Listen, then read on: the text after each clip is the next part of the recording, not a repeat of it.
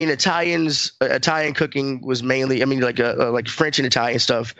A region usually takes off. The people that are there take off of what they have in the region, and then as they're conquered, or people leave and then come back, they bring shit and things like that. But America was not like that. It was just fucking people who just came and brought all the shit with them. So it's kind of like a hodgepodge. But anyway, am I just rambling? Y'all getting anything? Yeah, okay. No, we're listening. Carry on. Okay, so the first kind of thing I kind of looked up was the history of French cooking. In 1789, 70% of French citizens' main staple food was bread. Actually, a lot of fucking past motherfuckers mainly ate bread and vegetables, and meat was kind of like what do you call it? I'm looking at the word I'm looking for. Luxury. Mm-hmm. Yeah, but apparently the grain crops failed in 88 and 89, and bread came so expensive that aristocrats could only fucking get it. Which kind of caused, which is a part of the revolution. I don't even know why I had it up to that part. I was supposed to be down here. Sorry. George Augustus Escoffier is considered to be the founder of French cuisine, a gourmet French food. He came up with the brigade system. Have y'all ever seen Hell's Kitchen or something like that to that effect? Yeah. That show, cooking show. Mystic, you've worked in restaurants. Have you ever been in the brigade system, or was it? No. What system? No. Yeah, brigade system. What the hell is that? It's a brigade system. Oh, where they separate each part, right? You have your own station. It's separated into 5 stations. You have your own station. All you do. It's kind of, think of it as like a bigger McDonald's. Like, yeah, you like, this motherfucker makes fries all the time. This motherfucker makes burgers. This guy fucking lettuces up shit. And it was 5 stations in there. The guard manager, which is the chef responsible for preparing cold dishes. The entremetteur, who does the starches and vegetables. The roastasseur.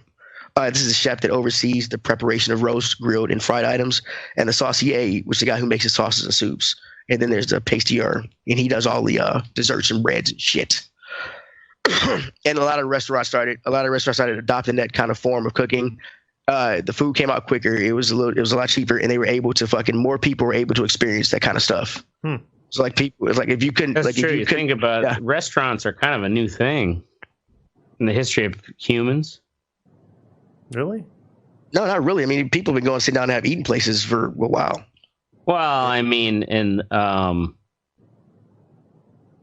okay, maybe I'm wrong. I get it. Yeah, well, the brigade system been around for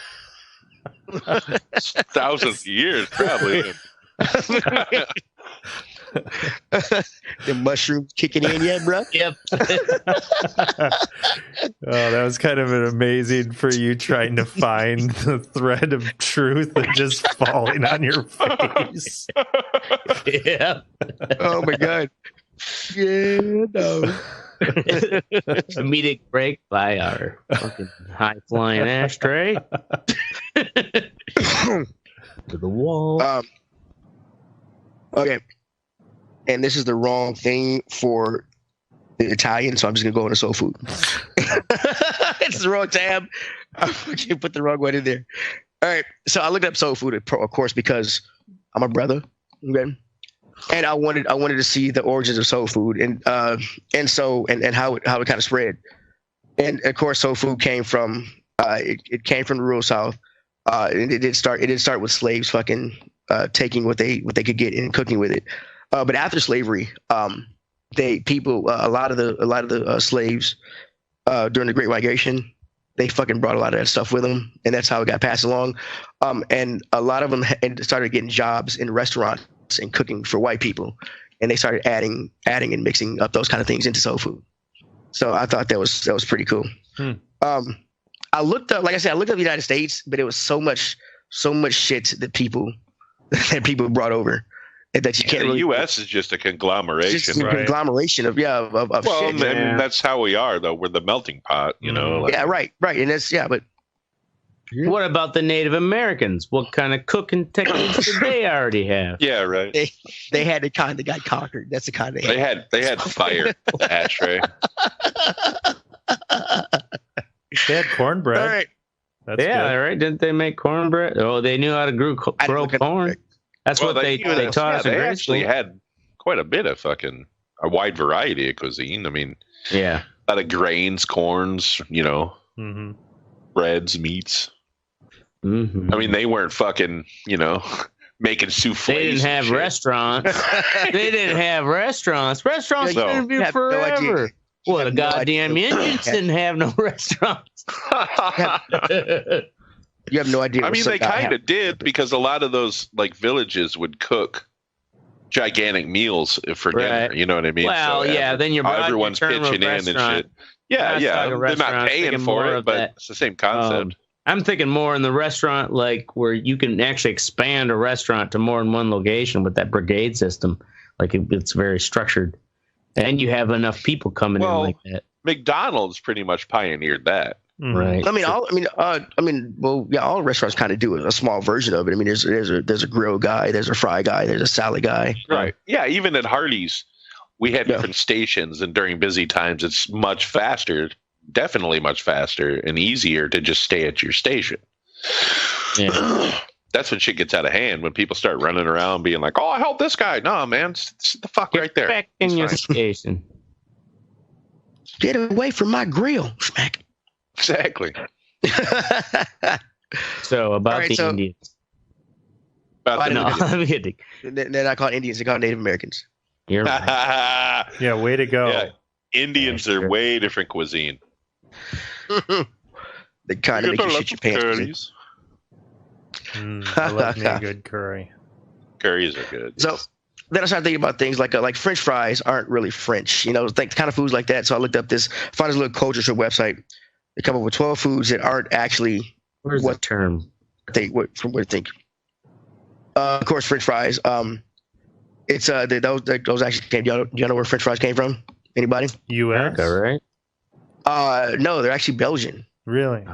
Yeah, Damn Belgians. Fucking Bill. Oh, the Belgian frites. That's right. Mm. yeah. It claims That's what they now the hipster Belgian. restaurants call Yep, them the frites. hipsters. Yep. They call them frights. Yep. Oh yeah, but the really fancy pubs and stuff. Belgian frites. I've seen that on the menu. It's basically just they- fancy French fries with big crunchy salt. Yeah, it's claimed that Belgian villagers who didn't They're have a good. lot prepare potatoes in the winter the same way they prepare fish when the rivers weren't frozen. The method was frying. Yeah, it's actually argued because the French say that they were making fries before the Belgians, but what the fuck did the French ever do? Right? Gave us the. What about Those what about bastards. croissants? Democracy. They gave us the way that our democracy is formed right now. Yeah, I guess. They were the pioneers of the Yeah. Senate, House, and the. Right. Mystics, right? I was gonna say the ancient Greeks gave us fucking democracy. Yeah, I know. I understand that. It was a different form of the socialistic. Yay! All right. All right, what about croissants, fellas? Where do you think those came from? What about croissants? I would say yeah. the Frenchies. Well, assume, but Anybody else? Anybody else want to weigh in? French croissant. Yeah, Is I it Seems like Yes. a French Yep. bread It is product. actually Austrian. What? It's based on the Oh. Austrian. Based on the Austrian kipfel. How dare you, Austria? You sons of bitches stealing our I shit. can't see a bunch of Arnold Schwarzeneggers running around eating croissants. right? Would you like a croissant? All right, I thought this one was found. I thought this was interesting. Sauerkraut. Everybody thinks sauerkraut is, of course, German. right? German, yeah. Yeah. Yep. You know, Austrian. it's actually Chinese. Around 220 What? BC.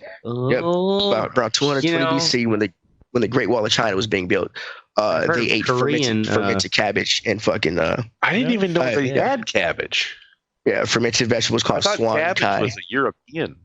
right? It says- it Just says like French restaurants vegetables that didn't called- exist back then. Yeah, Jesus fucking Christ! Seriously? Just can't let it go. yeah. Just like that nagging wife. Fucking Yes, exactly. Right? Yeah. That's what 50 years Ashtray is in. for this God. podcast. 27 years later, he'll be like, "Don't you have a job?" Yeah. Still doing this podcast, and we're 74 years old. Yeah. God, this would be a blast in the nursing home, wouldn't it? Put on a live show once a week. Imagine, yeah. But the technology will be there by that time for sure. After I don't know, man. After 3 months, I get tired of some old white dude yelling, "Why is that nigger on stage?" All the old oldies will be gone by then. Yeah, That's true. Yeah, that kind of be. Now then all the geezers will be drinking fucking kombucha and. Well, and the thing is, like the ones who are racist, they'll do it subtly. Fucking White Claw. Yeah, microaggressions. Exactly, it'll be all microaggressions. White Claw mixed with fucking Ensure or something.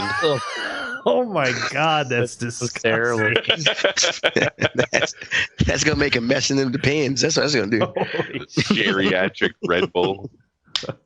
All right, so I want to ask everybody, what is your favorite thing to cook, or what is your, what do you like about it? Do you cook, and what is your favorite thing about cooking? Like a little round table thing. Let's not all speak at the same time. I mean, I'm having to think about it. Really? So I mean, Ashtray and Oracle, do y'all really cook? I know Mystic does. I actually do anymore, but I'm not very artful with my cooking. I'm pretty. Oh, really? Yeah, I just have like my staple things that I cook that don't taste too bad. And yeah, that's about as far as I go. I'm the type of cat that adds fucking like. And living on my own, like I just ramen noodles. I only cook simple things, or it's just like, oh well, look, I got this fucking big pound of bacon I won from the meat raffle. I'm gonna just fry this up and have BLTs for days. Your heart is gonna explode. I know. That is delicious, though. But it is a nice so good. BLT on toasted fucking like sourdough bread. Oh man. Mm-hmm. I don't know about 4 days, but yeah, that's good. It lasts you 2. What about you, Mystic? What do you like about what's your favorite thing to cook? What do you like about cooking? I don't know. I don't really like cooking. I do it out of necessity. Yeah. Really? My wife doesn't cook, so it's either I cook or we eat chicken nuggets every night. Oh yeah. When I was married, that my wife couldn't cook to save her life. She thought that you just cook the chicken faster by turning the burner up to high. Oh my God. What is wrong with you? My daughter started trying to do that shit. I was like, I'm gonna smack you. Get out of the way. Yeah, it's not how this works. Not how any of this works. I don't mind making like sauces. That's probably my favorite thing to make. Yeah, I will say the most challenging and sauces and shit. Yeah, the most challenging thing I've cooked and this is back, around when I was married or afterwards, maybe even, was angel food cake. You ever try to make that? No, I don't bake. My father bakes. Like shit that comes in a box. That's the most complicated. Yeah, no. Make it from scratch. Like you gotta beat that thing for literally 45 minutes until it gets to that right consistency. That's because you want to get as much air as you can in there. So. Exactly. You just that's why you don't do it with your hands. You think it's like, no, it takes no, that cookbook ain't lying. It's gonna take that fucking long. Wow, that sounds like a bunch of bullshit to me. Yeah. It tastes great when it comes out, but you realize how much the box versions are like. Right. Yeah, fuck that shit. All right, so Mystic, you said you like making sauces and gravies. Yeah. I like doing that too. I was curious if your reason was the same as mine. Is because when you make a roux, if you don't cook it right, you can taste the flour throughout the whole kind of thing. And I feel like it's kind of a skill to have to watch it to get it the color you wanted to get it. Whether it be a light blonde roux, it really is because you want it to get. Because even with a light roux, a light blonde roux, you still got to do it enough to where it doesn't turn brown. But you got to get that.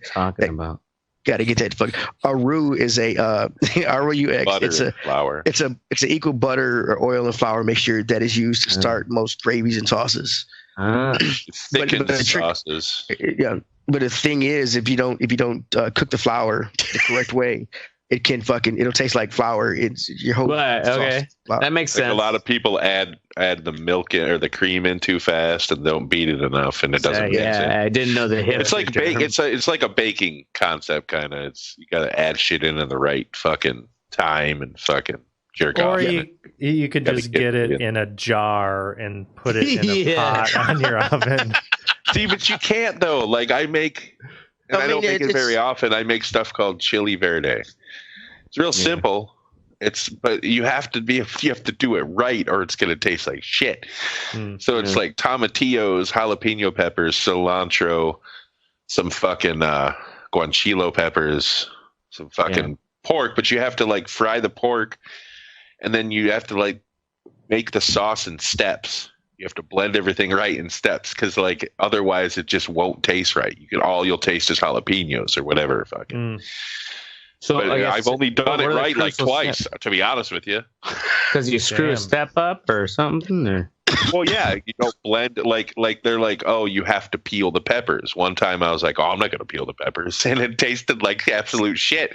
I'm like, holy fuck, you really have to peel the peppers. Oh yeah, you know so the skin's like fucked it all up. Yeah. But like when you do hit it right, oh, it's so good. Making me hungry. Yeah, we used to have a show. We used to have a segment on the show called Cooking with Teddy. Remember? And I would be cooking in the kitchen while we did the show. Mm-hmm. That was awesome. What are we making tonight, Teddy? Yo, mama. All right. Anyway, well, that's all about cooking. I don't want to segue into this shit. We read it to my cousin Aloysius, and so he's this nigga wanted. I told him we did a show. This nigga wanted. Yeah, Aloysius Double D. He's a pimp from fucking Cleveland. That's why we don't really acknowledge him because he's from Ohio. But right. Yeah, but the nigga a lot of serial killers from Ohio. I mean, yeah, but the nigga wanted a segment on the show. I talked these guys into doing it because they thought they were funny. So now they're gonna make fun of the black culture. Here we go.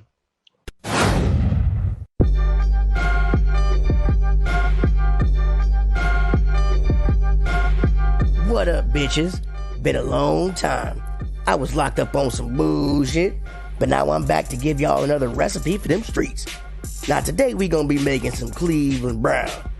Being a pimp in Cleveland means your bitches is ugly. That's just a fact, you know what I'm saying? So to make that paper, sometimes you gotta do some greasy shit.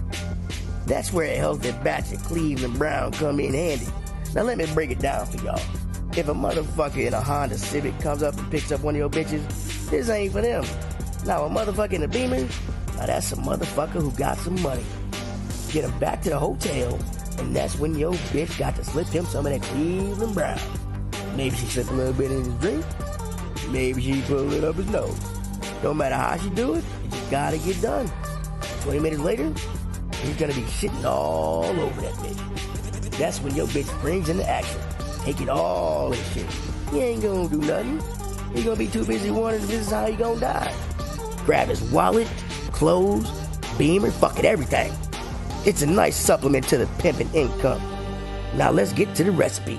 All you need is 2 crack rocks, an entire box of X-Lax, 4 ounces of cat piss, and a bag of flaming hots. Start by smoking the crack. Now you don't need it for the recipe. It's just nice to smoke a little crack before you get started. Someone say crack? I want to hit, Daddy. Bitch, ain't nobody talking to your stinking ass. Get the fuck out of here.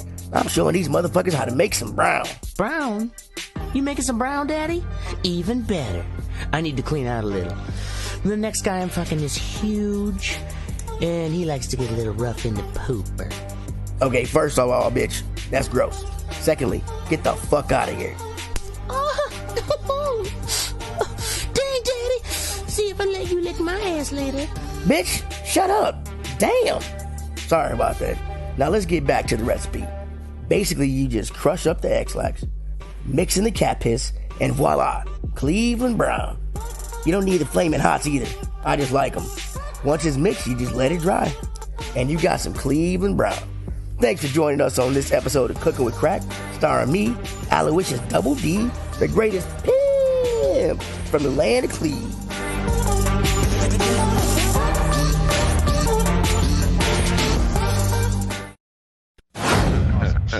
Next up is the What's Sexy part of our show. First up is Ashtray with the Milwaukee Rover LED floodlight. Oh, yeah. Little fancy LED floodlight I just found. Runs on 2 AA batteries. Got a nice big old belt clip. Do you use that for trying to find bitches that hide under the cars as they run from you? What do you use that for? Because it's hard to see down there, especially when you're parked in an area without any street lights. No, seriously, this is for work when I have to climb under the printer, or say like when I'm running the panel saw, you have to poke your head back and make sure the blade's lining up with your mark. So it's something I can clip on my side if you're someone who works in the trades. It's a pretty awesome little light and super powerful. And also, I am suspecting that I can take this clip, put some holes in it, and use this as a light mount in my lighter boxes, because you probably saw the pictures where I line those up with a spiral of LED lights. The problem with the LED lights is like it almost blinds you because it's coming from all angles. I think it makes the lighters just as hard to see as when the light's low. So I might try this. Anyways, that's my quick little review. So that's going to be shining people in the face? No. It looks bright as fuck. No. It'd be shining. It would be at the base of the box, and it's like you're looking into the box. The light's shining this way. So when you pick them up, you've got a light to see them in, but it's coming from one direction. What I've noticed with the LED strip around all of it is that light comes from all angles. So then it's like really hard to see, because when the lights are coming from behind, it blinds your eye, and then it's hard to focus on what you're looking at. I gotcha. Something I didn't think about. Okay. Awesome. Nobody gives a fuck. Up next, Mystic with Doug Minnery. Wow. Who was up next? I didn't hear you. You are with Doug Minnery. Oh, play that. Can you play that clip? Article? Yeah. Okay, so I don't know if you guys have ever heard this guy or seen this dude, but he just does fucking fake commentary on sporting events. You shared this before, did you not? Not as my What's Sexy. I shared it to you guys. Oh, I'm sorry, I ruined it. Yeah, you did. Shut up. It's the mushrooms. Oh, that's pretty funny. Piece of shit, Alonzo. Hear it. Oh my God. Wow. Yeah, that's pretty good. Meanwhile, Joe Flacco has gone, in the words of Tropic Thunder, he's gone full retard. Macklin and Alonzo are talking. He's got a cool sound. He sounds like a legit announcer. He really does. That's pretty good. But he has a podcast too called the Shitbag Titty Fuck Podcast. Like that's one of the awards. Like every week he does these commentaries, and then like the guy who fucked up the most gets the Shitbag Titty Fuck of the Week award. It's fucking great, man. Nice.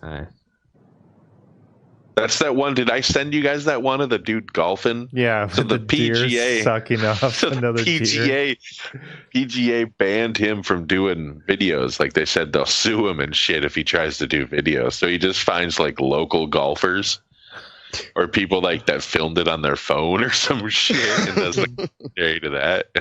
That one with the deer sucking off the other deer was fucking. Oh my God. I can't Is there any explanation to the backstory of that? No. He just fucking, he's like, okay, so we're at the fifth hole here. Par 3, he's about to chip it on, and the camera just pans over to this deer sucking off another deer. And he's like, well, no distraction there, just a deer sucking off another deer. Let's watch that in replay. And like, fucking goes back and shit. Oh my God. That's awesome. I have to check these out. Next up is Oracle with Audi A5ing it up. Mm-hmm. So I was at the airport and I had rented the cheapest vehicle that was available, which was a truck. I'm like, okay, whatever, just like a small truck. Well, I get there and I'm looking at the trucks and they're like fucking huge Dodge 1500s. I'm like, God damn, I don't need this thing. I'm gonna spend so much money on gas for this fucking thing. And then I get in another smaller truck. It was like a Toyota. The fucking thing wouldn't even start. So I'm like, okay. So the guy at the counter, he's like, hey, dude, it's the end of the night. Where were you renting them from? From what was the rental price? Alamo in Minneapolis. Oh, okay. And so the guy at the counter, he's like, hey, dude, because it was like 12:30. He's like, it's the end of the day. I've got some cars. I'll give you a good deal on an upgrade. I'm like, all right. He's like, I'll let you pick any car out there. And it was $12 more a day. And the first car that I saw definitely jumped out at me was an Audi A5. So I rent that thing, and man, I was having a blast driving that motherfucker. Thing was fast as fuck. Like when cars would pass me, like at a stop sign, I'd be at a dead stop. By the time I was hitting like second gear, I was already overtaking the car at like 60 miles an hour. The speedometer went up to 160 on it. Nice. And it was, I mean, just the interior of the car was beautiful. It'll do it all too. Like it was fucking really nice. Beautiful also because it's rarely rented. Yeah. Well, rarely rented, and brand new Audi. Just the lights and everything. It really made me realize is like, wow, when you spend that money, you're spending the money on a driving experience. It's not just a car No, it's engineering is what it is. Yeah, when you actually get in that car and you feel that shit and you just see, it's like, man, this is meant for me to have a good fucking time while I'm driving it. It's not, just to get from point A to point B. So and that's a lot of what American cars are. It's just utilitarian. Yeah. Right. Yeah. And I realized that. I'm like, damn. I didn't have Audis the money. Are expensive as fuck, right? To own though, because when we went to Orlando, Stephanie get the repairs and shit. She rented a Mustang. It was pretty awesome. Well, they're all-wheel drive, so first off, they're more expensive in that aspect. Plus, they're right around 60 to 80,000 miles. They have to have a complete timing reboot. It's about $8,000. Wow. Yeah, they have to replace all the timing gears and shit and belts. All Audis are four-wheel drive? I didn't know that. All-wheel drive, yeah. Yeah, and it was so nice, too, because, like, you just step on the gas, like, floor it. Your wheels don't spin or anything. You're taking turns at, like, 80 miles an hour. Like, these 50-mile-an-hour fucking turns. Yeah. It's fucking sick. We the feel the A5's cars decent built size, for too. those kind of forces. Talking, like, high 200 horsepower. That's quick. Yeah. So that's I'm my nice. A5. Nice. Noise. All right, next up is me with Call of Duty Modern Warfare. Of course, I got the new Call of Duty. It is a soft reboot of the franchise because Activision Sledgehammer, because Treyarch been fucking shit up the last shit they done. This one is awesome. It's as frustrating as the original, without all the stupid quick scoping, quick fucking things, and you can't just. It's more Battlefield-ish. You can't fucking just whip your gun around and pop guys. You gotta. Everything's slower. The mantling over stuff. Even the like getting drop shotted where a guy will go from standing up to prone instantly and fucking end up killing you. They've fixed a lot of things. You can't prestige in this one. Apparently, they're doing this season shit. I don't know how it works yet because I haven't reached the highest level. Can't do what? To get to it. It's called prestiging. Every Call of Duty has a max level you can get to. Once you get to that max level, you have the option to restart and go back to level 1, but you get a little symbol. And in the first one, you can do that 10 times, and you got a golden cross. That was the last thing you got for doing it 10 times. And it's been a staple in other Call of Duties. Get to work. Well, I've got top prestiges in the first two, Modern Warfare and Modern Warfare 2, because those were the good ones. It's a lot of hours. Yeah, it is a lot of hours. I played a lot of Call of Duty. It was an awesome game. until they started fucking it up with the ones that came out after. I mean, running on walls and shit, fucking calling in super drones. I mean, it got kind of crazy. One of you were wearing exoskeletons and you could jump up on roofs. It got real weird. And this one is back to the essence. It's got it. I like it. It's a fun game to check out. Have you played only the multiplayer, or have you played the? I played the story mode. I have played some. I think about halfway through the campaign. This one is boy, it looks really sexy. Yeah, it does. The last few ones didn't have. It looks awesome at 4K. It runs so fucking smooth. The last ones did not have a multiplayer.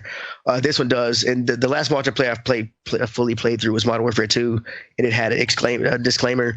There's a lot of shit you can do there. There's people have been shooting babies because there's a part where you come into a room and like Activision they're like, stop killing the fucking baby. I mean, wait, what? There's a part where you're trying to get this terrorist cell out of a 4-story house, and you walk into a room with a little chick with a baby, and you end up having to shoot her, but you have the option of fucking shooting the baby or walking away. People shooting the baby. So there's an actual choice. Well, it's not really an actual choice. Or people just deciding to shoot the baby. You have to walk by the baby. You have to walk by and shit. And it's like, baby, the guy said shut the baby up or whatever. And I didn't pay attention. I went upstairs and killed more people. But apparently people shot the baby, shut him up. So then Activision had to make an announcement to say stop shooting the baby? I know, right? So but you can still shoot the baby, right? You can still. I haven't. Why are you so worried about like, That's just so weird. I just find it absurd that the company had to come out and say, stop shooting the baby. How would they know that everybody was shooting the baby? Were people putting videos of it? Like what? Probably.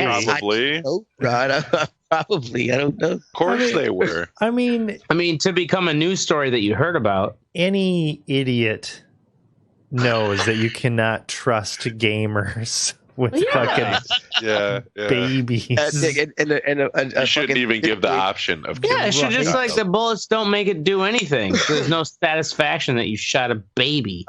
I'll tell you this, Ashtray. What you need to do is play a Telltale game, and they give you choices in the chapter, and some of the choices are good and some of the choices are bad, and you can go from bad to worse. And at the end of that chapter, they show you like amongst your friends, and you can even look amongst the world of who chose the choices you chose. Yeah. Of what percentage. So you can see how much of an asshole you were compared to the rest of the world, and you might feel at home. So, it is kind of funny seeing those when they show you that shit, because there's always just a small percentage of complete cocksuckers who did all the most asshole things you can imagine. Yeah, there's some people that's let's just take all the fucking the most assholeish path, because you want to see where the story ends for the asshole, the real dick. Yeah, I guess. Yeah. Awesome. All right, next up is Fuck What You Think. First up is Ashtray with the basic product. Before we do Fuck What You Think, we should make a mention that people can get Red Eye shirts now. Oh, yeah. Oh, yeah. Yeah, that's fucking right. Yeah. We have a fucking... Oh, yeah. Show your support. This will be at Disney World. Red Eye or die, motherfucker. We will post the link on our website and... the Facebook, right, Oracle? Yeah, I'll get around to it. I'll get around to it. It doesn't say RedEyeReport.com anywhere on the show.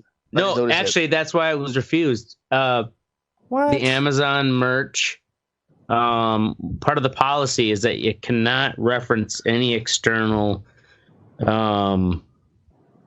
can't have a phone number or a website to reference some other external thing, which I think is what Amazon is trying to make us you can't go back to some other website and then buy it from there instead.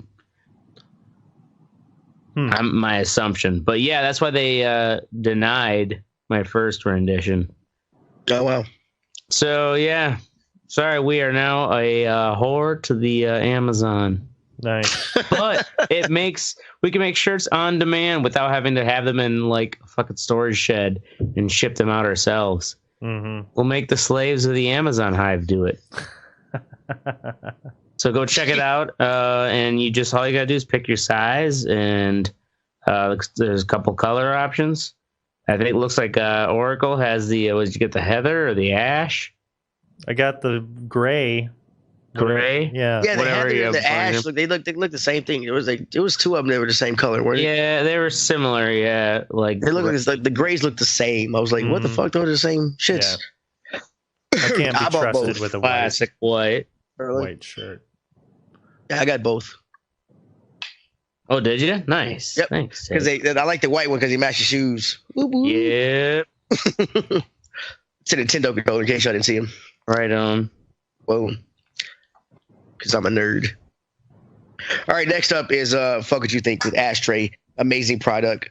Cocksucking fatal flaw. Yep. I don't know if I want to hear this. Well, like you're saying on like the bubbles of the show. Oh, is that your fancy light? Yeah, so my fancy light that I was just bragging about, because it is pretty awesome light. Did you just break it or something? No, it's one thing I noticed is that, and also some of the bad reviews, is that the battery cap doesn't take much, like, twist to pop off. It's about a maybe 1/8 inch, and then poof, and it's spring loaded. So yeah, people were complaining that's like, how did this pass for as durable as everything is?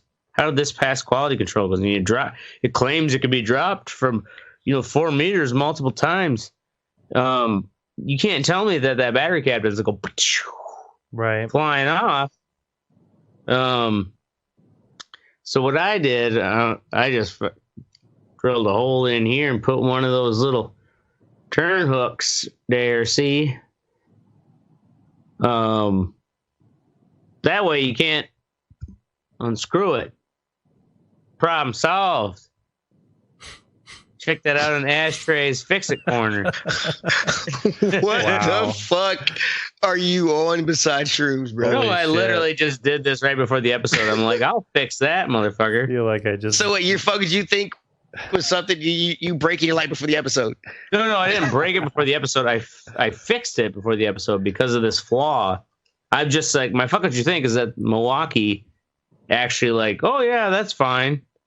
Like how easy it is to take the battery cap off. No, that's bullshit.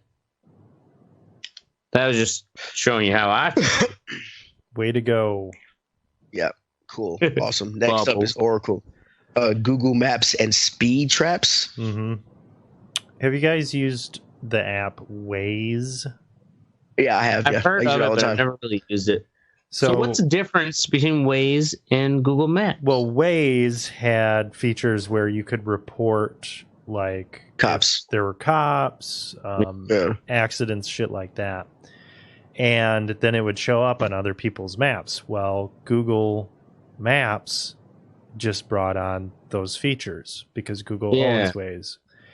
And that's what I noticed recently. So when I was driving my, super fast car, I was noticing, I was like, oh, shit, there's a little icon here. And it says there's a speed trap. And I'm like, there's no way it's going to be that accurate. But sure enough, there was a cop there every time. It was, yep. Yeah, we can hear you. So it was actually super accurate. But now... So it was just through the Google Maps. Yeah, through Google Maps. But now police are bitching about having the feature, and they're sending fucking letters to fucking Google to take it down because... Let me read their little... but it's making people slow down. Right. It's accomplishing exactly what they say that they want. Supposed to be doing. It's just taking away their ticket revenue. Okay, so here, this is what they're saying.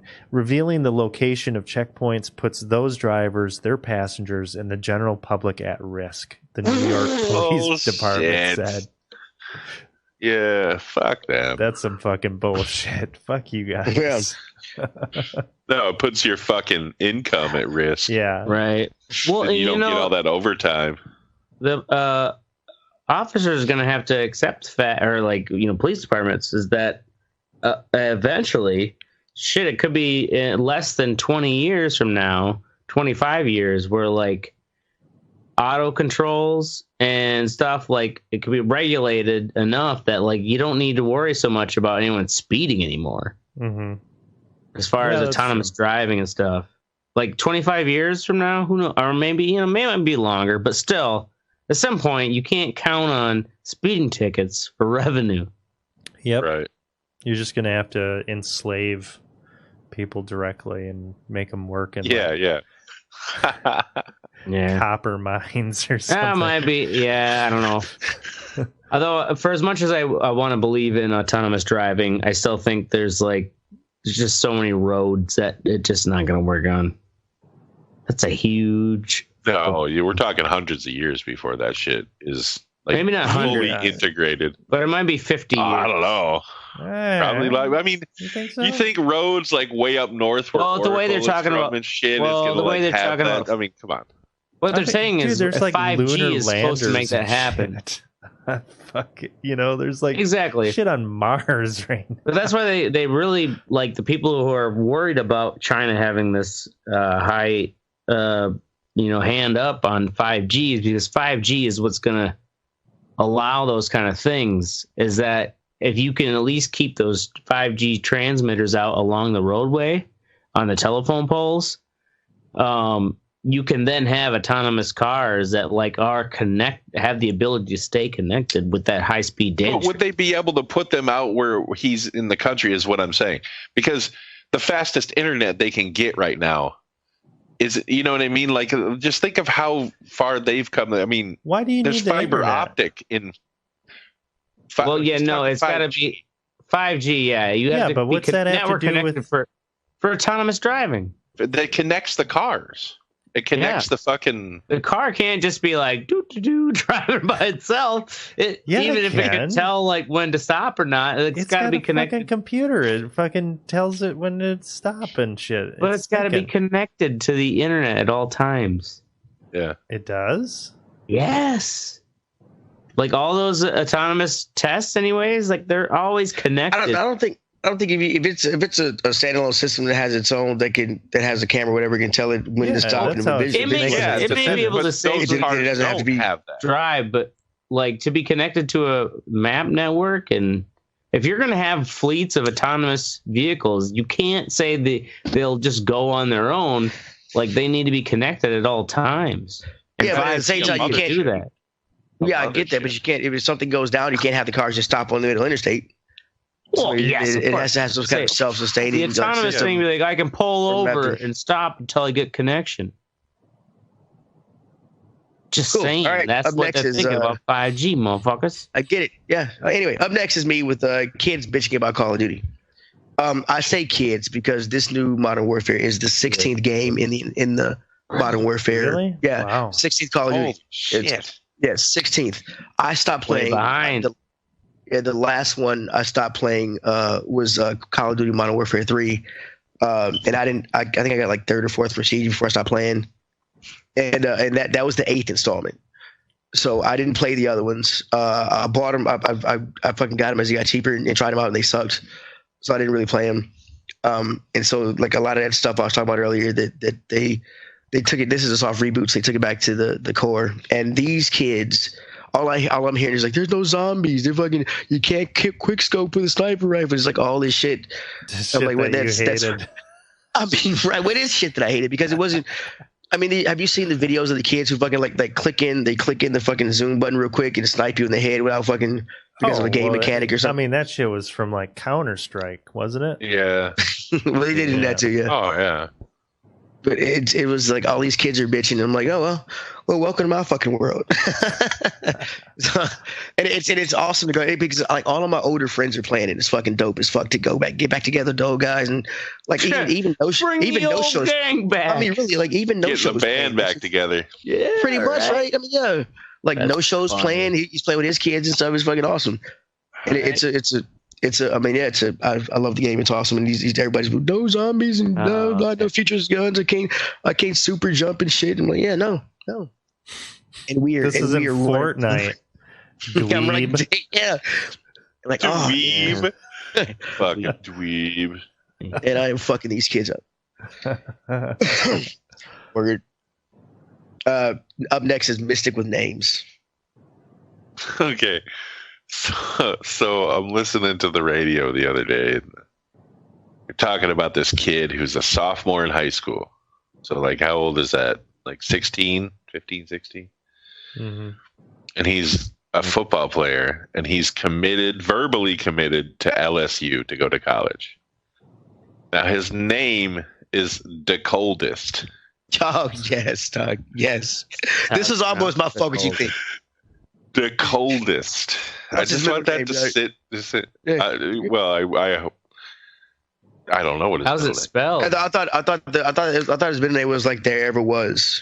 What? No, they were making fun. They were making fun of it, saying like that'd be funny if that's what it was. But is it THECOLD? No, it's DE. The Coldest. But it's spelled out like it sounds. Yeah. Yes. Yeah. Wow. DACOLDEST. The Coldest. That's awesome. And he even said that his mom gave him that name because she knew he was going to be the coldest to ever do whatever he did. Oh my God. I was this is awesome. The most ignorant backwoods bullshit that I have ever seen in my life from any race. I don't give a fuck. Only ignorant because it doesn't conform. I cheer. No. Don't you fucking dare. No. As a black man, I can say you should set that kid up to be a fucking to have to constantly fucking tell people how to say his name. Well, not even. I mean, it's. It would be interesting to hear how people try to pronounce it if they don't know, like they don't get it, you know. Right. I don't know how you cannot pronounce that. Deco Ladeste? Deco Ladeste? It's like that woman who named her kid Usnavi, U.S. Navy, because that's the first thing she saw when she came here from Cuba, or from like fucking, it was Cuba or Puerto Rico or Haiti or some shit like that, some fucking country. Really? Yeah, Usnavi. You know what I'm saying? Like, what? Dude, I just don't get it. It isn't like, it's like, I understand if you want your kid to have a different name. You know what I mean? Something original. But the Coldest? That's just fucking outrageous. That blows my fucking. You just don't understand the culture. It's so ignorant. It is ignorant. It is. I think it sounds kind of cool. I like the sound of it. The Coldest. Yeah, but you can't. I mean, are you going? I mean, are you? Do you honestly hear yourself saying Judge the Coldest Johnson? Exactly. Maybe if he was a WWF wrestler. He said he's a quarterback. What's he doing? Coldest Johnson. He's already signed to something, right? Yeah, to play fucking football. You know what? The only reason we know his stupid name is because he's talented. And he's the coldest. It was either gonna be that, or we read it on his name tag when we picked our fries up. He didn't have he had very few outlets to go with a name like the Coldest. He had to live up to that name ever since he was a little kid. Maybe that's why he's talented. Just saying. Awesome. Anyway. You know what I'm saying? Yeah, I'm saying. There's too many I'm sayings. 89. In all seriousness, go fuck yourself, any part of Tennessee. That's our show. We're going to be here every Wednesday or Thursday night at 10 p.m. Central because we got jobs and shit, motherfucker. Make sure you join the conversation at theredeyereport.com or facebook.com/theredeyereport. You can also Twitter us at redeye_report. Like and share us or fuckers. Fuckers? What the fuck? Like us, share us, or fuck us. I prefer fucking. But hey, ashtrays down for whatever. You just share me.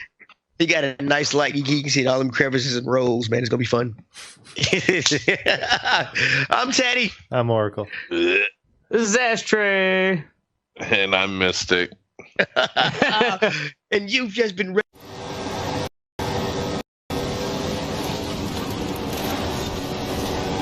Just go straight up here. We've got a better chance of avoiding those banshees off-road.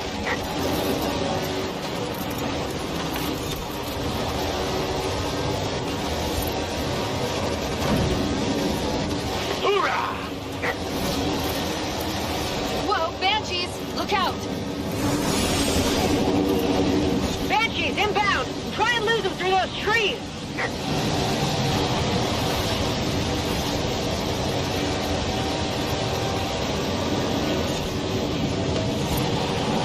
Alert! Banshees, fast and low.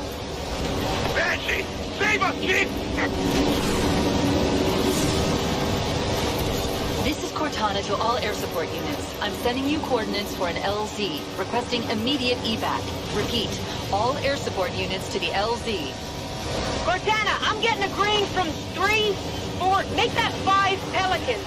En route to the LZ. You and the Marines had better be there soon. Cortana, I can't follow you through there. I'll see you on the other side. That's not the most reassuring choice of words.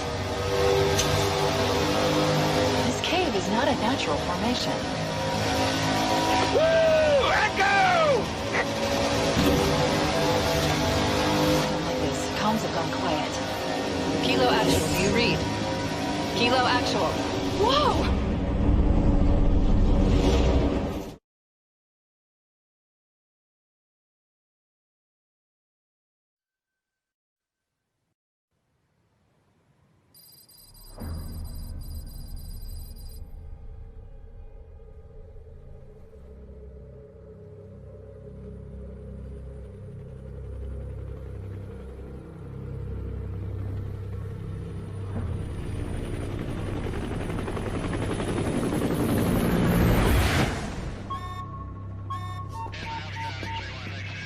Confirmed. One bogey on our 6. Steady at 0.4 miles. It's tailing us. Don't lead it back to Mother Base. Roger. We'll shake it off.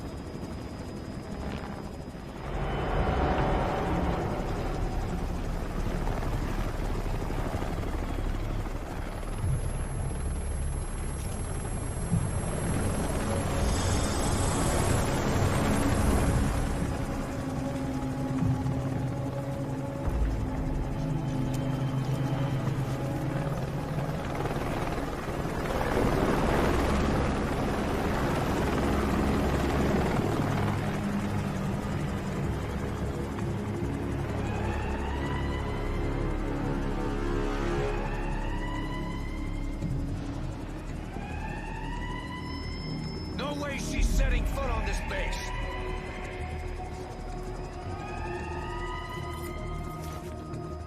Boss, she's with Cypher.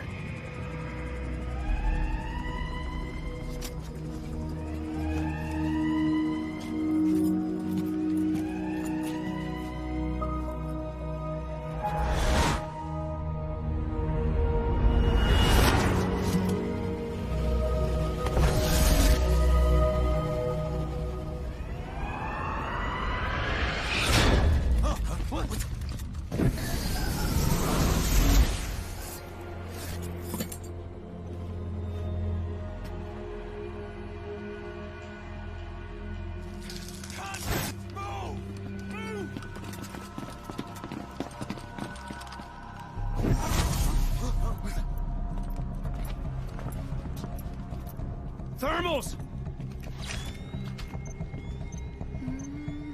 Clear.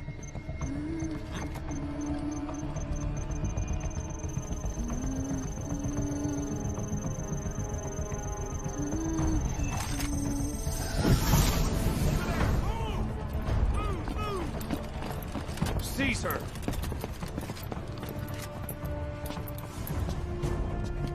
Fire.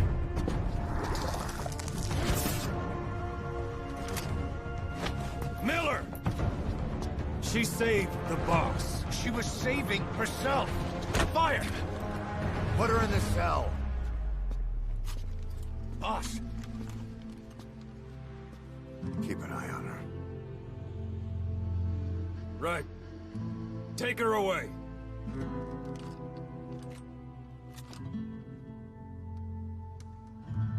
What are you waiting for?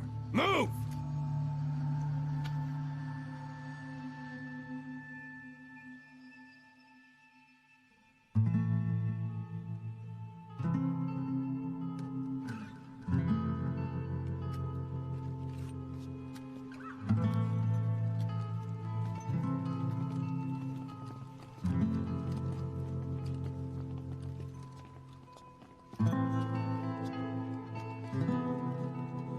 Boss, you are going to regret this.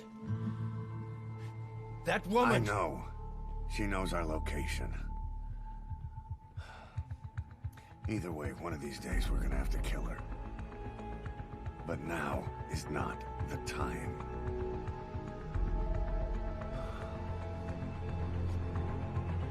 When the time comes, I'll pull the trigger.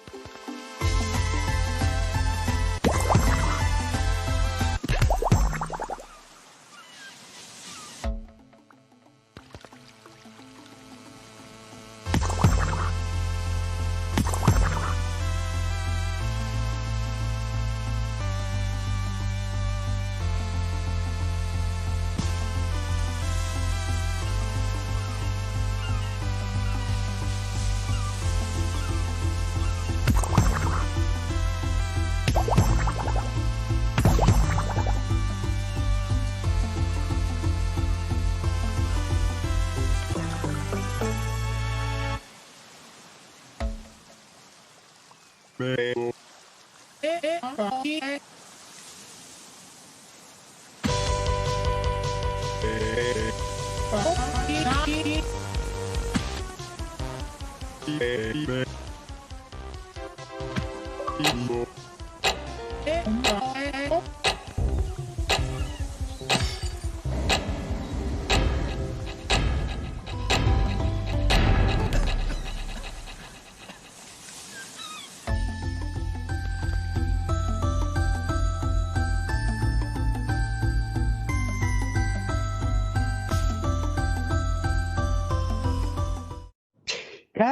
damn it, Orville. Now we're live. Teddy, what you think? Oh, it's what's his name dying? Epstein's death. Epstein just deciding to take the easy way out by letting someone else kill him. Yeah.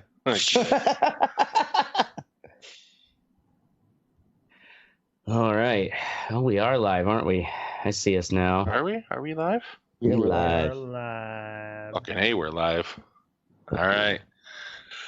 This episode of the Red Eye Report, we discuss getting locked up. We make sweet love to a 13-inch Sony Trinitrizzle. And as usual, we put 5 on it. Got it. With me this week is the soot-covered Ashtray. Ashtray was committed to a mental institution 12 times in his 36 years on this earth.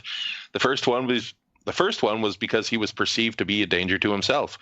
The other 11 were just to get some more of that delicious Jello. Mm-hmm. They put Valium in it. Yeah, that's why it's delicious. Next to him is the fluffy teddy bear. Teddy's never been committed, mostly because he's black. I know that sounds racist, but black people have a different system of mental health commitment. Yeah, it's called taking your grandma to church. We've got the devil in him. Exactly. We've also got an all-seeing oracle. He's been committed so many times they named a wing after him in a facility in Massachusetts. It's called Sleeping Baiting Hall. Nobody sleeps in the baiting hall. Go away, Last and least, I'm the mystic. I was committed once, but it was for a story I was writing. There was a bitchy nurse, a very large Native American man, and a lot of good drugs. And actually, the Jello was amazing. And this is the Red Eye Report. Of course you thought the Jello was amazing. Yeah. Nobody got my One Flew Over the Cuckoo's Nest? I did. Oh. All right. I forgot there's a Jello reference in there. I've never seen it. There's no Jello reference in that. I was just making fun of Mystic being fat and eating all what was the reference that I missed? The bitchy nurse and the Native American. Nurse Ratchet. Nurse Ratchet. Jesus Christ, dude. Like I said, I've never seen it, so. You'd like it. You guys are fucking. We're all fucked. You're all fucked. Why aren't we committed? Hold on. Too much freedom in this country. That's why. Why is it? I don't like technology. What is walking behind you, Oracle? I don't know what you're talking about, Teddy. Why is there a knife? Why does it have a knife? Why does it have a knife? So I should do like the Ring fucking shit or something. There you go. Tonight we're talking about involuntary commitment, or civil commitment, as it's also referred to, because, nobody wants to call it involuntary, right? Yeah, right. Also known informally as sectioning or being sectioned. So like Section 8, I guess, something like that. So usually it's when an individual is deemed to have mental disorder, like a mental health disorder, and is ordered into treatment at a psychiatric hospital, which is the inpatient, or an outpatient, which is the community. So I guess I kind of wanted to focus more on the community, because what I did, I saw this thing on Vice, and it was fucking this island where Washington State basically sends all sex offenders if they feel that if they still have tendencies when their prison sentences are up. Now, here's the fucked up part, though, is that there are no release dates. They can keep you there however the fuck they want. As far as this island? Yeah, however long they want. It's called McNeil Island. So they just kind of live there in their own little community? Yeah, basically. They have like their own that one in Florida room. And there's an article in the outline. I watched the video, but this is an article summing it up. But that picture right there is a dude who, like, he raped his siblings when he was young. And now he's been there for, like, he's been there after his prison sentence for, like, 15 years or some shit. And he doesn't, like, he even admitted, he's like, I don't think I would do it, but I don't trust myself. Which link is it that has this fucking slime ball? Vice one. It says the island where. Is that the guy sitting in the chair? Yeah. Oh God, of course he'd have to rape someone. Look at him. Shut up. So there's 236 sexually violent predators. How many? Whose prison sentences have been ended by the state, but the state refuses to release them back into society. So they use a process called civil commitment. 19 other states have it, and that I also have. Wisconsin is one of them. What about Tennessee? Let me find out. Hold on a goddamn minute, dude. Just ask him, bro. Jesus Christ. Shit, man. Yep, you got to be all up in my shit, dude. Get all up in his shit. Because it's a goddamn job. Man. You need to get a new computer. It's frail. You need to start a GoFundMe for. We should start a fucking GoFundMe. So no, we didn't say we. We said you. Okay, 20 states: Arizona, California, Florida, Illinois, Iowa, Kansas, Massachusetts, Minnesota, Missouri, Nebraska, New Hampshire, New Jersey, New York, North Dakota, Pennsylvania, South Carolina, Texas, Virginia, Washington, and Wisconsin, and the District of Columbia. So basically, these states can keep anybody that they want after their sentence if they feel that they pose a threat to society. Now, it's not just sexual, offenders. This one dude that I found a fucking article on called, it was on theappeal.org. Don't know how credible that fucking is. But, goddamn computer. In Texas, which, as you can imagine, is probably one of the worst ones. No, actually, it was in L.A., sorry. In January, Los Angeles County Superior Court Judge James Bianco ruled that after spending nearly 2 decades detained by the state of California without trial, George Vasquez was a free man. So he was 44 when he was released. It was like 25 when he got locked up. Or no, 28. It was 17 years. And that was with no trial? No trial. So what happened is he was in prison for 6 years for sex crimes in 2000. So California prosecutors invoked a little-known, lesser-understood practice called civil commitment. So basically they did that, but it was the argument for this against it is that it's kind of like Minority Report, where it's locking people up and keeping people under wraps that they've served their time. Yeah, I guess you know what I mean? You're locking them up because of something they might do. So what's I mean, that precedent is set. So what's to stop them from being like, oh, you stole a car, we think you're going to do it again? Well, no one wants sex offenders moving in their neighborhood. Right. Yeah, I mean, this is true, but I think it's really weird that there's no like parameter set. Yeah, that's like the worst part. Because there's a wide range of sex offending. I mean, if you piss on a school fence, that's it. That's you can be labeled a sex offender. I mean, there's a wide range of this shit. You're 21 and she's 17. Well, then boom, you're sex offender. Well, yeah, go for an 18-year-old. Fuck shit. But also just there's plenty of high school girls that sleep with older men. End date to it, like an indefinite amount of time. Indefinite amount of time, yeah. That just seems really. And a lot of these people are kept before trial too. Yeah. So, like in Florida, 89 of the 489 detainees at their civil commitment center are pre-trial. So 14 have been held for more than a decade, 5 for nearly 20 years. Wow. Yeah. So without any charges being brought against them. That is fucked up. Yeah. How can they hold them that long without any charges? That's my thing. I don't get. Because that's the law. The law is literally that vague. Wow. And I guess they probably have no means of like paying for a lawyer to try to fight for their. Oh yeah, no, they of course they don't. So this is off of Washington State, McNeil Island.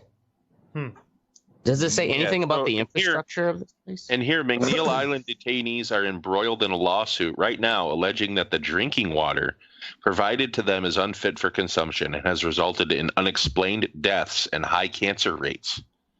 Yeah. The trial on their claims is set for next year. In Texas' for-profit civil commitment facility, there are a host of reported problems, including medical care. A recent Journal News report outlined many problems in New York's civil commitment facility that are much like those in the nation's jails and prisons: rapes, beatings, illicit drug use. Because they're all for-profit. Yep. You know what I mean? Weird. So that's interesting. You know, Texas is the reason. Texas is the reason we don't have To Catch a Predator anymore.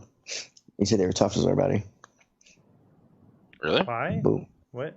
They did a To Catch a Predator in Texas. Yeah. And the thing was, That's one of the guy in killed Texas, in Texas, it's illegal for you just to talk to a minor like that on the computer.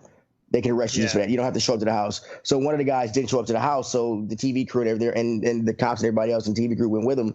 And the guy ended up shooting himself. He turned out to be like an assistant DA or something. Yeah, he was like kind of a big person. Didn't he have a family too? I don't know if he had a family, but he came to his door and shit. He shot himself, and fucking that was the end of Catch Predator. So he shot himself on the show? Well, no, not on the show. Not on the show. They didn't catch. They went to. They staked out his house basically, trying. Yeah, they staked out his house. Yeah, trying to get him because he didn't show up. He didn't show up to the trap house. So they went there to get him, and he ended up shooting himself. So that's like he knew he was caught, and just decided to take his own life. Well, I mean, at that point, you kind of should go kamikaze on it and fucking shoot yourself on camera. Right? just to be immortalized. Yeah. In Minnesota, right? He was a pervert and a martyr. In Minnesota, their civil commitment center has been there for over 20 years. They've released one person. Whoa. Wow. This is weird. It reminds me of like the fucking leprosy fucking. You can't even swim away from there, can you? Can you? Yeah, we can see. Oh, yeah. So this is that island. Oh no, that's how. Yeah, they have ferries that run. It's like a 20-minute ferry ride. Other islands around it. But I'll zoom out here so you get an idea. Yeah, but that water is cold as fuck. That's in. It's right off of Tacoma. Yeah. Interesting. Huh. Yeah. So, it's just like it was a real kind of eye-opening video. It's one of the first, like, you scroll through some shit on Facebook and you're like, oh, this looks kind of interesting. Then you watch it and you're like, damn, dude. Look at Teddy's fucking screen, how it's frozen. Oh yeah. Right. Yeah, I see that'd be the cover of his new stand-up album. Can y'all still hear me? Yeah, we can hear you.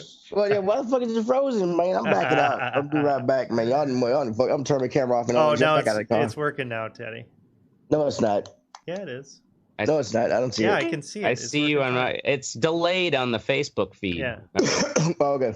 Good. 15. I mean, this is kind of crazy though, because it's for profit, and what's really, there are no legal fucking parameters, and there's no oversight, or it seems like there is an oversight. Right. I mean, shit. That sounds like there's enough abuse in the justice. I guess they're system. being paid for by the state. They must be. It's not like they have jobs out there. They may mow the lawn, but I'm pretty sure they take care of the fucking facilities and stuff. Yeah, to a certain degree. Sure about that? Why would you? I mean, you got these people that are being restrained there. I mean, you make prisoners where they have prisoners at work. I mean, why wouldn't they have them work? I mean, they're pretty much prisoners. Oh yeah, they wait. Yeah, I guess that's what you're saying. Yeah. Yeah, so if they're still technically a prisoner, even though they've served their time. Taco Bell. That's the one fast food restaurant on the island. Taco Bell. Yeah. So like, you guys know anybody that's ever been committed? I do actually. It's hard to say. Not that I think, like stories where it's like, oh, like someone's family member or something, but I can't think if I have anyone closer directly that Yeah, I don't know if it's I the state ordered it or something, you know. Well, they used to do it all the time to housewives who complained. Yeah. Back in the day. Just seriously, like it would Get your ass in there, Carol. I'm gonna fuck you. Yeah, either commit them or some people had. Remember when they were the transorbital lobotomies were all the rage for like 10, 15 years. That's it's terrible. Like she's got this, she's got this problem. It could be solved by basically turn your wife into a zombie. Yeah, that's fucked up. Terrible. Teddy, you said you knew somebody? Yeah, I did. Well, tell us. No, I don't. Look, I'm just answering the question. Yes, I'm not going to. Yeah, you didn't get into it. Yeah, I know because I know they're probably watching. Did they get out? Oh yeah, they're out, and they're still an interesting person. Like it's almost like Cone, but on fucking like to the 10th power. Like when she came over, she came over. We smoked a blunt. She wanted me to like turn my Xbox wouldn't be on, but she wanted me to disconnect my Kinect and stuff because they're watching her. And I'm like, what? Nobody cares about you. You're not that important. Especially the Kinect. I'm like, you're not that important. Nobody really. Yeah, I've known a couple people who, girls specifically, who tried to commit suicide and was put in for a while. Yeah, that'll get you in there. Crazy, bro. She was crazy. I'll tell you that right now. Bitches be crazy. Right. Yeah. The problem too is with crazy people is they don't think they're crazy. Right. It's a lot. They can't. Nobody thinks they're crazy. I mean, yeah. Oh, we're all probably crazy. Well, You told us. Some people think they're crazy. I'm crazy. I mean, I think we're all crazy though. It's like the really crazy ones though, like are full into it. No, this is how it really is. See, and the thing is it starts out with a 72-hour. So like if somebody like I was talking to Hayrod and he said he went to the doctor and he was super pissed off and he like yelled at the elevator, like yelled fuck at the elevator, and there was like a nurse on the elevator, and I was like, yeah, you should have fucking started twitching and said, we're psychiatric. He's like, oh man, that's a good way to get a 72-hour hold, because like, she's a qualified professional. Yeah. That could say, well, we need to evaluate this guy. And then after that, it's a 14-day if they think you're crazy enough. And then they can fucking just hold you for however the fuck long they want. Yeah. Actually, Ohio wasn't one of those states, so I don't know if can, but Wisconsin definitely is. And that's fine, but there's got to be instances where people just get swept up into the system. Yeah. And people forget, and then they do become fucking crazy because all the drugs they're being fed and shit. And like, right. I mean, this situation isn't ideal. They're in with the wrong crowd or whatever. They probably are estranged from family. Just in the wrong crowd, that's all. The family is probably not there to support them or whatever. Nobody's checking up on them. And if it's for profit, well, fuck. It makes sense for me to keep you in my facility. Exactly. But you're getting a check from the state. Yeah. Yep. Fucking. Yeah, I don't know, man. Yeah. I mean, it's not like the biggest problem in the world in the U.S., but it seems like a big enough problem that we should be fucking focusing on doing something about it. Up, it is fucked. Yeah, it is. Yeah, I mean, it's just this, like a lot of things with criminal justice and whatnot. It's just kind of like, man, that's really fucked up. Or there was like a bad cop that was planting fucking guns or whatever. But with this, it's really creepy because there is no fucking law. Yeah, there's no end to it. What is the standard? What is the what are the parameters? I did learn dude, I did learn that if you go up here to the main light, if you take a left, you go to the interstate, but if you take a right, there's a Pep Boys and little shopping center shit, and over there's a building. And I've lived here for like 10 years. And I've never known what that building is, and I found out it's a mental health facility. So they're cut. Yeah. Like my girlfriend told me, she was like, yeah, such and such. I was like, what? because I told her I didn't want to live next to one of those places. She's like, yeah. I described you it as already something do, else. motherfucker. Yeah. Yeah, She's like, yeah. no. She's like, you already do. There's something Actually, right there. I'm you're like, what? inside. Yeah, it's like Yeah. it's more likely you'll have someone in a small like rural nursing home that gets out past and they're not like crazy, but more severe dementia, and they walk into traffic. No fear of somebody breaking out of there and making it all the way and picking my house. Why'd you say you're never gonna? Because I was being a dumbass. Like, but Same I reason why he throws trash out the window sometimes. Yep. Yeah, sometimes. Sometimes. Just randomly litters like a douche. Fuck the earth. I have a friend who was a nurse at the Mendota Mental Health here in Madison, and yeah, I mean her job is like managing people who can have a hair trigger like just us, and having to kind of like just talk them out of it, like, hey, sometimes distract them. It's almost like jangle the keys, and sometimes so the aides can get up behind them and like grab the arms and sedate them. So yeah, it's just like managing a bunch of people, and a lot of times they're so crazy they don't really know what's going on or where they're at. Yeah, and so of course they're fighting, with the nurses and stuff. It's like hard to keep them. God, I hope if I know I'll go see now. Practice your headbutts. But I hope I am. And also, they got that retard strength. So I hope I'm a happy, content senile. Even if I tell me, I'll tell the same story over and over again every time you guys come visit me in the nursing home. Dude, when I go crazy, just put me in a mental home. Just put me in front of a TV with Mario, and I'll be good. I'll run that bitch over and over, and just put food in front of me. Catheter in my dick, and just let it go. Our generation is gonna have. Our generation is gonna have that moment where there's gonna be some story in the media about how, bringing in retro video games into the senior center has helped spark, memory, and like how they say, like, talk about music, how music helps them remember things. Well, if we bring them, Pong will end up being the cure to Alzheimer's. You wouldn't believe what Teddy remembered when they brought in Resident Evil 2 on PlayStation 1. He was telling us stories about the second Logo album. I still remember all the Sonic 2. I still have a few. Like the codes and stuff I remember is retarded. I really think it would help, especially in this day and age with fucking stuff with Nintendo and Atari and stuff. So. There are certain older albums that, like, when I hear them, I'll remember what video game I was really into at the time as a teenager. Mm-hmm. Yeah. Yeah, it's strange. Like, for some reason, video games are like time markers for me in my life. Like, I remember moments. Movies. I remember the video game that I was playing at that time. Like, I was working on it. It's strange. Whenever somebody says a movie, I instantly think about how old I was and what I was doing when that movie came out.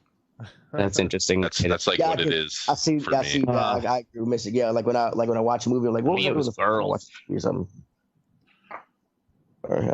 Is it like the trailers and shit? Do you remember the trailers, or do you remember the actual? You just remember, like, I have a few. So Jurassic Park is one marker that because I just happened to remember that one movie's date was 1993. And I remember going to see it when it came out in the theaters at opening day. Oh, yeah. It's like, that's probably one of the only movies I always think of, like, oh, yeah, 1993. After watching that movie at the movie theater, I did not want to go downstairs and play pool in the basement. Some velociraptors after you and shit. Hell yeah, because we had a furnace on the other side, and then we were up north, and the fucking furnace made noise and shit. So like, you down there playing pool, and you get that furnace come on. Like, oh, my God. Nah. Word. All right. Well, that's really all I wanted to say about this bullshit. Look it up, people. Yeah, and then forget about it. Yeah, and then forget about it. And then don't do anything until they commit you. Awesome. So we talked about hemorrhoids last week, and Ash traded a guy at my job. He's like complaining about hemorrhoids all day today. Oh, right. Yeah, I was like, Jesus Christ! Like, God damn it, everybody's getting hemorrhoids around me. Everybody's getting hemorrhoids. I definitely tell you, I notice all the Preparation H ads that I just would go in one ear and out the other now. It's like, fuck, I do advertise. So how's the hemorrhoid? What's the update? Pain Don't is... ask. Oh, it'll be fine. It's the pain subsided, but it's still swollen. Special. It No, feels... I'm not. I don't want him to ask because it's sensitive to you. I don't give a fuck. I don't want to hear about it. Come on, it's like the weather report. The swelling Why has not. asking him about his ass Dude, fucking? The swelling has not gone down. Oh my god. What are you? Come on, dude. Okay, moving on to the what's sexy section of the show. This is where we tell you what's sexy, and Teddy has a Nintendo thing. Okay, so there's a new Nintendo Switch model that's coming out. It's going to replace the old one. Yeah, it's the same. It looks exactly the same, but the screen. Nintendo's been working with Sharp, so the screen is a little better. But the main thing is the battery life. The original Nintendo Switch battery life would last between I think it was 2.5 to 6.5 hours. But this is going to take it to 4.5 to 900 hours. 9.5 hours. 900 hours. 9.5 hours. Yeah, 9 fucking 100 hours. That's if you play Tetris on it. Yeah. Yeah, right. Apparently, the game that drains the most battery life out of the Nintendo Switch is not Wind Waker. Shit, what's the Zelda game called? Breath of the Wild. Yeah, and they said it would usually drain a Switch in about 2.5-3 hours, but you can double that time to about 6.5 hours. Like here. the amount of processing. Yeah, that's decent. That's pretty good for handheld. 6.5 hours. And it's basically it's like if you play with it mainly on the TV, then it's not for you. Yeah. How much are they running for the Switch? The new ones, anyways. The new ones are the exact same price, $299. $299. Yeah, $299. But the thing is, like, if you have one, like I have a Switch, and I want to, I got it the day it came out, and I really want to kind of upgrade. So GameStop is doing a swap pretty much. Where you get a brand new Switch for $75. Okay, well, maybe one of the few things that GameStop does to be relevant. I mean, they so, have to. Right. But the only catch is you have to bring in everything that came with the Switch. That means the two side slidey things, both Joy-Cons, the Switch, all the console itself, the battery, the dock, anything that came in the box, you have to bring back with it. So does the new one come with a dock? It does. It comes with everything. Okay. It comes just like this. So it's just like the hardware screen. It's just an updated battery. Just updated battery and the better screen and stuff. So I will say that with the Switch, it's been kind of a bummer on the plane because it never lasts the whole time for me. Exactly. Because because like I said, like you get I play if you play the brightness all the way down, you put your headphones in because you got to turn the volume up a little bit. And this will greatly extend the battery life. You gotta play Tetris, bitch. He plays Tetris on the Switch, actually. me. You and me in the Tetris arena. All right. So up next is me. We're going to talk about some TV heads. So these dudes, we ran a retrack about this. That's how I saw it. You got the video? Wow. Well, it's read in the ABC Action News here. What the hell? This isn't the video I'm looking for. These aren't the droids you're looking for. The bizarre discovery happens. So anyway, these guys left televisions, like old box TVs, like 13-inch shit like that, on people's front doorsteps, on their porches and shit. Over 50 houses in one night. But they were wearing, as you can see when the video comes up here, they were wearing jumpsuits and old box TVs on their heads, so you can't see who they are. And they're just leaving shit and walking away. That's awesome. So like, yeah. So like the cops were watching the video. The cops get kind of pissed because they have to take all these TVs away. They had like a big fucking box truck and shit to put them all in. That's funny. And like these cops are like, I don't know that there was really a crime here. He's like, it's just more of an inconvenience, I guess. He's like, the only crime we could really charge him for is illegal dumping. But these people are bringing them working like box TVs and shit, like just leaving them on their doorstep. And this is the second time. I haven't had to lift this much weight. And this is the second time that it's happened. It happened in August in the same city in Virginia, different neighborhood. It happened last August too. Really? Why do people? Yeah, right here. Yeah, August 2018. But like See, it's just They haven't been caught. no. They don't really know how to catch them. I guess. I'm sure they don't invest much time into it either. Like it's not really. they're not. It's, Yeah.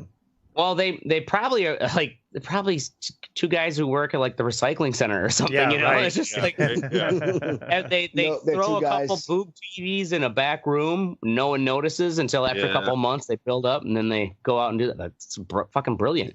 Do you remember my big dumb TV like died and anyways it was like the HDMI 1080p but when they're still tubes and heavy as fuck. Mhm.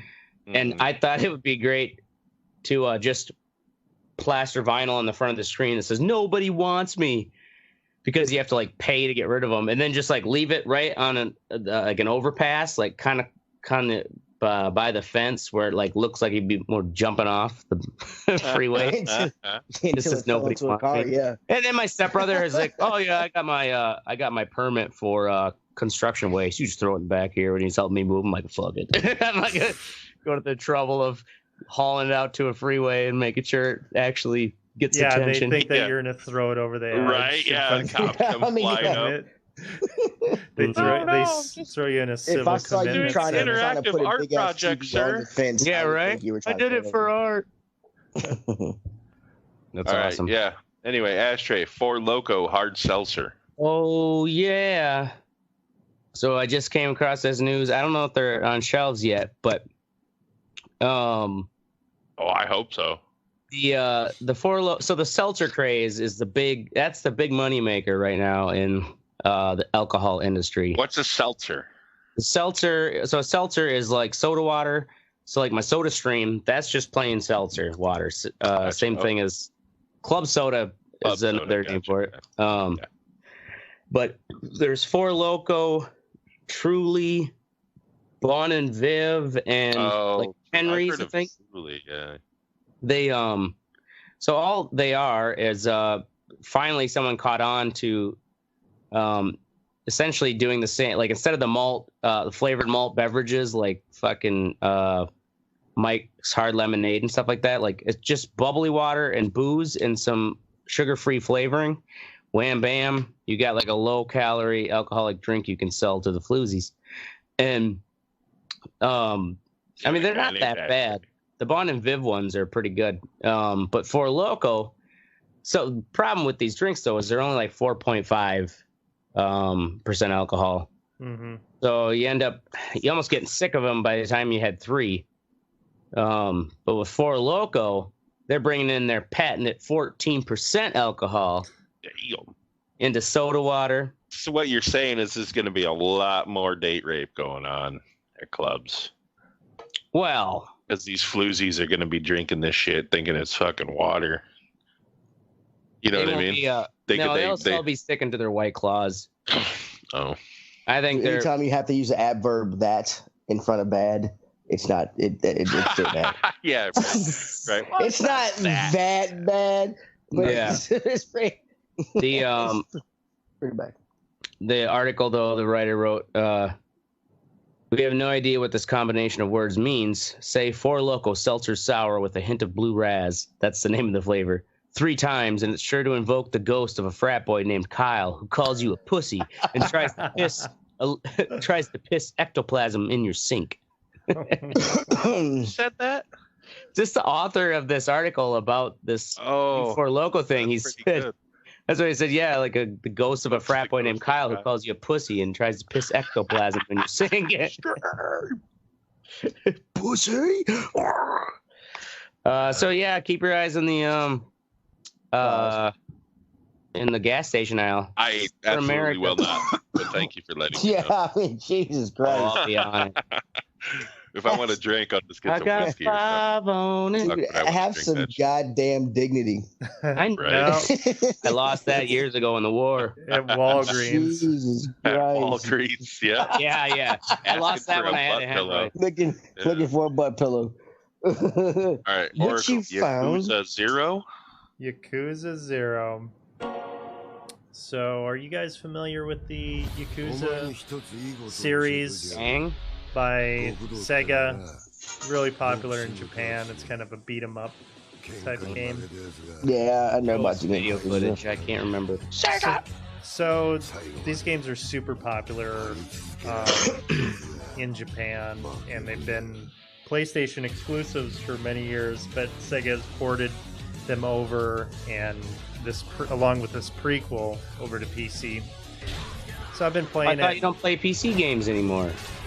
I play PC games sometimes. Wait, so game named Yakuza is big in Japan? Yeah. Weird. So yeah, you're a Yakuza guy, and the thing about these games is they have like the beat 'em up elements are pretty good, but they also have like a really good sense of humor about it. And you're a lot of like little mini games and shit. Like you can go in and play like arcade games. So you play like classic arcade games, or you do fucking sumo wrestling, or play darts and shit like dumb like shit. That. Yeah. Like in GTA. Boy, that's some shit cool to distract you from how bad the game is. The game's actually pretty good. Like the fighting's good. Looks pretty good. And it's fighting.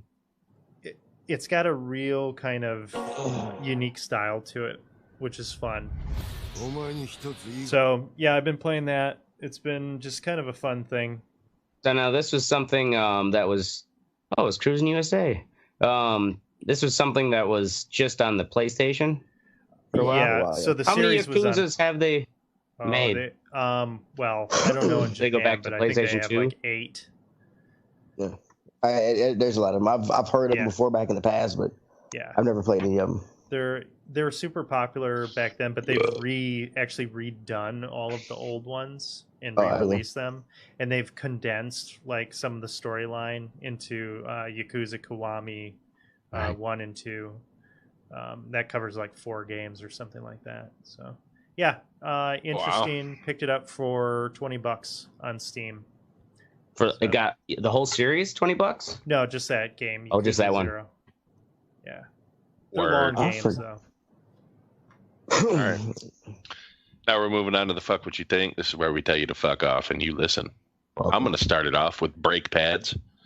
So about 3 weeks ago, I don't know, some time ago, I went and bought 2 sets of brake pads, front and back. Or at least that's what I thought. Turns out they were both back sets of brake pads.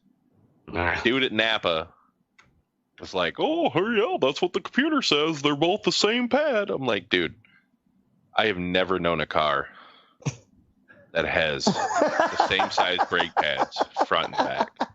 They're always like twice the size on the front.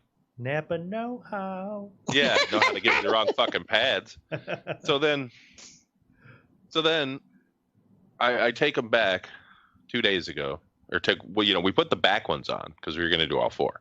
Right. Took them back. Half the job done. Yeah, and then they're like, okay, here's the right one, and I look at them, and they're like barely bigger than the ones he gave me. I'm like, these are not the fucking pads, dude. So he showed me the screen, right, and that said that was the number for my car, but I don't know what this dude typed in, because that isn't the pad. That for wasn't my car. Your card. So I go there to do the brakes today. We take the pads off, and they're like at least 2 inches bigger, like than the pads that he gave me. So I'm like, fuck this. I took the old pad to a different Napa because where we were doing the brakes is like half an hour from where I am. So it's a different Napa. And he's like, yeah, I got your front pads in stock.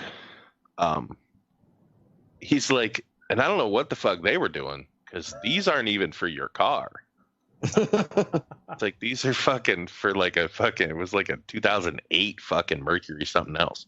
So like they just were that stupid. What the other one was doing wrong. Yeah. So he was just like, the people, and this is the Napa that I got these pads from initially, is like the distribution Napa for all of Milwaukee. It's fucking enormous. It's like a huge warehouse. You know what I mean? Trucks coming in and out, shipping shit all over the city. You would think that these motherfuckers know what the fuck they're talking about. Or they're sending the wrong shit. Yeah. Told all their naps. But twice, Yeah. 2 different people gave me the wrong fucking brake pads. Damn. How hard is it to give me front brake pads for one of the most popular cars from that fucking era? They're all, it's a police car basically. I know you have them in stock. you know, right? Fucking retards. So finally, I got the right pads, got the shit done. Now I can stop without fucking potentially killing myself. That helps. Word. All right, Oracle. Dumb fucking cat. Oh, what's he done now? She done. Fucking dumb cunt. Goddamn dumb cunt, Bella. Well, so I'm standing there having a pleasant evening with the cat and the girlfriend. Coming for you, Ashtray. Reading. What? I heard sirens. I thought they were coming for you. Reading a book. Not yet. Smoking my pipe. And crack pipe. Yeah, my crack pipe. Like you do. and I'm standing there, kind of getting ready to come on for the show. And recently I got a package with the book that I'm reading. An Amazon package, a box, and as you do when you have a cat, you leave the box. You leave the box out for a week or so. The fucking cat can play with it. And I'm standing there, and out of the corner of my ear, I hear the sound of fucking cat piss ejecting out of my cat into this box. And she knew she did something wrong. I mean, years ago. So y'all leave boxes out for cats to play with? Fuck yeah, that's dude. a cat That's thing. Like do. when you open Amazon packages. She played with the box the way she wanted. She pissed on the motherfucker. Well, it's like giving a dog a box and rip it up and make a mess. Yeah, they usually don't pee. It was totally unprovoked. She knew she did something wrong. I didn't fucking beat her. I would have. I was just like, what the fuck are you doing? Grab him by the tail and you swing him around. So they start pissing all over your fucking living room. And she ran off and she hid. It just totally unprovoked. So, fuck off, Bella. Yeah, well, this happened just before tonight. If she keeps doing it, you need to watch though, because if she keeps doing it, it might be a bladder thing. Yeah, they'll get. Because one of my daughter's cats had that shit. Yeah, if a cat starts peeing in weird places, or breaking the, it could be a. They have to like test for some enzyme in their piss, basically. She was like fucking staring me in the eyes while she was doing it. Well, maybe she was just pissed off at you. We did have a harness on her, like a walking harness. Oh yeah, she was mad. She was fucking vindictive. Cats are fucking vindictive assholes. You don't walk cats. Man. What the fuck would you? Don't walk them. Why not? Take them out and leash them. Yeah. Why not? Why would you leash a cat? Yeah, don't you remember those pictures of Tootsie and Pee Wee out in the yard? Yeah. Oh my god, white people. Why? Who cares? They want to go outside and play too. Yeah, no, cats like going outside, but like, you gotta have a. Let's just have an constant indoor outdoor cat. You gotta Teddy, seriously? What's wrong with you? Why is that a big deal? It's not a big deal. It's not a big deal that people take cats outside. Like you're freaking out because people are taking cats outside. Like they just stabbed a fucking child in the face or some shit. You're like, wait, you raped a fucking 12-year-old? There are people who take their boa constrictors out around their neck in public. Boa constrictors? That's awesome. Oh yeah, like young ones. Like a boa constrictor? Like is that like Bob the Builder? Cats outside. I'm talking about on a leash. Okay. It's constrictor. Constrictor.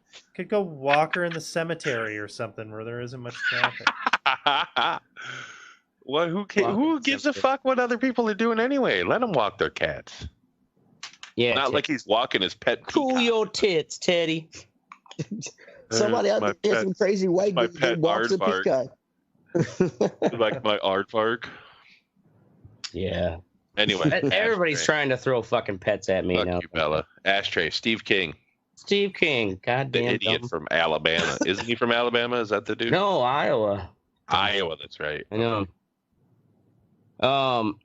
So Steve King of Iowa, basically he was given like during some campaign fundraiser or whatever, he's given a speech. Basically, He said, what if we went back through all the family trees and just pulled those people out that were products of rape and incest? Would there be any population in the world left if we did that? Basically, because he wants to have the anti-abortion bill also not give you a right to abort a baby that's a product of rape or incest. And his argument is, considering all the wars and all the rape and pillage that's taken place, I know I can't certify that I was not part of a product of that. I'd like to think that every one of the lives of us is precious as any other. He's the one who was basically stupid fucking I know argument to make. The dumbest fucking argument that he's the one who was reprimanded in January by his own House Republicans when he was basically he was on some radio show interview and he was like, I don't see why white supremacy's become a bad word. It's like, wow, really? He said that? Oh, I think I remember that. Yeah, it got some headlines and idiot.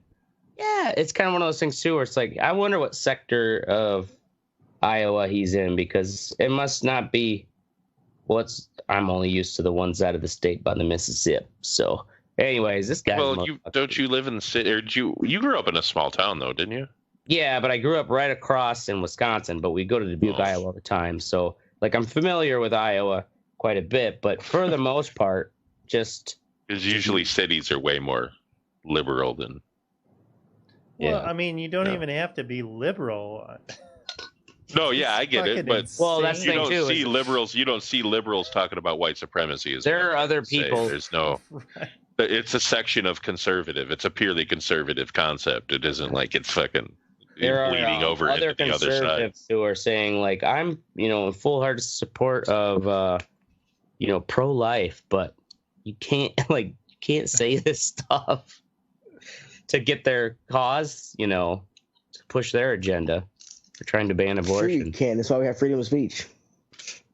Well, you can say it. You want to say you can say it. You want to hopefully keep your office, or like the things too. He got stripped of his assignments, so like he's no longer part of any committees. It's kind of like wasn't he on like the Ways and Means or something? It was some big committee. Yeah, something like that. But yeah, it's kind of like you dumb fuck. Well, they're all fucking idiots. Yeah. They think that going fucking more, the crazier you go, the better it's going to be in the long run. Are you kidding? Trump is an experiment in that. Yeah. God damn. Anyway, all right. Epstein death. So Jeffrey Epstein is dead. The thing my focus think about it is that we're never gonna. I don't care if he fucking killed himself or fucking he's fucking in Cuba with Tupac sipping Mai Tais. Like it's like I wanted to see how deep this rabbit hole went and who was all involved, and now we're not going to.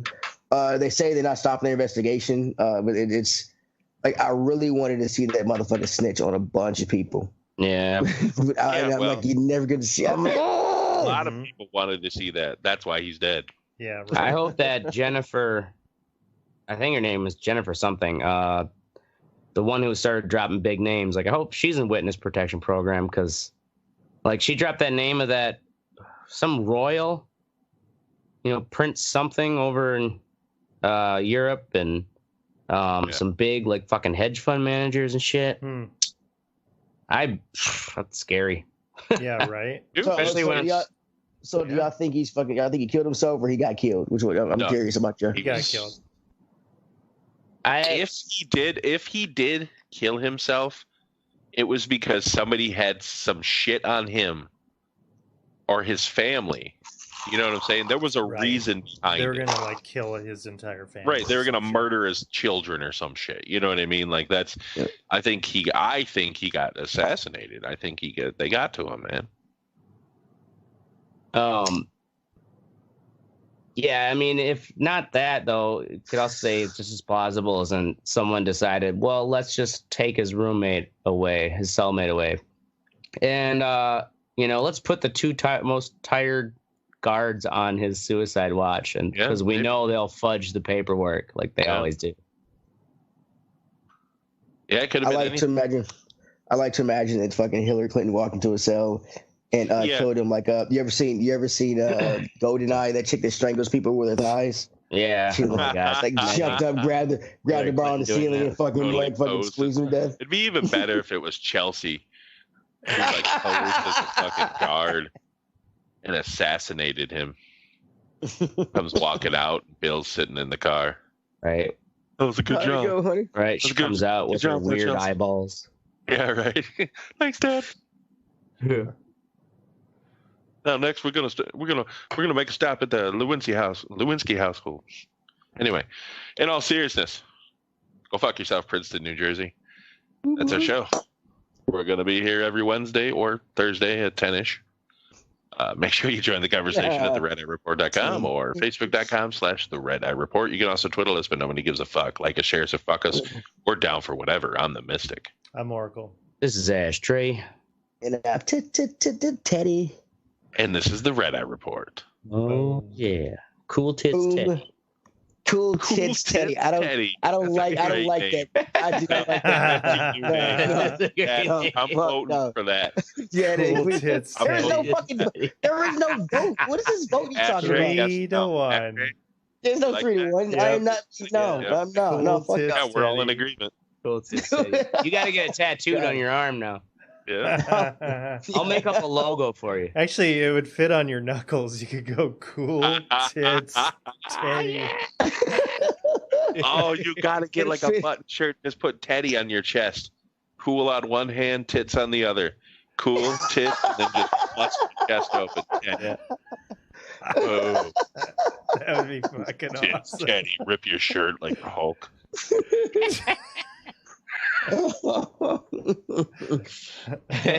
You're horrible friends. I just want you to know that. Oh, come on, dude. Oh, you know that'd be phenomenal.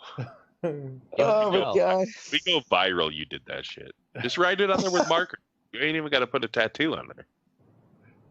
I'm not getting a tattoo. I'd get it made into a ring and punch that asshole in the face.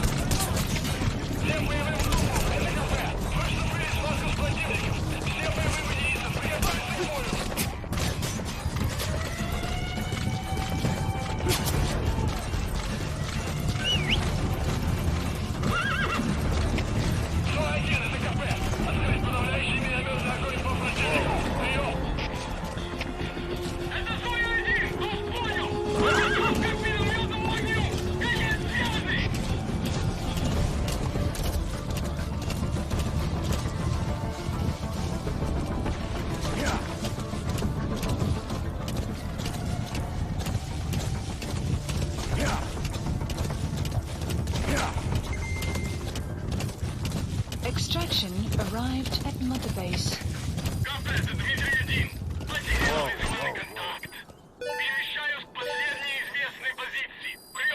Development project is being added.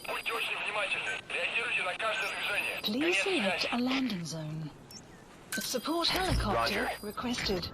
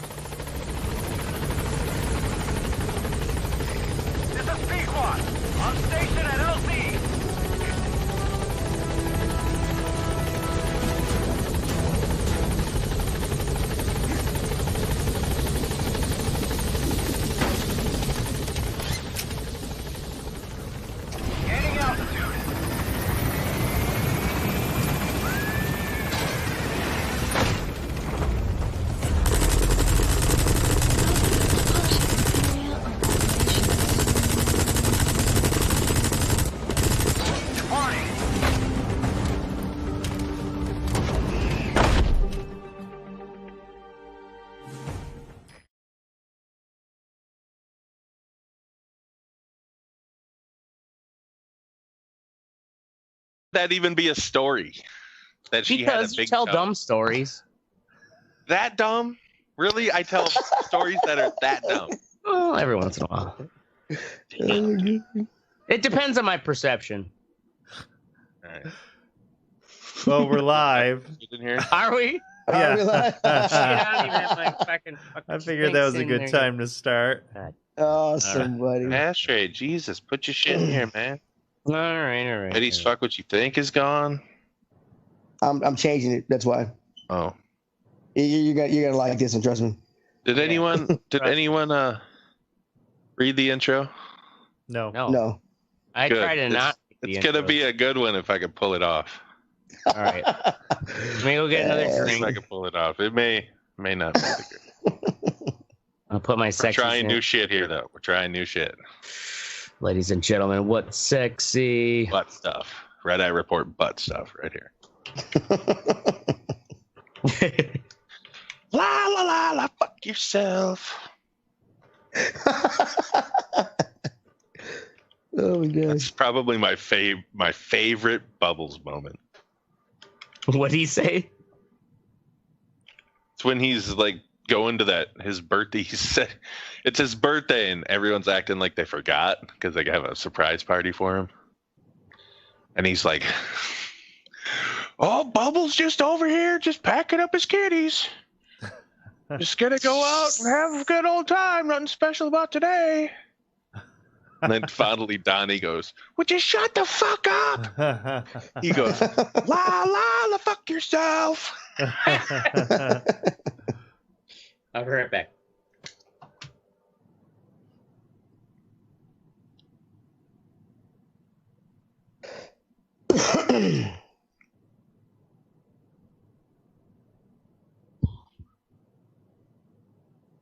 Is that like a, you're on Everest? You're in a line to see the top of Everest right now?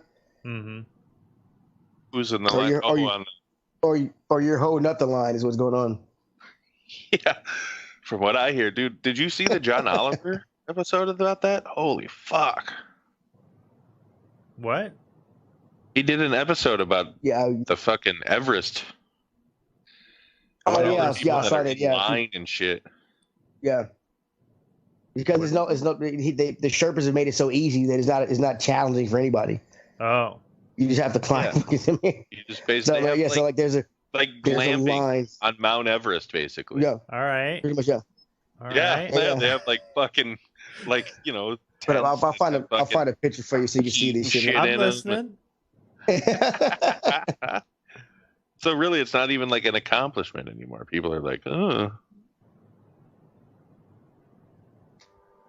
Can I like strap a shower to 4 Sherpas' I don't know. backs? Maybe. It's like taking a fucking multi-meat shit on the back of a Sherpa. There you go, Oracle. I sent you a picture, buddy. Multi-meat. Can you guys hear my fan? Just last night. No, we can't hear you, fan. Oh, good. I don't want to see. Skype must be filtered. Yeah, just keep it on. I don't want to see. Keep it on. I have it on. We low. don't need to see you sweat that much, dude. Torturous. Anybody that saw that video, they're just like, Jesus Christ. Look at that guy. Well, yeah, it's not as hot as it was then here now. That's true. It's nice right now. 74 or something. Thank fucking God. I know. It's gonna get hot as shit in the next few days. That's what I hear. I know. I hope the wedding I have this weekend is not outdoors. Fuck. Those suck. They're gonna be fucked if it's outdoors. Shit is crazy, man. You're crazy. I'm looking at this picture I put in the fucking Everest pic. Bump. Bump. Was it 3rd of September? Doing this? We doing it live? Yeah, we're doing it live, man. We are live, I believe. Yep. All right. Fuck it. The day our biggest fan is our biggest fan. Died. Bum. Oh, yep, she's here. Stephanie McCullough. Bam. Hey, Steph. She's our biggest fan. I thought Travis was our biggest fan. He's not here, though, is he? Fucking traitor. I thought Dean was our biggest fan. Who's Dean? Some loser. Jimmy Dean? Yeah, Jimmy Dean, man. Jimmy Dean. All right, here we go. Do it. Cookie, by the way. That's all I'm going to say. In this episode of the Red Eye Report, we discuss social media. We listen to Teddy blab about thinking he's cool, and as usual, we farm out the heavy lifting to an Indian telemarketing firm. Take it away, Donald.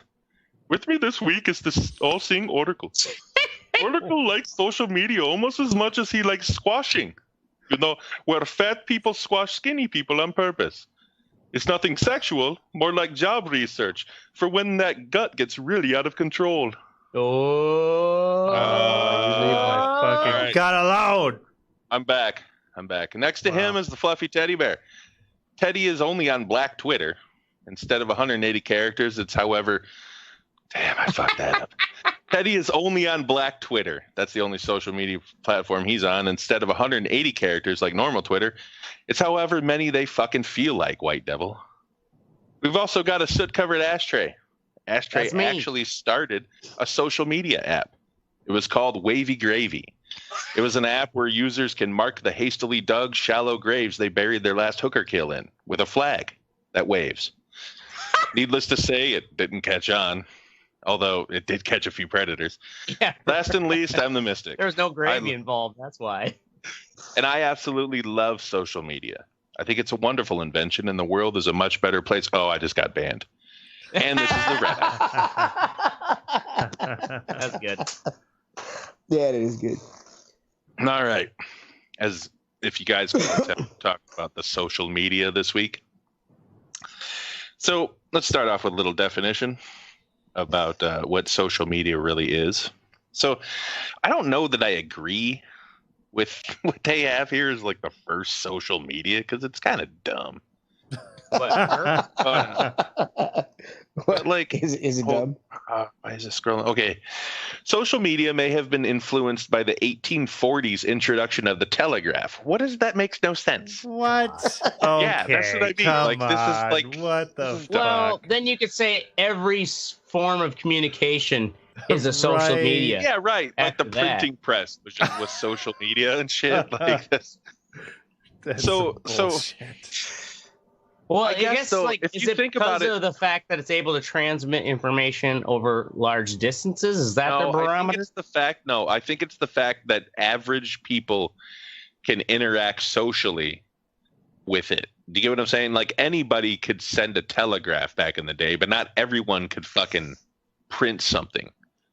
Not everyone could use the printing press. You know what I mean? Anyone could pay to have a telegraph. Yeah, but also at a certain point, anybody could use a telephone. No, I get, yeah, right. No, but that's why they're saying it's kind of what they're arguing is that it's all kind of the social blah, blah, blah. You know what I'm saying?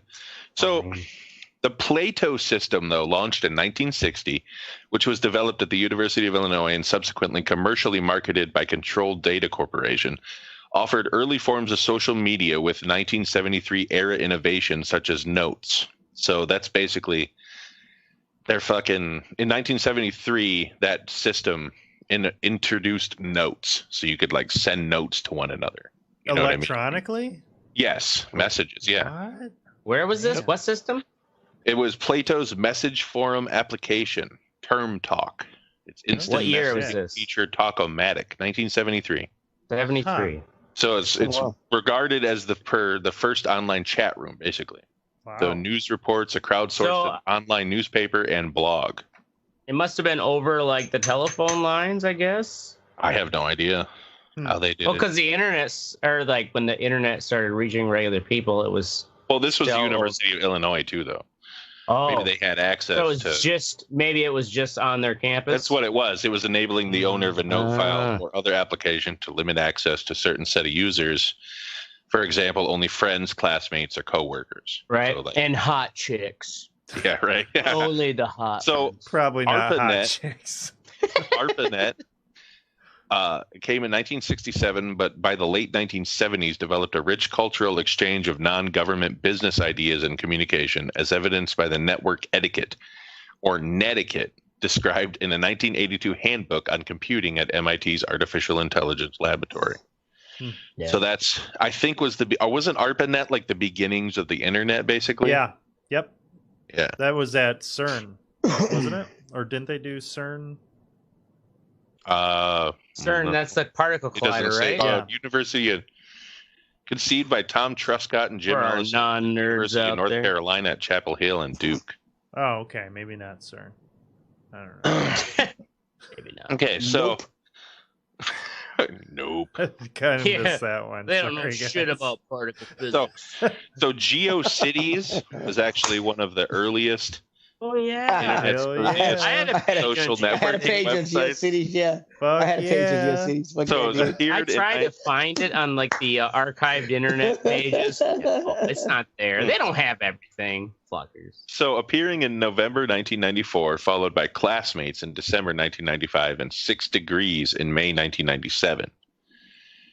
But according to CBS News, 6 Degrees is widely considered the very first social networking site, as it included profiles, friends lists, and social affiliations.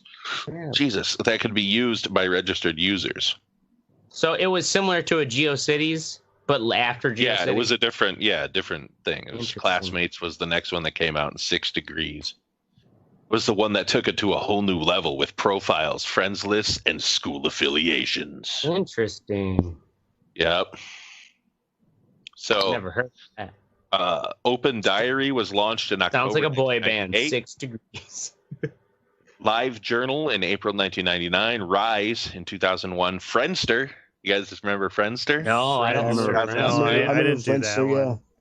I did. The corporate and job-oriented site LinkedIn in May 2003. God, LinkedIn. I can't. Like, who's paying for LinkedIn? It's still going around. I mean, maybe certain people at the top. Like I'm sure there's some sort of premium. I don't think you have to pay for it. I think I'm on LinkedIn. Yeah, you don't have to pay for it. Yeah, you don't have to, but I'm sure there's some way they're making revenue.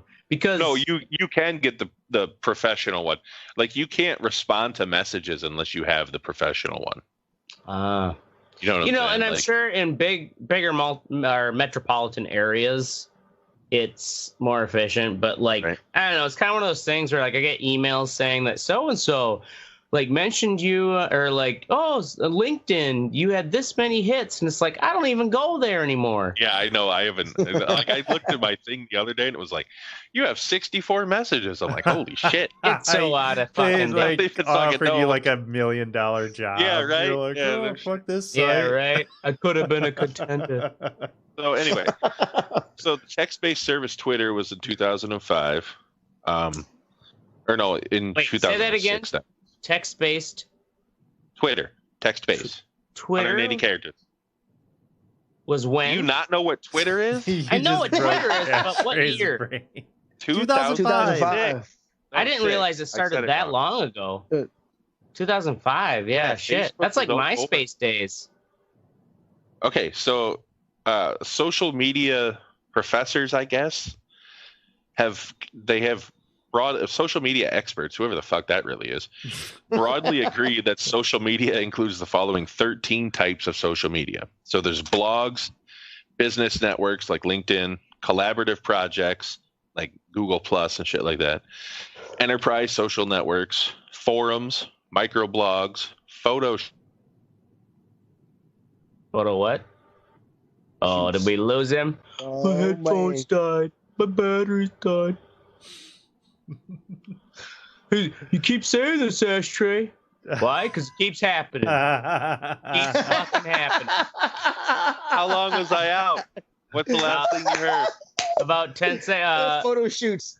Photo shoots. Yeah, photo sharing. Photo sharing. Yeah. So then products and services review, social bookmarking, whatever that is. Social bookmarking. That's like Pinterest. I think that's Pinterest. Okay.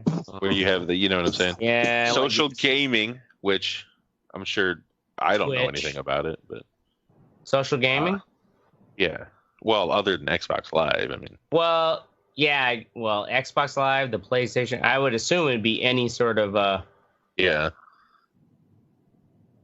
Shit. Social gaming. Farmville. Anyway, social networks, video sharing like YouTube, and virtual worlds. Oracle knows a little bit about them virtual worlds. Yeah, yes. Yeah, boy. Brown chicken, brown cow. So it's a web 2.0 internet-based application. Blah, blah, blah. We all really know what they are. What I need to talk to you about is your Lord and Savior Jesus. Yes, Christ. your Lord and Savior YouTube. Yeah, right. We're gonna look at YouTube, Facebook, and this Twitter. A heart-to-heart conversation, which actually Dad? Aren't the biggest ones. Are they not? Really? Well, Facebook is, and then YouTube. Mm-hmm. But Twitter's way the fuck down on the list. Good. Yeah, right. It's 11th in terms of users. So Twitter has, just guess. Okay, anyone guess how many users in that they have as of July 2018? 36 million. 36 million? Yeah. Million? No, I bet you they have probably, let's say 2.2 billion. 100 million. I'm that guy who's gonna guess too high and the price is right. Oh no, you were almost exactly right.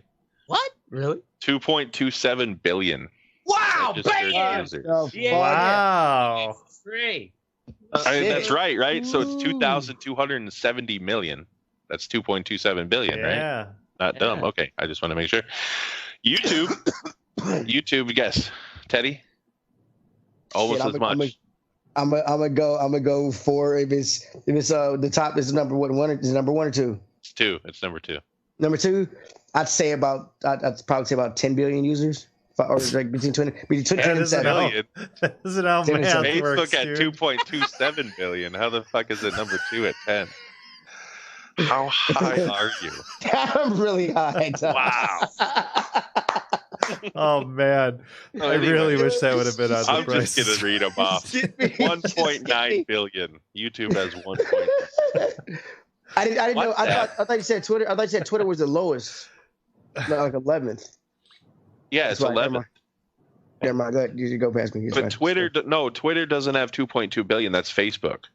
Okay, I thought you said Twitter's 2.7. You said right?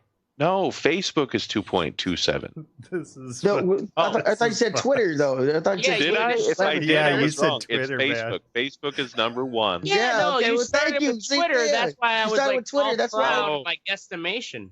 Oh, okay. Then I'm dumb. So Twitter is 11. Thank you, Teddy. Yeah. Okay, so but these other ones, like, okay, WhatsApp, that must be a big European or Asian one, right?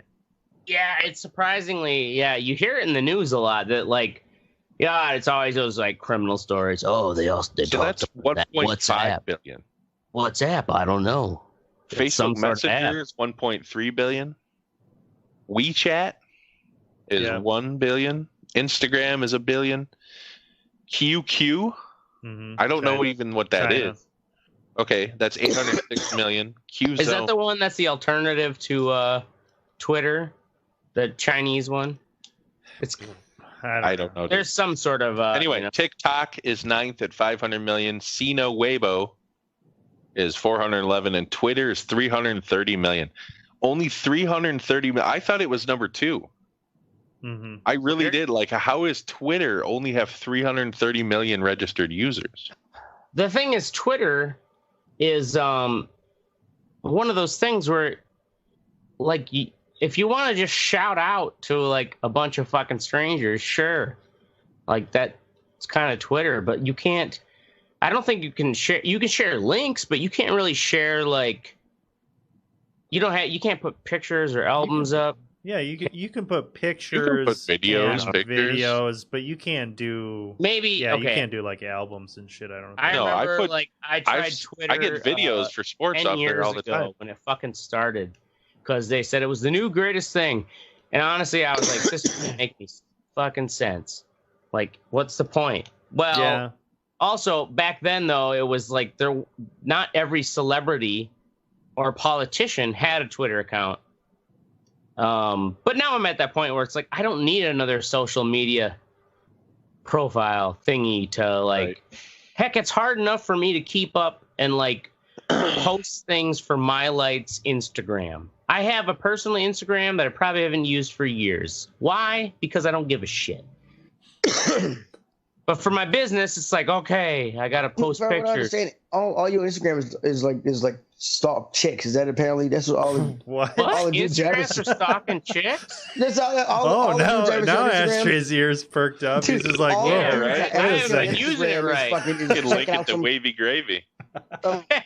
They're just checking out somebody's pictures. Like, look at her pictures. I'm like, what? What are you stalking this chick online? I'm like, I don't use. Apparently, I have one. Like, I was alerted to it while I was on my trip. That I have one, but I never use it. But everybody I've seen use it. Yeah, because apparently I have one set up. But I didn't know it. So I bet you I couldn't log into it. But it does have some nice picture filters and shit like that. What's funny is, you can take really nice pictures. Though what's funny is that Instagram, apparently, this is what the news has told me, is where most of all the younger kids have been going for the last 5+ years. Like, since parents and old people have got on Facebook, Instagram has become where a lot of those people have gone and used as their main social media. I myself am like an older person where I'm like, how do you use Instagram as social media? It's just sharing pictures, but I guess you can directly message through it too and stuff. I don't know. It's like, there's too many of them. Are you done talking? Get off my porch. Sorry, I had a bump before. You're fucking totally derailing this whole thing, dude. We're talking about social media. You got me fucking shit up because I'm trying to keep up with your fucking babbling. This is awesome. So anyway. Like me, love me, fuck me. We're going to talk about Facebook and Twitter mainly right now. None of those things. Wow. So, according to a Pew Research Center, a majority of Americans at least occasionally receive news from social media. Occasionally?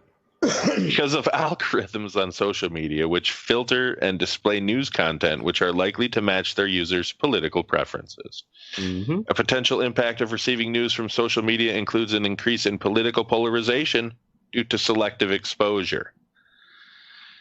Now, I don't want to play, the Trump card, if you will, but that's why he got elected. Mm-hmm. That's why we're in this mess.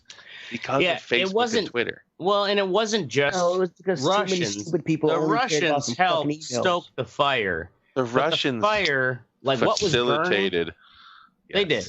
But what was burning was like the algorithm. They fanned the flames, homie. I get they fanned the flames, but you cannot blame them for taking advantage of somebody else's stupidity. A lot of people's stupidity, all stupidity. You're right. It is. I mean, at some point, you know what I'm saying, personal responsibility takes hold. You can fuck it. I've been caught out on shit. I post on there and I go back and find out it's fake and I take it down or whatever. I mean, like, at some point, like, look at the shit before you. I blame them for manipulating that stupidity for their own personal gain. Yeah. Well, there's the thing is they're not good people. They hate us. So it's Russia basically took advantage of the algorithms, which are not necessarily like the algorithms are nefarious, but shut up. What they do is they just find out, like, what do you like? Well, if you're going to watch a bunch of conspiracy what you're saying now, he just said that the shit did. Leading to polarization. Remember all that whole shit? You see that? Okay, cool. No, I wasn't talking about the polarization. I was saying how it's reinforced. The algorithms aren't trying to convince you anything. They're just trying to show you what you already like based upon what you look at. And that exponentially creates an echo chamber. Yes, it does. Yes, it does. So anyway, what's your guys' favorite social media app? Favorite social media? Well, I'm a Facebook. Yeah, I'm a Facebooker. I'm a fucking meme lord, so I've got a. Yeah. Are you a top fan? I'm not a top fan, but I have top fans. I am. A meme lord. Right? Like Travis Dressler. That's top right. fan. We got one in right now. Fucking A. I probably post maybe at least 25 memes a day. Probably 25. Are you serious? Oh yeah. I don't see it. I don't post any memes. I just share shit out that I like. So you know what though? Speaking of Travis top fan, he's a meme monster too. You'll share a dozen of them where it's like, Jesus Christ. I'm trying to work. It's fun. So what do you guys think Facebook is worth? A lot of fucking money. 427 billion. Wow, not even close. No. 200 billion. No, that's higher. That's higher than Amazon. It is. No, Amazon's worth Amazon as a company as a whole and Facebook as a company as a whole. Not talking about Zuckerberg or Bezos. Facebook as a whole. At their initial public offering in 2012, they valued the company at what? $38 a share. A total valuation, Teddy. Oh, okay. Sorry.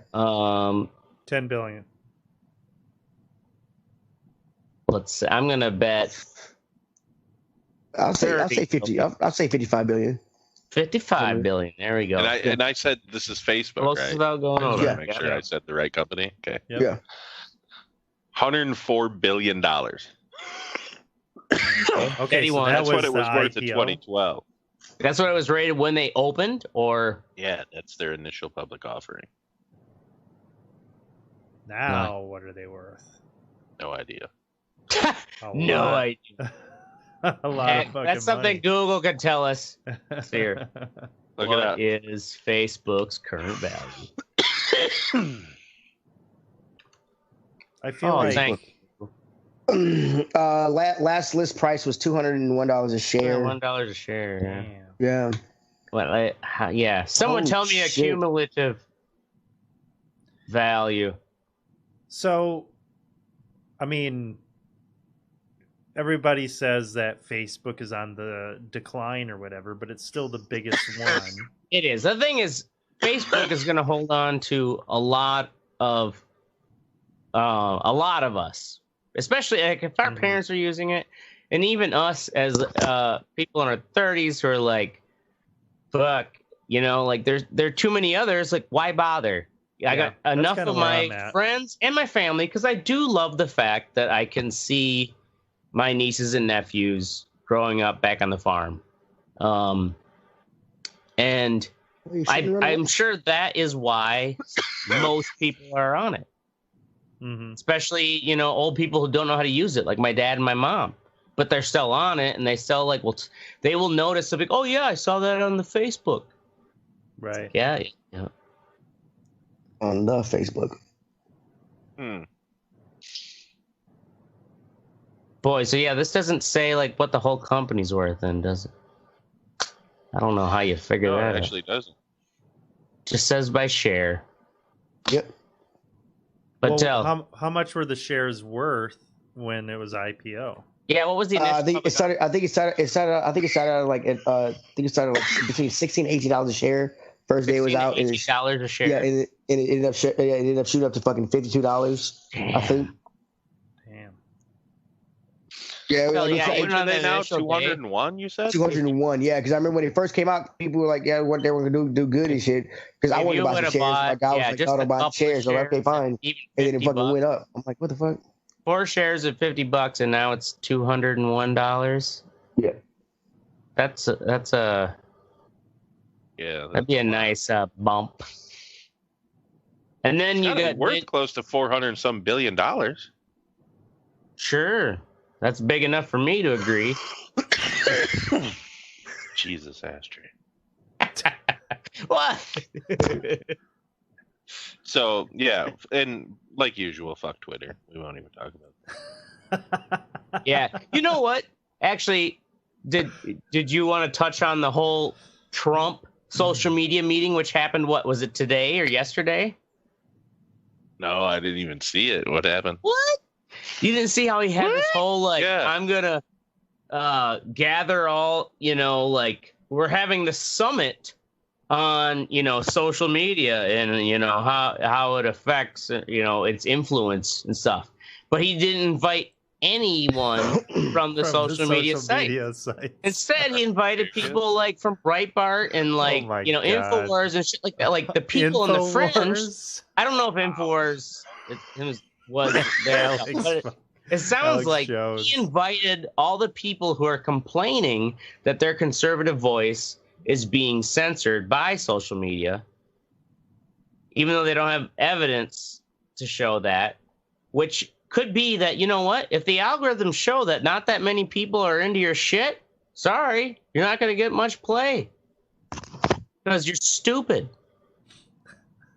You know, or like more grandma. Than like 60% of the population thinks you're fucking bullshit. So that's why you're not getting enough likes. Sorry, Charlie. But that is, I guess, that would meth before the show or something. Oh, I. Dude, I'm telling you, something's up, right? He's going off tonight. Oh, I told you that. In. Didn't I say it? You must not heard me. I got a free bump. Yeah, you did. Just one bump, bro. You are off, man. Shut the fuck up, for fuck's sake. You need to take like a line trip for how you're acting. All right, fine. I get a chatty Cathy. I'll shut it down now, and I'll. No, you give won't. You a single. No, you're right. I won't. Anyway, anybody this else whole have tension anything to is say like why about people social still watch media the View and the gayness that it is? Gayness. A lot of dumb shit just goes on. It's just I like funny. to go there for recipes. Go there to start fights with idiots. Yeah, you you're right. Yeah, you do. Because you know you can eviscerate them. I mean, the one thing that I can't stand is how fucking it's opened the gateway for people to be offended and cast stones. Yeah, I wanted to talk about that, actually. That was the last thing. It's the whole Black Little Mermaid thing. Oh, my God. Come on. Like, silly people. We're getting fucking offended here. Right. Over the casting character of a fucking fictional mermaid. Right, a fictional mermaid. And I saw a thing today that was interesting. It's like, you don't have to be upset about it. Your kids aren't even going to know the difference. Yeah. Like, the kids are going to fucking love it regardless. Who cares if they know the difference? Well, yeah. Right. And there's like there are too many people of color in media now for your kids to like to understand that bias, you know, at that young of an age. if the first thing that your kids say when they see the new Little Mermaid is that, Daddy, she's black, Right. there's a whole other fucking issue. Yeah. Yeah, that's a level that's irreparable. That's a you thing, dude. That's not a fucking Little Mermaid thing. Like, grow the fuck up. Seriously? Yeah. I'm sure they picked the best fucking person that they thought for the job. It wasn't like, Right. oh, it blows my fucking mind. Even if it was, it might have been like a calculated, like, let's throw some red meat to the people who want all inclusion, and also mix it up. But yeah, fuck, why would that be not? a good strategy though? Because Exactly. people are going to get pissed off about it. From them, it's like you're gonna have a certain section that's gonna be pissed off about it, but it's not actually gonna be the majority of the population that are riled about like it. when those, if this was 1950, maybe, but like when those Christians fucking started that petition to stop Good Omens. Yeah, and they started it. Yeah, they started it when they petitioned Netflix to cancel it. But it's an Amazon show. So Amazon tweeted, "Hey, we'll cancel Stranger Things if you guys cancel Good Omens." I didn't hear that. That's funny. That's funny. Anyway, show, all right. Yeah, it is.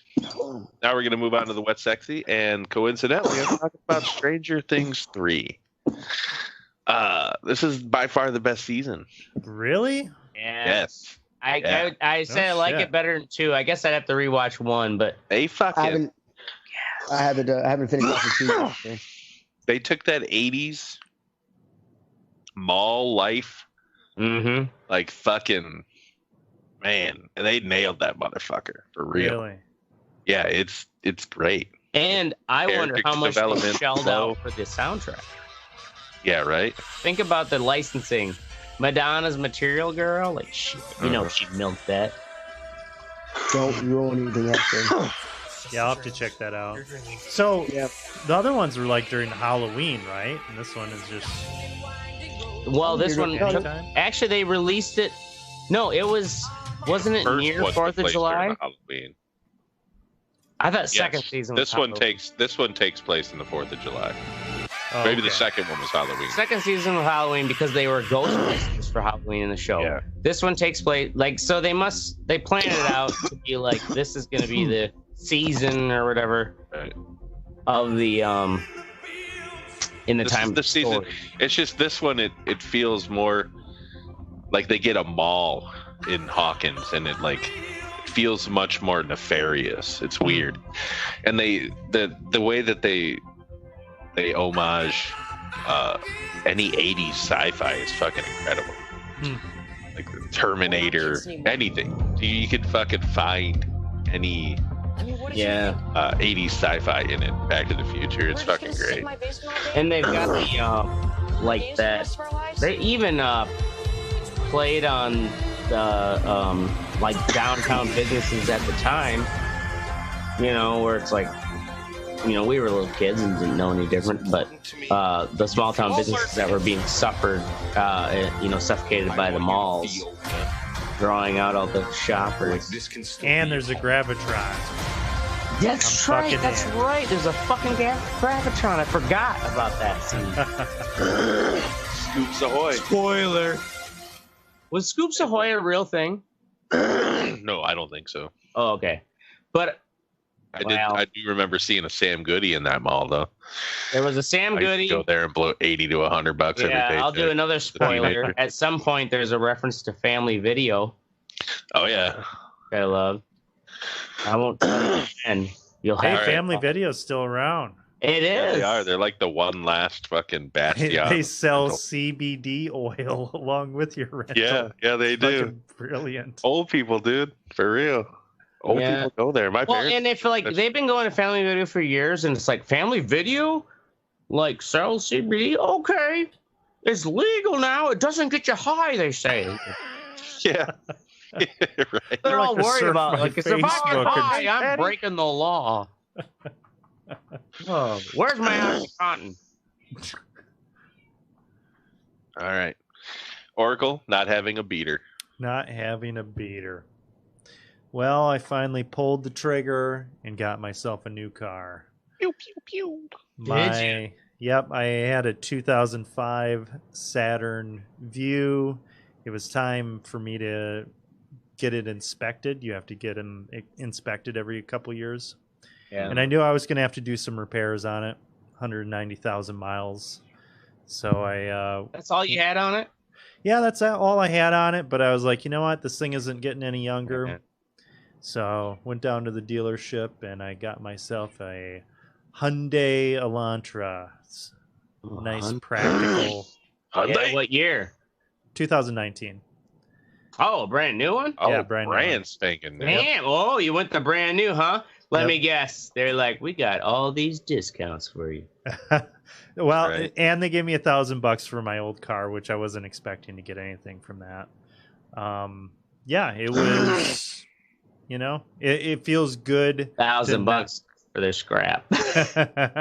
Feels good not to have to worry about, like, you know. True. Now, do you have Yeah. a 3-year warranty for pretty much everything? Yeah, and Hyundai's got a 10-year. yeah, Is it 7 just year. We 10-year got everything. powertrain. Oh, 7-year and 10-year powertrain, 7-year everything. Travis, our top fan, probably knows. So Yeah, it's nice not having to worry about, like, my wife's car. It breaks, we just take it in, you know. right.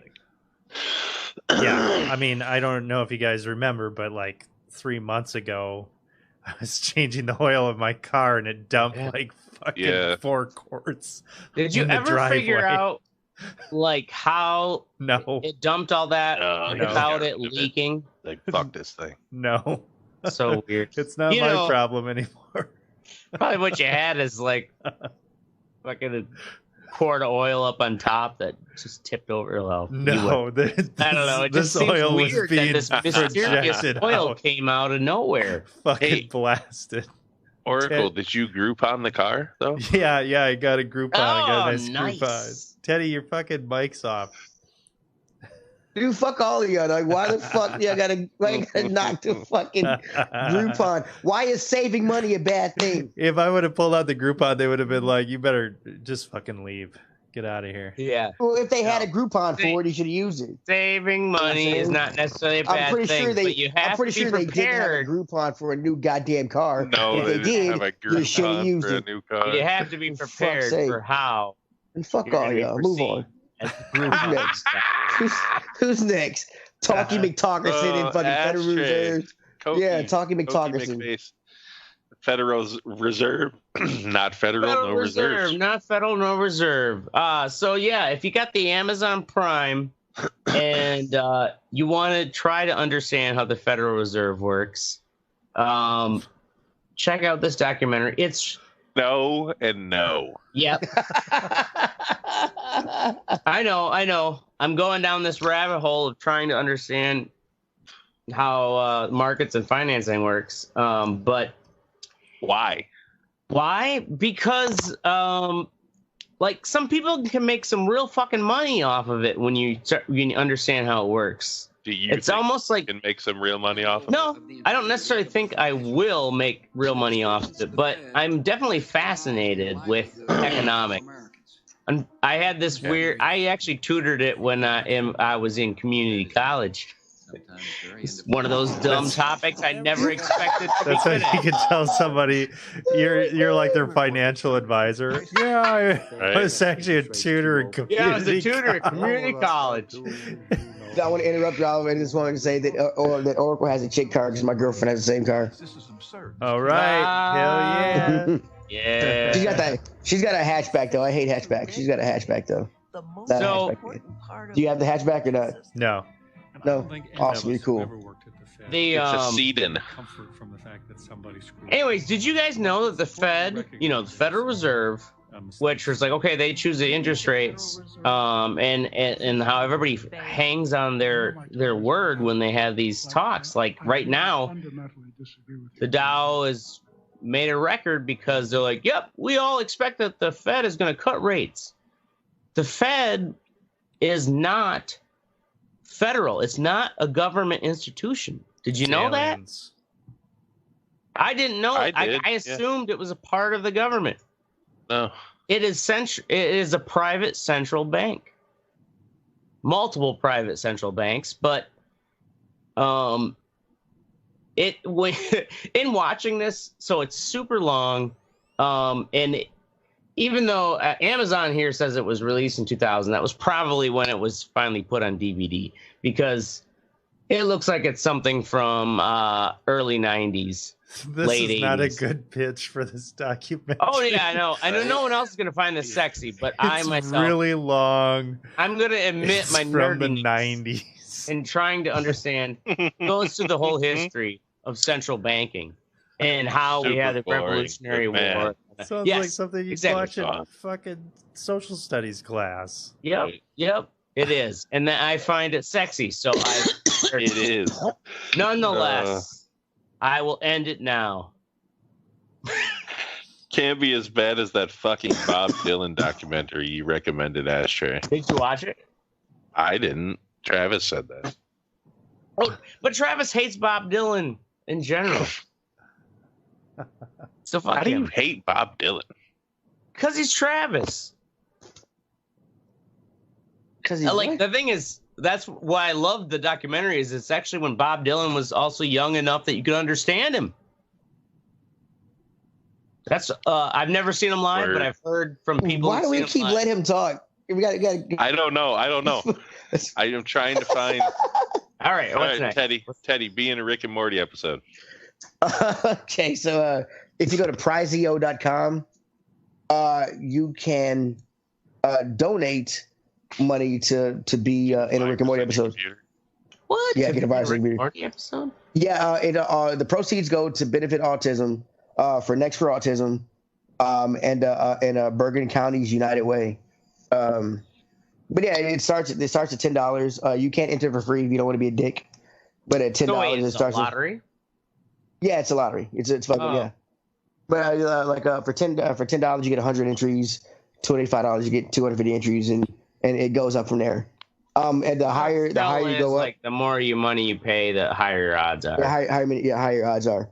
Once you get up to about 600 entries, 650 entries, which is about $65 or $55 for 550. You can get like little keychains and little other little paraphernalia. So it's kind of like a GoFundMe. But, for autism, all yeah. the proceeds go to autism. Autism, yeah. Well, yeah, it's a charity. It's not really. I guess though, like GoFundMe though, yeah, those tiers. Like if you pledge so much, you get usually something back. That's cool. But yeah, if you want to have a chance to be drawn in a Rick and Morty episode and fucking help out autism, you know what I'm saying? Check it out and get some viruses on your computer. Nah. All right. This is the fuck what you think section of the show where we tell Travis to go fuck himself. Yeah, fuck you, Travis. Humidity sucks.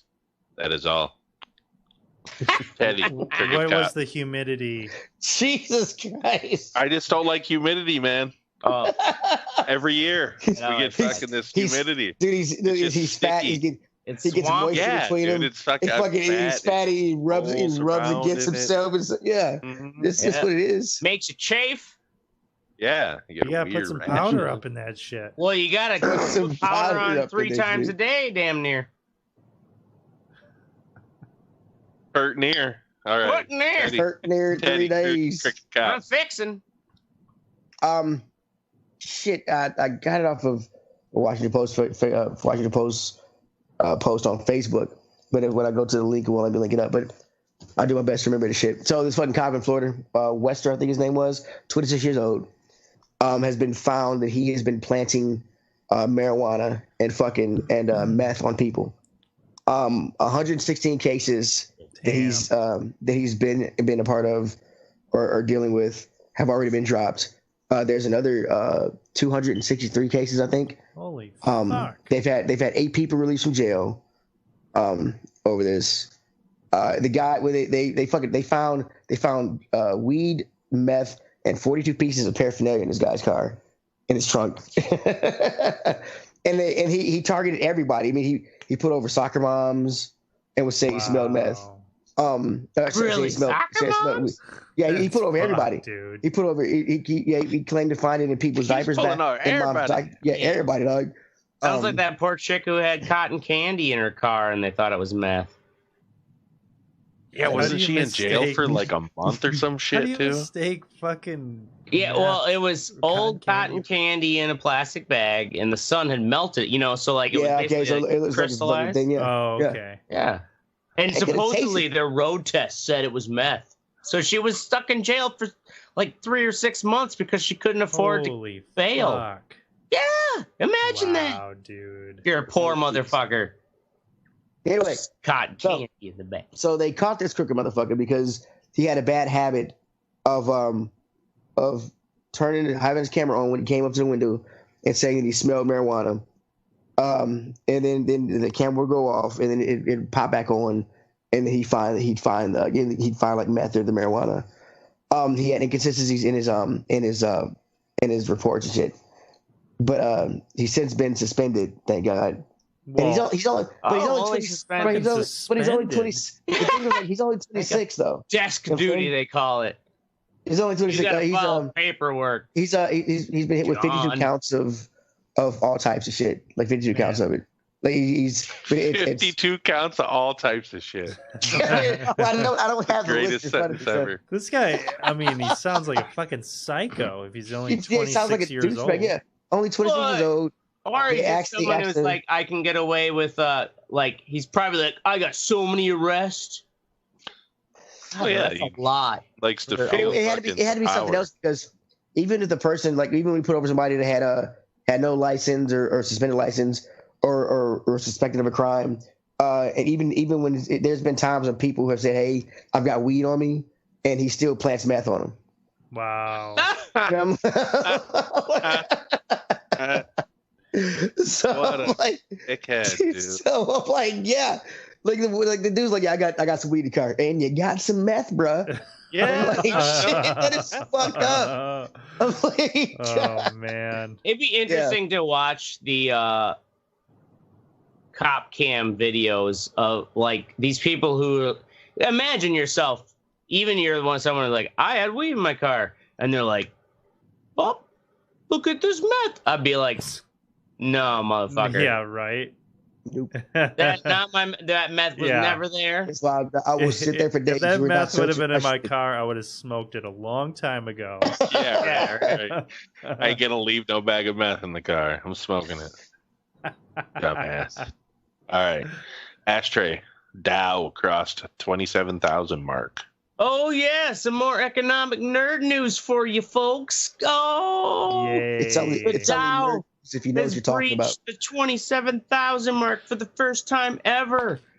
Give it up for Trump, making America great again. Yeah, stop doing drugs, bro. It goes so high, it can't possibly fall. That's it. What the heck? Wow.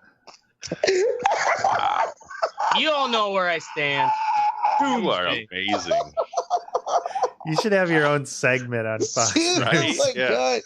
Have a red-eye financial report. Like, who's that? Something Kramer, that guy who's got the sound effects. Yeah, like, sound effects. Yeah, you need all that shit. Yeah. That's funny. Except the cat heads that you bash and make different cat sounds. Okay. All right. Oracle stank plant. Stank plant. I was on vacation a few weeks ago, and I've got a peace lily in my classroom. A peace lily? Yeah, this motherfucker, it's resilient. It's gone through some shit. Usually it just gets a little, it gets a little droopy. I give it some water, perks right back up, same day. Yeah. So, come back from vacation. It's droopy. I'm like, all right, here's some water, clip some dead leaves. Or a little bit. And after like a couple days, I'm like, man, it's really not perking up, and it's it's starting to smell like fucking like cheese. Oh, cheese. Yeah, like bad cheese. So today, like I fucking like I'm walking through my classroom, I walk by and I'm just like, fuck, this thing stinks, and it's like leaking fucking nasty, like rancid water out of it. Like, oh shit. Yeah. So I take it outside and I put it like out in the parking lot next to my car, like in the bushes. And I'm like, all right, like I'm going to let it air out for a while. Go back out there. There's like flies all over this motherfucker. It's fucking nasty, dude. Wow. Like So it's dead. I've never seen a plant get like decayed while it's in a pot somewhere. Right. Yeah, I don't know. You have a mutant power of killing shit. Stay away from me. No, dude, it is going to be fine. It is repotted.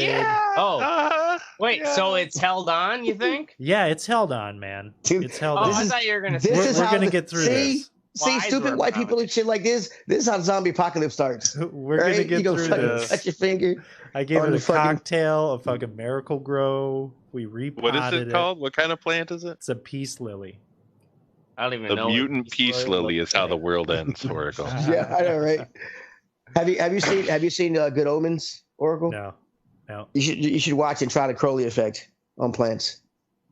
The Crowley effect. He's the bad dude, right? Or he's the demon. Yeah, fucking the way he's a good botanist for a reason. Yeah. So. Oh yeah, I forgot. Does he come on him? Comes on him. No, anyway, you see Good Omens, Mystic. You know what happens. Don't let him down. Your plants won't let you down. in all seriousness, go fuck yourself, Anchorage, Alaska. That's our show. We're gonna be here every Wednesday night at 10 p.m. Central or Thursday night. We don't know, and we're not gonna tell you. Make sure you join the conversation at theredeyereport.com or facebook.com/theredeyereport. You can also Twitter us, but nobody gives a fuck. We got some hearts. Like us, share us, or fuck us. We're down for whatever. I'm Mystic. I'm Oracle. This is Ashtray.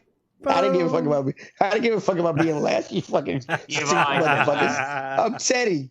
Who gives a shit? I don't try to speak off fast. I'm just quick on the trigger. No, you just high as shit. That too. You were very animated tonight. It was fun to watch. Right? Yeah, it's the bump will do ya. You had to take more than a bump. Yeah. I'm calling bullshit on that. My 9-year-old got out at the library that we pick her up at. Started dancing the Macarena right on the sidewalk while she's walking up. It was fucking incredible. I was laughing so hard. Oh, she can hear it as you're pulling up? Oh, yeah. She starts doing the Macarena. No, my 13-year-old. I'm picking up the 13-year-old. We pull up and stop, and it's playing real loud, and my 9-year-old just jumps out, starts dancing the Macarena on the sidewalk while my 13-year-old is walking toward the car. Funny. Well, you both laughed at her. I was laughing pretty hard.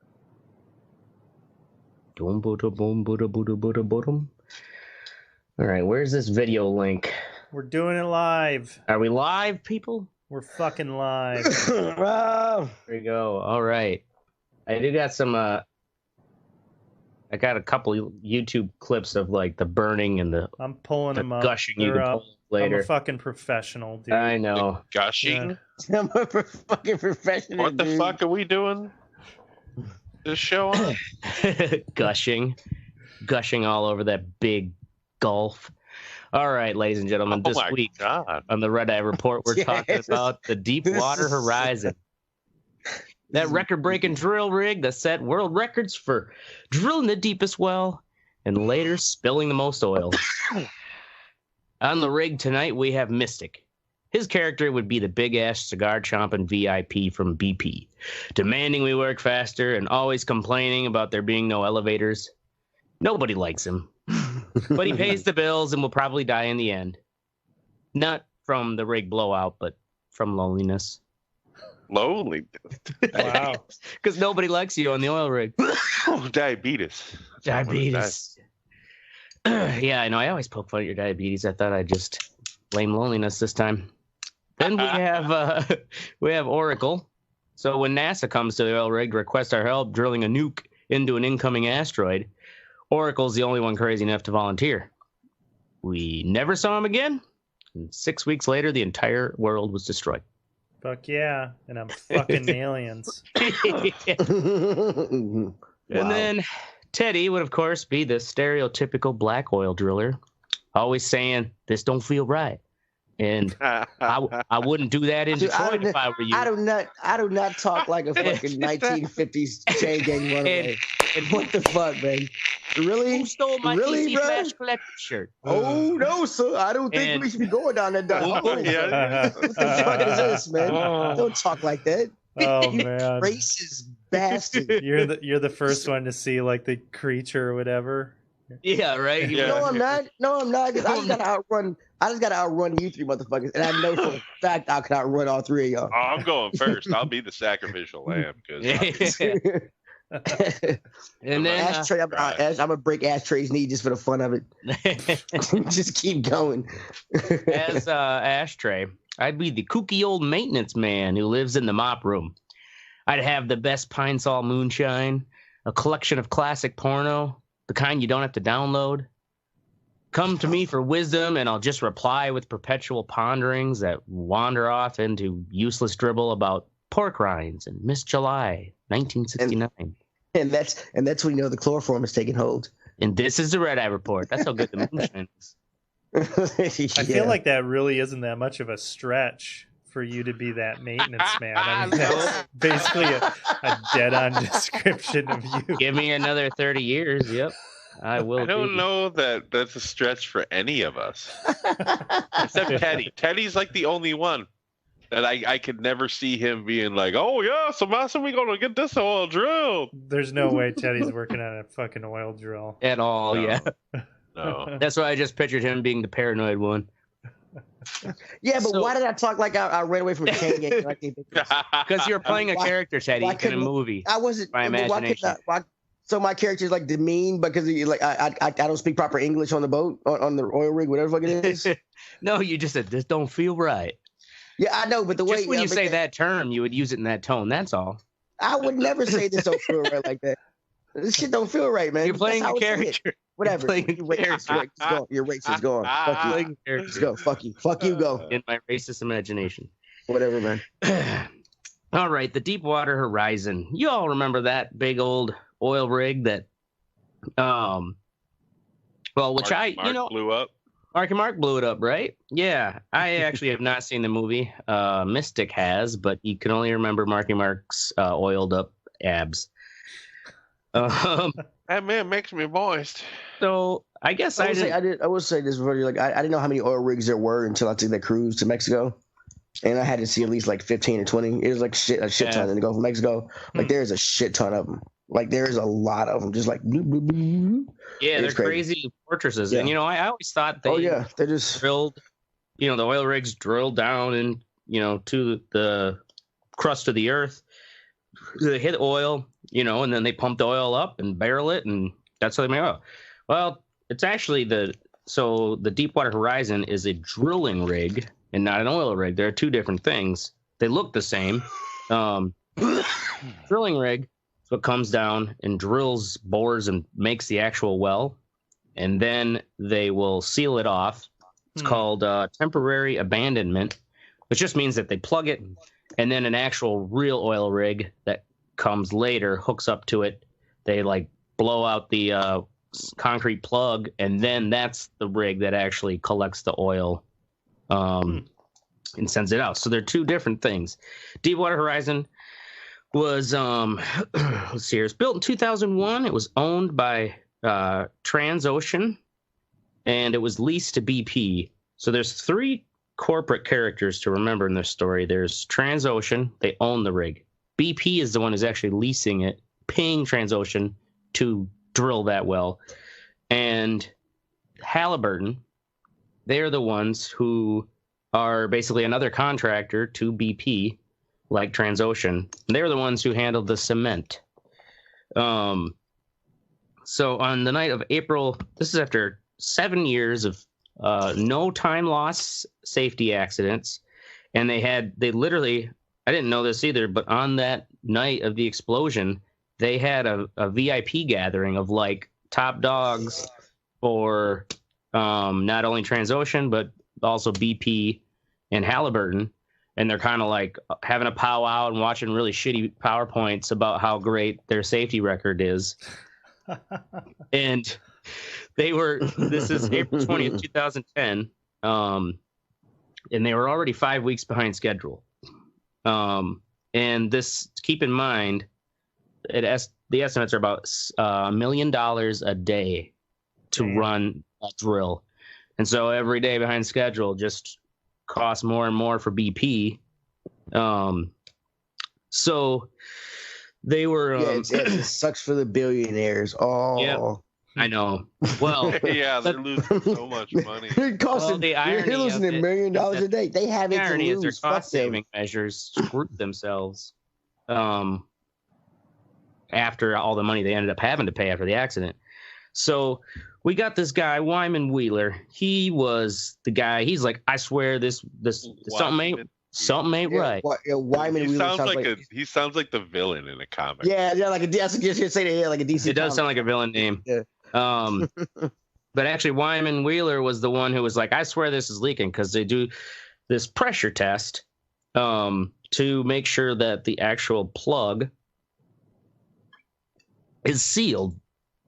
And this guy, Jason Anderson, who's the actual villain, he's the one who takes over for the night shift. And he's like, oh, it's all right. And the head honchos are there. So one of the, head honchos is like, Jason, you got this? And he's like, oh, yeah, man, go eat. I got this. It's all good. And so, just let him do the voices. And all of a sudden, they do the second pressure test. And Jason Anderson is just like, oh, that's what we call the bladder effect. It's just giving us a false reading. Where when the pressure is sealed, there should be 0 PSI. This was reading. I just want to say, I've seen the first 10 minutes of the movie, and I swear to God, you just quote the movie. But go ahead. I don't know. That's just. I watched one of those. I watched one of those called a reenactment, National Geographic disaster episode, but I didn't watch the actual movie yet. But yeah. I probably am paraphrasing the quotes. Teddy, you can't call anybody out on fucking paraphrasing a fucking article. Why can't I call anybody out on paraphrasing? Because you're the fucking worst at it. You're like, oh, you read your Wikipedia or whatever, then it fucking breaks. You're like, oh shit, what's up with this thing? Yeah. It's not Wikipedia. It's always some website, not Wikipedia. Fuck you. Oh, okay. Go on. So. As the eat a dick, Oracle. as a oil well is drilled, so as they drill down, they actually follow the drill bit with steel pipes, and so once it gets down to the bottom of that drill bit is called the annulus. So basically, think of it like a straw in water. It's the opening at the bottom. The annulus has basically there's space between that and the drill bit, and what they have to do is pump this concrete. You want to laugh. I know. I'm trying. You're trying not to. Look at you. Annulus. I'm trying to say it right. Annulus. I had to look it up how it's spelled because I just kept it writing analus. And, this is 3.5 miles down, mind you. Damn. And so they can't see what they're drilling. It's like they're in the Earth's crust. All they can do, they're basically doing it blind. And they are hoping to think of it. I couldn't think of a better way to describe it other than think of a thin or a narrow dildo in a very big, wide pussy. And there's space around it, right? Okay. Well, to plug that up, you could have done a straw in a cup, bro. Why'd you have to go do it to a pussy? Well, because you have to describe something. You have to describe something filling in a hole, but not touching the sides, being centered. A straw in a cup. In a cup. Yeah, but hey, I'm talking about something inside the straw. The straw is the steel pipe. That's different than the bore head of the drill. The bore head of the drill would be what they then put in this. Basically, it's what they inject the concrete with. It has to be evenly spaced around the sides, so the concrete goes up and around the straw, i.e. the steel pipe, and seals it off. The thing is, you have to put these things called centralizers, which are big, metal collars that go on the pipe, and they are like a buffer to keep it straight. With the condom going on, or kind of like that, yeah. So BP was supposed to. Let's see here. They were supposed to use. They were recommended by Halliburton because Halliburton is handling the cementing part, the closing. They're like, well, you need 21 centralizers. Think of them as these collars that keep it centered. You're going 3.5 miles down. Oh, what'd they have on the rig? 6. And so one of the guys at BP was like, all right, I'll fly 15 more out there. And he takes initiative because his boss wasn't there. Well, then when the boss finds out, of course, the boss is like, oh, no, those are the newfangled centralizers. Those ones will get snagged up and we'll get caught up in the well, and it'll be worse than if we have a blowout. And so they basically just went with 6. 3.5 miles down, there's 6 points that you can keep that pipe centered. So what happens when it's not centered down and the cement starts to fill in this cavity, it fills in unevenly. Add on top of that, Halliburton, the ones who are making the cement.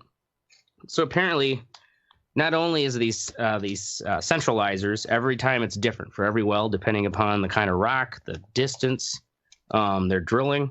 Same goes with the cement they use to plug it. It all varies with the type of environment and the pressures. So because they were worried about the pipe being too thin, because they're already saving money by using too narrow of steel pipes, they nitrogenize the cement. Basically, they pump it full of nitrogen bubbles, just like a nitro beer. Problem with that is if you don't have perfect, even spread of that cement, the bubbles all coalesce and start making channels. And those channels, then the oil just floods up to that, and that's boom, how the explosion happened. This 1400 psi eventually broke through, shot up through the rig. They believe Jason Anderson, the guy who's like, I got it, buddy, don't worry, go get some sleep. Yeah, he's dead. And can we look at explosions now? Is that okay? Yeah. Wow. This is like explosion now. This is the the one video is the actual dying moments when it burned for 36 hours. And did anybody survive? Well, yes, there was 126 people on board total. Only 11 died. But that's one thing you didn't hear about in the news, about how many of those higher up managers and VIPs were actually on there and had to get in those life dinghies and drop off the edge of the rig into the sea. You think they would take regulatoriness a little more serious. But so anyways, Jason Anderson and his crew, they all died. Initially it starts shooting gushers of mud and oil up right through the center of the rig. And then high concentrations of methane gas come out to where it looks like the walls are covered in condensation, and like the survivors were saying their faces were all of a sudden beating up, but it was methane gas condensating on them, and they're breathing it in. Like they were saying, it was hard to breathe. And so everything is basically misted in methane, and doesn't take too long before that vapor, high concentrated vapor, gets to the engine room where the generators are running. And essentially that vapor just got sucked into the air intake of the engines, and then explosion out the exhaust. Out like a fucking, like a flamethrower almost. Think about that, yeah. Wow. And that's crazy. Yeah, that's what really like set the whole thing up. And even crazier is it took you like 12 minutes to get to this point. I know, right? I had to get up to all the details. I took a lot of notes. It leaked for 86 days. I remember it ended up being about 5 million barrels. How many gallons? That it? Yeah, 5. Yeah, I was actually thinking it would be more, but when the thing finally sank, you have to think of that steel pipe. That long straw started bending and snapping, and as that came down, it all twisted at the bottom, where the BOP is, the blowout preventer. And this is why why they couldn't get the thing to stop, is because they have safety measures that are supposed to be redundant in these kind of emergency situations. The BOP is called, it's a blowout preventer. Basically, it's what you'll see on the screen now, this weird metal contraption. That's at the top of the well. And that has these, it's called the EDS, Emergency Disconnect System. If you hit that emergency button up at the rig, it's got these big steel pinchers that slam in and like basically just pinch that steel pipe shut. That's the sophisticatedness of this emergency system. So, oh, just pinch it off. Well, that didn't work. So then they've got and it turns out too, a 2001 investigation, which the regulators and the oil companies basically didn't pay attention to, showed that 50% of these blowout preventer units failed to actually fully pinch off the pipe.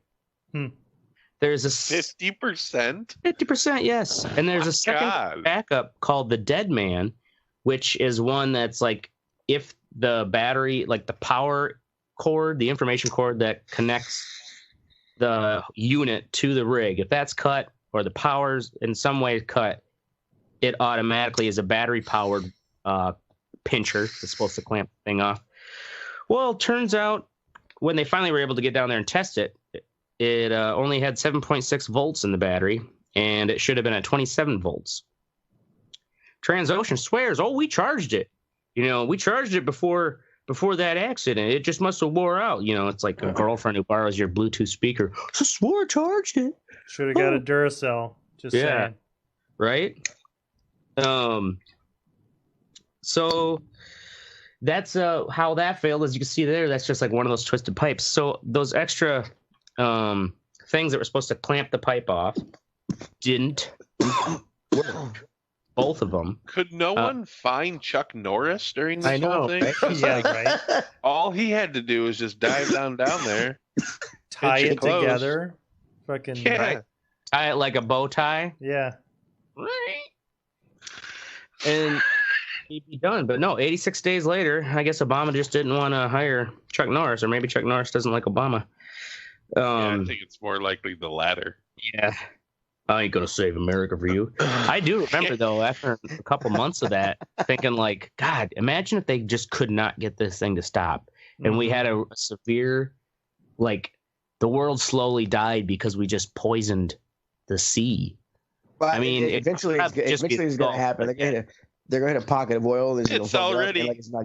I mean, it's not. It's like not going to stop, and the oil's going to turn. The sea's going to turn black and shit. Well, not just that. It's the garbage too. The plastic. Yeah. Oh yeah. So we are slowly killing it, but how did they fucking stop this shit? How they ended up stopping it, nobody knows. What? No. What do you mean nobody knows? Just stopped one day. Just stop. No, what they did, they had some brilliant these like containment domes, where let's see if I got a picture of that in one of these Wikipedia ones. I think it's in the oil spill one. It looks basically like a big tower house that they set down. It's an oil containment dome. They tried to just set it over the entire thing, and then what they did was pump the oil out, like as it collected up in this siphon. But they were only, projected like maybe getting 30 to 50% of actually the oil that was leaking was actually, they were able to pump directly up and just contain it instead of it letting it get into the water.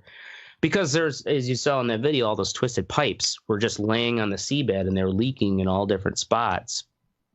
So they had to basically shut off the main. Well, it's the thing is they couldn't shut that initial main off until they probably remember them talking about relief wells that they drilled, which is essentially just making new wells and letting the pressure come out of those as well to try to equalize it enough that, or they get the pressure down low enough. They did eventually they got concrete in there to seal it for good. So it is now, after 86 days, they finally were able to declare it a dead well. But it says here, So they punctured more holes in the water balloon to let less water out. Well, they punched more holes in the water balloon, but those holes are in active wells that are collected. So they're not, those holes aren't leaking into the ocean. They're basically extra oil rigs that come and start pumping from that same chasm area to take the pressure out. And so that's how they finally closed that up there. But yeah, it was about 5 million barrels. And be so disappointed. Gosh, they had 2013 alone, so 3 years later, there was 4.6 million pounds of oiled material, which is like those tar balls and the sandy slush, was removed out of Louisiana coastline alone. Damn. So wasn't there like a unexpected algae or some sort of organism that was eating the oil? I do remember hearing something about that, but I can't remember. I know there was also a big uproar about the dispersant. So most of the stuff I read up on was the actual how the accident itself happened. But remember the dispersants they were spraying, which I guess was supposed to make the oil all like, oh, we'll just sink it to the bottom. Oh, there's nothing down there. Yeah. So the fucking Kraken's just like, what the fuck are you retards doing? God, got oil in my eyes. Yeah, that blows. So yeah, I guess I didn't really know how the old Deepwater Horizon blew. Oh my god! And so it was not only they found it was BP's cost saving measures, but it was also Halliburton's shitty cement, and then it was Transocean's. Like Transocean was the one running the drill. So basically, it was a bunch of cheap ass rich white people. Yeah, Halliburton in their own laboratory tests. I forgot to mention that in their own they had, because every drill needs a different type of cement. They actively, as they're getting ready for this process, they have onshore scientists who work on the recipe for the cement that will be used. And they 2 or 3 tests, that cement mixture was failing where the nitrogen bubbles were forming channels, and they didn't tell BP. And then they eventually like, oh, this certain way of mixing it, if you mix it extra long, then it works. But the problem is that is like 3.5 miles under. You can't get down there to look at it. You can't send a rover down to like see, was it the cement that blew out? Like it's stuck down in the way down below the earth. No one will know. Wow. Oh, Transocean, their fault was the fact that the blowout preventer, that battery wasn't charged, and the emergency steel pinchers didn't even work. Somebody's using it to charge their fucking PSP. Yeah, right. Fucking piece of shit. This world is goddamn right. It was me. Yep, it was that black oil. That would be Teddy's role in this. Yes, sir. I was charging a PSP. How the fuck he did it earlier in the fucking intro made me sound like a 1950. No, that was pretty good. That was pretty good. Got it. Guess what? I'm in a lifeboat playing PSP while the rest of the motherfuckers panicking. While the thing is burning, you don't give a fuck. Last scene. You would have taken a whole scene. All these people are dying and shit, and it just like fucking slowly fades out to Teddy playing his PSP in a lifeboat. Right. Yeah, fucking white. Take people. a whole lifeboat for himself. There's only 2 lifeboats on this thing. Yeah. Yeah, should have been faster. I'm out. I'm surprised though that many people survived, but I guess they had about 5 minutes to get their asses off. Huh. So yeah, it's the Deepwater Horizon. Now we're moving on to the What's Sexy. We're gonna talk first with Mystic, Chappelle's new stand. Shit, great. It's fucking super hilarious. Fun. It's typical Chappelle. He just fucking kills it. He's such a good storyteller that he can basically say whatever the fuck he wants. Like, Chappelle has a unique way of, like, telling you to go fuck yourself and you thinking that it's the funniest thing on the planet. It's pretty funny. It's just how it is, I guess. It's you. It's just you, the audience. Yeah. It's like, you are the worst motherfuckers on the planet. Trying to make you sons of bitches laugh. It was always good. Oh yeah, check it out. That's on It's Netflix. Called, yeah, it's new. It's on Netflix. Yeah.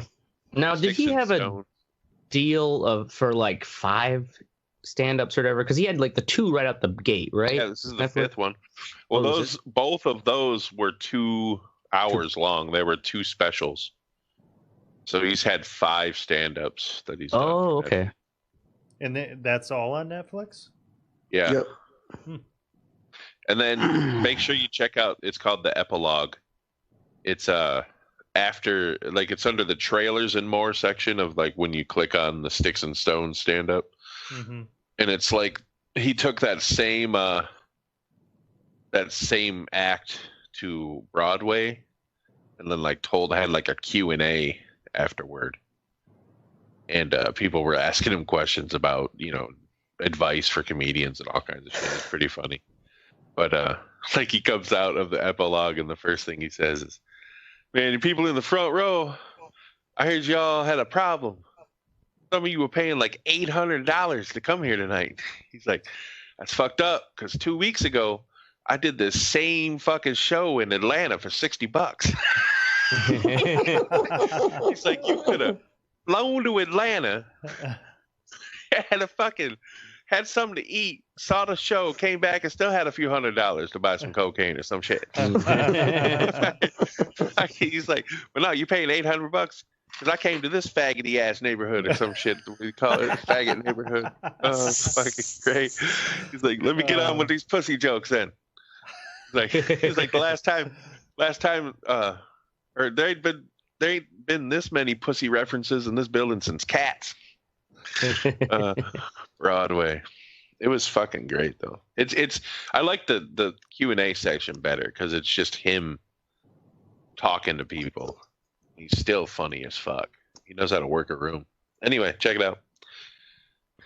Word. All right, moving on next to Teddy. Control. Yay!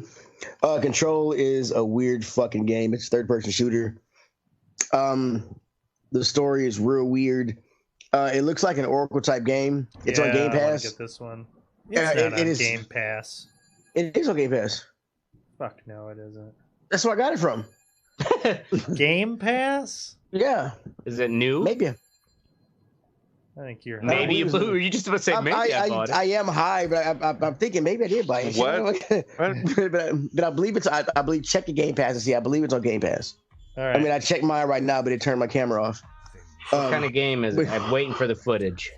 It's have you clicked on the trailer yet? Yeah, it's a third-person shooter. The story is real weird. You walk into this agency.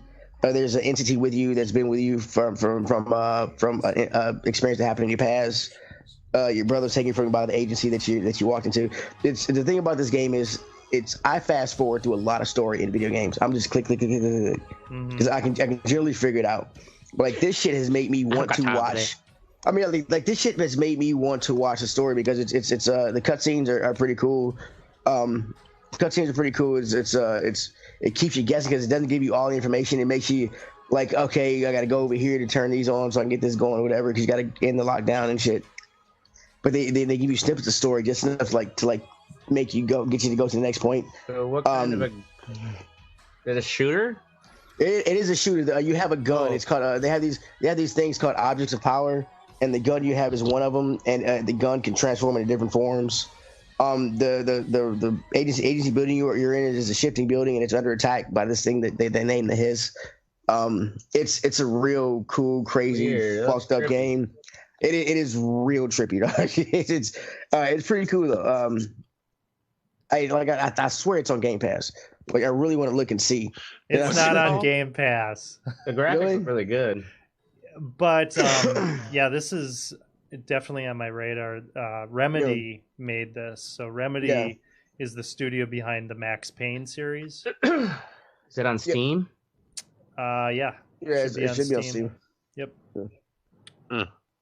What are you playing? You're playing it on Xbox One X, Teddy? On Xbox One X. Yeah, I mean the only downside I have to say is when you load up the map, for some reason I switched my shit. For some reason down was jump and I switched it to A. We want to change that shit. But the map, when you pop it up, it'll show you like the names of the main places you can fast travel to or go to, but the actual map won't pop up for a while. So you'll have to like close it and pop it up or leave it up for a while until you can like actually see like corridors and stuff. But I mean the game is cool. It is kind of challenging because you can you have the gun, plus you have powers and stuff that you can level up.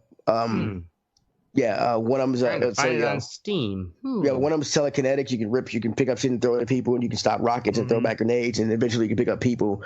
But if there's one of the cool things I learned is if there's nothing around for you, like usually you can only pick up a canister or something. But if there's nothing around, you can like look at a wall and like rip out part of that wall and throw it at people at the floor. It's really destructive, really interactive.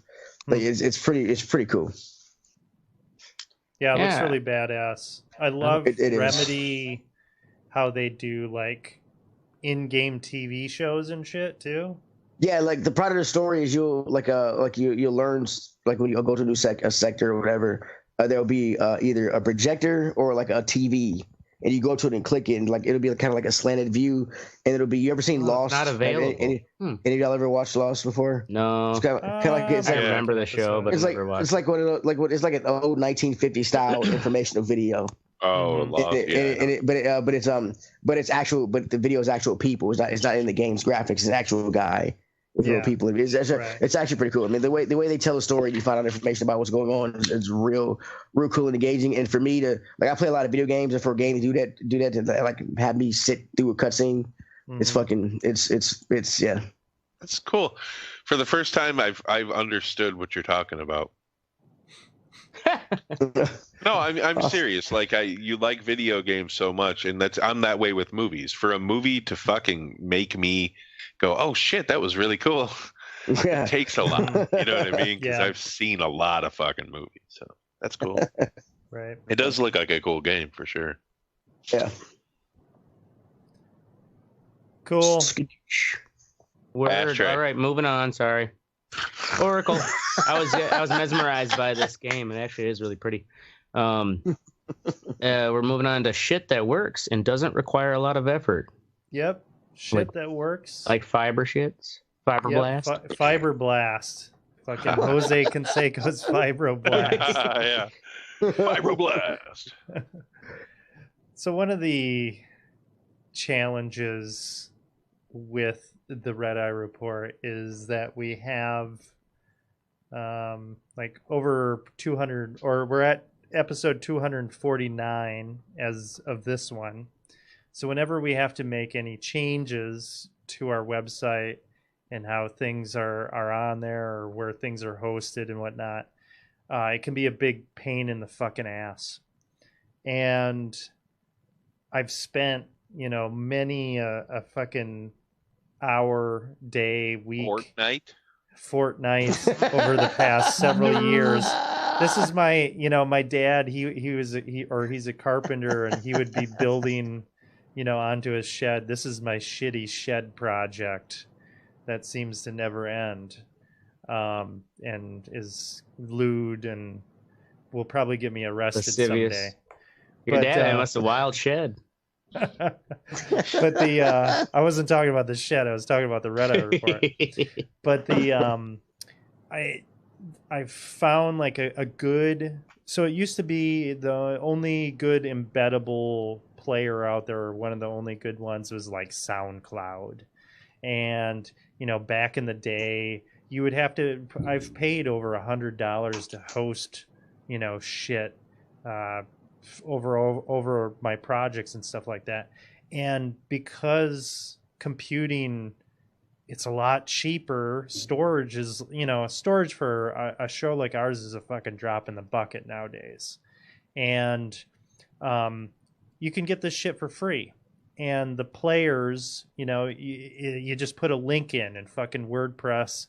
That's what we use for our website. It just, you know, puts it on there. So it's nice for once to kind of, I've been going through and kind of just adding like a nice responsive player to our website, to our old episodes. It's a lot easier, a fuck ton easier than what it's been in the past. So it's been nice. And it's always good to kind of go through the back catalog. And, you know, I'll read the intros sometimes and they're so fucking retarded.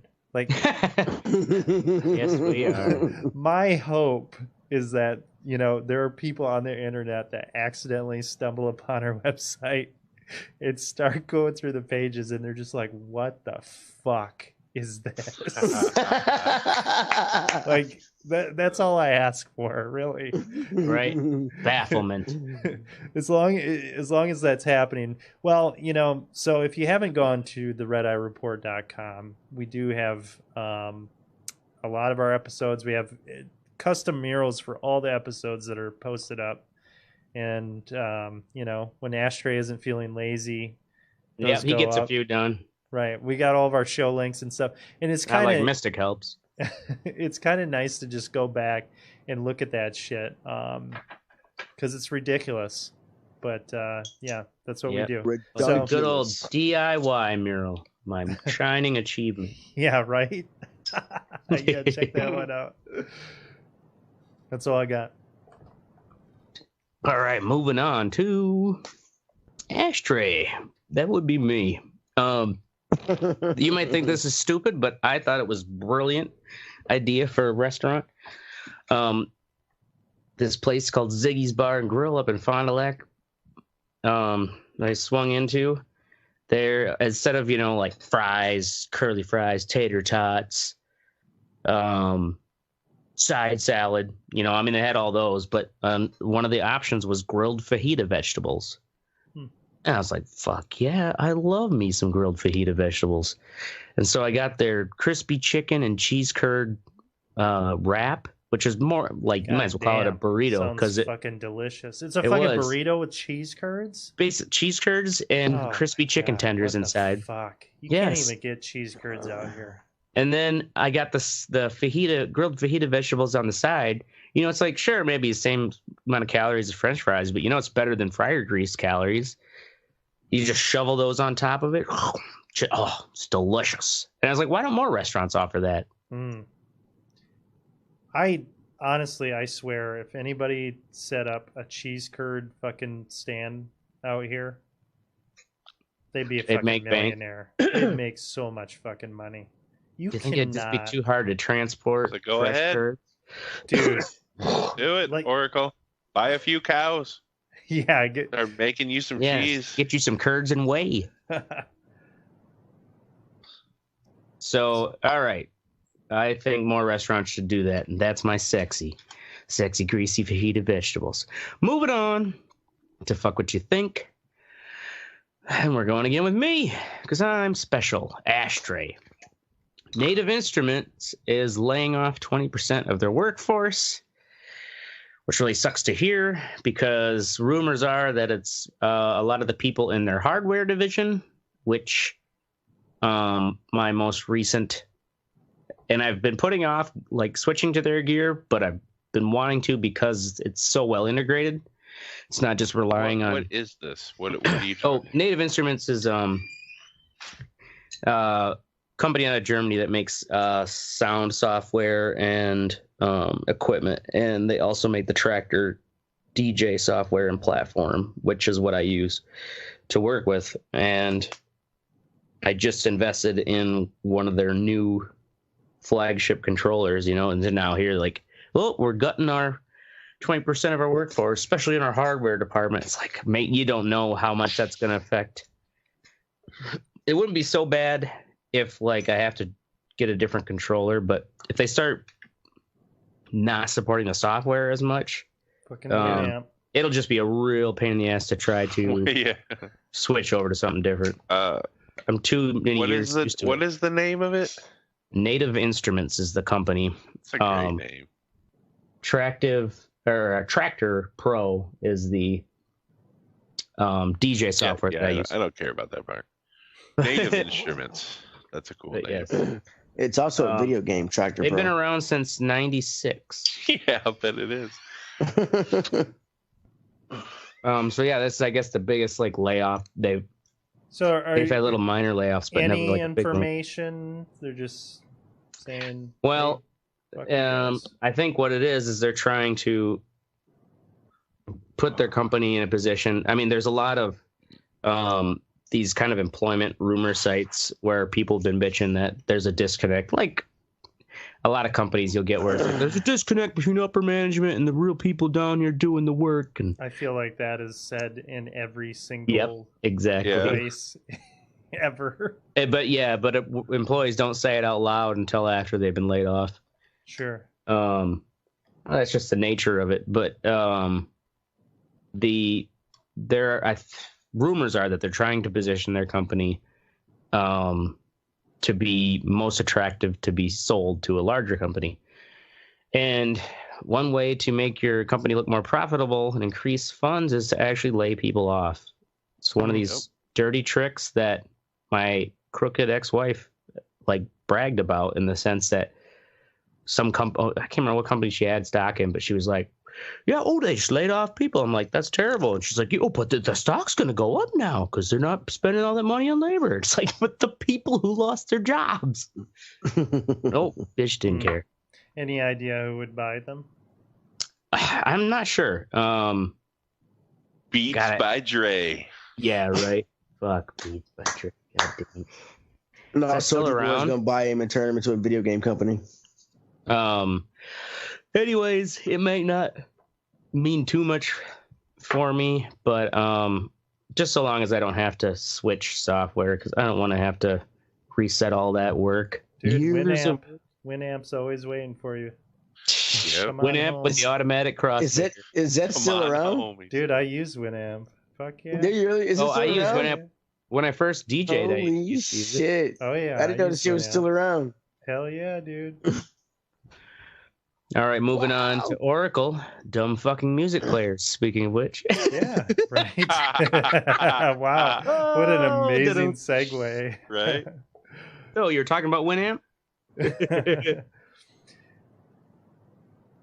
Amazon Music.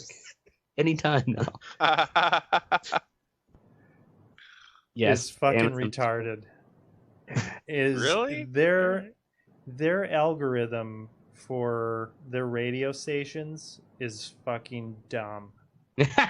Like it just I never use radio stations. It never generates good music, and comes up with like new and interesting tracks or anything. It's great for, if you know what you want to listen to, but if you want to have like a radio thing where it's kind of trying out some new things or whatever. From my experience, I was listening to the exact same shit like every time I would listen to that station when I'd go to the gym. It felt like this is the same 15 songs. Yeah, same order, like everything. And it's like, okay, well, I mean, it's not really a radio station then. Right.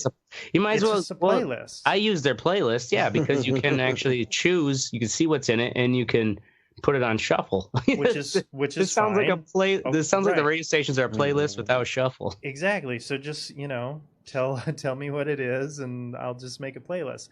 But anyway, so I was like, fuck, what's Pandora up to?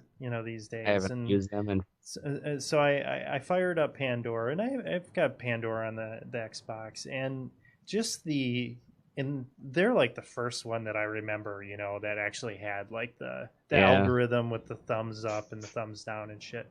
It's just so much better, and I'm hearing music, like discovering new bands and shit, and that's what I want. So I guess my gripe really with the Amazon thing is don't and the thing that really sucks too is like you can't just make a station off of anything. Like you're kind of stuck Pandora, with you could have categories. either a song or an artist. Right. Like there are specific artists that you can make stations off of. So it already kind of channels you in, and that isn't what I was looking for. So I don't know.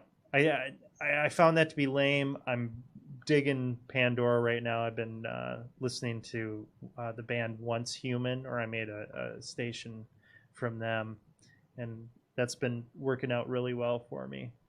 But yeah, that's my cool. I just got sick of hearing the same fucking thing. Well, if it go in the same order, that would get very dull because it's pointless then. It's not really a radio station. Mm-hmm. An unshuffleable playlist. I just download the albums on Amazon Music. Yeah. It was great for that when I was using. So how much do you pay for the actual unlimited Amazon Unlimited or whatever? I don't even remember. Is it $10 a month? Yeah. Yeah, I think it's 10. If you do Pandora, they're like, but whatever. You don't get to ad free. You don't get to keep it, and it's $5. I think Spotify has something. I think Spotify does have. I use Spotify. It has a radio setting. Which I like using. You can do off of any. You can do it off of a playlist, off of a group of music on a playlist you have. I think though with the Amazon Unlimited, you can do it. You can do it off of a single artist or an album. Yeah, it's pretty cool. I like it. Mystic, can you? When you download the premium is $10 a month for Spotify. Spotify is free though, so. But it comes with commercials and shit, and you can only fast forward. You can only fast forward through 7 or 8 songs and whatever. But you can still download albums and shit. Yeah, fuck Spotify. Mystic, when you download those on Amazon, does it let you play them on anything outside of the Amazon player? I haven't tried. Because download it right onto.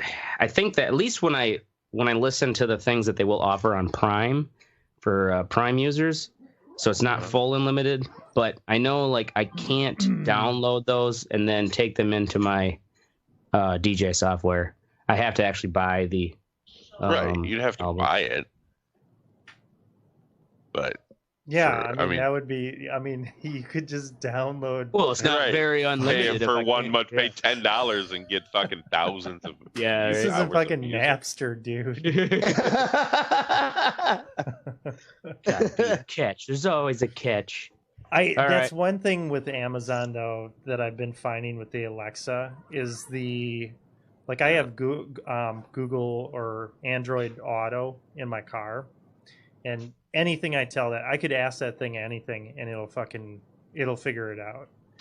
And Amazon, I'll ask Alexa and man, that motherfucking thing comes up with some crazy ass answers.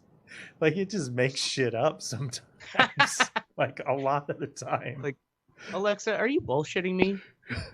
So I think I think Amazon really needs to step their game up with the fucking AI or whatever the fuck they got going on. Funny. All right, we're going to move on now to Teddy. No more Harry Potter. Oh, look, he even typed it that way. Yeah, I did. So St. Edward's Catholic School in Nashville, Reverend Dan, what's his name? Rehill, has banned Harry Potter books. He sent out a fucking email to the faculty. It says the 7 books present magic as both good and evil, which is not true, but in fact a clever deception. The curses and spells used in the books are actual curses and spells, which when read by a human being risk conjuring evil spirits into the presence of the person reading the text. Jesus. I have consulted several exorcists both in the United States and Rome, and they have recommended removing the books from circulation. Okay. So this crazy fucker thinks that the Harry Potter books are real, and the fucking I don't know any spells from the fucking book or movie. So you would see a lot more owls flying around if it was real. or a lot more kids would have been fucking. Something would have happened. It is just these people are fucking retarded. It's just a goddamn shame. And the fact that this is Nashville doesn't surprise me. There's a law like I had my bachelor party in Atlanta because they petitioned to a law around here to where there is this 3-foot law for strip clubs. There's now a barrier to where you want to I feel it's more degrading because you have to ball up the one or whatever you're gonna throw, whatever tip her and chuck it at her instead of putting it behind the ear or whatever and letting her come and get it like you used to. Nope. Ball it up and chuck it at it. So now you're trying to see if you can hit the bitch in the left nipple or something. It's more like a game, and I feel like it's more degrading. But they call Tennessee the Bible Belt, the buckle of the Bible Belt, and this shit's just retarded. Goddamn fucking stupid Catholic retards. Goddamn retarded. I've been to the Vatican out of walk. So are they saying the Vatican is against it, or is this just some local nut? No, this is just some local nut, and they but the superintendent it's his school. He can do it if he wants. It's just books and shit. It's cool. Just let him. I mean, but this is what happens. This is what happens when you don't let guys fuck. All right, just sit at home. Like, goddamn Harry Potter. Okay. This is true. If God wants you to be born without a dick, all right, just use it. Okay, it's fine. Jesus Christ. See, we're gonna go on to now Mystic with violence. I don't think Mystic there. But... he left. Fucking battery died, didn't he? No, I'm here. It's just everyone decided to come downstairs and talk while I'm trying to do this. So anyway, 2 days ago, I think it was 2 or 3 days ago, this woman was shot on the corner of 51st and Capitol because they got into a fender bender. Damn. And argued, and then someone in the car that I don't know who it was that they got hit or did the hitting decided to pull out a gun and shoot this lady. Wow. How old was she? Teaching her kid how to drive. I don't fucking know, 50 something, whatever. It doesn't matter. It's just, the point is that somebody got shot over a fucking traffic. Yeah, while teaching your kid to drive, that's I would never want to drive then. The fucking violence in these cities is fucking ridiculous, and I'm sure it's not just Milwaukee. It happens in every fucking big city, and it's stupid. Pull out a gun over some shit like that? Come on. Yeah, on a lady too, though. Right. Yeah. The thing is, you'll have people like that where it's like, where is your conscience? Jesus, who raised you? Right. Teletubbies. That's it. That's all I wanted to say. Yeah. Teletubbies are the devil. Goddamn Teletubbies taught me to pull out my gun to solve situations. All right. Being racist again? Is that what it is? Is it going to be? That was my hillbilly, okay? We're making fun of Teletubbies. No, Jesus, you're so You were doing hillbilly. Oracle was being racist. I see that smirk. I see that fucking smirk. That's some bullshit, dude. That is some severe bullshit. Let's go. Wait till my turn's in 2 weeks. We're all racist, Teddy. We know it. As white people, we can't help it. It's our nature. Goddamn. So, crackers. in all seriousness, go fuck yourself, Myrtle Beach, South Carolina. That's our show. We're going to be here every Wednesday night at 10 p.m. Central, maybe Thursdays. You can check us out during the conversation at theredeyereport.com or facebook.com/theredeyereport. You can also twiddle us, but nobody cares and nobody uses it. So twiddle the air. Otherwise, like us, share us, fuck us. We're down for whatever. I am the ashtray. I'm Oracle. I'm Teddy. I'm Mystic. And this is the Red Eye Report. Yeah, I was like, what are you waiting on? Jesus Christ. You're like a Tennessean. You're just so slow. Fuck. Yep. It's hot in here. These people are so slow down here. I hate it. It's Jesus Christ. Oh. All right.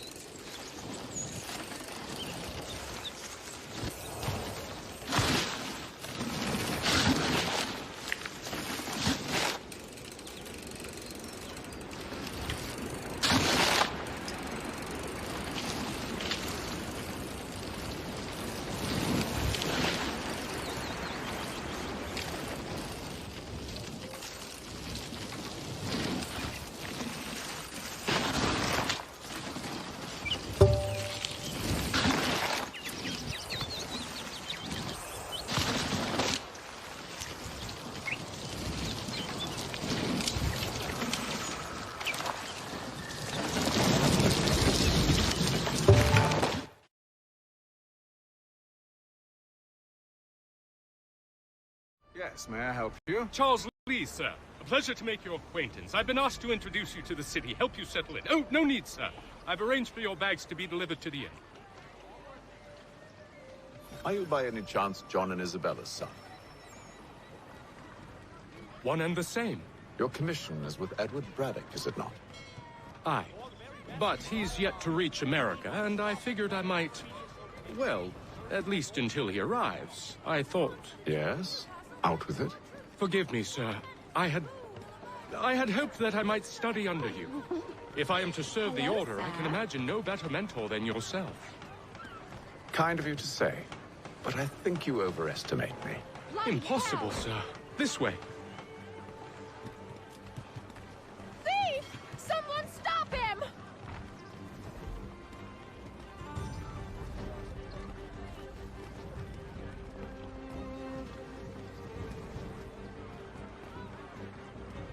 Boston's quite a lively city. There's all manner of things to see and do. Once you've settled in, I suggest you take some time to walk the streets. Who knows what opportunities you might discover. Hold a moment. I need to fetch a few things before we get to work. I'll arrange for horses while you do that.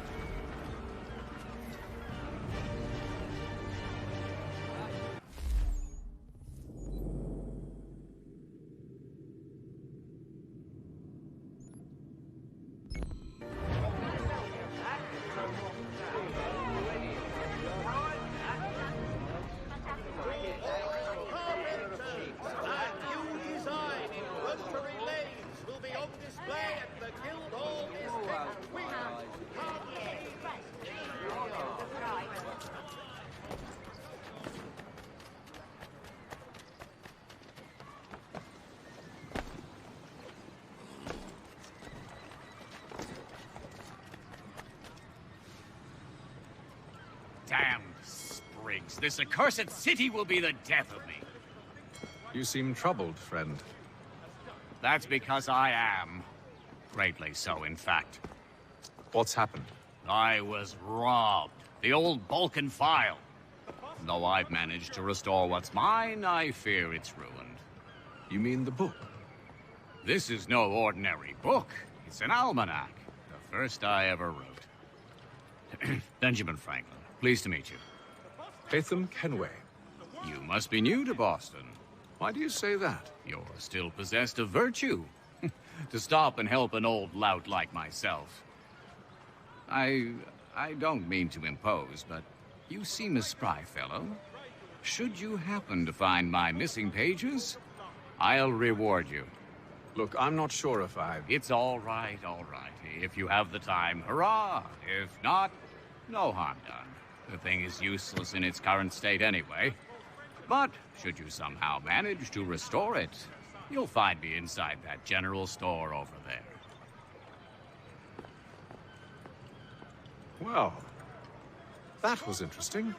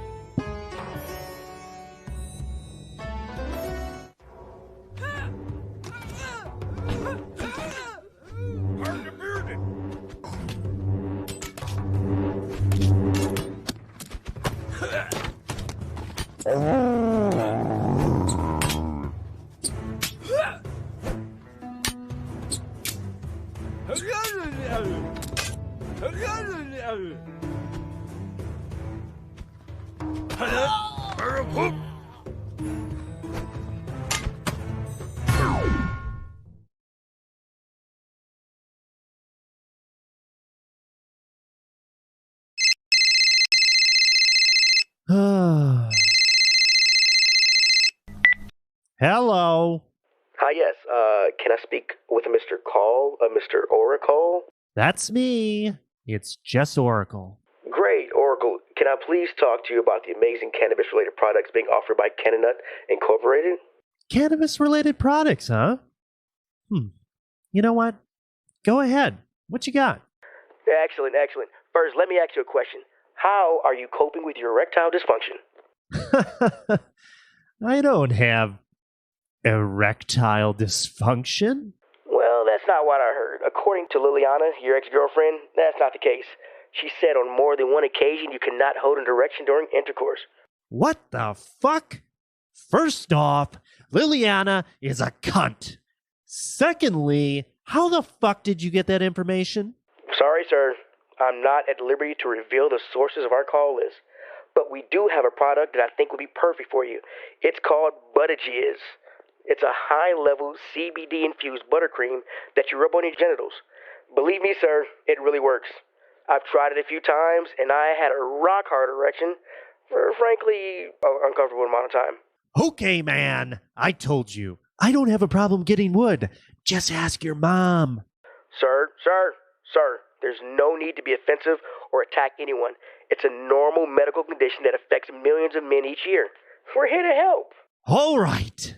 Now you're getting annoying. Have a good night, buddy, and I would definitely like to opt out of your call list.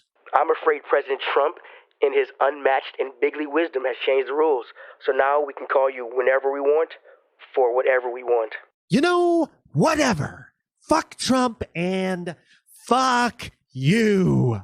Well, if you're looking to fuck anyone with your condition, butter jizz would really help.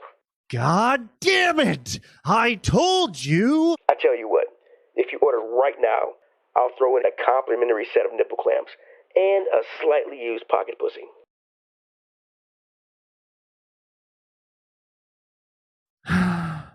I'll take 2.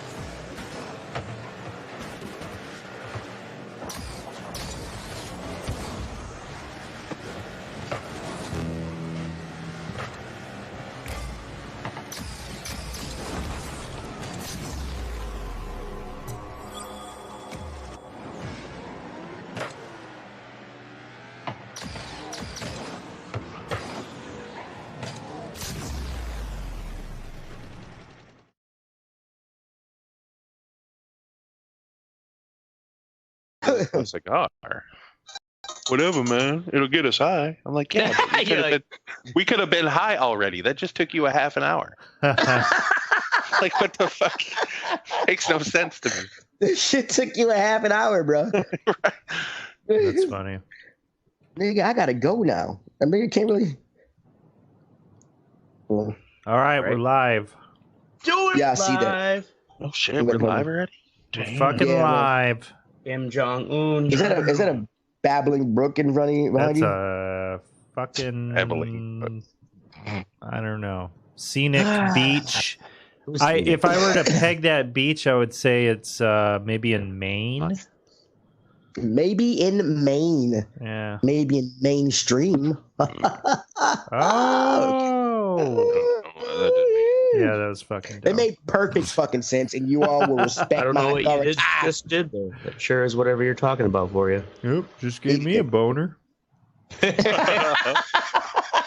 still confused. I don't know what you're talking about, but I got a boner. This time it didn't even involve a homeless man. Yeah. I hate you all. All right, on this episode of the Red Eye Report, we talk about competitive eating. We listen to Ashtray ramble on about some bullshit as his forehead gets nice and glistening. And we also ridicule Ashtray.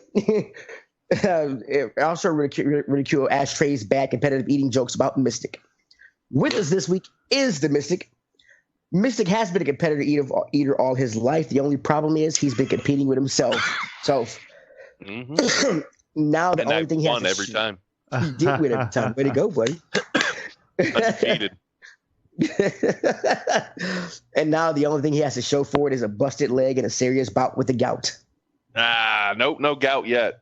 No gout yet? Way to go, buddy. With the gout. I like Bout it. with the gout. Ding, ding, ding. Yeah. Only one man comes out. Be like a boxing match. Scout wins, right? That's like a celebrity death match fucking thing. Celebrity death match. That was like one of the only things I watched on MTV for the longest time. Yeah, Holy shit, I forgot all about that show. All right. Next to him is Oracle. Oracle's competitive eating. He does competitive eating in the saddest way possible. He does it by staring at himself in the mirror, crying as he shamefully shovels spoonfuls of food into his mouth, all the while telling himself that no one will ever love him. Yeah, exactly it. That's it. Oh, he's right about that. And then there's the Ashtray. Ashtray competitively eats one thing: drugs. And I mean a lot of fucking drugs. Like I did a lot of drugs. Like I did a lot of drugs, and my wife died. But this motherfucker, I couldn't party with you. my heart would explode. All that radiation therapy I got, it's my superpower. Yeah. You know? He's on the light end. Really? Come to Wisconsin, bro. I've been to Wisconsin. I had to bring my own drugs. You've been to Madison. I real Wisconsin and had to bring my own drugs. All right, so don't come in here with that bullshit. You didn't bring your own drugs. I got you drugs. No, I got you drugs. No, Bullshit. I got you drugs in a city I didn't even live in. No, you did give me drugs in the city you lived in. Right? Yeah, I get that. That was correct. That was only after I had run out of the drugs that I brought with me. Remember? Okay. Yeah. You're right. Boom, sucker. Right. But we helped each other out, and we're discussing who got who drugs on Facebook. Where'd he go? My father would be so proud. Fucking gold. Anyway, Ashtray. The person watching is Mitch. And me, I'm watching. Thanks, Mitch. Anyway, I got to do that part over. Ashtray competitively eats one thing: drugs, and I mean a lot of drugs. I do mean a lot of drugs, but I do have to say that his cocaine and mushroom-filled rants on the show make him slightly more bearable. Just a little. Just a little. Yeah. And lastly, I'm Teddy. Yeah. And I'm Teddy. I competitively eat one thing: pussy, and I'm pretty goddamn good at it. And if you don't believe me, ask your mom. And this is the Red Report. Burn! Wow, sick burn, sick burn, dog. Damn. Oh, dude. Actually, that reminds me. I saw Kyle in his native environment. His natural environment? Yeah, his natural environment. So I was. Was it a gutter? My gym is across from the Social Security Administration office. Oh, my God. And there was a Kyle there, and his hat was like sideways, and he had a big old Monster can on top of his shitty car.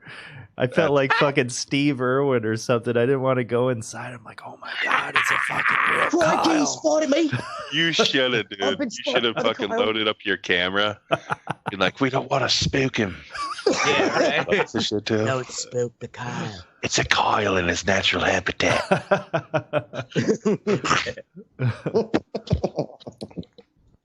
All right, so this week we're talking about competitive eating. This was my Fuck What You Think a few episodes back. I think like 4 or 5 because July 4th. The episode around July 4th because that's when the Nathan's hot dog eating contest takes place. And I kind of sucks that I know that now. I had no idea when that contest took place. It kind of like surprised me. It was like, it's coming up. I never knew it was on July 4th. So like, I really couldn't find the earliest fucking. This is like some Oracle type shit because I found this story. Oracle used to do the history of the shit. He's come up with this obscure shit. But anyway, one of the earliest competitive eating challenges is a Thor and Loki Norse tale. They are confronted by a giant king, Utgard Loki, and he challenges each visitor to a competition. Everybody loses, but the thing Loki chooses an eating challenge, and the king puts him up against a guy named Logi. And they put a wooden plate. Loki versus Logi? Yeah, Loki versus Logi. They put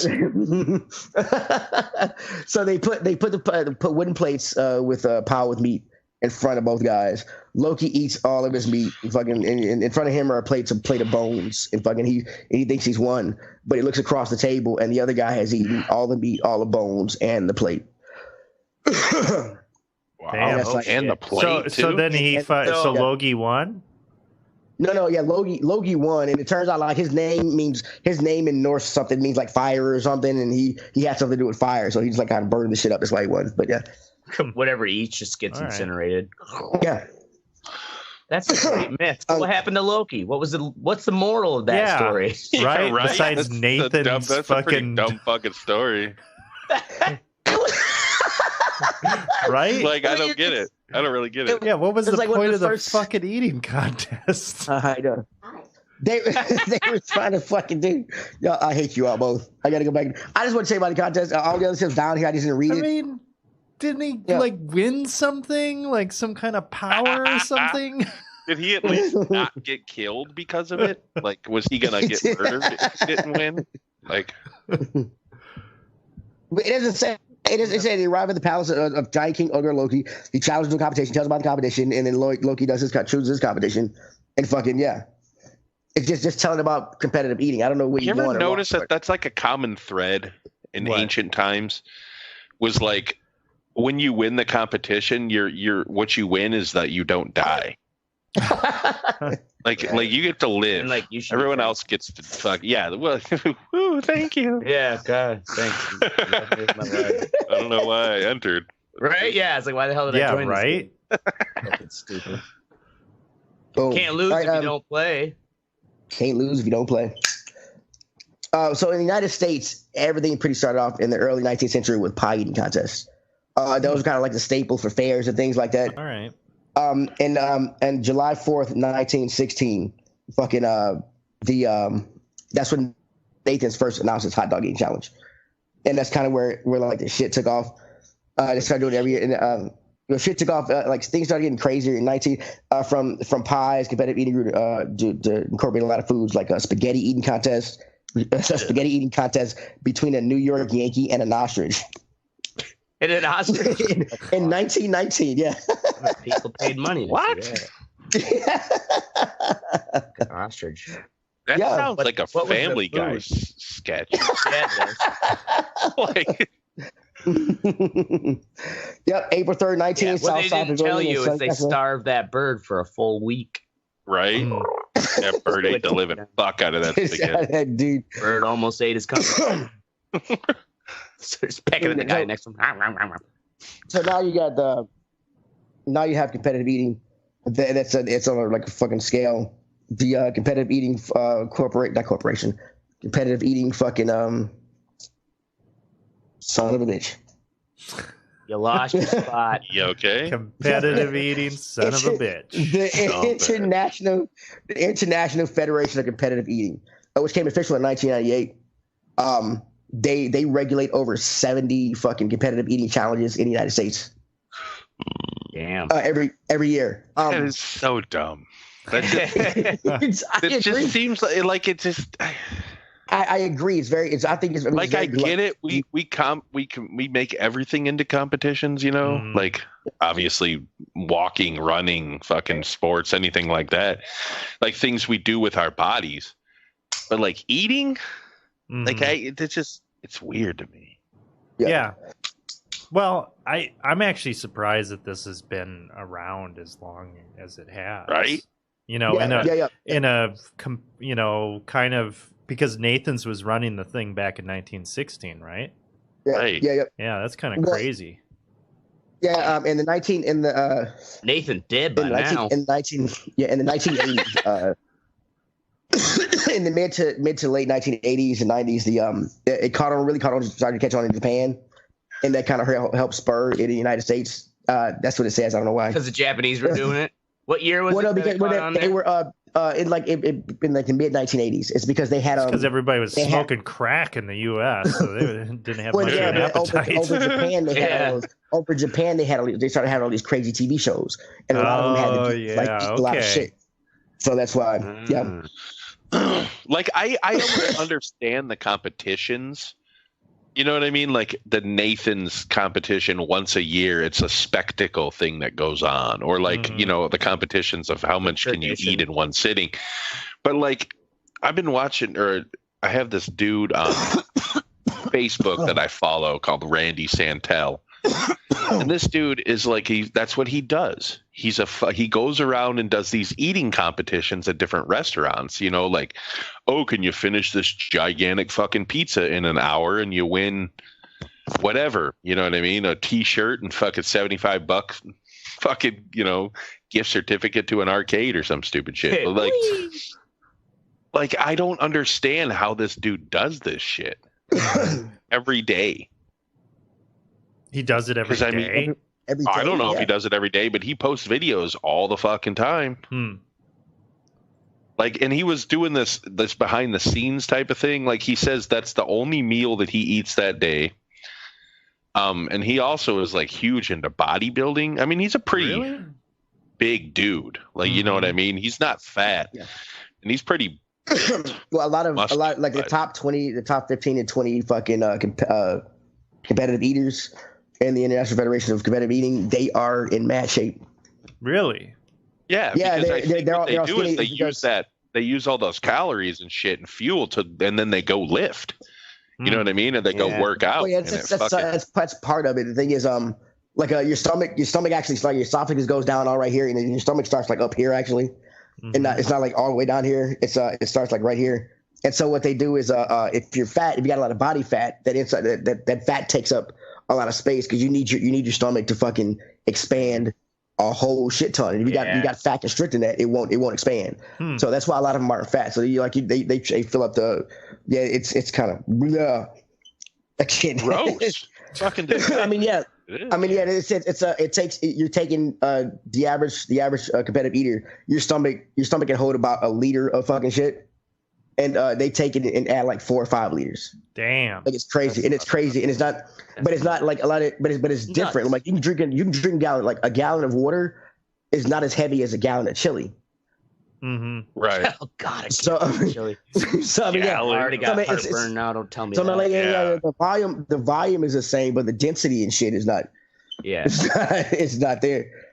It's competitive eating, like you shouldn't. Nobody should eat that much fucking food that much. But when there's money involved, how can you say? Well, I mean, but it's not very lucrative. I mean, like I know you can't make it. Kobayashi. I think Kobayashi. He was like the highest paid one year. He won $150,000, and that's just going around the country eating. You win. I mean, a lot of these contests, like the biggest one was the Nathan's Hot Dog Challenge. It's considered the Super Bowl of the professional eating world, and that gets you like $10,000 to $15,000 if you win. And then the other ones. I mean, like a professional eater. No, you don't have to. You don't have to fucking be a professional eater. How the fuck do you train? The thing though is it's different. Well, training is. Oh, go. Sorry, Mr. Good. If you're only doing shit like that, you're probably not making a lot. But that, like I said, that Randy Santel guy, like he has like 2 million followers.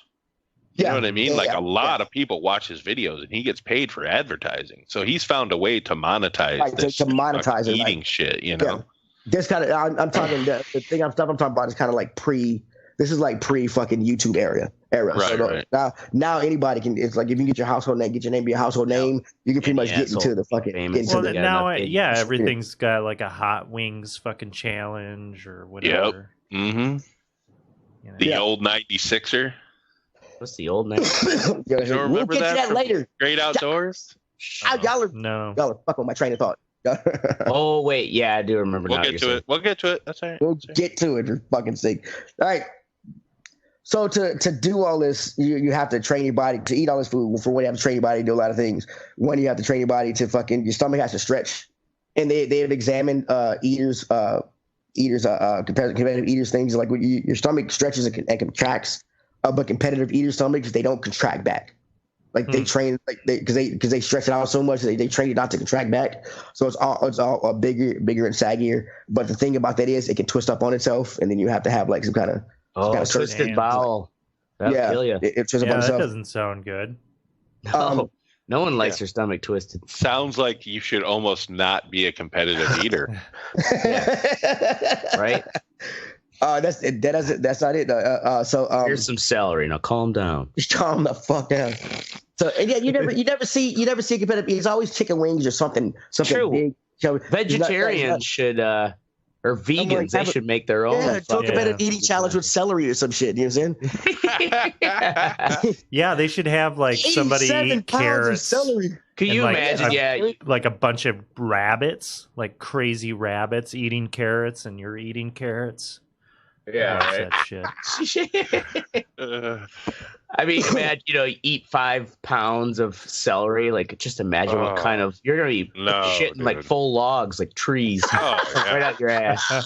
So much fiber. It's so strange. Man, you could press that shit and make a TV stand out of it. Right. That's some firm stool. What's that smell? It's just TV stand. TV stand, bitch. Calm down. My shit one time, and I shit you not, held up the side of a house. That's how firm it is. Yeah. Why is your TV at an angle? Oh, someone that has that early shit, not enough fiber in that. Yeah. Anyway, another thing, if y'all see the contest, you know how they're pretty much shoving. They do ways to get. Don't they get put the it in water or something? Some of them do because they say it helps them swallow easier or get it down easier. Some do, some don't. Some dunk it in water, some fucking swig it, whatever. But when you're doing that, you have to breathe right because you can get hypoxia because you're stuffing your shit and the brain loses oxygen. Damn, you can pass out. Like you get down the wrong pipe. Yeah, a lot of what do you call them? Choking. Amateur. Ladies. A lot of the amateur fucking. We call that choking. Yeah, a lot of amateur eaters they die in chokings because one they're eating all this food and they're shoving it down and they didn't train. They didn't train. I mean, like these guys they got a day job, swallow big things of food and stretch out their esophagus. Like it's they actually do train for this shit. And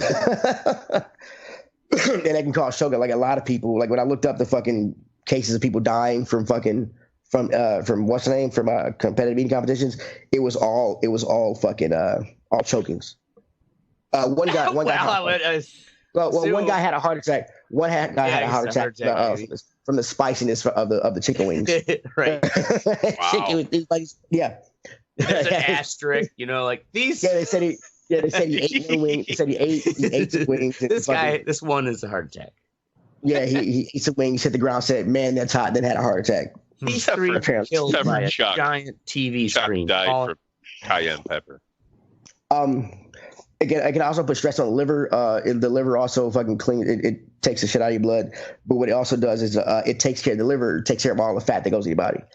And if you're eating fucking 200 fried chicken wings in a competition, that's a shit ton of fat. Right. And they continually put your liver under to eat because in between competitions, unless they're just like any other thing you're training for, they eat regularly. But like up to for far off from competition, they'll start eating bigger shit to practice for. A lot of them when you eat for the hot dog challenge, they'll eat nothing but hot dogs for like a month, fucking to stretch the shit out.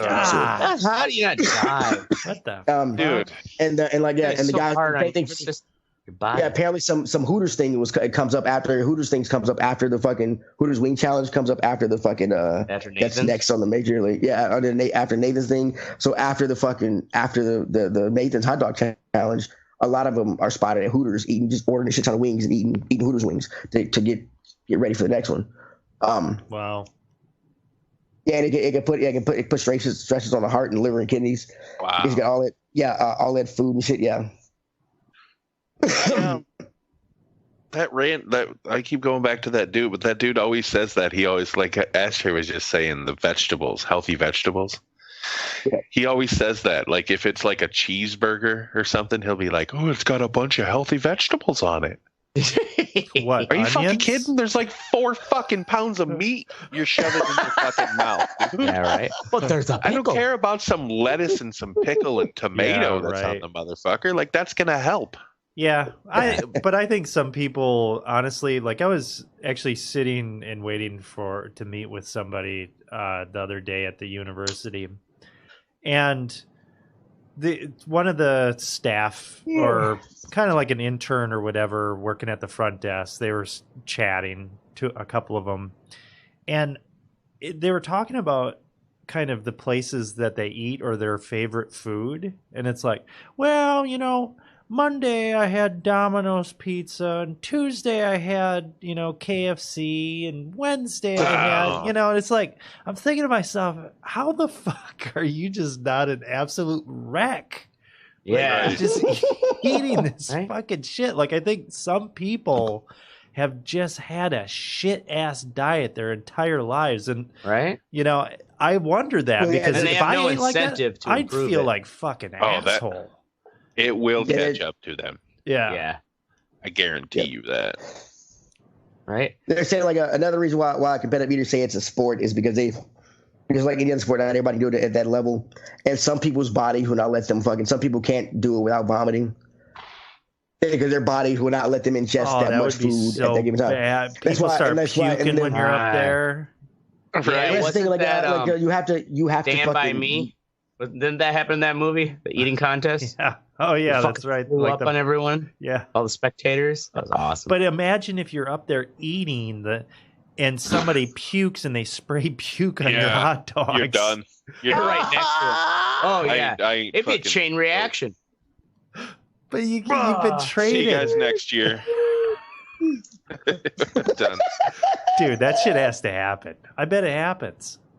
It does happen because in order to be competitive, like your body, once your body or stomach gets that thing, you pretty much they stuff food down, they jump up and down. You see them doing a lot of technique things to do to fucking keep the food going down and stay down. But you have to fucking like Oracle was asking how to train for it. A way to train to fucking to forget about your gag reflex apparently is every morning, every night when they brush their teeth, they go as far back as they can down their throat. It works too. Yeah, and fight off that gag reflex. And after a while doing that, you have no gag reflex. Ladies, listen up. Well, yeah, and that one dude was saying too that he takes fucking basically the equivalent of X-Lax every night. Really? To clean himself out. Yeah. Oh, yeah. Yeah, some people do that. Some people, a lot of them, they have like this one guy here. He has a diet of before competition. He eats a diet of pureed juices and soups and stuff, and coffee because it helps clear them out. Because he wants to make sure you want to make sure you want to make sure your colon is as empty as possible, so you can start. So like you can start because you want as look much up space. in there. Yep, doesn't look like because you want as much space. She's clean as a whistle. I mean, yeah, you want as much space as possible. And if your colon is full of shit because you're having shit, that's a lot of space taken up. I guess that could be pureed, whatever, for your competition. So yeah, I mean, you want. Well, they're not actually putting it in the colon. It's not like it's going through their digestive system. I get that, but if you have a full colon, your stomach pressure against a full colon is a lot easier. Probably just makes it uncomfortable for you. Yeah, uncomfortable. Yeah. You don't know when to shit their pants during an eating contest. Did you find? So they put all this food in. They got to evacuate that shit. I mean, I would think soon after they finish. Do they normally go throw it up or what? Some people throw it up. Some people let it go by itself. Some people use a mixture. It depends on the person. It honestly depends on the person. Man, I bet if you look, you can tell the people who do it because like have you ever looked at Kobayashi's teeth? The Asian Kobayashi guy, like his teeth look like he pukes every fucking day. Yeah, like you can tell he's bulimic. Like it's crazy. Oh, fucking nasty. I'll bet you the maids that work at the hotels that these people stay at. My God. Probably when they come into town, they're like, motherfucker. Right. They better I don't want tip their well. rooms. Right. Can you imagine somebody taking a shit after eating 100 hot dogs? No, because imagine the shit of somebody after they ate 107 jalapeno poppers in 2 minutes. Okay. Yeah, oh my God, that would hurt. You have to flush the toilet 3-4 times. Right? Like 3 courtesy flushes at least for that. At least for that. They should just bring like a jacuzzi or something and just have everybody just shit in that. Like a trough. Shit over, just hang over the side. Trough. What is wrong with y'all? Dude. Fuck is wrong? Why would you just have people shitting in a jacuzzi? They just have a garden hose instead of toilet paper. What's wrong with you, bro? Why spray your asshole? Just sandblast your asshole out after you're done. I mean, it'd be comfortable. Dude, if you think about it, if that many people are eating that much food, you need like some fucking industrial fucking solutions in order to get rid of that. Yeah. You know, we're talking like a farm operation or some shit. Right? They got like a trough, They got- or not a trough, but like the shit, the shit conveyors that used to come through the farms. Yeah, right. Oh yeah. Clear out the shit. Manure spreader. That's what. No, that spreads the manure. You ever been inside a barn where they're all shitting into the center and it's like a big trough? Oh That yeah, metal, no, those metal like in a dairy wheels that farm, go they got around. the gutters that they're like scrapers that run on a chain system. Yeah, metal scrapers that scrape all the shit out. Don't get your foot down there. So I want to ask y'all, everybody around here, 2 questions. One, have you ever competed in the first one is have you all ever competed in a food competition? Fuck no. I don't think so. No. No? No. Well, I think I'd forget I it. think so. Actually, I think so. it wasn't a competition. I ate the 8 wings at Buffalo Wild Wings, like the hottest ones that you can get. Oh, you get them for free if you can eat them. Really? Well, that's a competition. Well, I guess, but it was only 8 wings. It wasn't like a lot. It was just that they were so hot. 8's And it even wasn't a too lot, bad though. because while you're eating them, you get like 4 or 5 in. You're like, this ain't bad, and you finish that 8th one, and then the heat just fucking hits about a minute and a half, 2 minutes later, and you're like, holy fuck! I was in pain for at least a day. Like my Wow. whole face was just fucking on They just fire. send you home with a tub of blue cheese dressing. No, they're like, oh yeah, now you don't have to pay the $11 or whatever the fuck. it was. And now you Yay can't for drink me. lemonade Right? without yeah, getting pretty much. heartburn because you burned your fucking whatever. Right? There's Fuck that shit, dude. I mean, those kind of things. Competitions have been popularized in the United States. A lot of it is due to the show. I don't know if you've watched. You've probably watched it, Mystic Man versus Food. Have y'all ever seen it? I think I've He goes like around an doing these episode. ridiculous. Yeah. He goes around doing these ridiculous eating challenges, and every challenge he did, I was like, every time he did, I was like, nah, I could probably do that. Is that guy is still doing that show?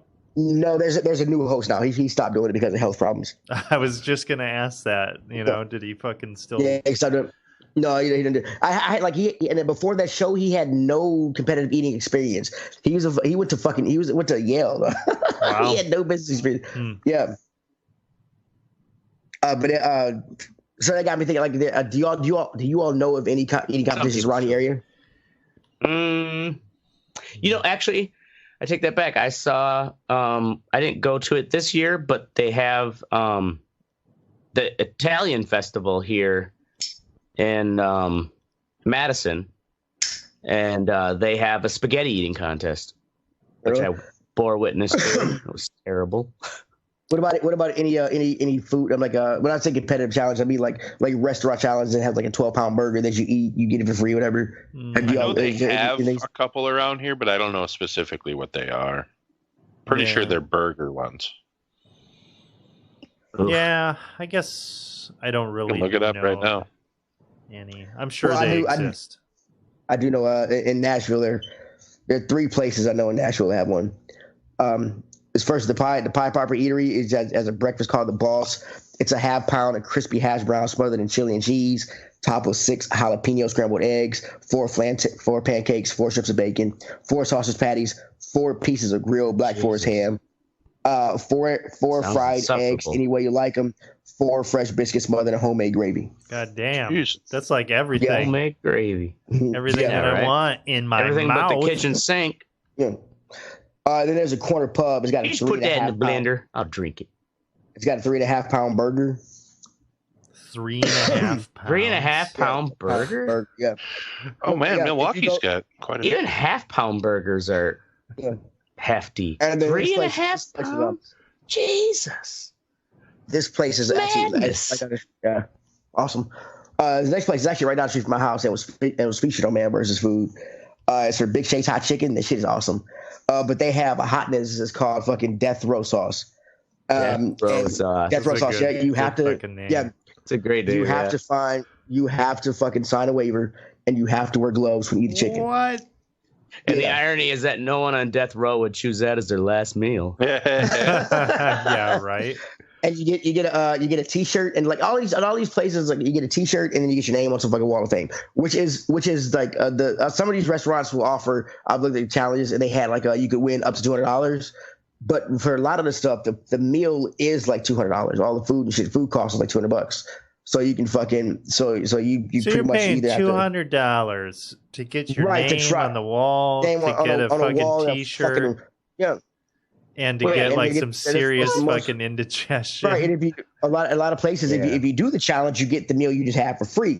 Yeah. And if you don't do the challenge, you got to pay for the meal. But in some places, whether you do it or not, you're still paying the fucking money for the meal. I just feel like if I was a restaurant owner, I feel like, what are you going to have a referee there? You're going to have your waitress or whatever. Like, hey, wait, you missed a crumb or whatever. Yeah, you know, like that's not legit.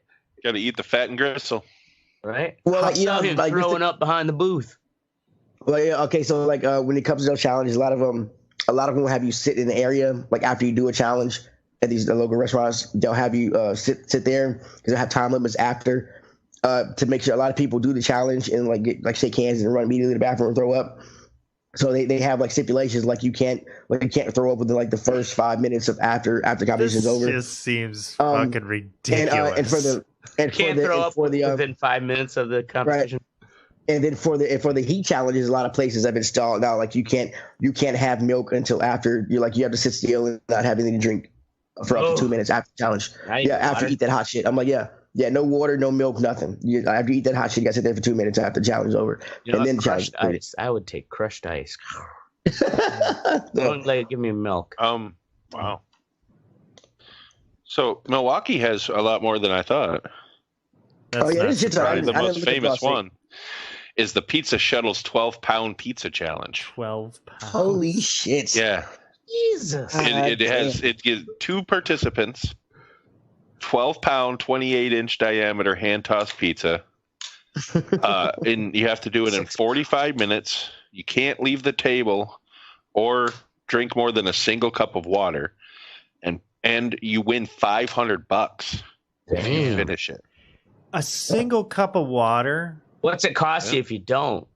I don't know. They don't have a price. They don't have a sale. I can imagine that's it's pretty expensive. Yeah, a single cup of water. You got to ration that shit. Yeah, and right. AJ Bombers, which is actually a really good burger place around here, has an Octo Burger, which is 2.2 pounds of meat. It comes with cheese, lettuce, and tomato and bun, and it's $28. You have to beat the time record, which is currently 2 minutes and 16 seconds. 2 minutes. Yeah, if you can do it, you get the meal for free. What's the point of fucking eating it? I mean, really. The point of eating it is to win the contest. I guess. Right, but you're paying $30 to choke yourself, you fat bastard. I mean, really? That burger can last you 4 days. Just chop it like this. You got breakfast, lunch, dinner, and then breakfast the next day. Yeah. If you want, I mean, it's you fat bastards. Yeah, I don't get it. I've never seen anybody take on the fucking. Every time I go to Big Shakes, which I'm going tomorrow because I want some Big Shakes. Now I'm talking about the chicken. I've never seen anybody attempt the challenge. My neighbor next door said he tried, but I don't believe him because he's an old white guy. Yeah, and I've never seen. I've been to AJ Bombers probably fucking 30 times in the years I lived down here, and I've never seen somebody try the Octo Burger. That big ass fucking thing. Yeah, right. Is it on the menu? I know. I've never seen it on the menu. That's why I was like, weird. Probably some special challenge or whatever. Imagine I would take if I had to fry that burger. That's a lot of fun. If I had a stupid competition, had a restaurant stupid competition like that, it would be on the. That was the first thing you see when you came into the restaurant and sat down and shit. Because I want every fucking idiot to try to do it, just so I can get like $50 off them when it fails. You're right. Yeah, right. Drunk motherfucker's gonna be like, I could do that. I'm $50. Thank you. $50. Thank you. $50. Thank you. I'm like, yeah. Just keep giving me money, you retards. You cannot eat 6 pounds of food in one sitting. You're not trained for it. Don't try it. You're not trained for it. You went in there without an actor. Word. And that's my thing on anybody got anything else to say about competitive eating? No, it's that gross. Was disgusting. Yeah, it's gross. That was surprisingly informative. Although, Teddy. Thank you. Yeah, right. I bet they did it way back. I competitively eat pickles. Ugh. I love pickles that much. Triscuit. I have about 4 pickles a day because we have it with our sandwiches, so we have like a big vat of pickles in the fucking cooler. So I go in when I get to work in the morning, I go in the cooler, fucking check the beer and shit. I grab a pickle, and then it's like through the day I go back there just like grab. I have like pickles are fucking awesome. I hate cucumbers, but I love pickles. So good. I competitively eat cheese. Yeah, I know. We said this before. You'd be stopped up. Oh man, I've been training. Shit. Do you think how much do you think you could eat in one sitting? Do you think you could do if they had a competitive eating of cheese curds? You know, honestly though, I wouldn't want to do that because I wouldn't want to ruin cheese curds for me. Right. Don't do that to the curd. It's like tequila, you know. Like I can't drink tequila straight because you drank too much of it. When I had that I'm like that with vodka. Bad experience. I don't want to do that for cheese. It's not worth it. Right. Ain't worth it. Well, any food you'd get all fucking. Right. Yeah. Like, I swear to God, some people do. Have you ever seen, I have The Rock, or his Facebook, I followed his Facebook thing for a while, and he would always post fucking pictures of, like, he calls them his cheat days, but he just eats sushi. And this dude, I swear to God, has probably $300 worth of sushi. Like in one sitting. Yeah. It's just it's a lot. It's like one plate will be 4 fucking rolls, and then another plate is like, 18 pieces of sashimi or some shit, and then like a bunch of fucking other like holy shit, man. I can put down 4 rolls and I think I'm a fucking glutton, but damn. In Portugal, I find out all you can 3. eat. That's it. I got to actually leave a sushi restaurant in Portugal. Asked to leave? You ate too much? It was all you could eat, and like, but right next to that was a fucking weed shop, and everything in Portugal is legal. so like there was a weed shop next door, so I went there, got suckers, candy, and the guy gave me samples and shit. Because I got like a pocket full of, like I got my whole little thing and had my passport shit, and I got all these euros and shit. He's seen him. He's like, yeah, try this. I thought by the time I left that shop, like my wife and that whole group was all around town doing all this shit. I stayed in that shop like half the day, and then I went to fucking the sushi restaurant next door, and they're like, "You have to leave." No, you have to leave. That is funny. It's all you can eat, man. Give me some more rolls, son.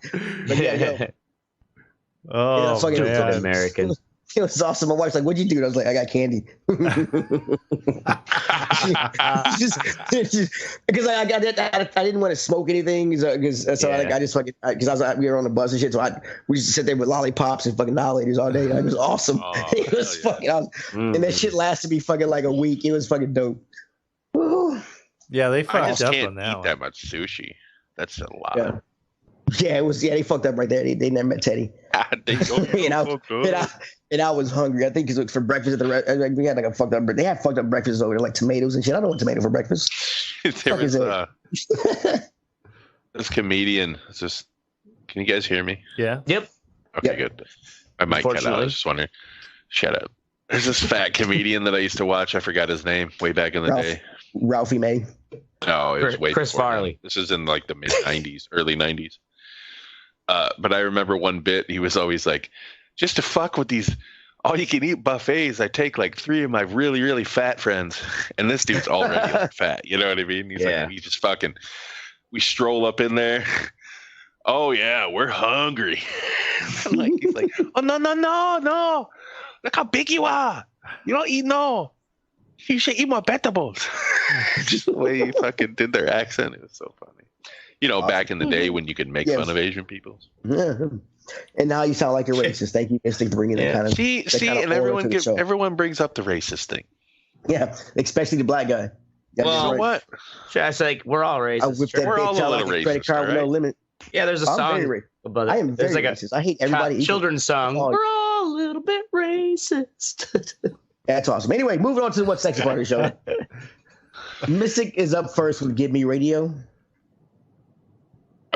So it's an app called Gimme Radio. It's metal.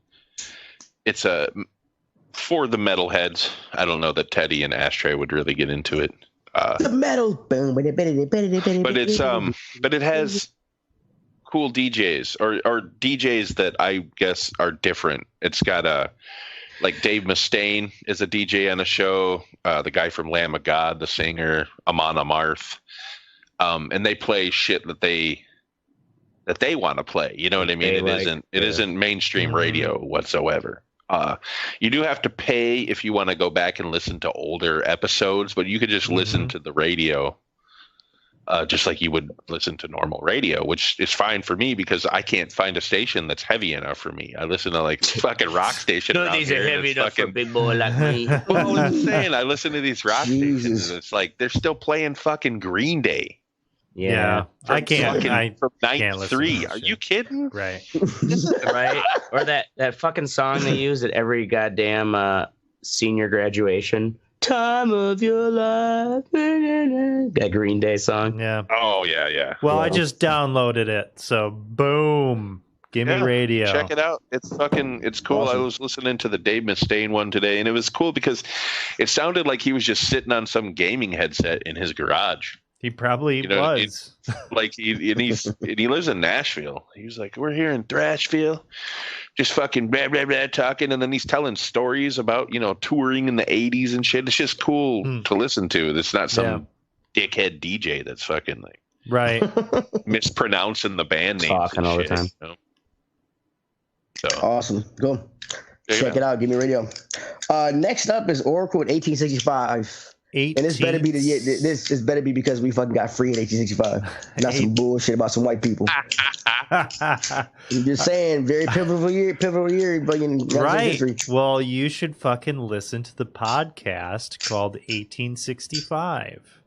So it is about it takes place right after Abraham Lincoln was assassinated, and it follows the war secretary Edwin Stanton, who was actually pretty much the architect of a lot of the Emancipation Proclamation and the Restoration. And when Lincoln was assassinated, the vice president, Johnson, was actually a fucking drunk, and he was hell-bent on erasing Lincoln's legacy.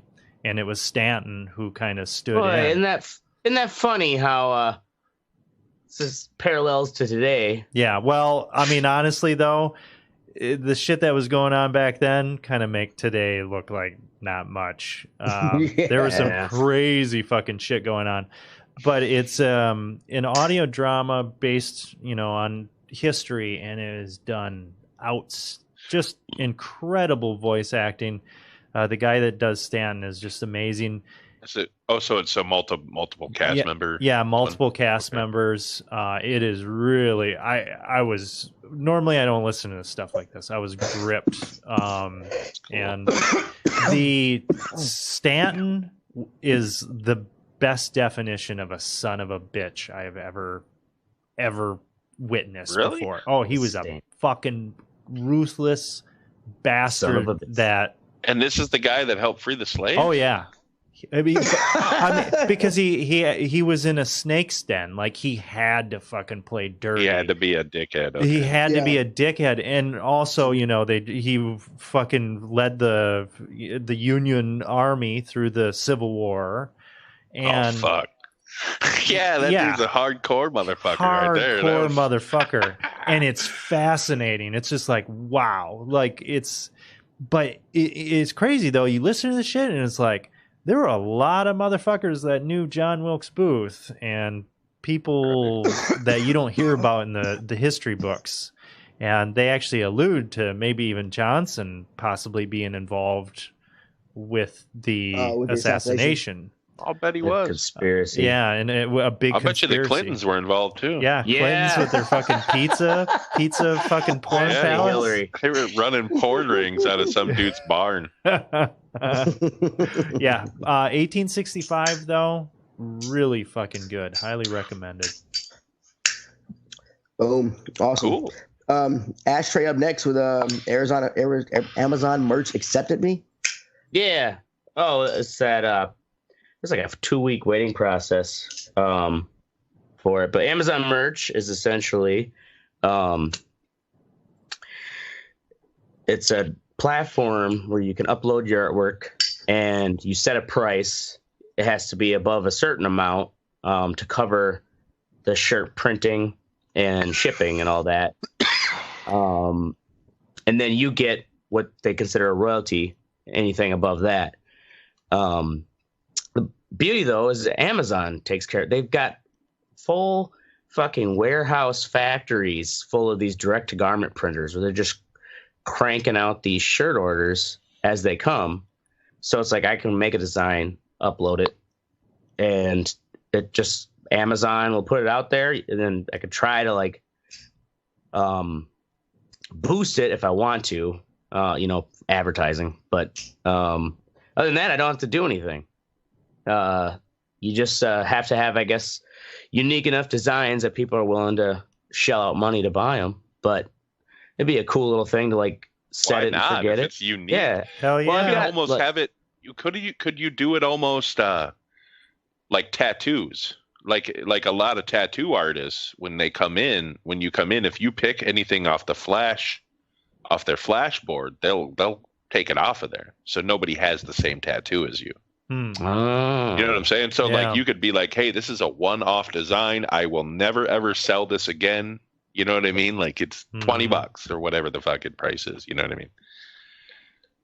Well, for the Amazon merch, though, it's I guess you could just, after you get a sale, you could just delete the item. Delete it, yeah. There. Yeah.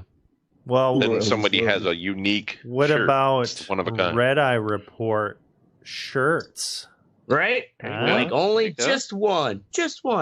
No, With but like actually, cool I was quotes on the back. Like I told you guys, they also offer, besides shirts, tank tops, hoodies, they also offer those what are they called, pop-ups or whatever, the circle things that people have in the back of their cell phones. So it's like something for pop locks. Yeah, I think that might be it, pop lock. But yeah, I'm gonna do Red Eye logos where it's just the eyeball on pop lock. Awesome. I'll buy one. Do it. Let me know. Yeah. I'll fucking buy one. We'll fucking advertise. Yeah, I just gotta accept it. I'll let you know once I get the we can even put it on our page. Bam. Self-promote, bitch. Boom. Who's next? Next is me with beta, baby. So they the Call of Duty beta is coming out. I'm excited about this Call of Duty game because they're going back to the roots of it. The last big game, in my opinion, it was Call of Duty Modern Warfare 2. This game is going to be a continuation of that, which came out like fucking 12 years ago, 15 years ago. It's been a long fucking time since the game came out. Holy shit. And so they have the open beta tomorrow. You can download it on PC, Xbox, and PS4. This game is going to be cross-platform between all three systems. They've been running like an alpha and beta for the co-op play and shit, but for this, so now we get to test it out. So like everybody hop on, like I'm gonna play tomorrow. So everybody hop on and fucking test out the fucking. I think somebody posted to our page already that the beta was out on PC because that one dude got a 30 kill streak. Oh yeah, I put that up there. You got the nuke, the tactical nuke. Yeah, right. Yeah, but that wasn't closed beta, not open beta. Oh, okay. It's only been the closed beta has been up for like a week, I think. So Teddy, for Call of Duty, I haven't played through a Call of Duty since probably Modern Warfare 2, but I have just kind of popped in.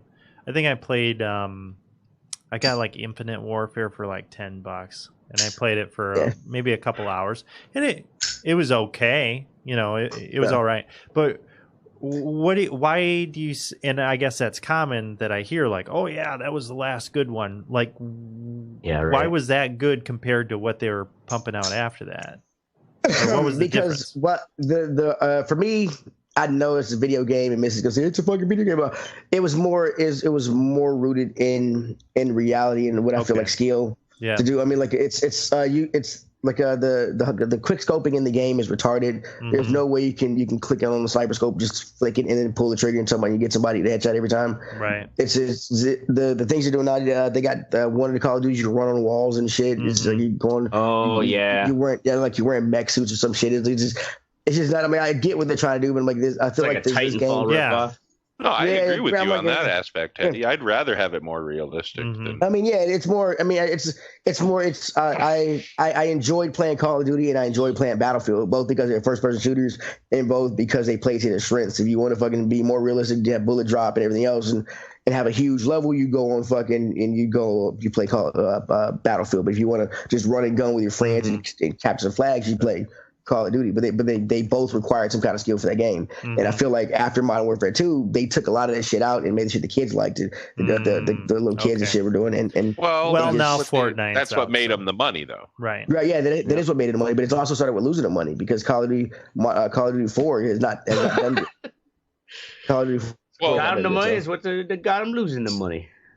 And so so now, like the last 2 Call of Duties didn't have a story mode. Right. Like there was no story. Yeah, there was no story. No campaign. Like there was no campaign. When I bought Modern Warfare 4, I bought it. I didn't want to play the multiplayer. I wanted to play the campaign, and there was no campaign at all. I'm like, I just spent $60 for this shit. Yeah, right. And yeah, I mean, I did get Modern Warfare 4, Call of Duty 4, Modern Warfare. I got it free with the it was like the what do you call it, remaster one? Yeah, I got that for free when I bought it. But I mean, that was the only thing. But there's no campaign whatsoever. It is all multiplayer. It's either multiplayer or zombies. That's the Battlefield did that with Battlefield 2, but that's right. That makes Battlefield sense because they're fucking right. Well, and that was. Yeah, the whole point of it was they have massively multiplayer. Right. Battlefield had a story. Not Battlefield 2. Yeah, it did. Bad Company, yes, it did. That wasn't bad. The Battlefield 2 was before that. Oh, was it? Okay. Yeah, Bad Company was the one right after it. Oh, okay. Okay, I played I thought Battlefield 2 was just called Bad Company because I played that one and it had a story. It was awesome. But yeah. Word. So everybody log on, try to overload the servers and shit, so when it comes out, so they can get all the shit fixed when it comes out. Won't be no goddamn problems. I absolutely will not do that. So thank you, though. That's fine. Yeah. I hate those games. I can't take it. First up is me. Oh, sorry. Focus you. Next up is our Focus You Think.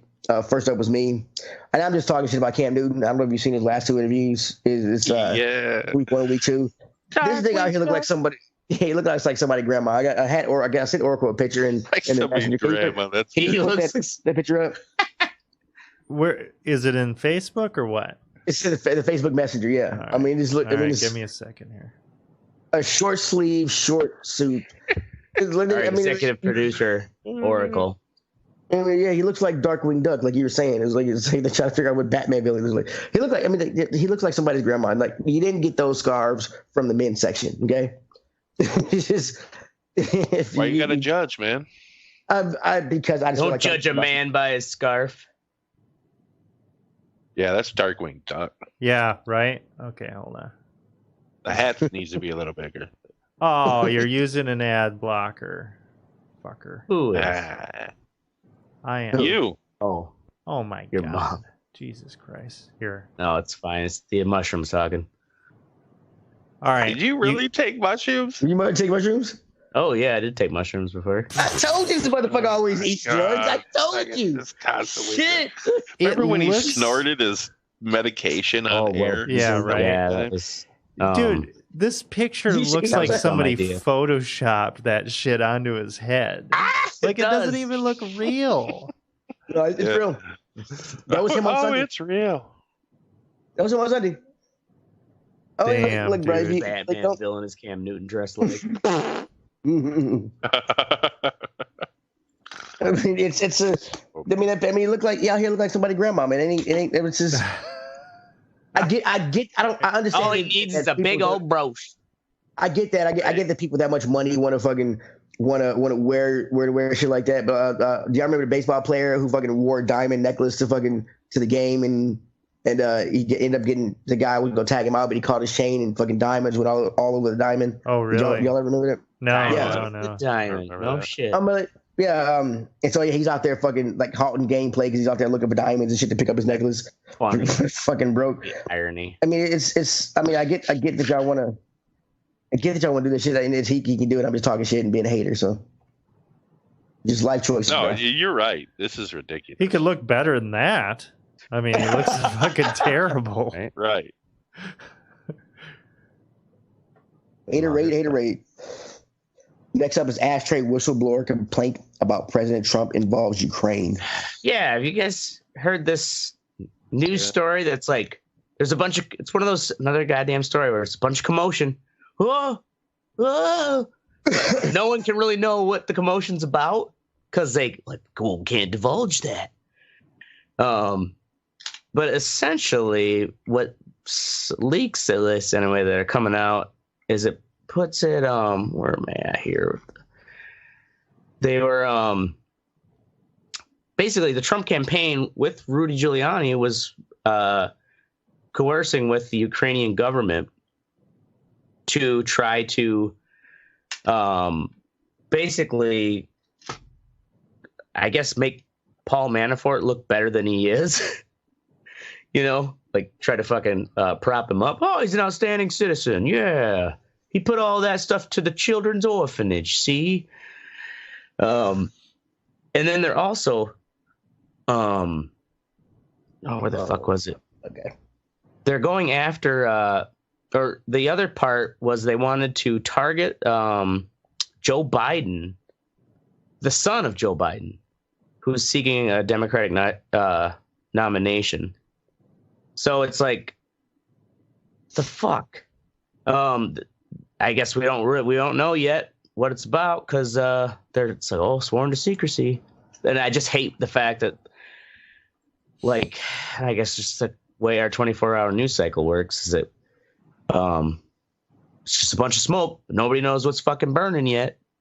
That's why I don't watch the news. I only watch Cartoon Network. Yeah, I just watch Cartoon Network and Law and Order. That's it. I'm addicted. I actually got like many things. I got yelled at the other day because whatever, we were talking about presidential politics. I'm like, Uncle Joe, and Carolyn's like, you can't fucking vote for him because he's a meme. And I thought to myself, it's like, you know what? That's why I want to vote for him, because he's a meme. Yeah. Oh, that's just like the reason why a lot of people voted for Trump, you know? Right. He's that larger than life clown. Oh shit. I'm just like, we shouldn't let them in on. I'm fatigued, man. I don't give a fuck. Biden is seriously, his mind is almost gone. Biden, he can't be president. Yeah. That fuck is crazy. he's crazier than Trump. You can't. Oh, he's not crazier than Trump, but he's fucking. Yeah, he's just. Yeah. Well, it's just like he. I agree with him. During the debate where he's like talking about what was it? They were asked the question was something about, how are you going to address the inequalities, the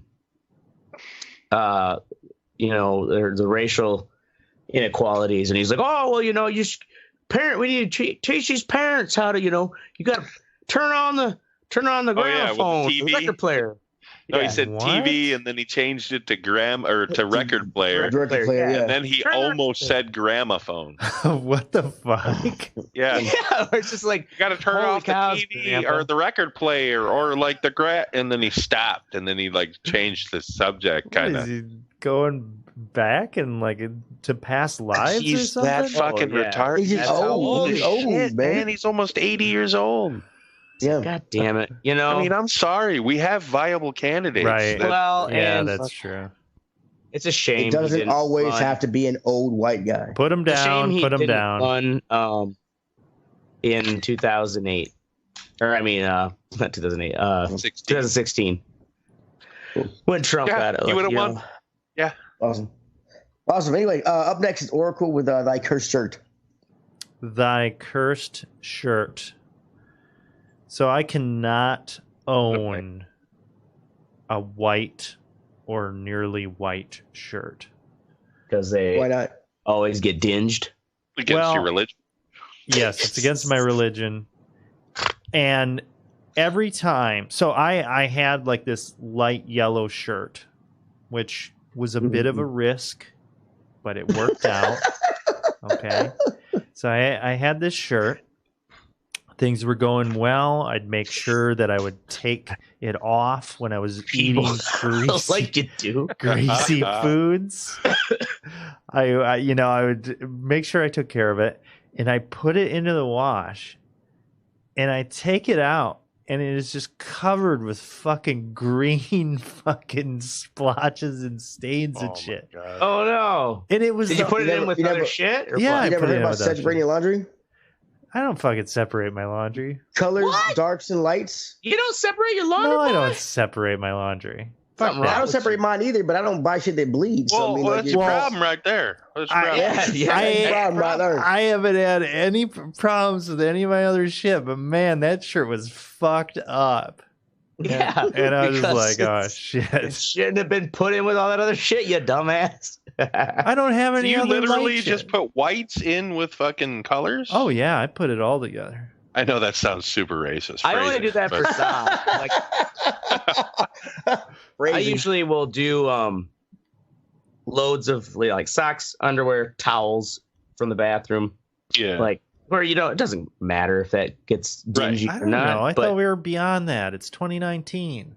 no, Fucking colors just- are still fucking Oh bleed. man, you can, Yeah, color is still a thing here in 2019. Right? Oh, fuck. Sometimes they come together. Right? No. But it was like it That's what- targeted that shit. Like it was just You gotta covered pick, in it. extra small load level. Whatever by green, itself. whatever was green that got on it, has that green thing never bled on anything else? I think it was Do you my know what the green workout was? gloves. I don't know. I don't know what Your it was. workout gloves. You were work in out there what? with it? You said Yeah. workout gloves? Yeah. What the fuck? Yeah, I wouldn't wash man. those with the rest of your shirt because you Dude, think of all the gross fucking who gives a shit in your workout Oh gloves. my god. Dirty ass leather. Old What about fucking your fucking glove. underwear with your ball sack and Well, that's why I asshole? separated. Yeah, it can get washed with my underwear, but if I have a nice fancy yellow shirt, I'm trying to maintain in pristine quality. I'm not gonna fucking mix it with my gym clothes. Well, fuck that shit. I guess I'm just not Ashtrays- going to get light ashtrays colored Mother shirts. didn't raise you right, boy. Ashtray's getting worked out by laundry. The mushrooms kicking in. He got his head is getting all glistening. We got to move on. All right. Next is Mystic with I don't know what it is Yeah. because there's nothing in there. Oh yeah, I forgot to put it in there. Yeah. So Tribune Media, which is the company that owns the the station I work for, has just sold their stuff to Nexstar, which is a company they're going to come in and I don't know what the fuck they're going to do. I don't know if we're going to lose all of our management, what's going to go on with firings and shit like that. But it really sucks because, I mean, it took me 7 years to find a job after I graduated. You know, I was delivering fucking pizza. Right. And now this fucking company is going to come in and there's only like 2 people behind me in seniority wise. You know, so I mean, am I going to be one of the first to go? I mean, I don't know. From what I've read, this company has bought a lot of. They're a pretty fast-growing media company, and they bought a lot of stations recently. Are they And trying they don't. to beat Sinclair? What? Well, yeah, but they're not Sinclair. That's for sure. They're not. They seem like a pretty fair, decent company. But what I think what they do is, from what I've been reading, is that they come in and they fire all the management. So we're talking general manager, news director, and Well, that's assistant got news to director. suck to be them. Yeah, well, that's the thing especially too, is because they have high salaries. Yeah, when they're that's at that true. level. Well, and So they're going to it's- bring, they bring in people. And then they bring in people they trust and people they want in the position to run it their way instead of trying to teach somebody to do it their way. Mm-hmm. But that's, I guess it would suck for the news director. He just got that job like a month ago. Ah, Damn. The assistant too, actually, like 2 weeks ago for him. So Damn. Wow. I don't think he's going to get fired because he's new enough to where they can maybe just Right. train him in the way that they want him to run the newsroom. But yeah. I'm pretty sure the general manager is going to get fired, Damn. which is fine because he's a fucking douchebag. So yeah, How long you been just- working there I now? hate uneasiness. Yeah. A little Gotta be at over least 2 years. Yeah, I was like, I gotta be 2 years here. 2 How many years and a years? month, 2 something like that. years? Damn. Oh, man. I mean, I'm still only part-time, so I don't think they're going to fire me because, I mean, why would they go through that of hiring another part-timer for the same amount of Right. money? Especially if you've been there for a couple years. Right. Yeah, they're not going to just get some fucking scamp off the street. Yeah. Goddamn scamp. Well, and it's just those scampy fucking the ones to go. video editors out there. But we've already it could be like Office Space left and right because people have been quitting. Oh shit! And never know, man. It could be like Office Space. They call you in and you're like, yeah, that guy, Mystic. You want to put as many as 4 people underneath you. Yeah. Really? Yeah, that sucks when you start to see the kid's got upper management written all over the him. ship, and it's kind of like, God damn it, like weren't we raised to have loyalty for the job? Well, yeah, and they have a lot of producer positions open, so I think I'm gonna go talk to the GM or to the news director. Oh, and maybe start producing. Producer mixed it. That's a full-time job. I'll take it. I don't give a fuck. Yeah. Boom. That's right. I'll produce. You got to show enthusiasm. Right. Just fucking brown nose right up to the new owners. Yeah, I'll do whatever you want. Jim, I'll suck your dick, Jim. Yeah. Just keep giving me a paycheck. And in all seriousness, that's our show. All right. Now go I can fully melt into my mushrooms. Yeah, go fuck yourself, mushroom ashtray. Yeah, and whatever fucking planet you're on right now. Yeah, fucker. Go fuck yourself, mushroom ashtray.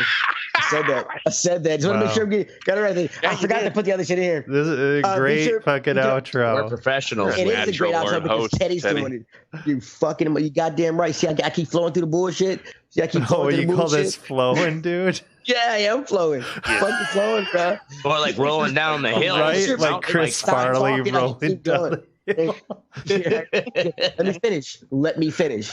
All right. Can I finish? Follow us. Can I finish? Follow us at theredarreport.com or facebook.com/thedarreport. You can also Twitter us at we don't know what it is because nobody uses it. You can like us, share us, or fuck us. Yeah, we do. I gave you the fucking shit, you fucking lazy asshole. Yeah. Did you really? Yeah, I did. What? Yeah, back in the feed because you said a week ago or some shit. He said he didn't have it. He found it though. Yeah, fucker. In the group chat. Send it to me now, and we'll have the updated. You better scroll up, boy. I'm off tomorrow, so I can set it up tomorrow. So it's at redeye_report. Yes, send it to me. Boom. Send it to me. Like but scroll up. Yeah, we can go from the bullshit. You can scroll from the bullshit that y'all talked about for a week. Are you kidding me? We had still live, right? We had Captain Meat over here talking about fucking. Oh my god, dude! But before we go, I got to tell you about something that's great that I love doing.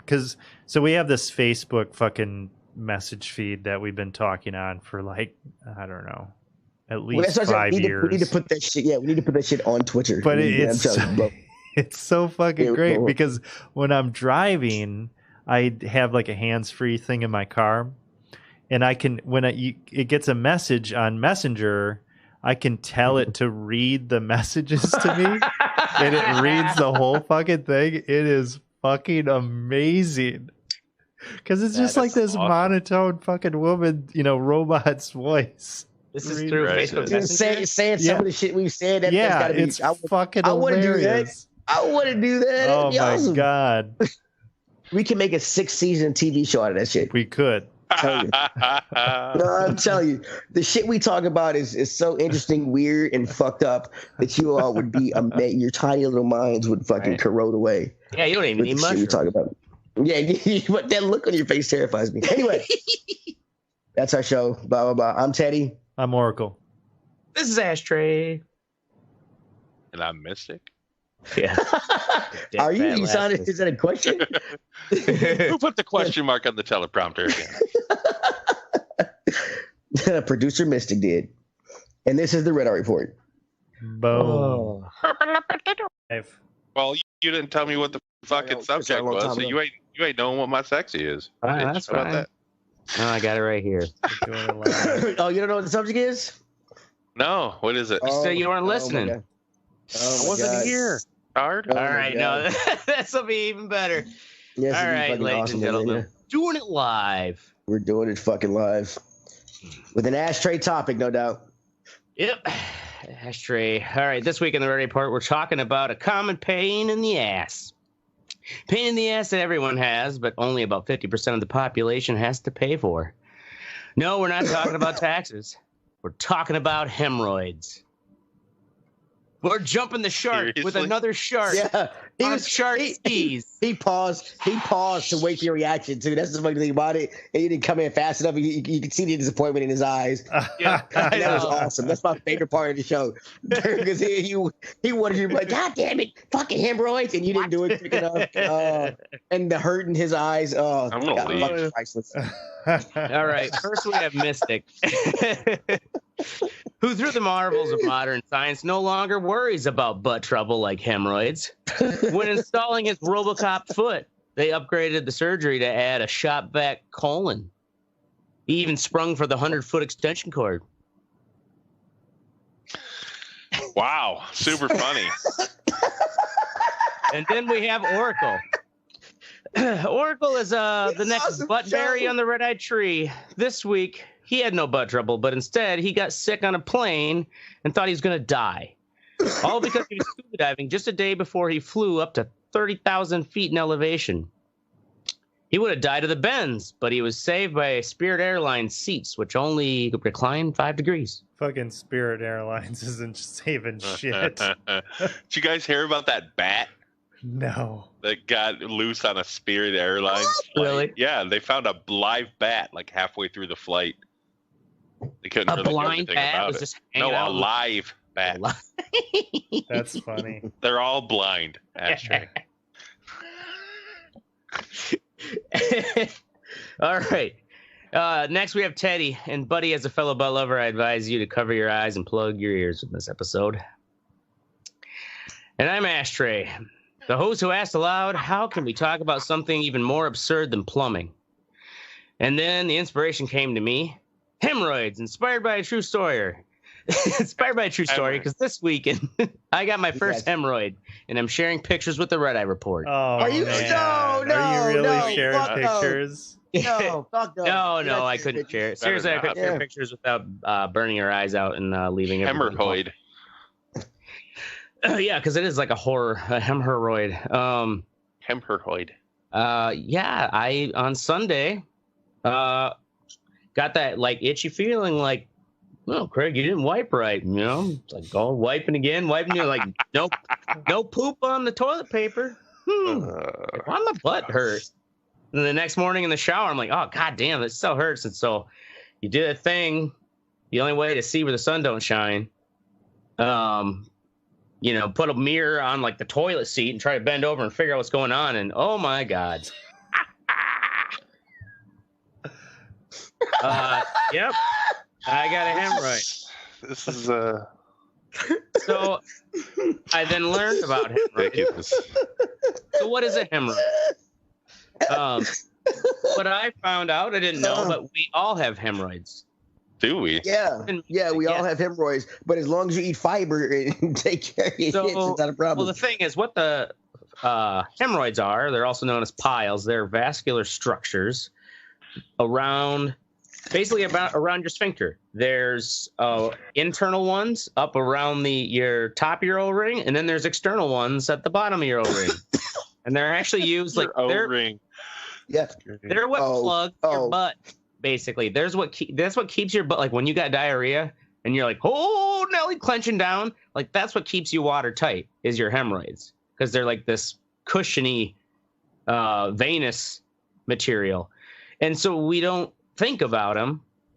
They're also, the external ones are basically like, they're what gives the starfish look. Like so, that is the issue, the external. This is not a starfish. What is this in the screen?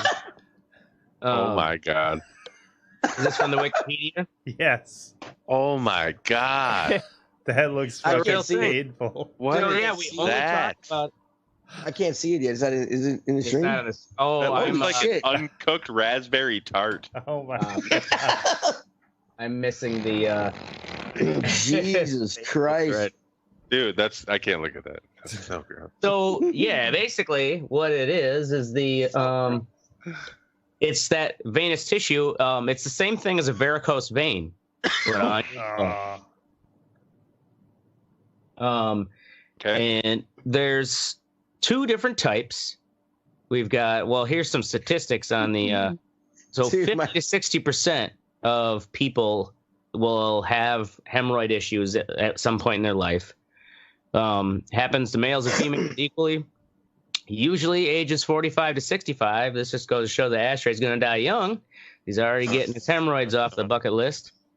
He also has a beer that a diet that only consists of beer and alcohol. Yep. So I mean, it's not like common.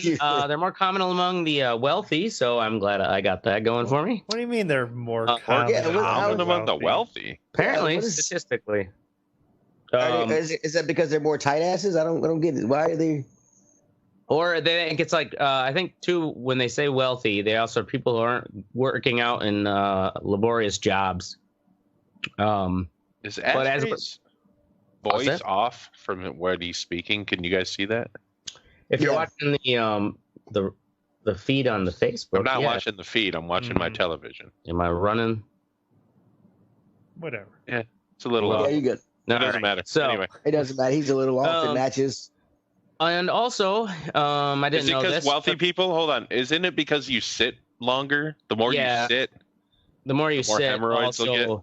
Well, yeah, the more you sit, the more like you're putting pressure, and also because those blood vessels are down, like it's a lot. It takes a lot of effort for the blood to get back up to the heart from gravity, and so the older you get, especially the more overweight you get, the more likely. What ends up happening a lot is that like a clot starts to inflame it, like the blood isn't being able to fully pump out, and you'll have two types. You have internal, which are usually painless, and you don't really even know you have them. You don't see them because they're on the upper side, the inside of the O-ring. But how you find out you have those is when you wipe, you'll all of a sudden find bright red blood on your toilet paper. Okay, that's fucked up. Yeah, it's fucked up. I just thought that was a miscarriage.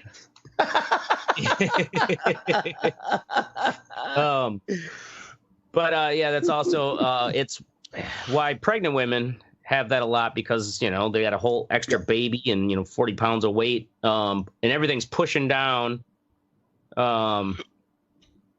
and so the external ones are the ones that I have. That's gross. Hey, you ever had to apply hemorrhoid cream?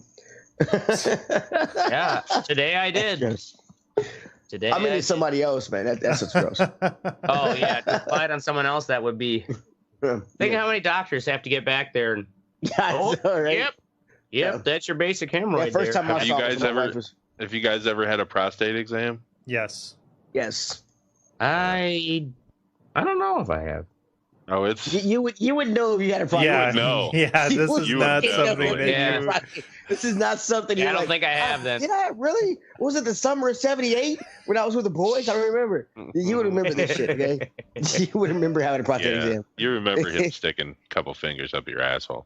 Yeah, I just had this like old Asian lot of pressure. man. He's just like, just relax. I'm just like, you can't relax. My body says no. All of this. Fuck you. Yeah. And then afterwards, they just slam some fucking Kleenex down with some wipe yourself up. Yeah, they just dry up. Yeah, they just like wipe the lube off your own butt.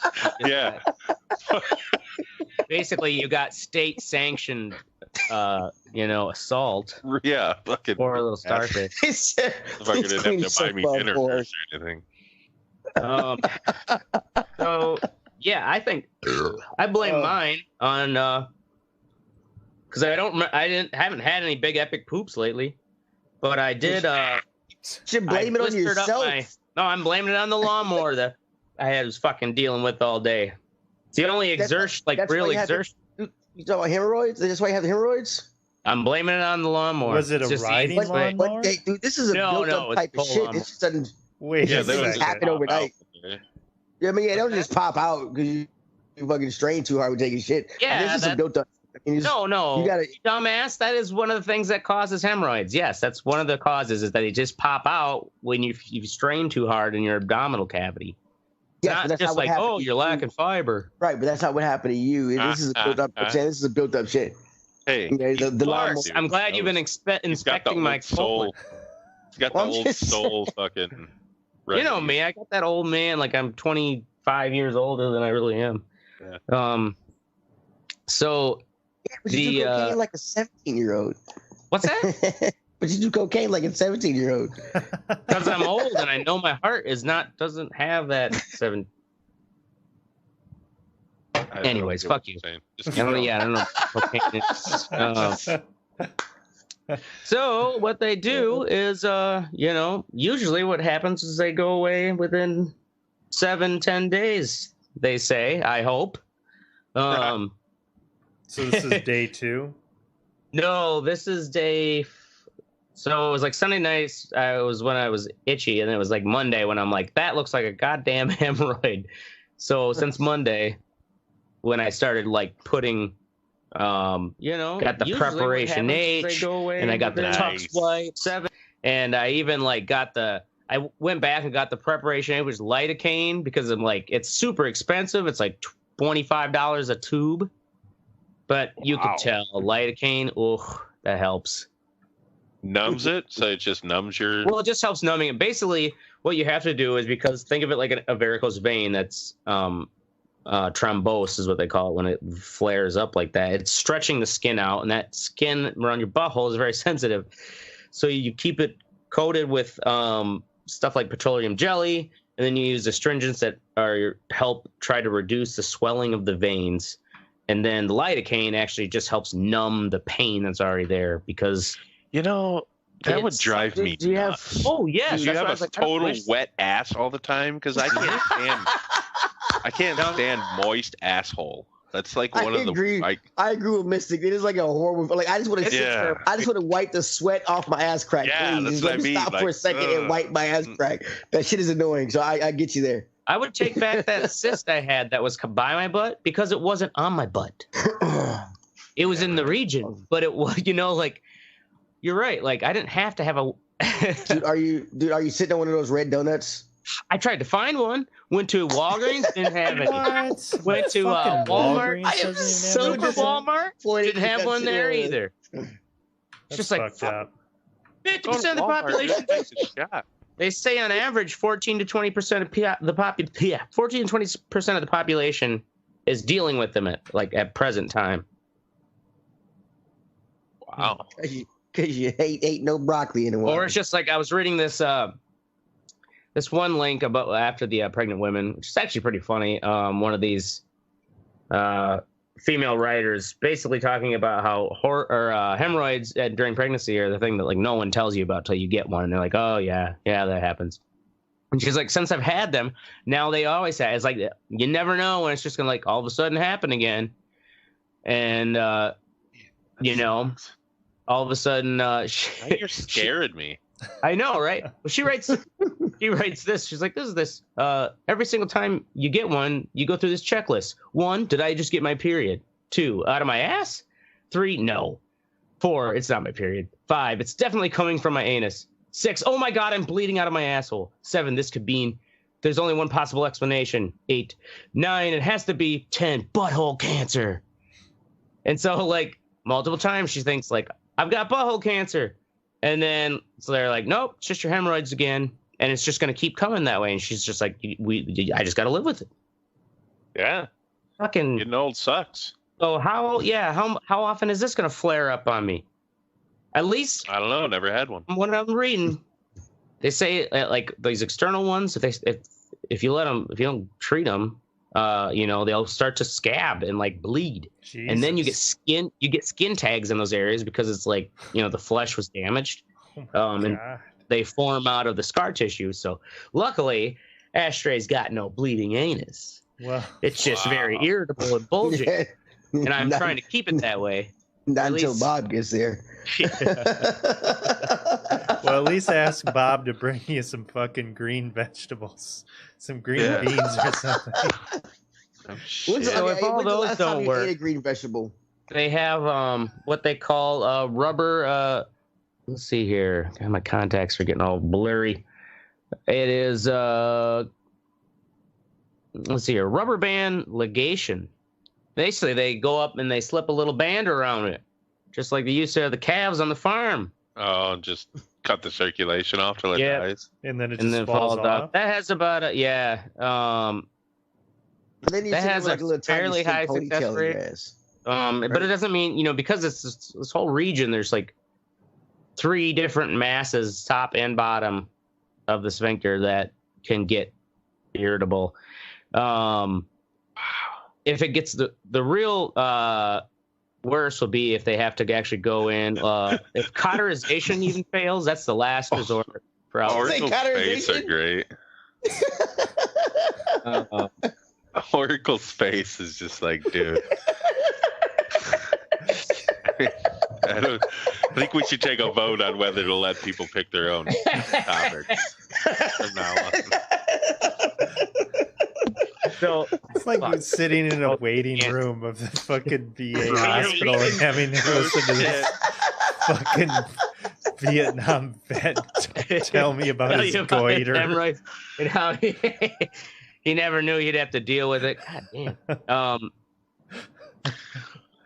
Holy so the worst case is surgery, which sounds terrible because a lot of times you will have and that's only like if you can't get your hemorrhoids to stop bothering you and getting complicated. That's the last case is surgery because it's so close to the nerve center that controls your bladder. All of a sudden you're incontinent. Oh my God. And now you just can't hold your pee in anymore because you had surgery down there. So you had to wear diapers because of hemorrhoids. Yep, because your hemorrhoid surgery. Also, scary path. There's a chance too. You could also have fecal incontinence because remember these pads are what keep the liquid in when you've got fucking diarrhea because you ate taco late and you're hungover. Jesus Christ! So you'll get actual anal leak. You're like a walking WebMD page. Right? Well, you won't have to till it happens to you. Yeah. Then you're like, oh, goddamn, what the hell is all this? So here's some interesting. What happened? We'll end it here with some history. The first mention of hemorrhoids goes back to 17,000 BC. 17,000? So this isn't just like, oh, it's my modern beer from drinking. What, a triceratops? No, Egyptian. Egyptian papyrus has an ointment recipe for hemorrhoid. Damn, dude, 17,000? Are you sure that's not 1,700? Or Wait, let's see here. It was that's like before fucking 17,000 before recorded time. You're right. That's like Sumerian days or some shit. That's 1,700. My contacts are. It's like, yeah, they didn't record anything else except this ointment. This hemorrhoid. Lord Azrael. Oh my God.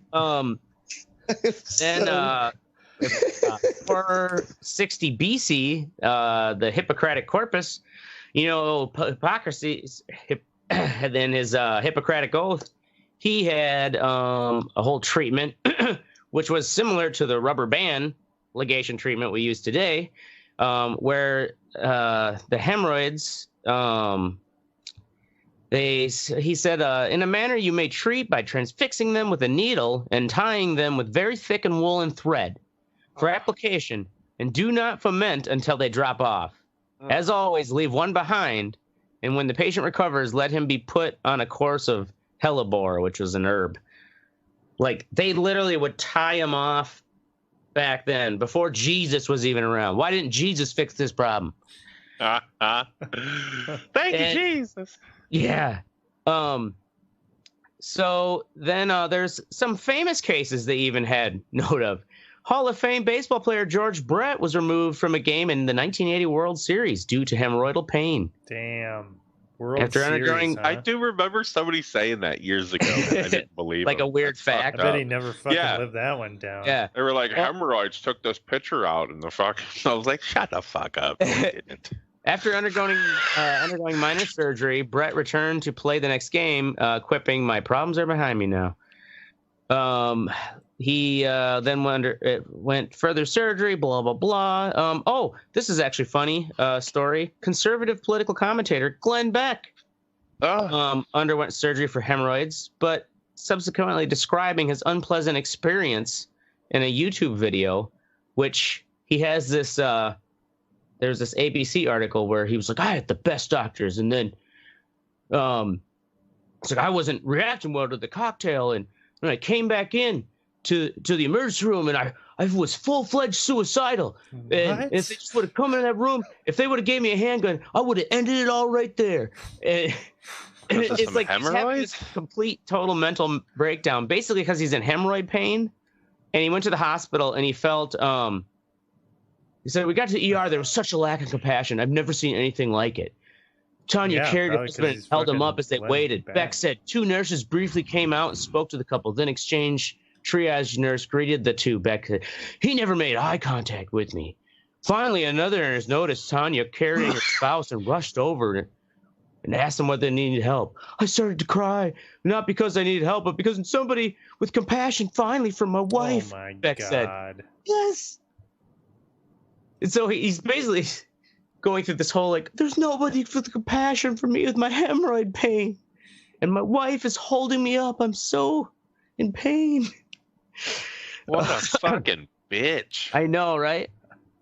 Also, U.S. President Jimmy Carter had to have hemorrhoid surgery in 1984. Is he still alive?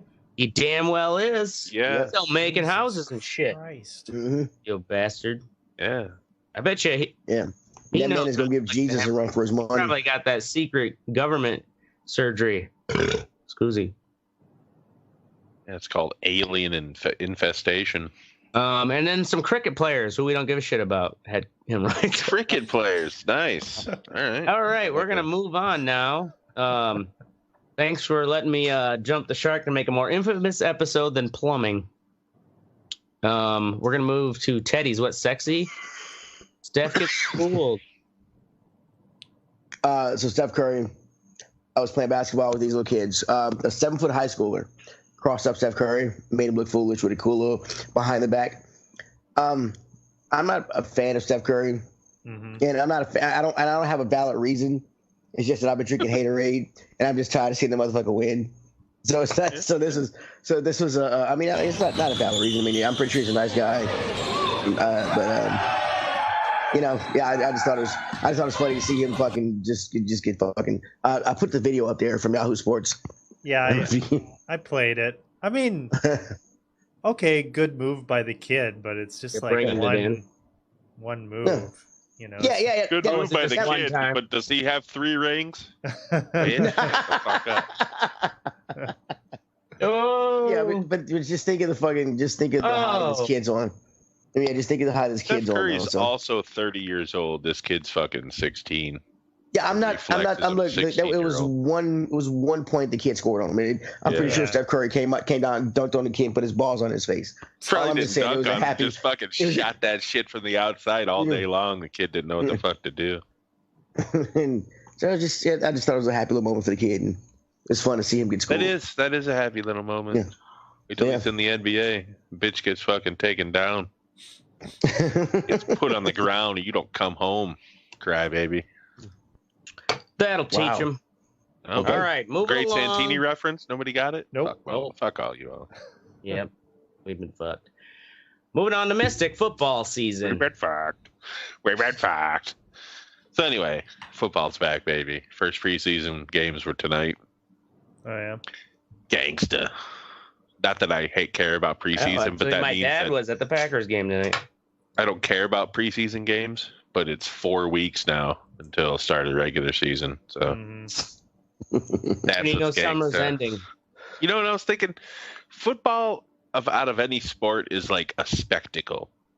It's a once a week, not once a week, but you know they have one game a week. It's multiple days, but yeah. Okay. So I'm saying each team has one game a week. Yeah, What do you mean it's a spectacle versus? It's more of a spectacle than anything else. Like a Roman game. You go there, you fucking tailgate for 6 hours before it. You hang out, you get drunk, you have fun. Like if you go to a baseball game, it's most likely on a Tuesday. Well, you know what I mean? Yeah, that's I've true. done some serious. You're just Okay, maybe chilling. it's just weekends, but like I've done some tailgating at the only baseball games I've ever been to. Sure, you can in the But I'm bigger ones during asterisk. the weekend, but I'm saying there's one every day almost. So Yeah. it doesn't. Right. You know what I mean? If you go to a football game, that's 1 out of 16 regular season games. It's just more. It feels more like you're doing something. You know what I Yeah. mean? Every team's once a week, right? Yeah. Unless you have a bye week. So, and basketball's the same thing. It's 82 games. It's just kind of like it's a grind. Mm-hmm. Where I'm sure playoffs are completely different in every sport, but Right. like football, it's just a spectacle. It's the fucking showmanship, man. Cheerleaders out there fucking getting y'all worked up for the Raiders. The Raiders. Anyway, go ahead. Up next. My what's sexy is someone finally did an actual empirical study on the dick pics phenomenon.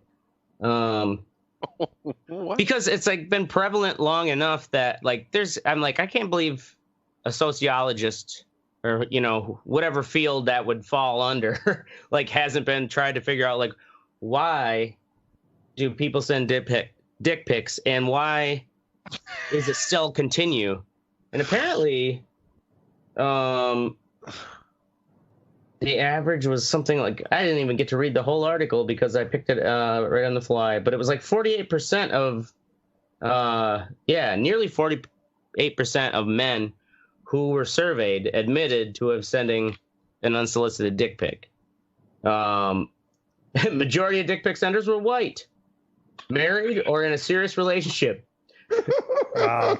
Had some college/university education. And the average age of the sender was 31. Wow, that's older than I thought. The average age of the non-sender was 33, however. So it doesn't appear as if age is a factor. Teddy, your camera's fucked up. Is it?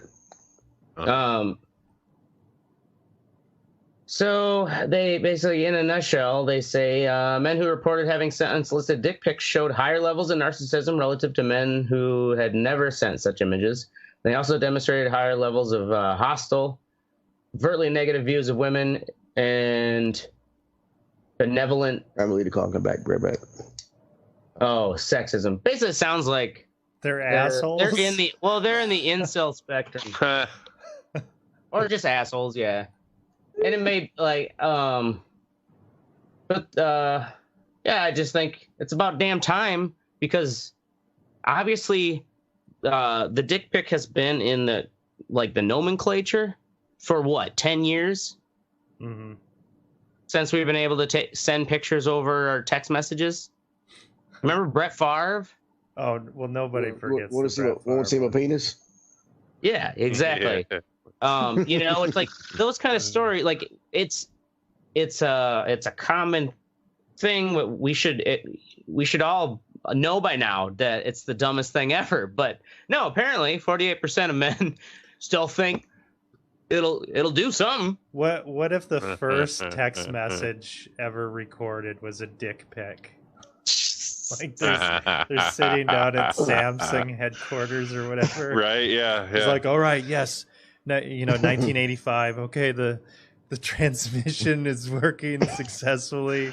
We spent billions of dollars. You can hear him giggling. Yeah, open it up. Right? Open it up. Yeah. Two nerds in the basement are like, yeah, open it. Right? They're calling someone in another state, after they sent it over the phone. There's a pretty good chance. What's the picture of? What's the picture of? God damn it, Gary. Describe what you see. Describe what you see. Ooh, it's so veiny. Minute shaft and balls. All right, moving on. Oracle, new motherfucking host. Boom. New host. I got fed up with my old web host. It was fucking slow as fuck. And I was just cobbling shit together so the website could operate on any functionality. And now we have a new host. and things are moving a lot faster for the redeyereport.com. So we've got 241 episodes in our archive, so 241. That's right. Anytime. Haven't paid us a cent. No. Yeah, that's about all I've got. It was pretty easy to migrate shit over, and yeah. It's super what are you guys fast. talking about? I get to check every week. Yeah, you and Oracle. Yeah, right. You and Oracle, dude.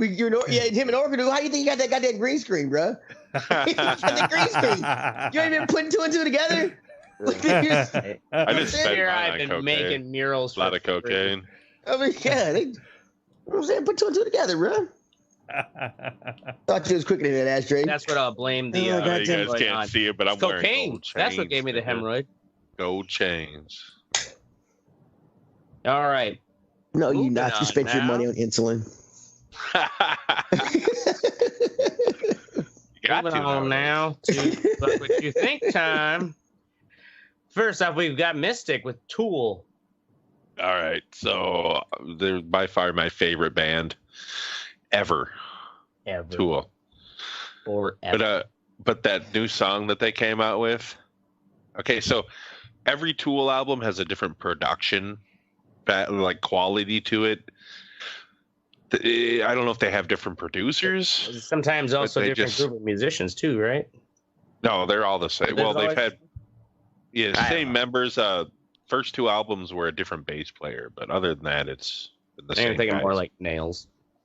But in this new one, it sounds good. It sounds more analog. It sounds more organic.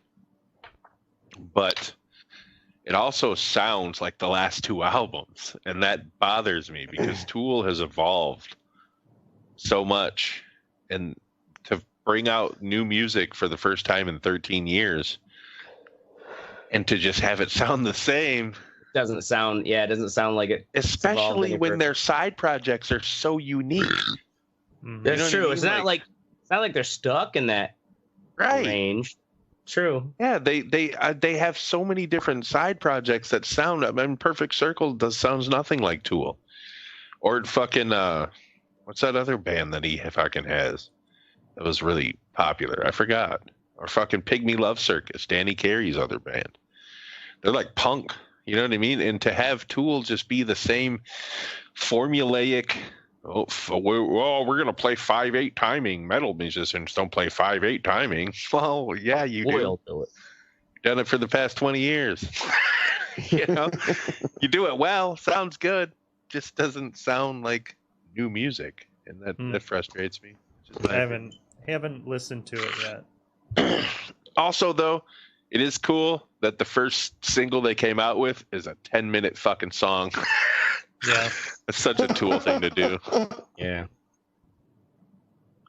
Word. Moving to Oracle. Shitty sound.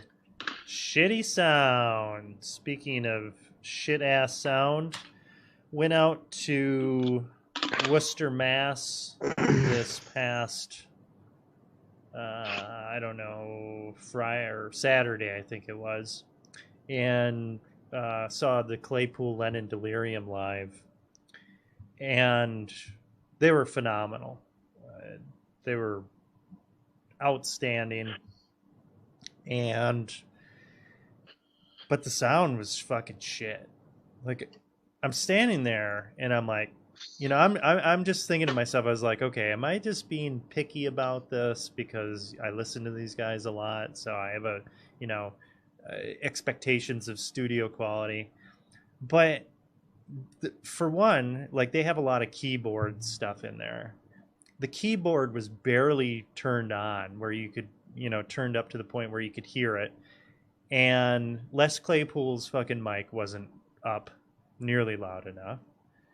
And like 4 songs in, all of a sudden the sound kicks in. Like somebody was like, hey, dude, fucking fix this shit. The sound guy. When and the original sound guy was taking a shit, right? He came out and was like, what are you doing? Then it sounded incredible for like 4 songs. and then I don't know what happened, and it just turned into mush. Like you couldn't fucking hear anything. Damn. And I'm looking around at the people in the crowd, and I mean, those guys, they put on just a great show, and Sean Lennon and Les Claypool, they just have like this really kind of cool stage presence with their personalities, and like the crowd is just kind of standing there motionless, and those like guys had no energy. Well, they had no energy, and also they couldn't hear what the fuck was going on. And if you don't know the songs, really well, it's just fucking white noise to you. Were they headlining, or was it they are openers? No, they weren't openers. So they were they played like a full set, and then the Flaming Lips were coming on after them playing a full set as well. So it's kind of almost like a co-headlining kind of situation. Right. There was an opener. And yeah, it was a great show, but the sound fucking blows. That sucks, dude, because I've seen bands where fucking the opener came out and I liked them, and I'm like, man, these guys sound like shit. Mm-hmm. And then the headliner comes out on the same equipment, same sound, the same speakers, and sounds just amazing. Right. Oh yeah. I wonder if they fucking do that shit on purpose, just to fucking. Yeah, I don't know. And how many bands wouldn't know? Well, or if it's just, whether it was negligence or I do definitely believe that they, they keep their levels at 50%, and then they push them up to 75 once the main act comes on. Right. Whoa! Yeah. But you're right though. I mean, there's a possibility. Maybe it was more negligence. So I think it was negligence. The fact that I could definitely point out when the guy unfucked himself, because you could hear it halfway through the song. All of a sudden, you could hear the keyboard. So all of a sudden, you could hear the vocals. Then was it corrected towards the end? It was corrected towards the middle for 3-4 songs, and then it got shitty again. Yeah. So I don't know if they were You probably were nowhere near. I would get the eagle eyes, be like, "Where's the booth? Where's that fucker? Oh, who's Jesus. fucking my show?" You know how many people probably do that shit to those guys? Yeah, right. Oh yeah. Yeah. Oh my God. I'm sure there's plenty. And also because there's so many of those dudes that go to concerts who, like roadies and shit, and just lugging gear and plugging shit in and stringing it together, but they're not the guy who gets to sit behind the board. I've got Fruity Loops. You're doing it wrong. It kind of seemed, honestly, at that venue though, it kind of seemed like the whole thing was a bit of a shit show with the venue. I mean, they fucking made us wait for 2 hours before the bands went on. Now, granted, who knows? Maybe they didn't allow the sound guys to even run the boards in that venue or something. It just kind of seemed like shit was really fucked up. So I don't think I'll be going back there. But I was glad to see Claypool, Lennon, Delirium. That's cool. They're phenomenal. Okay. Les rip it up. Was he tearing it all up? Fucking amazing. Sean Lennon's really good too. Good guitar player. I'd give a testicle to get one of Les Claypool's basses. Those fucking things are so amazing. Yeah, and it's cool too because he'll switch. He'll have an attendant give him basses throughout the song. He'll switch basses during the song. Oh, really? Yeah. Cool as fuck. All right, that's my nerd. Word. Moving on to Ashtray. Oh, foggy-eyed Ashtray. Putting acid in his fucking eyeballs. Yeah, he's got to get ready. My fucking you think is, where the hell are all the fucking donut butt cushions? I jerry-rigged one using actually some boxes of Red Eye Report cards, business cards. You gotta show it in the short boxes. I want them on the seat, right? And then you put a pillow on top of that, and you can kind of sit on the boxes with your thighs and kind of let your butt hang off the end, which works. But those jagged edges start to dig into your thighs, and you're getting more pain just from the dumb seat you made to take pressure off of your tailbone. You made a butt donut out of Red Eye Report cards? Well, just the boxes, use them like bricks, And yeah, no, that's just shit. That shit ain't working. And so I thought for sure, Walgreens has everything when it comes to old people problems. It's expensive as hell, but you'll find it at Walgreens. Going to Walgreens on my lunch break, couldn't find it. I found a plethora of. Dude, I don't think you looked hard enough. You can get a walker at Walgreens. Right? It was in a whole nother section or aisle. But I was on my lunch break and short of time. So were you too ashamed to ask somebody, or? Yeah, I also didn't want to ask anyone. I'll be honest. I didn't want to say, "Hey, where are your hemorrhoid cushions?" Yeah, you need it for your ass, man. Fuck that. You pay, but get a pillow. You check your dignity at the door when you go to Walgreens, dude. Yeah, bro. Yeah, that should be their slogan. That's a good point. You know what? I even stooped my dignity lower the next day. Went to at the end of my lunch breaks. Went into the Super Walmart. Super Walmart's got to have it. All kinds of crazy, dilapidated motherfuckers going to Walmart. And so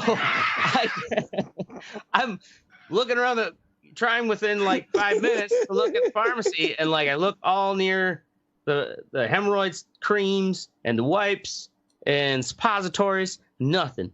And then I ran over to the thing where you put the blood pressure belts on and the socks that compress your legs and the boots for people like Mystic, like nothing. No. Did you just go into the pillow aisle? No, I didn't have time to run to the pillow aisle.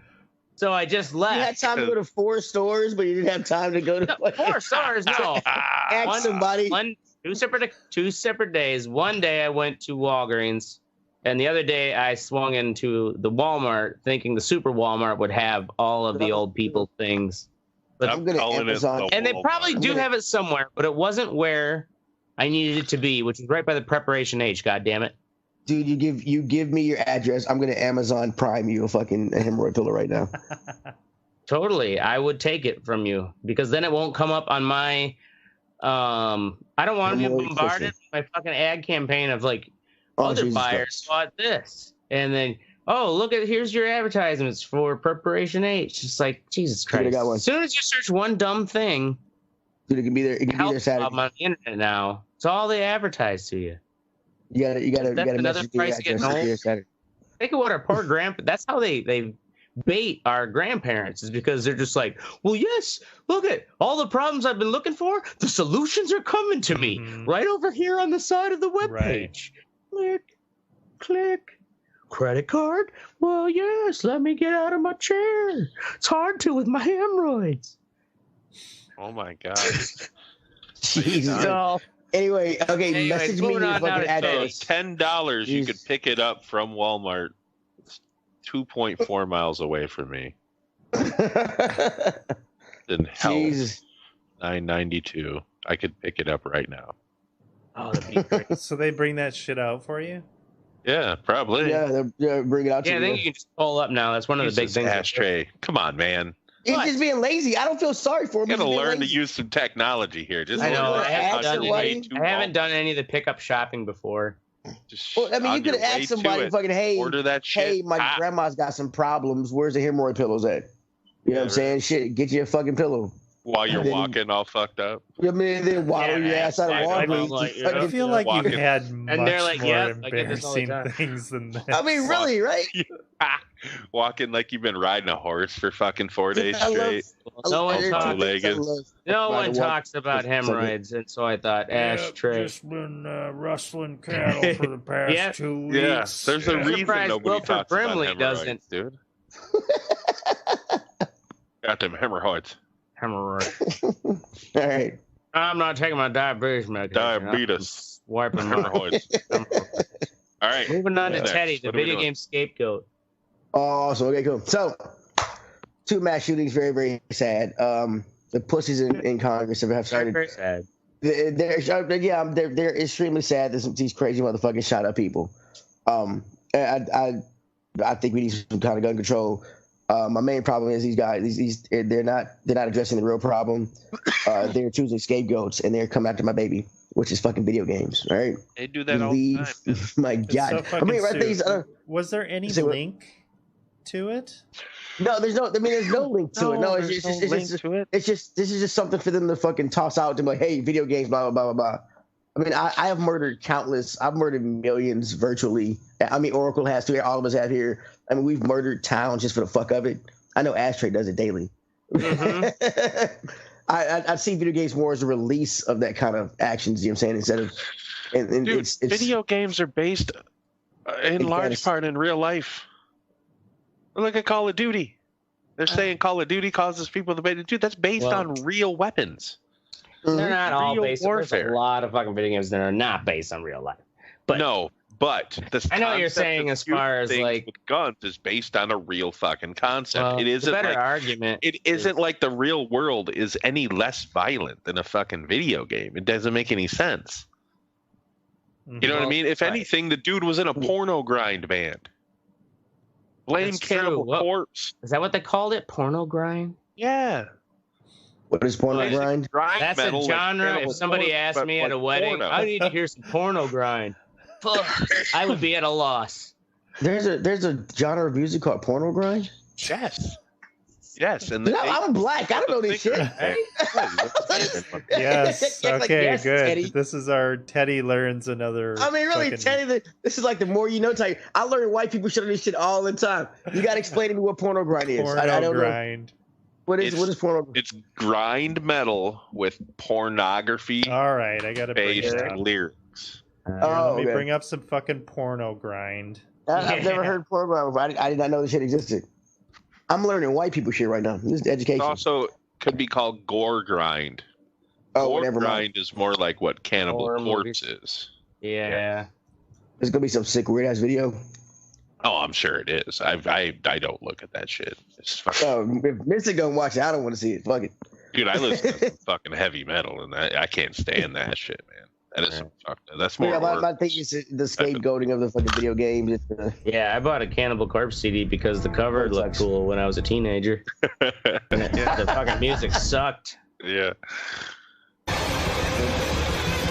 I think. Yeah, this is terrible. Oh, I'm sure. All right. Well, if that's it, in all seriousness, go fuck yourself, Sucker Flat, California. Name of a real town. That's our show. Flat. We're going to be here every Wednesday night at 10 p.m. or Thursday night, 10 p.m. Central. Make sure you join the conversation at theredeyereport.com or facebook.com/theredeyereport. You can also not Twitter us because we don't give a fuck about Twitter anymore. But please like us, share us, or fuck us. We're down for whatever because I'm the Ashtray. I'm Oracle.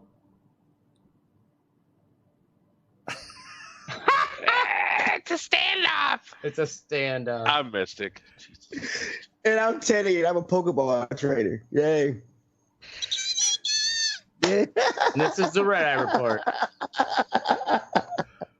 Porno grind and Pokeballs.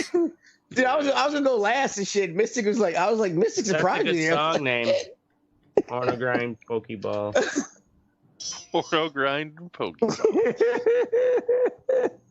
Mass fucking shoot. I cannot believe you fucking decided to talk. God damn it, Oracle. Now we're live. Teddy, what you think? Oh, it's what's his name dying? Epstein's death. Epstein just deciding to take the easy way out by letting someone else kill him. Yeah.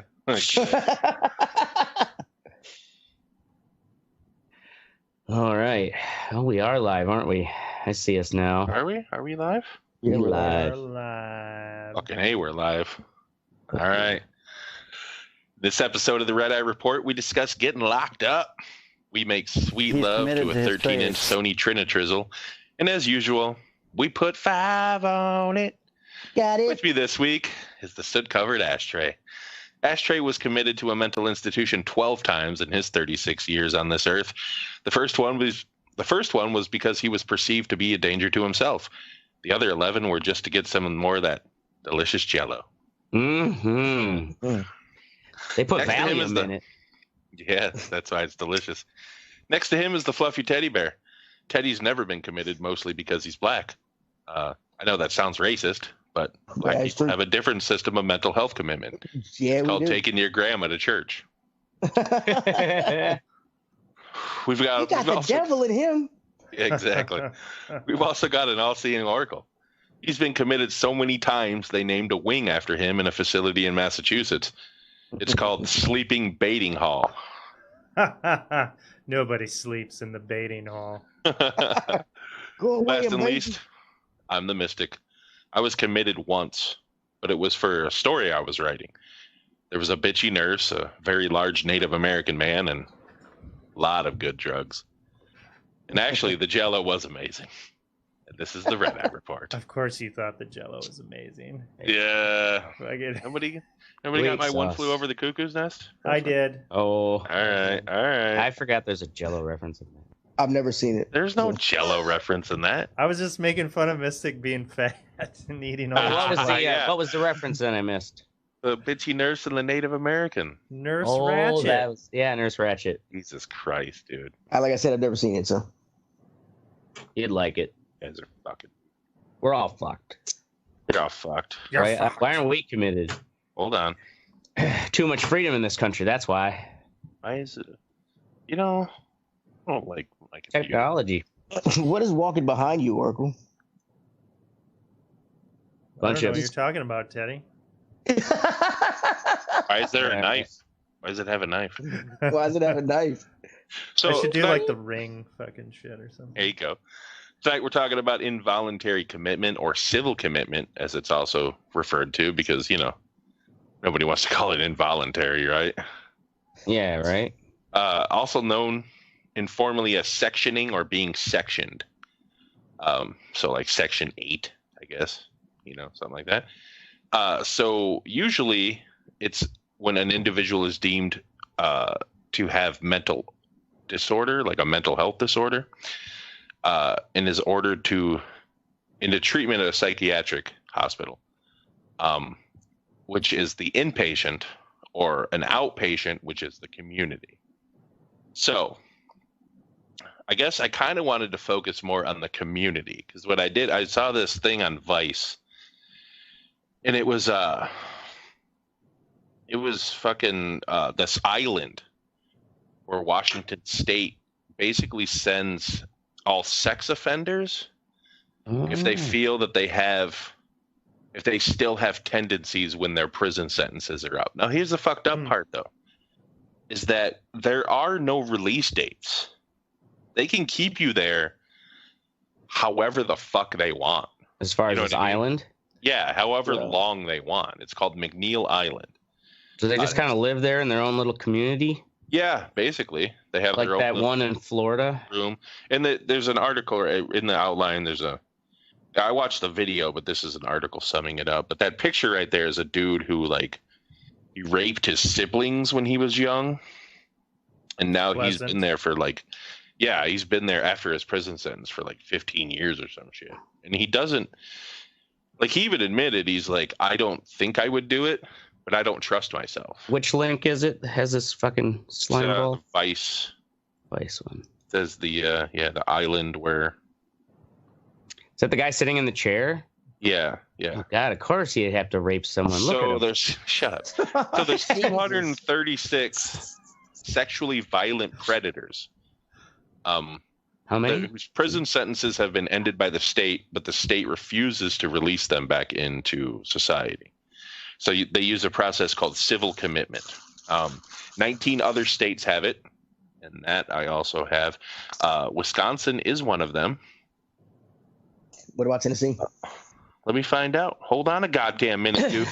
Just ask him, bro. Jesus Christ. Shit, man. Yep, you got to be all up in my shit, dude. Get all up in his shit. Because it's a goddamn job. Man. You need to get a new computer. It's frail. You need to start a GoFundMe for. Yeah, we should start a fucking GoFundMe. So no, we didn't say we. We said you.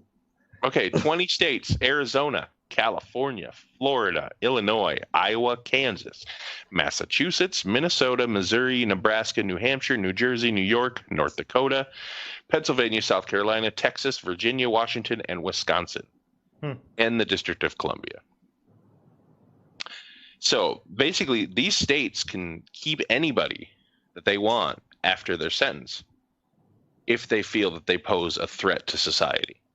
Now, it's not just sexual, offenders. This one dude that I found a fucking article on called, it was on theappeal.org. Don't know how credible that fucking is. But, goddamn computer. In Texas, which, as you can imagine, is probably one of the worst ones. No, actually, it was in L.A., sorry. In January, Los Angeles County Superior Court Judge James Bianco ruled that after spending nearly 2 decades detained by the state of California without trial, George Vasquez was a free man. So he was 44 when he was released. It was like 25 when he got locked up. Or no, 28. It was 17 years. And that was with no trial?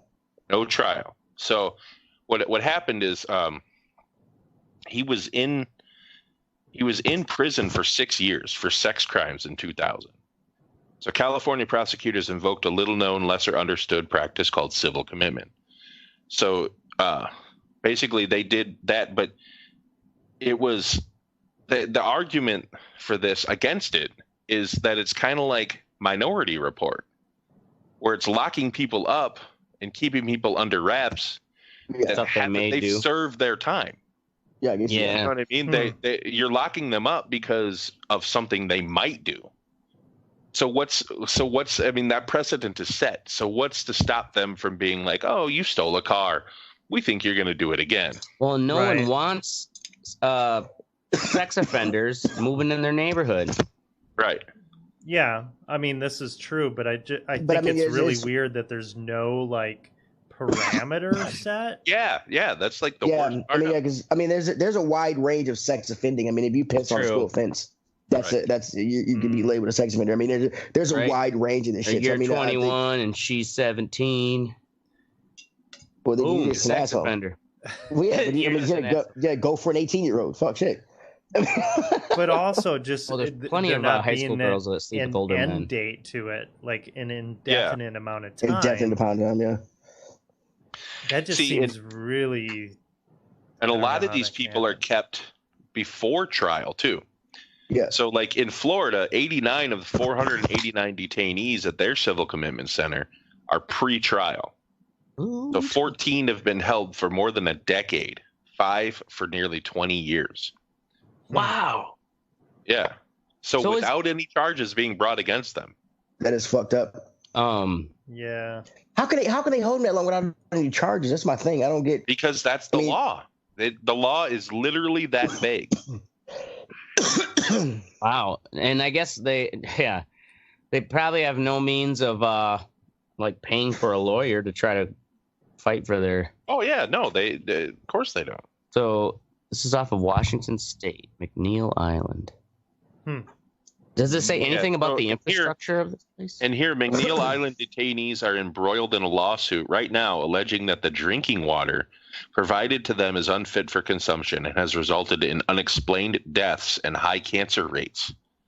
Yeah. The trial on their claims is set for next year. In Texas' for-profit civil commitment facility, there are a host of reported problems, including medical care. A recent Journal News report outlined many problems in New York's civil commitment facility that are much like those in the nation's jails and prisons: rapes, beatings, illicit drug use. Because they're all for-profit.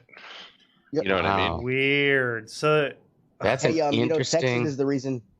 Texas is the reason we don't have To Catch a Predator anymore. He said they were tough as everybody. Really? Why? Boom. What? They did a To Catch a Predator in Texas. Yeah. And the thing was, in Texas, in Texas, it's illegal for you just to talk to a minor like that on the computer. They can arrest you just for that. You don't have to show up to the house. So one of the guys didn't show up to the house, so the TV crew and everything, and the cops and everybody else in the TV crew went with him, and the guy ended up shooting himself. He turned out to be like an assistant DA or something. Yeah, he was like kind of a big person. Didn't he have a family too? I don't know if he had a family, but he came to his door and shit. He shot himself, and fucking that was That was the end of Catch Predator. So he shot himself on the show? Well, not on the show. Not on the show. They didn't catch. They went to. They staked out his house basically, trying. Yeah, they staked out his house. Yeah, trying to get him because he didn't show up. He didn't show up to the trap house. So they went there to get him, and he ended up shooting himself. So that's like he knew he was caught.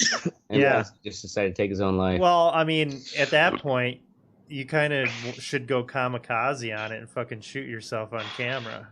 Right? just to be immortalized. Yeah. In Minnesota, right? He was a pervert and a martyr. In Minnesota, their civil commitment center has been there for over 20 years. They've released one person. Whoa. Wow. This is weird. It reminds me of like the fucking leprosy fucking. Oh, you can't even swim away from there, can you? Can you? Yeah, we can see. Oh, yeah. So this is that island. Oh no, that's how. Yeah, they have ferries that run. It's like a 20-minute ferry ride. Other islands around it. But I'll zoom out here so you get an idea. Yeah, but that water is cold as fuck. That's in. It's right off of Tacoma. Yeah. Interesting. Huh. Yeah. So, it's just like it was a real kind of eye-opening video. It was one of the first, like, you scroll through some shit on Facebook and you're like, oh, this looks kind of interesting. Then you watch it and you're like, damn, dude. Look at Teddy's fucking screen, how it's frozen. Oh, yeah. Right? Yeah, I see that'd be the cover of his new stand-up album. Can y'all still hear me? Yeah, we can hear you. Well, yeah, why the fuck is it frozen, man? I'm backing out. I'll be right back, man. I'm turning my camera off. And no, it's working now, Teddy. No, it's not. Yeah, it is. No, it's not. I don't see it. Yeah, I can see it. I see you on my. It's delayed on the Facebook feed. Yeah. Oh, okay.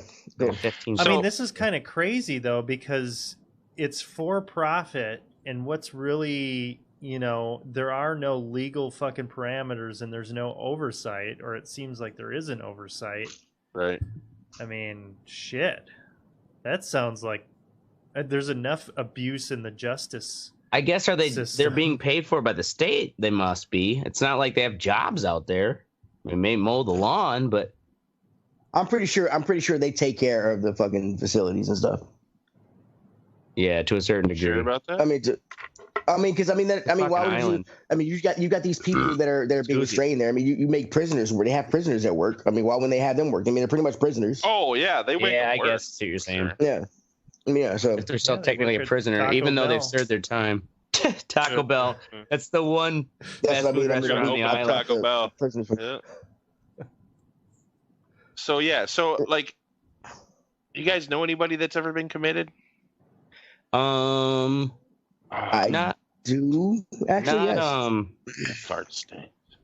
Not that I think, like stories where it's like, oh, like someone's family member or something, but I can't think if I have anyone closer directly that. Yeah, I don't know if it's the state ordered it or something, Well, they used to do it all the time to housewives who complained. Yeah. Back in the day. Just seriously, like it would. Get your ass in there, Carol. I'm gonna fuck you. Yeah, either commit them or some people had. Remember when they were the transorbital lobotomies were all the rage for like 10, 15 years. That's it's terrible. Like she's got this, she's got this problem. It could be solved by basically turn your wife into a zombie. Yeah, that's fucked up. Terrible. Teddy, you said you knew somebody? Yeah, I did. Well, tell us. No, I don't. Look, I'm just answering the question. Yes, I'm not going to. Yeah, you're not getting into it. Yeah, I know because I know they're probably watching. Did they get out? Oh yeah, they're out, and they're still an interesting person. Like it's almost like Cone, but on fucking like to the 10th power. Like when she came over, she came over. We smoked a blunt. And she wanted me to like turn my Xbox wouldn't be on, but she wanted me to disconnect my Kinect and stuff because they're watching her. And I'm like, what? Nobody cares about you. You're not that important. Especially the Kinect. I'm like, you're not that important. Nobody really. Yeah, I've known a couple people who, girls specifically, who tried to commit suicide and was put in for a while. Yeah, that'll get you in there. Crazy, bro. She was crazy. I'll tell you that right now. Bitches be crazy. Right? Yeah, the problem too is with crazy people is they don't think they're crazy. Right. It's a lot, you know, like they can't. Nobody thinks they're crazy. I mean, yeah. Oh, We're all probably crazy. Well, You told us. Some people think they're crazy. I'm crazy. I mean, I think we're all crazy though. It's like the really crazy ones though, like are full into it. You know, like no, this is how it really is. See, and the thing is it starts out with a 72-hour. So like if somebody like I was talking to Hayrod and he said he went to the doctor and he was super pissed off and he like yelled at the elevator, like yelled fuck at the elevator, and there was like a nurse on the elevator, and I was like, yeah, you should have fucking started twitching and said, we're psychiatric.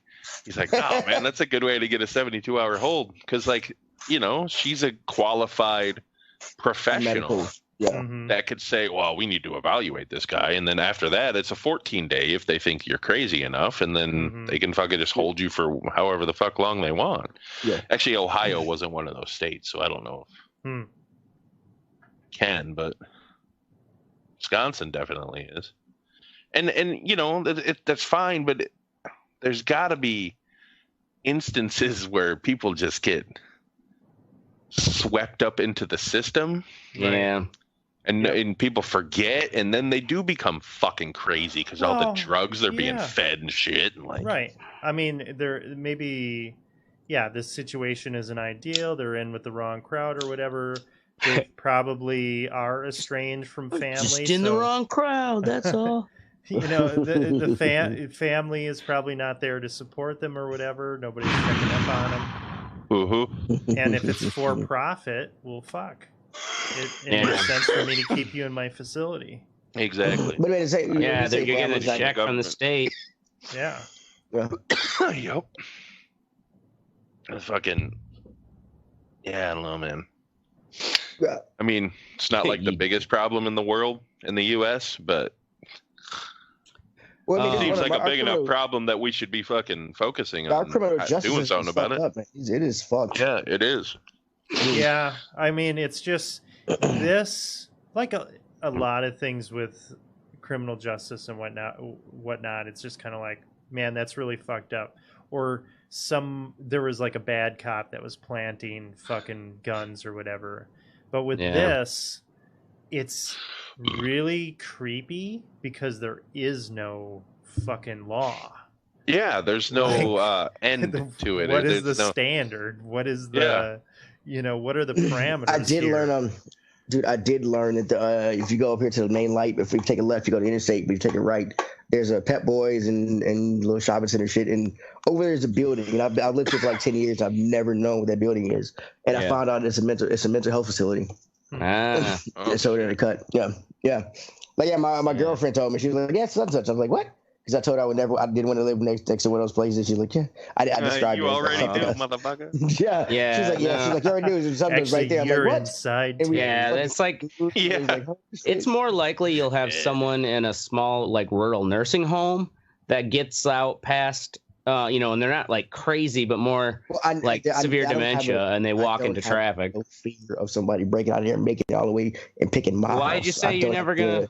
Because I was being a dumbass. Like, but same reason why he throws trash out the window sometimes. Yeah, sometimes. Just randomly litters like a douche. Fuck the earth. I have a friend who was a nurse at the Mendota Mental Health here in Madison, and I mean, her job is like managing people who can, like, you know, have a hair trigger like just us, you know, and having to kind of like just talk them out of it, like, hey, sometimes distract them. It's almost like jangle the keys, and sometimes so the aides can get up behind them and like grab the arms and sedate them. So yeah, it's just like managing a bunch of people, and a lot of times they're so crazy they don't really know what's going on or where they're at. And so of course they're fighting, you know, with the nurses and stuff. It's like hard to keep them. God, I hope if I know I'll go see now. Practice your headbutts. But I hope I am. And also, they got their retard strength. So I hope I'm a happy, content senile. Even if I tell me, I'll tell the same story over and over again every time you guys come to visit me in the nursing home. Dude, when I go crazy, just put me in a mental home. Just put me in front of a TV with Mario, and I'll be good. I'll run that bitch over and over, and I'll just put food in front of me. Catheter in my dick, and just let it go. Our generation is gonna have. Our generation is gonna have that moment where there's gonna be some story in the media about how, bringing in retro video games into the senior center has helped spark, memory and like how they say talk about music, how music helps them remember things. Well, if we bring them, will end up being the cure to Alzheimer's. You wouldn't believe what Teddy remembered when they brought in Resident Evil 2 on PlayStation 1. He was telling us stories about the second Stone album. I still remember all the Sonic 2. I still have a few. Like the stuff I remember is retarded. I really think it would help, especially in this day and age with fucking stuff with Nintendo and Atari and stuff. So. There are certain older albums that, when I hear them, I'll remember what video game I was really into at the time as a teenager. Mm-hmm. Yeah. Yeah, it's strange. For some reason, video games are like time markers for me in my life. I remember moments. Movies. I remember the video game that I was playing at that time. I was working on it. It's strange. Whenever somebody says a movie, I instantly think about how old I was and what I was doing when that movie came out. That's interesting. That's what it is. I see. I agree with Mr. Yeah, when I watch a movie, I'm like, what was the girl or something? Is it like the trailers and shit? Do you remember the trailers, or do you remember the actual? You just remember I have a few. So Jurassic Park is one marker because I just happened to remember that one movie's date was 1993, and I remember going to see it when it came out in the theaters at opening day. Oh yeah. It's that's probably one of the only movies I always think of. 1993. After watching that movie at the movie theater, I did not want to go downstairs and play pool in the basement. Some velociraptors after you and shit. Hell yeah, because we had a furnace on the other side, and we were up north, and the fucking furnace made noise and shit. So you down there playing pool, and the furnace come on. Oh my god. Nah. Word. All right. Well, that's really all I wanted to say about this bullshit. Look it up, people. Yeah, and then forget about it. Yeah. And then forget about it. And then don't do anything until they commit you. Awesome. So we talked about hemorrhoids last week, and Ashtray, a guy at my job, he's complaining about hemorrhoids all day today. Oh, right? Yeah. I was like, Jesus Christ. God damn it, everybody's getting hemorrhoids around me. Everybody's getting hemorrhoids. I definitely tell you, I notice all the Preparation H ads that I just would go in one ear and out the other now. It's fuck, they do advertise. So how's the hemorrhoid? What's the update? Pain is... ask. Oh, really fine. The pain subsided, but it's still swollen. Special. It feels... I don't want him to ask because it's sensitive to you. I don't give a fuck. I don't want to hear about it. Come on, it's like the weather report. The swelling has not. Him about his ass. Dude, fucking. The swelling has not gone down. Oh my god. What are you? Come on, dude. Okay. Moving on to the what's sexy section of the show. This is where we tell you what's sexy, and Teddy has a Nintendo thing. Okay, so there's a new Nintendo Switch model that's coming out. It's going to replace the old one. Yeah, it's the same. It looks exactly the same, but the screen. Nintendo's been working with Sharp, so the screen is a little better. But the main thing is the battery life. The original Nintendo Switch battery life would last between I think it was 2.5 to 6.5 hours. But this is going to take it to 4.5 to 900 hours. 9.5 hours. 900 hours. 9.5 hours. Yeah, 900 hours. That's if you play Tetris on it. Yeah. Yeah, right. Apparently, the game that drains the most battery life out of the Nintendo Switch is not Wind Waker. Shit, what's the Zelda game called? Breath of the Wild. Yeah, and they said it would usually drain a Switch in about 2.5 3 hours. But you can double that time to about 6.5 hours. Like here. The amount of process. Yeah, that's decent. That's pretty good for a handheld. 6.5 hours. And it's basically it's like if you play with it mainly on the TV, then it's not really not for you. Yeah. How much are they running for the Switch? The new ones, anyways. The new ones are the exact same price, $299. $299. The thing is, like if you have one, like I have a Switch and I want to, I got it the day it came out, and I really want to kind of upgrade. So GameStop is doing a swap pretty much. Where you get a brand new Switch for $75. Okay, well, maybe a few things that GameStop does to be relevant. I mean, they have to. Right. But the only catch is you have to bring in everything that came with the Switch. That means the two side slidey things, both Joy-Cons, the Switch, all the console itself, the battery, the dock, anything that came in the box, you have to bring back with it. So does the new one come with the dock? It does. It comes with everything. Okay. It comes just like this. So it's just like the hardware screen. It's just an updated battery. Just updated battery and a better screen and stuff. So I will say that with the Switch, it's been kind of a bummer on the plane because it never lasts the whole time for me. Exactly. Because because like I said, like you get I play if you play the brightness all the way down, you put your headphones in because you got to turn the volume up a little bit. And this will greatly extend the battery. You got to play Tetris, bitch. He plays Tetris on the Switch, actually. me. You and me in the Tetris arena. All right. So up next is me. We're going to talk about some TV heads. So these dudes, we ran a retrack about this. That's how I saw it. Got the video? Wow. Well, it's read in the ABC Action News here. What the hell? This isn't the video I'm looking for. These aren't the droids you're looking for. The bizarre discovery happens. So anyway, these guys left televisions, like old box TVs, like 13-inch shit like that, on people's front doorsteps, on their porches and shit. Over 50 houses in one night. But they were wearing, as you can see when the video comes up here, they were wearing jumpsuits and old box TVs on their heads, so you can't see who they are. And they're just leaving shit and walking away. At most, to be more of an inconvenience. That's awesome. So So like the cops watching the video, the cops get kind of pissed because they have to take all these TVs away. They had like a big fucking box truck and shit to put them all in. That's funny. And like these cops are like, I don't know that there was really a crime here.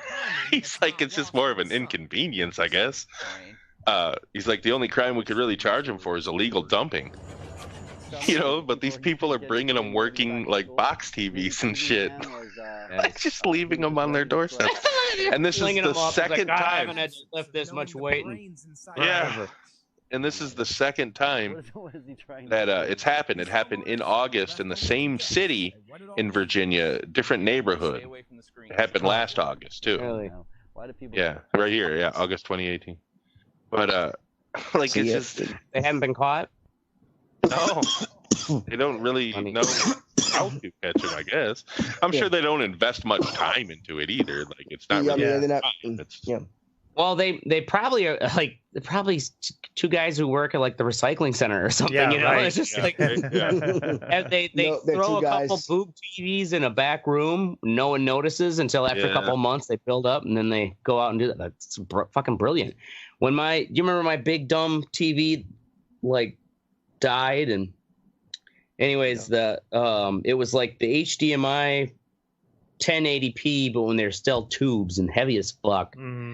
And I thought it would be great to just plaster vinyl on the front of the screen that says "Nobody wants me," because you have to pay to get rid of them, and then just leave it right on an overpass, kind of by the fence where it looks like he'd be more jumping off the freeway. Just says nobody wants me. Yeah. And then my stepbrother is like, "Oh yeah, I got my permit for construction waste. You just throw it back here," and he's helping me move. I'm like, "Fuck it." I'm like, go to the trouble of hauling it out to a freeway and making sure it actually gets attention. They think that you're gonna throw it over the edge. Right? Yeah, the cops come flying up. They throw you in a civil if I saw you trying to interactive put a art big project, sir. Fence, yeah, right. I did it for art. That's awesome. Right, yeah. Anyway, Ashtray, Four Loko hard seltzer. Oh yeah. So I just came across this news. I don't know if they're on shelves yet, but oh, I hope so. So the seltzer craze is the big money maker right now in the alcohol industry. What's a seltzer? A seltzer is like soda water. So like my Soda Stream, that's just plain seltzer water. Same thing as club soda is another name for it. But there's Four Loko, Truly, Bon and Viv, and like Henry's, I think. Truly, yeah. They so all they are is finally someone caught on to essentially doing the same, like instead of the malt the flavored malt beverages like fucking Mike's Hard Lemonade and stuff like that, like it's just bubbly water and booze and some sugar-free flavoring. Wham bam, you got like a low calorie alcoholic drink you can sell to the floozies. And I mean, they're not that bad. The Bon and Viv ones are pretty good. But Four Loko, so the problem with these drinks though is they're only like 4.5 percent alcohol. Mm-hmm. So you almost getting sick of them by the time you had 3. But with Four Loko, they're bringing in their patented 14% alcohol into soda water. So what you're saying is there's going to be a lot more date rape going on at clubs. Well, because these floozies are going to be drinking this shit thinking it's fucking water. You know what I mean? They'll still be sticking to their White Claws. Oh. I think anytime you have to use the adverb that in front of bad, it's not it's still bad. Yeah, right. It's not that bad, but yeah. it's pretty pretty bad. The article though, the writer wrote, we have no idea what this combination of words means. Say Four Loko seltzer sour with a hint of blue raz. That's the name of the flavor. 3 times, and it's sure to invoke the ghost of a frat boy named Kyle who calls you a pussy and tries to piss ectoplasm in your sink. Said that? Just the author of this article about this Four Loko thing. He said good. That's what he said. Yeah, like the ghost of a frat boy named Kyle who calls you a pussy and tries to piss ectoplasm when you're singing it. Pussy. So yeah, keep your eyes on the in the gas station aisle. I absolutely will not. But thank you for letting me know. I mean, Jesus Christ. I'll be on it. If I want to drink, I'll just get some whiskey. I got 5 on it. Dude, have some goddamn dignity. I know. I lost that years ago in the war. At Walgreens. Jesus At Christ. Walgreens, yeah. Yeah. I lost that when I had a pillow. Looking for a butt pillow. All right. What you found? Yakuza 0? Yakuza 0. So, are you guys familiar with the Yakuza series by Sega? Really popular in Japan. It's kind of a beat 'em up type of game. Yeah, I know about the video footage. I can't remember. So these games are super popular in Japan, and they've been PlayStation exclusives for many years, but Sega has ported them over, and along with this prequel over to PC. So I've been playing I thought you don't play PC games anymore. I play PC games sometimes. Wait, so a game named Yakuza is big in Japan? Yeah. Weird.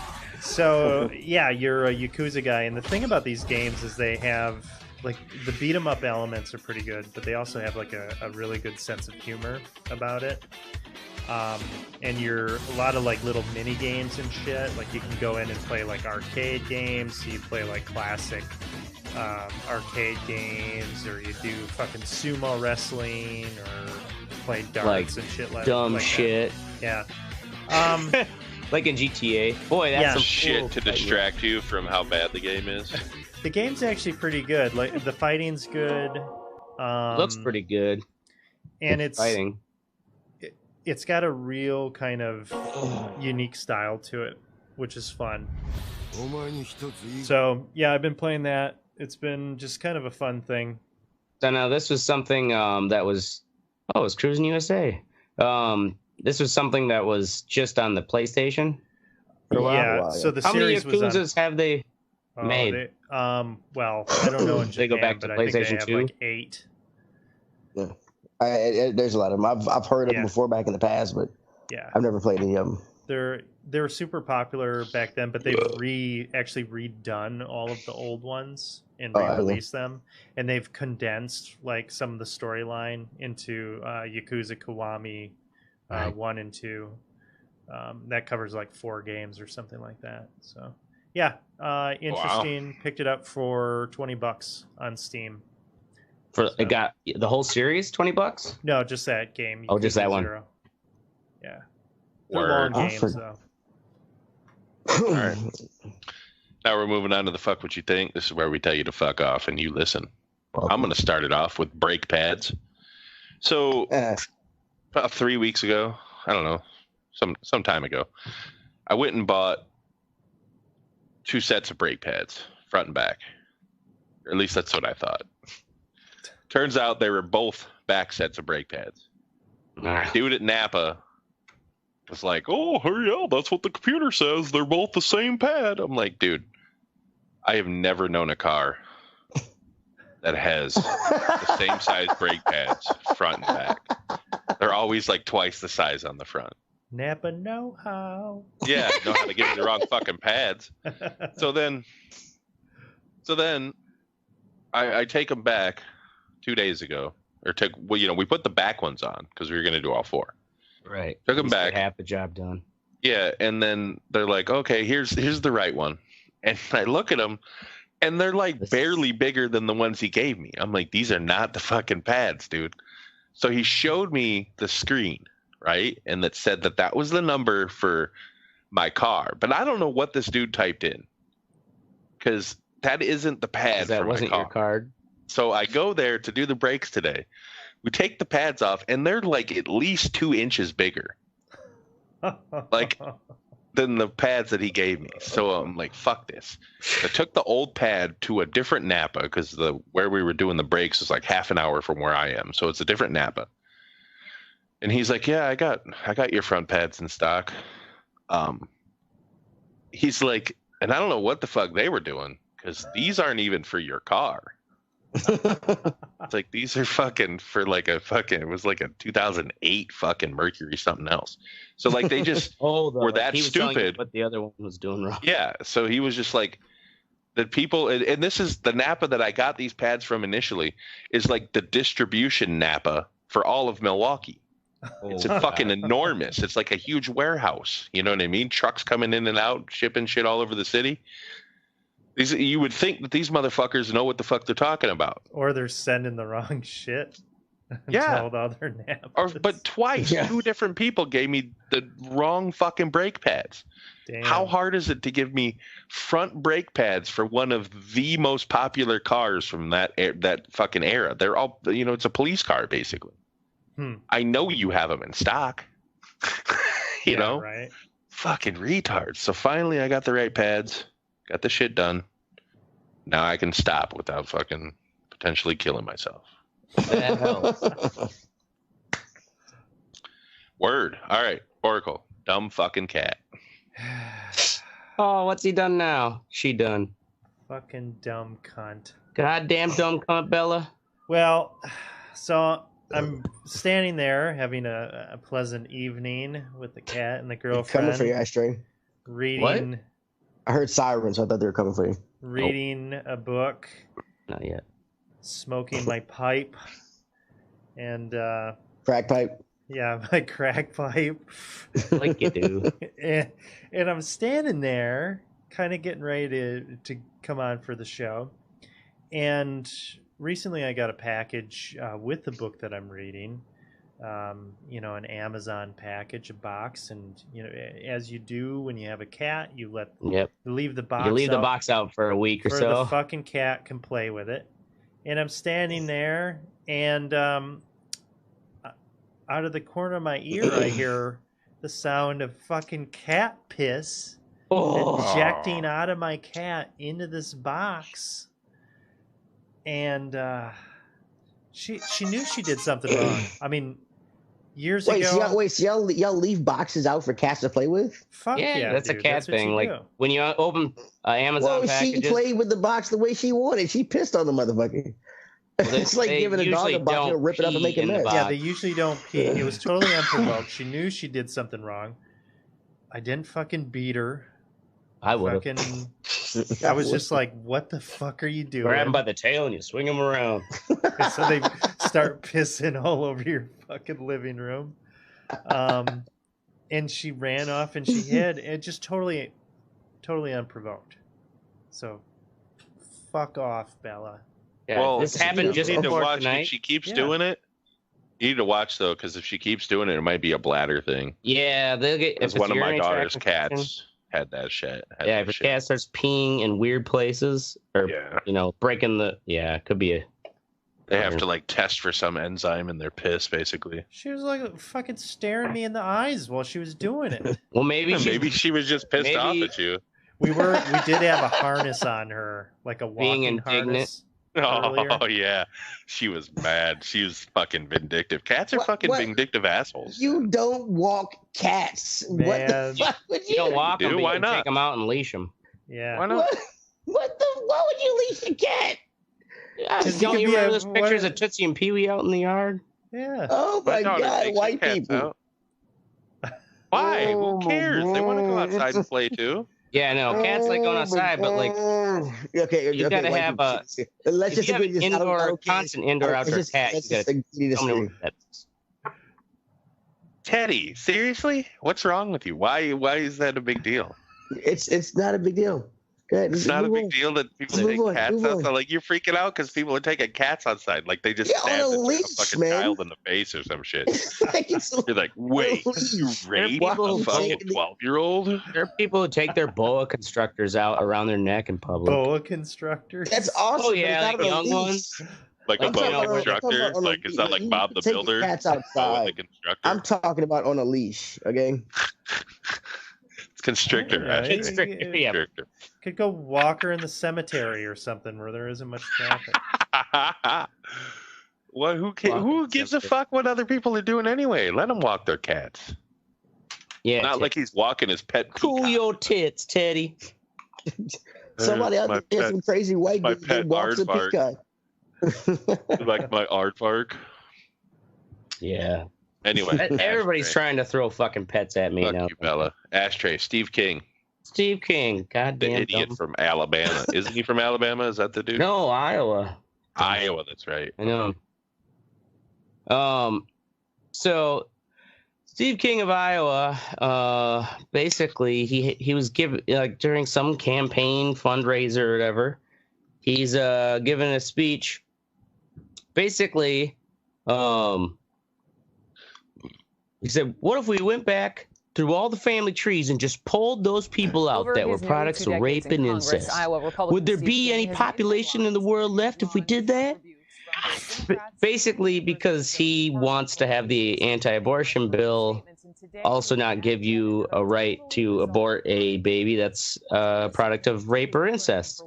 And his argument is, considering all the wars and all the rape and pillage that's taken place, I know I can't certify that I was not part of a product of that. I'd like to think that every one of the lives of us is precious as any other.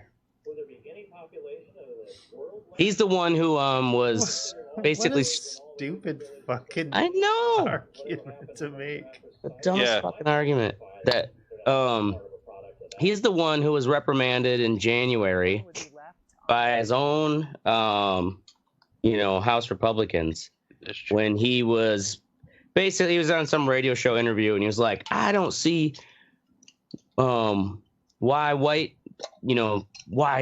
supremacy's become a bad word. Wow, really? He said that? Oh, I think I remember that. Yeah, it got some headlines and idiot. Yeah, it's kind of one of those things too where it's like, I wonder what sector of Iowa he's in, because it must not be I'm only used to the one side of the state by the Mississippi. So anyways, this guy. Well, don't you live in the city, or you grew up in a small town though, didn't you? Yeah, but I grew up right across in Wisconsin, but we go to Dubuque, Iowa all the time. So like I'm familiar with Iowa quite a bit, but for the most part, just Because usually cities are way more liberal than. Well, I mean, you don't even have to be liberal. No, yeah, I get it, but insane. That's the you thing don't too. see liberals. You don't see liberals talking about white supremacy. There are other people. There's no. It's a section of conservative. It's a purely conservative concept. It isn't like it's fucking bleeding over other into the other side. conservatives who are saying like, I'm in full-hearted support of pro-life, but you can't say this stuff to get their cause, to push their agenda. They're trying to ban abortion. Sure you can. That's why we have freedom of speech. Well, you can say it. You want to say you can say it. You want to hopefully keep your office, or like the things too. He got stripped of his assignments, so like he's no longer part of any committees. It's kind of like wasn't he on like the Ways and Means or something? It was some big committee. Yeah, something like that. But yeah, it's kind of like, you dumb fuck. Well, they're all fucking idiots. Yeah. They think that going fucking more, the crazier you go, the better it's going to be in the long run. Are you kidding? Trump is an experiment in that. Yeah. God damn. Anyway, all right. Epstein death. So Jeffrey Epstein is dead. The thing my focus think about it is that we're never gonna. I don't care if he fucking killed himself or fucking he's fucking in Cuba with Tupac semi-ties. Like it's like I wanted to see how deep this rabbit hole went and who was all involved, and now we're not going to. They say they're not stopping their investigation, but it's like I really wanted to see that motherfucker snitch on a bunch of people. Yeah. I'm like, you're never going to see. I'm like, a lot of people wanted to see that. That's why he's dead. Yeah. Right. I hope that Jennifer, I think her name was Jennifer something, the one who started dropping big names. Like, I hope she's in witness protection program because, like, she dropped that name of that some royal, Prince something over in Europe and some big like fucking hedge fund managers and shit. That's scary. Yeah, right. Especially when. Do y'all think he's fucking? I think he killed himself or he got killed. Which one? I'm curious about you. He got killed. If he did kill himself, it was because somebody had some shit on him or his family. You know what I'm saying? There was a reason behind it. They were gonna like kill his entire family. Right. They were gonna murder his children or some shit. You know what I mean? Like that's. Yeah. I think he got assassinated. I think they got to him, man. Yeah, I mean, if not that though, it could also say it's just as plausible as in someone decided, well, let's just take his roommate away, his cellmate away, and let's put the two most tired guards on his suicide watch, and because we know they'll fudge the paperwork like they always do. Yeah, it could have been. I like to imagine that fucking Hillary Clinton walked into a cell and killed him. Like you ever seen GoldenEye, that chick that strangles people with her thighs? Yeah. She jumped up, grabbed the bar on the ceiling and fucking squeezed him to death. It'd be even better if it was Chelsea who posed as a fucking guard and assassinated him. Comes walking out. Bill's sitting in the car. Right. That was a good job. Go, honey. Right. She comes out with her weird eyeballs. Yeah, right. Thanks, Dad. Yeah. Now next we're gonna make a stop at the Lewinsky household. Anyway, in all seriousness, go fuck yourself, Princeton, New Jersey. That's our show. We're gonna be here every Wednesday or Thursday at 10ish. Make sure you join the conversation at theredeyereport.com or facebook.com/theredeyereport. You can also Twitter us, but nobody gives a fuck. Like us, share us, or fuck us. We're down for whatever. I'm the Mystic. I'm Oracle. This is Ashtray. And I'm Teddy. And this is the Red Eye Report. Oh yeah, cool tits Teddy. Cool tits Teddy. I don't like that. I do not like that. No. I'm voting for that. Yeah, cool tits. There is no vote. What is this vote you talking about? 3-1. There's no 3-1. Yep. I am not. I'm not. No, fuck that. Yeah, we're all in agreement. Cool tits Teddy. You got to get it tattooed on your arm now. Yeah. I'll make up a logo for you. Actually, it would fit on your knuckles. You could go cool tits Teddy. Oh, you gotta get like a button shirt. Just put Teddy on your chest. Cool on one hand, tits on the other. Cool, tits, and then just bust your chest open. Yeah. Oh. That would be fucking awesome. Teddy, rip your shirt like Hulk.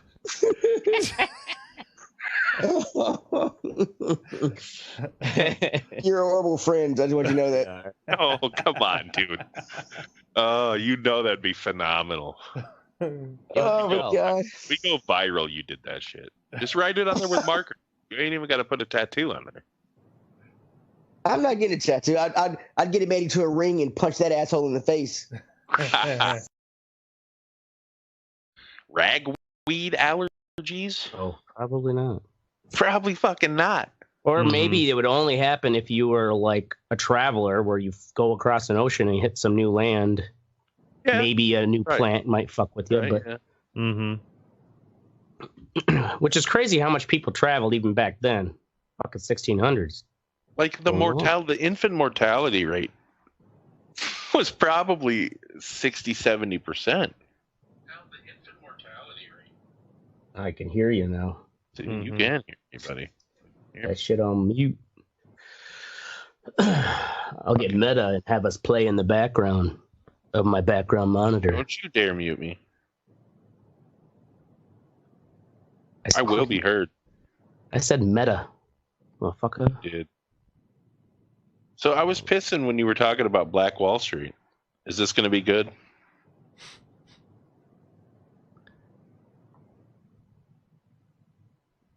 There's black your people answer. always trying to take our shit. Like they got Black Twitter, Black Entertainment Television. All right. We are live. He's just not going to answer me. Is this going to be a good episode? Yeah, it's going to be a good episode. I'm sorry, I lost my notes. All right, ladies and gentlemen, it's going to be a good episode because otherwise I was going to talk about economic bubbles. And I'm like, you guys are gonna fucking dork, nerd. So I was thinking about this, and this was a story that was a couple months ago.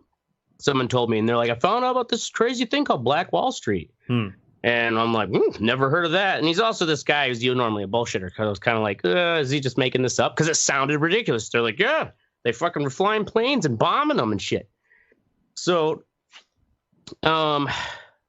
it's going to be a pretty good episode. It turns out it's true. So this week on the Red Eye Report, we're talking about Wall Street, but not Whitey's Wall Street, but the Black Wall Street in Tulsa, Oklahoma. Never heard of it?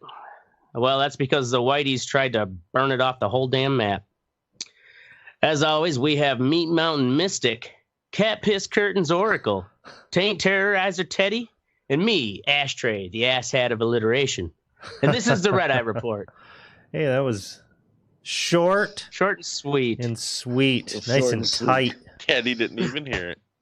Yeah, right. No, I'm making hot water for tea, and I'm gonna let you cut it right here, and I didn't want y'all to fucking Terrorizer Teddy. All right, so Black Wall Street. Turns out it was this area in it was in Tulsa, Oklahoma. It was a neighborhood called the Greenwood District, and this happened in between May 31st and June 1st of 1921. 21. 21, Teddy. Just back up his story. Not bad, sorry. So it's considered the single worst incident of racial violence in America. Like white residents, in the sense of it, they attacked the residents of this Greenwood district. I thought Trump getting elected was. Yeah, right. So the Greenwood district was called, nickname was actually the Negro Wall Street. Jesus, Teddy. And nowadays we probably call it Black Wall Street. Black Wall Street. All right, sorry. Mute it, damn it. I did mute it. Shut up. Right. What are you doing, man? It usually comes to my audio. Usually comes through my headset, but it didn't this time. Fuck you. Anyways, this was at the time in the 1920 was the most wealthy black community in all of America. Yep. Like they had all kinds of Atlanta of the 20s. Yeah, essentially, of the 20s, but, it was organized in 1906, and They had several grocery stores, 2 newspapers, nightclubs, 2 movie theaters, many churches, and plenty of professionals, doctors, lawyers, clergy, and it was dentists. all black owned. Yep. And so like a lot of even the construction and building of businesses there was actually made with black investment. It wasn't like a full Wall Street per se, but the place was wealthy enough that they weren't having to go to white banks Right. to they fund were their neighborhood. Self-sustained community. Yeah. And essentially, it was also supported because Tulsa, Oklahoma, at the time was considered the oil capital of America or the world, just because it was the oil boom at the time. Sure. So, was there like kind of a source for this stability? Like, where did they get the money from, or was it just the community that banded together? It was a community. Like it said, it was founded in 1906, and this is right after 1905. That was it Fred? Teddy Booker T. Washington. That's who. I was thinking Frederick Douglass, but one of those old famous tiny civil rights colored fellas. Yeah, colored fellas. Booker T. Washington was touring Arkansas and like doing these basically he was finding black communities that were pretty well stable and full of professionals and educated people that they could kind of hold their own. And so he also visited the next year, 1906, the Greenwood district of Tulsa. So it's already Tulsa, Oklahoma, but this neighborhood becomes this hub known as Greenwood, also Black Wall Street. It was like the north side of Tulsa. It wasn't very small. It wasn't small. It was about 35 square. It was about 35 city blocks. Yeah. I'm not saying it's small or anything like that, but it was, I guess, how it grew into stability was that it was a neighborhood of Tulsa, greater Tulsa. And so, just to give you some of the rough, quick statistics is that there was 35 plus blocks of homes and businesses that ended up being destroyed and burned. 800 plus people were sent to the hospitals. 6,000 of the black residents were arrested, many for days, held in detention centers. 36 dead was the original Oklahoma State statistic. The thing is, decades after this happened, there was silence. Both black and white people just didn't talk about it, and the state in general took it out of the history books. Some of the old newspaper microfilms that were actually people went in and destroyed some of these articles that inflamed this riot. There was a commission started in 96, which Oklahoma, basically the state made a commission. They're like, we should fully investigate what really happened here because our state tried to hide it. In 2001 is when they finally came out with their final report. So it's only since 2001 that people have really been educated on what actually happened. So what started it, so I already kind of gave you the time and setting. It was May 30th, 1921. This guy, old Dick Rowland, he was a 19-year-old black shoe shiner. And he entered the elevator, and it was the Drexel building. It was a building on Main Street downtown. Had a single elevator that had a top floor restroom, which was like a black only restroom. That was they couldn't use any of the other nice ones on the first floor. And segregation was in full swing. So Sarah Page, the 17-year-old white chick, was the elevator operator. The commission, after all the research, assumes that they would know each other in passing because he would have gone to this bathroom many times before. Yeah. And anyways, the 17-year-old chick starts screaming in the elevator when it comes back down on the first floor. And Dick Rowland, the 19-year-old shoe shiner, runs out of the elevator. Shop owner comes in the elevator, and Sarah Page is all flustered or whatever. And of course, he's like, rape! He raped her. So they call the authorities. But actually, the police in general realized quickly it was not she was not assaulted. That was the word they used for rape back then. So they just did a low key. Or what? So yeah, why was she yelling? So they don't really know, because this is how much the cops were like, okay, not a real serious crime happened here, because they didn't take a written statement. And she also agreed later she wasn't going to press any charges. Yeah. What the commission thinks in all their investigation, because there's all they could get was rumors at the time of what sparked this riot, and it's like, and it was this newspaper posting this salacious story that he raped her in the elevator.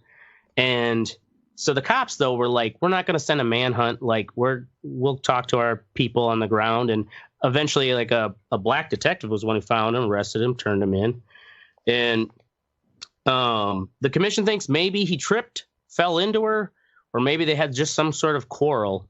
But there was, at the time, too, there were rumors that they were secret lovers, but they think that's highly unlikely, too. So secret lover. Yep. The jungle fever. So that day, on Monday, like, word starts going fast around the neighborhood that, like, this black shoeshine boy raped old Sarah Page. And so all of a sudden, like, once he got arrested, there was the sheriff, old Willard McCullough. He was actually like, we can't let this guy get fucking taken by the mobs and lynched, because a year prior, in 1920, there was a white murder suspect, and the previous sheriff was unable to stop a mob who came in and took this white suspect and lynched him right in the town square. So, like, of course, if they did that to a white dude, exactly. What the fuck are they gonna do to a black dude? Jesus. Yeah. Right? And so this new sheriff was like, I'm determined. I'm not going to let this guy get lynched. So he took him from the, like, not, the regular sheriff's department jail cell into the courthouse. They had a top level jail cell, took him up there, put with 6 of his own men around, armed, and put men on the rooftop of the courthouse, and basically killed the power to the elevator and blockaded the stairwell. Jeez. And yeah, so all to protect some colored. Protect this color boy? Yeah, well, we need to just take out here for the street. Yes, because we's people too, god damn it. So because there was literally an inspirational movie about this by the starring Matthew McConaughey. So also, Sam Jackson. The black people in Greenwood knew as well. They're like, they're going to lynch him. If they lynched that white guy last year, they're going to lynch old Dick tonight. So they start getting, apparently, these are names of some of the riders who started. You hear about Dick Rowan? Listen to some of these names. This one was Will Robinson, who is a dope peddler and all-around bad Negro.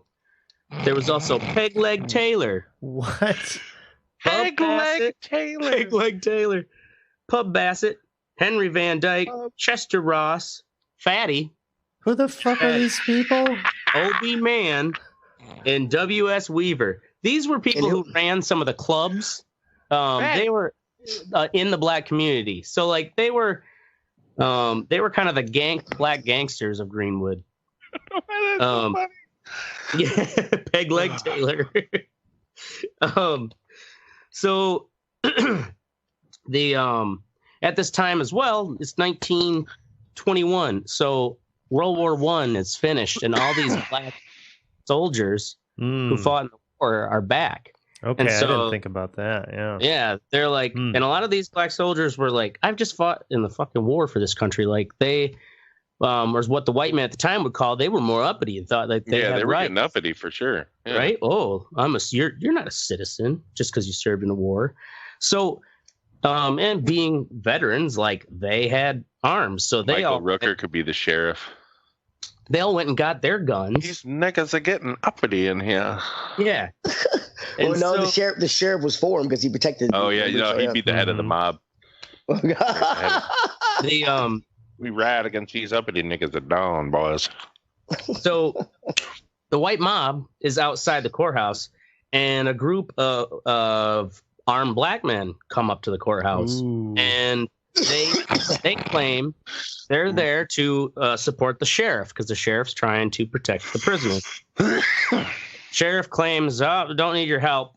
And the mob is like, who the fuck told you that? And they're like, the sheriff told us to do it. Like, whether the sheriff claims he never told them, but that's like what the armed black men said as their reason for showing up. They left, come back with 75 armed black men. Damn. Yeah, right. Guns and Now we shotguns. got a problem. Show up to the course. But mind you, there's still 1,000 white people plus outside the courthouse. So they still are pretty got outnumbered. pitchforks and fucking torches, though. Yeah, right. Those 75 black people got some balls then. Yeah, exactly. Hey, man, they just came back from fucking World War One. Right. They survived. Fought the Kaiser, you fucking white cunt.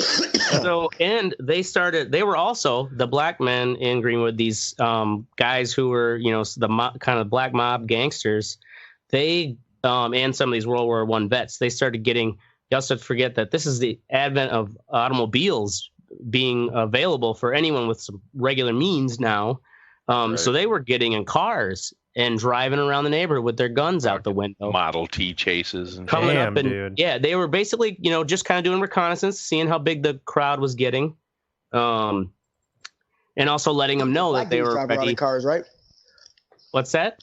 And these are black dudes driving around in cars, right? Yeah, they were black dudes driving around in cars with guns. So it's like for white people to see black men with rifles driving around in a nice car. Yeah, it's the end of the world. Yeah, right.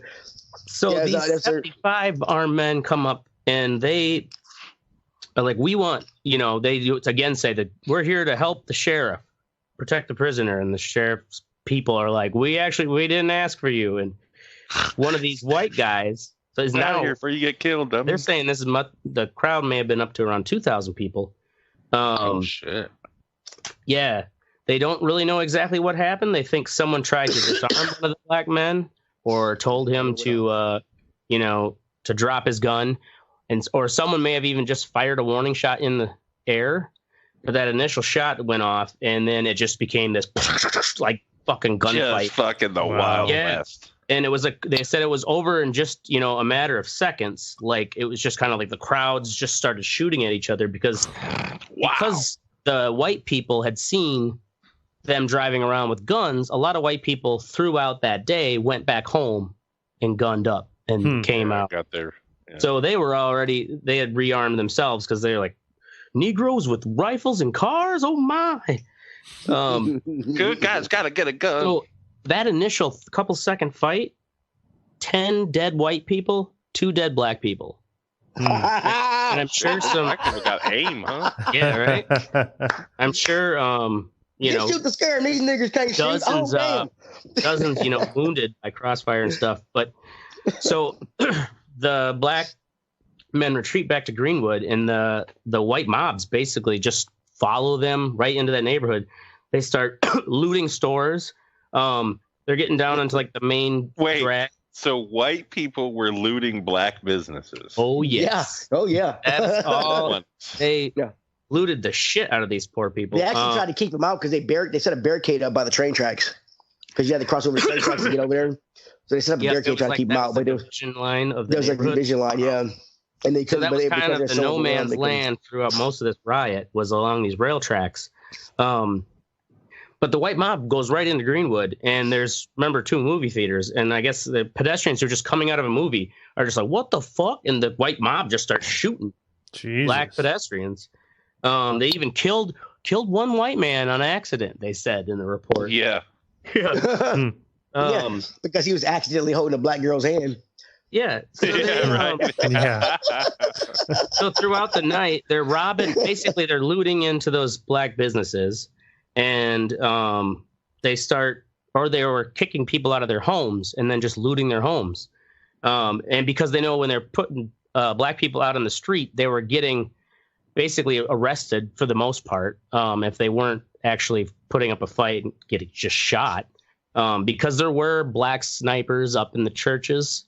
There was a witness report of, like when bunch of white guys in a car decide they're going to drive in with their guns over into Greenwood, and like the armed black men just fucking killed all of them. Wow. But by that night, there were gunfights continue up throughout the night, and they had basically gone to the National Guard building and started getting arms from there, the white mob. So by the time into Wednesday early morning on June 1st, at around 1 a.m., the fires start. And the white mob they basically start shooting at any of the firefighters who try to put fires out in the black neighborhood. And so it's kind of this. There's accusations that the city conspired, and that like the white firefighters were like in cahoots with the government to only put out fires in the white buildings or white properties. But there's also reports from the firefighters themselves of being like, we couldn't even try to go over there. We started getting shot at. It wasn't like we were conspiring with the city to not put these fires out, but we weren't even like able to drive into the neighborhood without getting shot at by the white mob. And so like that's like a core root too to like why the black community has a big distrust in the entire, the city services and the police. They then a bunch, like about a dozen or more airplanes, mind you, this is 1921. So think of World War I airplanes, fucking Red Baron and shit, flying around and shit. Yeah. And they were dropping these, what they call them? Nitro bombs. Yeah, they were fire bombs, basically. They were like tar fire bombs on the rooftops to set the rooftops on fire. Holy shit. Yeah, I mean, it wasn't napalm at the time, but similar kind of a flammable ball of sticky shit. A combustible element. A firebomb of some sort. And they were shooting with rifles out of the planes. So I don't think any of the planes weren't war planes with machine guns on them, because they weren't Air Force or anything like that. Well, there probably wasn't that much of a difference between an Air Force plane and just a plane that you're dropping incendiary bombs out of. Yeah. I mean, I'm just saying, like, they didn't have machine guns like the Red Baron would have, because there were planes like that. But these were just literally getting up there with crop dusters and shit. Yeah, with their fucking rifles and stuff, and taking shots at anyone out in the street, anyone black. And also machine gun, though, especially at night. How can you tell who you shoot at is black or white? I mean, it's not like they had spotlights on the planes. Came later in the day. Because the National Guard from Oklahoma City arrived at 9:15 a.m. In the area, and so they finally like kind of quelled down most of the fighting between gangs of black men and the general big white mob. And basically they also arrested any black people. They're just all arrested, taken to kind of like the fairgrounds, and held for a couple days. Katrina. And ended up, let's see here. What was some of these stats? They estimated around 100 to 300 people probably died. Wow. I kind of got the ends of my notes here, but Walter Francis, who was an NAACP reporter or member, like he worked for them in New York. He traveled immediately to Tulsa because this did make national news at the time. His estimate was about 50 white people dead and 150 to 200 black people dead. And most of the deaths were not from fires, because they literally kicked the black families out and then just looted their house. And then because the black families would then just get like thrown in line with all the other black people and marched off to the fairgrounds to be detained. And they would steal their shit and then burn the house down. Damn. So what the hell happened to these people? Fucking ruthless. The reason they were doing it is because they said they were upset because when you walk into the neighborhood, you got black people who had pianos in their house. and they got a white dude who didn't have a piano in his house. And it's like kill him. Community. I mean, it was like you said, it was a self-sustaining economic community. Everybody in the community was pretty much wealthy. They had nice houses, and they had shit. So, and the white people across town didn't have shit. So they had what are they called? The Red Summer, I think. At the time when it was, Red Summer. There it is. 1919, the Red Summer. There were all kinds of race riots in cities around the Midwest and in the South. So this is just, a couple of years prior. So at the time, because in 1919, they were coming back from the war. So is this... so in the climate at the time, they see it as, hey, you're back. Anyways, at the time of the climate, they see race riots are like just a tinder away. Right. And so does this tie into, what is it, the Great Migration from the South up to northern cities? Oh, it may. I'm not sure that Great Migration, what the time year that frames was before are, that, wasn't it? That's what I thought it was before. Yeah, well, but late then 1800s, right? Yeah, late 1800s, but it would have taken them time to establish, communities and stuff like that. I get you, yeah. Oh, that their community was apart after. Or you think Tulsa's far enough north, though? I mean, that's true. There are some people though who even consider, and part of the thing with Tulsa, sometimes like this commission was saying, sometimes they don't think that Tulsa was South enough to have that kind of violence, but it's like, nope, that's how racist and Jim Crow laws were then. And so it ended up essentially being whitewashed from history up until the 70s, I believe. Someone at Tulsa University did a full master thesis on it. It didn't really get around outside of just the university circle there. But then it was that night, it's like people knew about it, and they finally decided we got to do some interviews with these survivors who are still, while they're still alive. So in the 90s and early 2000s, they got a lot of testimony from old people who were alive when that happened. Well, that's crazy that they're just, this was such a big event. And it's like you don't read about it in history. And that's the thing too, is that it wasn't be in any of the textbooks. And then a lot of the teachers were just like, well, I'm not comfortable teaching this because they didn't really know anything about it. And it does make Tulsa look really fucking bad. Yeah. Ever been to Tulsa? It's shit. Doesn't matter. So there was also at the time, there was a heavy KKK presence. So there's probably about 3,200 active members at the time. In the city's population is about 72,000. So anyways, that it ended up being whitewashed, and now you'll see there's some recent articles where they're finally getting the money to do some of these investigations. They're looking for the mass graves, because a lot of these black men were buried without any marking, and there are rumors of mass graves because there also were some photographs. I don't know if Oracle brought up some of the old. Yeah, I've been showing some photographs. Of dead black men on the back of trucks, stacked up like wood. And I know in this one cemetery where they did some deep radar searching, they didn't really seem to find any evidence there yet. But yeah, it's kind of one of those things like, holy shit, why is this not talked about at all, really? And a lot of it is because there were many people who by the 70s and 80s had no idea. They weren't old enough to remember, and nobody was talking about it for that long. So you said it makes you wonder how why nobody was talking about this. It makes me wonder how many times this shit happened and we really didn't find out about it yet. So yeah, that's true.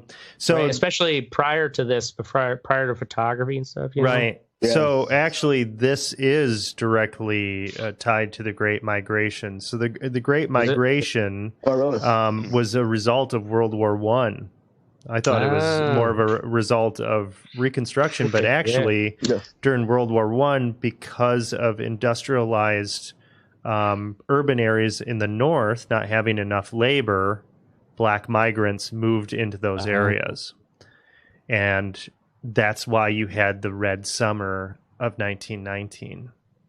And shit was Tinder. They didn't like the black folks coming. Right. I get you. Yeah. And imagine. They were northern. They were, you and can they have rights, but not in my yard. Right. And these people that went off to World War I, these white men that went off to World War I, they come back.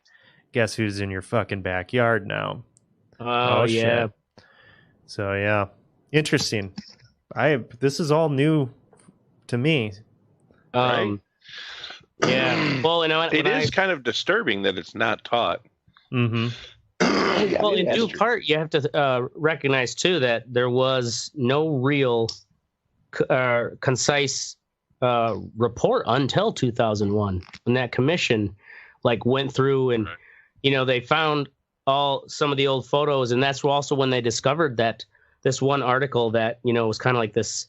It was a newspaper that was known to be sensationalist at the time, and it wrote. Apparently, there was an op-ed written that the crowd was going to lynch him that night, in the newspaper. They're basically an op-ed saying, "Yep, we're going to have a lynching tonight," and that was part of the records that even when the commission went back to try to pull the concise history, that had been actually ripped out of the microfilm and destroyed. Really? Yep. Yeah. God damn. So they try to hide. That's how much they try to hide that shit. So and why? What? This happened? Now, do you think that in trying to hide this, do you think it is motivated by people in, let's just say, Tulsa, Oklahoma government, because they are embarrassed and they don't want that to come up? Or do you think that it's elements? It's actually local and state wide efforts to kind of they muddied the statistics, right? And because they show in this commission where they find some of these different headlines that were coming from the newspapers the day after. And they'd have these 175 killed, many wounded, and then the next day it'd be 35, right? Dead. That's crazy how much the record was the sheriffs manipulated. or whatever would tell the newspaper, nope, this is actually the real number now. Right. That's freaking wild. And governments have been, do that all the time. That's the thing. That's they don't want to be known as the city where that happened. Yeah, you don't want to be known as that. But I wondered, were there elements of the KKK in the government? Oh yeah, no, that's definitely were. Yeah. The KKK was there, and the KKK was a lot of them were they were in their full robes and hoods during the riot. Because that was also why a lot of them couldn't be identified in some of these hearings they did, because no one's ever ended up being charged. After there were 80 some indictments, but ended up ultimately no one ever getting charged for this riot. You guys ever watch Mindhunter? I've seen an episode. Netflix.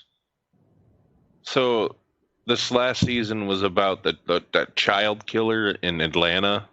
I was too young to remember it, but it happened in the early 80s, late 70s, early 80s. But it was a black guy who was killing black children. And the Atlanta government basically they weren't covering it up, but they weren't saying that they thought it was a black dude, because the optics of having a black serial killer in a fucking predominantly black city was still seen to this day. The dude that they think did it has never been charged for it. He was charged for 2 adult murders, but they think he killed 27 kids. Wow. And he was never charged for it. Huh. Because the government didn't want to be known as the city with the black, child killer. In the 80s? Yeah, wow. In the 80s.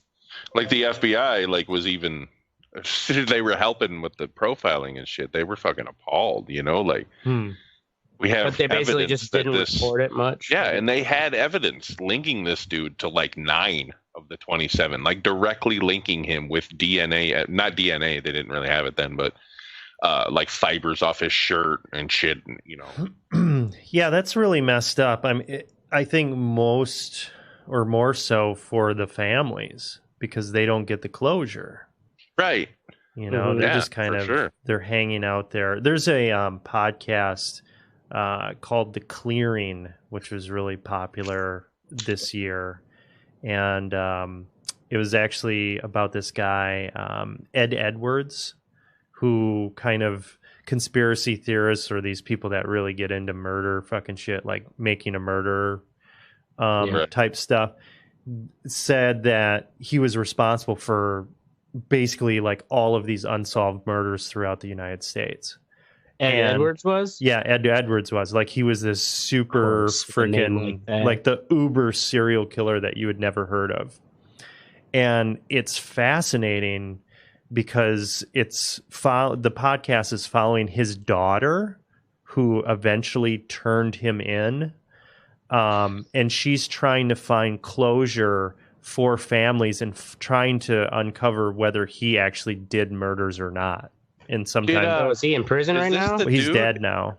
Oh, this isn't the dude that the FBI just came out and said was the most prolific serial killer. Oh no, that's a new one. Maybe there's a new one, but yeah, the black guy, yeah. Who? Okay, my son's on vacation away from me. Let's not talk about hundreds. What? They say he's up to 90s. Yeah, something. Fuck? He's just been in the news the last couple months because I think they got him on a couple murders with DNA evidence, but he finally, some Texas Ranger, I guess, got him to talk, and he got him a deal of like getting him into a better prison in Texas than the one he was in. And he started giving up. He's actually doing drawings of these women. Samuel Little, that's it. Dude. He's got like little colored drawings he's been doing of these women, and he's got a photographic memory, they say, because he's giving all these details that like you would assume you'd forget after 95 dead hookers. Right. Whoa. Yeah. Does it all look the same? That's crazy. Yeah, but they think he is now the most prolific. Holy shit.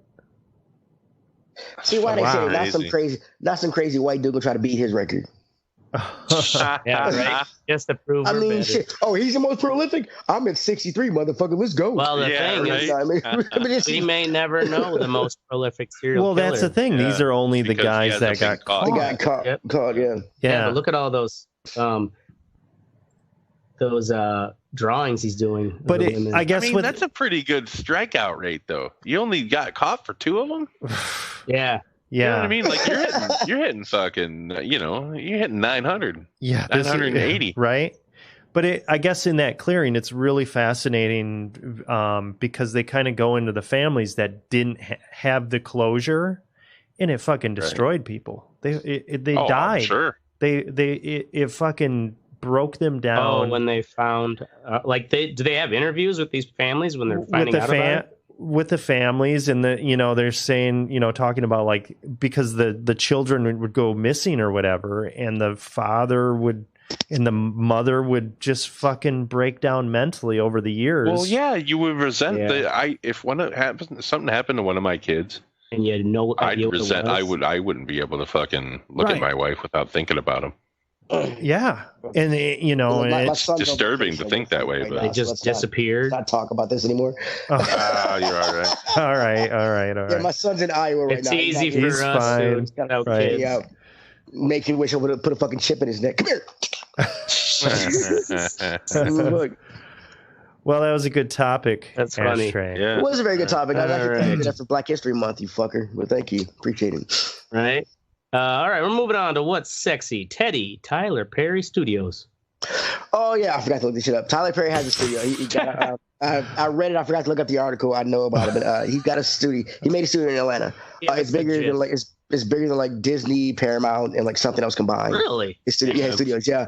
And the thing about it, studio in the nation. Really? In the nation, yep. Damn, dude. And it used to be like a Confederate. The thing about it used to be like a Confederate fort or base or something. And the quote that he said was that this used to be a Confederate base, and they had Confederates plotting to keep 3.5 million Negroes in chains, and now the land is owned by a Negro. So that was kind of spicy. That's cool. Was he wearing a dress when he said it?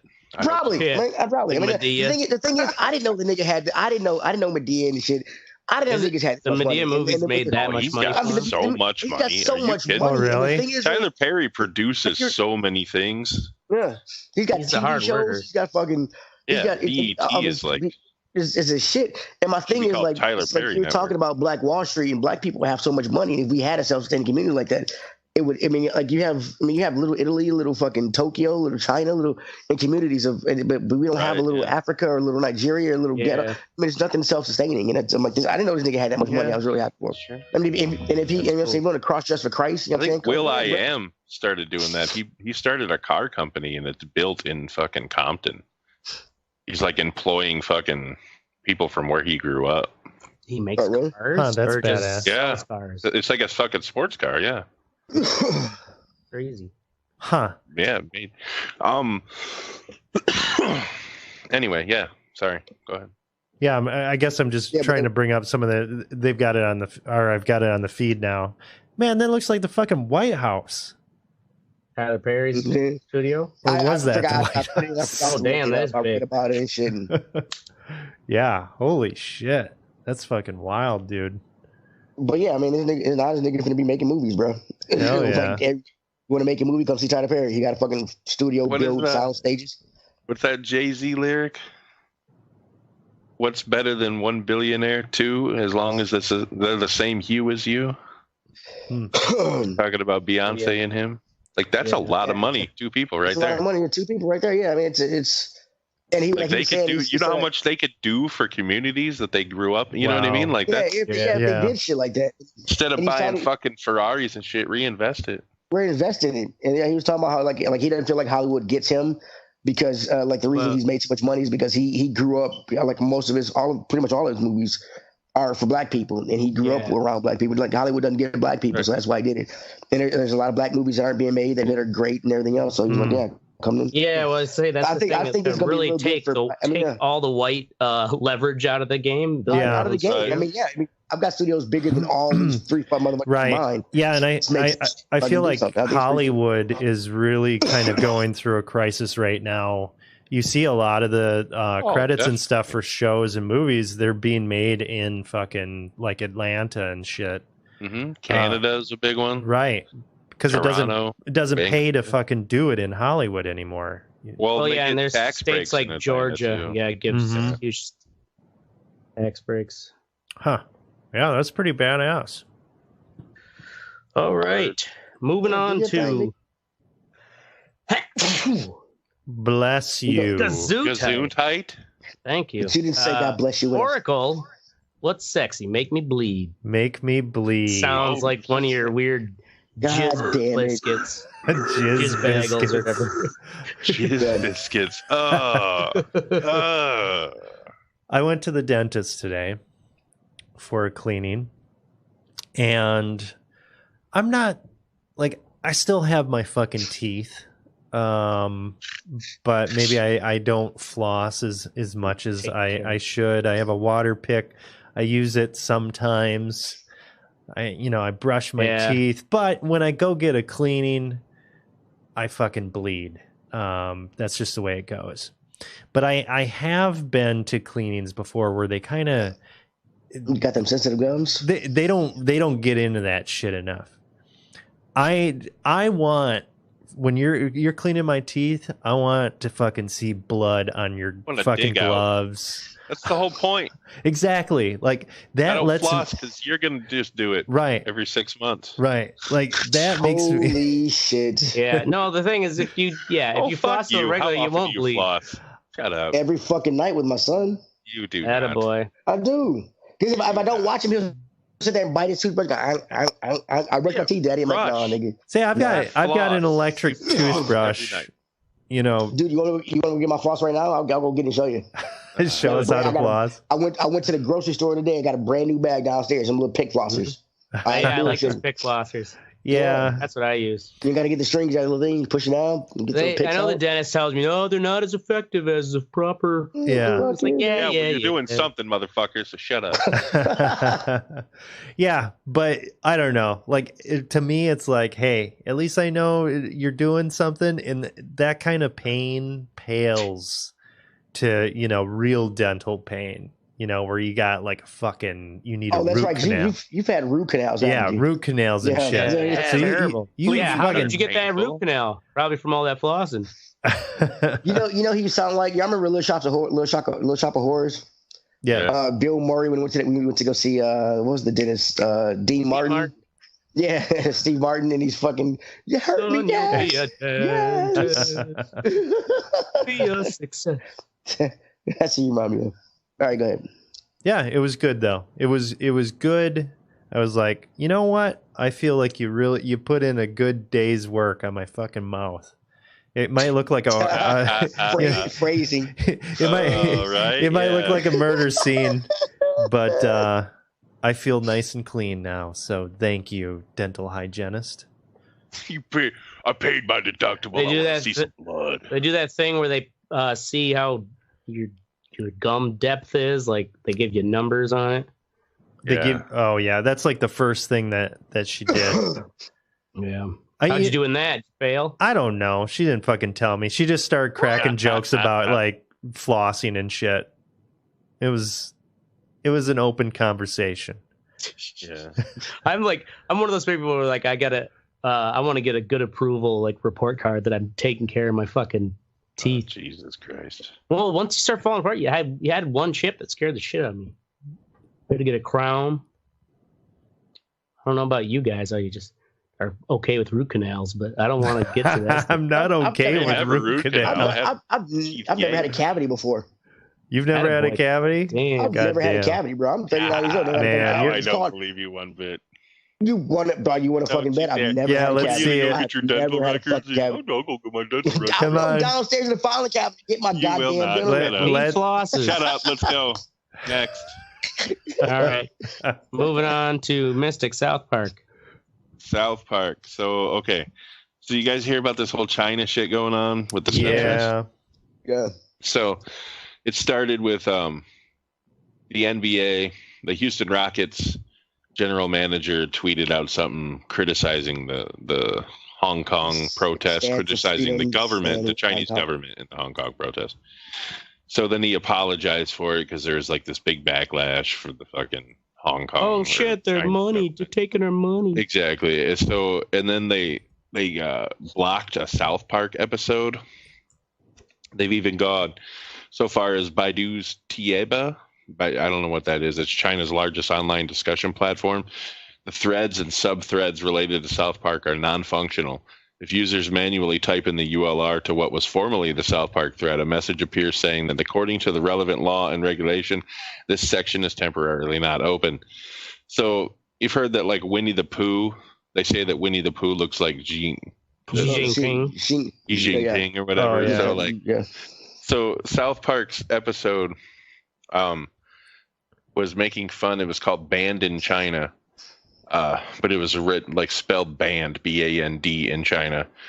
And it was one of the storylines involves Randy getting caught attempting to sell weed in China and getting sent to a work camp similar to those Beijing has been using in Zhejiang province to hold as many as 1 million Chinese Muslims for political indoctrination. Mm-hmm. So they banned it, and then so South Park, in their infinite South Parkisms, tweeted this out. Like the NBA, we welcome the Chinese censors into our homes and into our hearts. The statement reads, we too love money more than freedom and democracy. Xi doesn't look like Winnie the Pooh at all. Tune into our 300th episode this Wednesday at 10 p.m. Long live the great Communist Party of China. May the autumn sorghum festival be bountiful. We good now, China? So that aired tonight, and I don't know what happened, but I'm sure South Park, after they banned the last episode, has been up constantly remaking whatever they had, just to fucking rip on China again. It's gonna be good, dude. This shit is getting out of hand. This is, there was some other shit with so there was the Rockets thing. There was like a professional gamer that was fucking banned. Like Blizzard came down on them for making a comment on this shit. Chinese censorship is not a good thing. right? Like, we should not let that dictate our fucking way of life. No, we shouldn't. But these big businesses get so much money from their investors. Yeah. Like, fucking Hollywood too. They're suck the teat of China all the time. Right. Yeah. Cool. I mean, fucking cheers to these guys. You're right. They're just gonna totally fucking go pedal to the metal. Yeah, it's gonna be crazy. It's gonna be fucking epic. I'm gonna go look for it after this to watch it, I guess. Right. Yeah. All right. Everybody come back in. We got a full week. Got to redo this shit. We're fucking with China. Yeah, for that, I guarantee you that's how it went. Let's go. I don't care how long. I'll buy as much Coke as we need to stay up. Yeah, God, I hope they fucking make killer overtime working those shifts.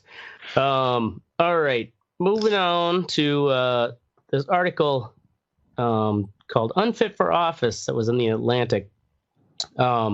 Turns out it's actually written by George Conway, the husband of Kellyanne Conway, and it's kind of this great, like a greatest hits of Trumpisms and how they compare with the DSM and a pathological narcissism.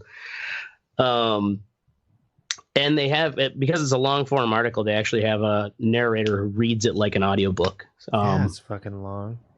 Yeah, but it's a good listen if you're at work or whatever.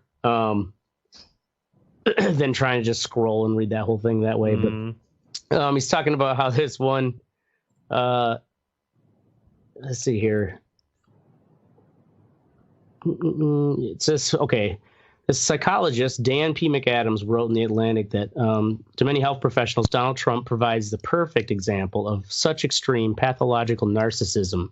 One clinical psychologist told Vanity Fair that he considers Trump such a classic pathological narcissist that he is actually archiving video clips of him to use in workshops because there's no better example of the characteristics of the disorder he displays. He says, otherwise, this clinician said he would have to hire actors and write vignettes to like make these examples to share, in his when he's teaching. And so, yeah, he's like, Donald Trump is like a dream come true when you're trying to make like share textbook narcissistic personality disorder. Yeah. He's Dennis from It's Always Sunny in Philadelphia. If Dennis was 75 years old and the president. Yep. Like and that's a show. You know what I mean? That's right. That's a created character. That isn't like really him. I mean, this is Trump. That's how narcissistic this fucking Trump really that's is. what I say. Like, he really doesn't have any sort of facade. Yeah.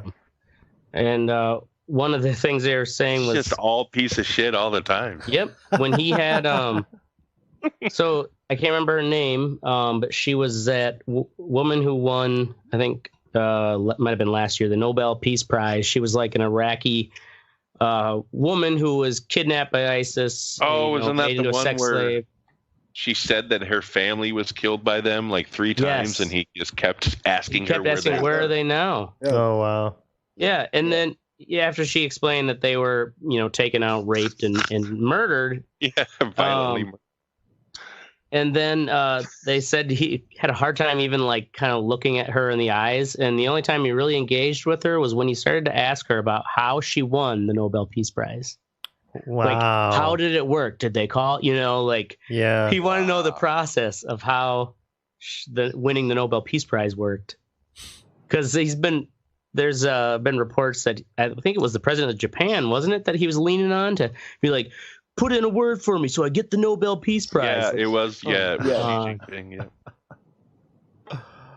Wow. That's fucking great. Yeah, check it out. If you're working on something you want to just listen to in the background, it's about an hour and 25 minutes or so.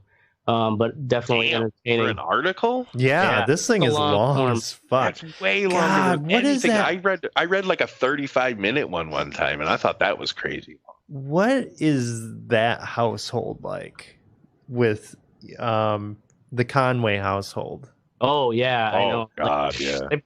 They probably barely spend time together anymore. God, that's got to be so weird, sex is man. angry and good. Yeah, I'll bet that sex. That sex is angry. Oh, I'm and sure. good. Yeah, like that's how they probably get through their days. They work that stress out in the bedroom. Good for them. Your boss is an idiot. You're a fat cake. All right, we're moving on.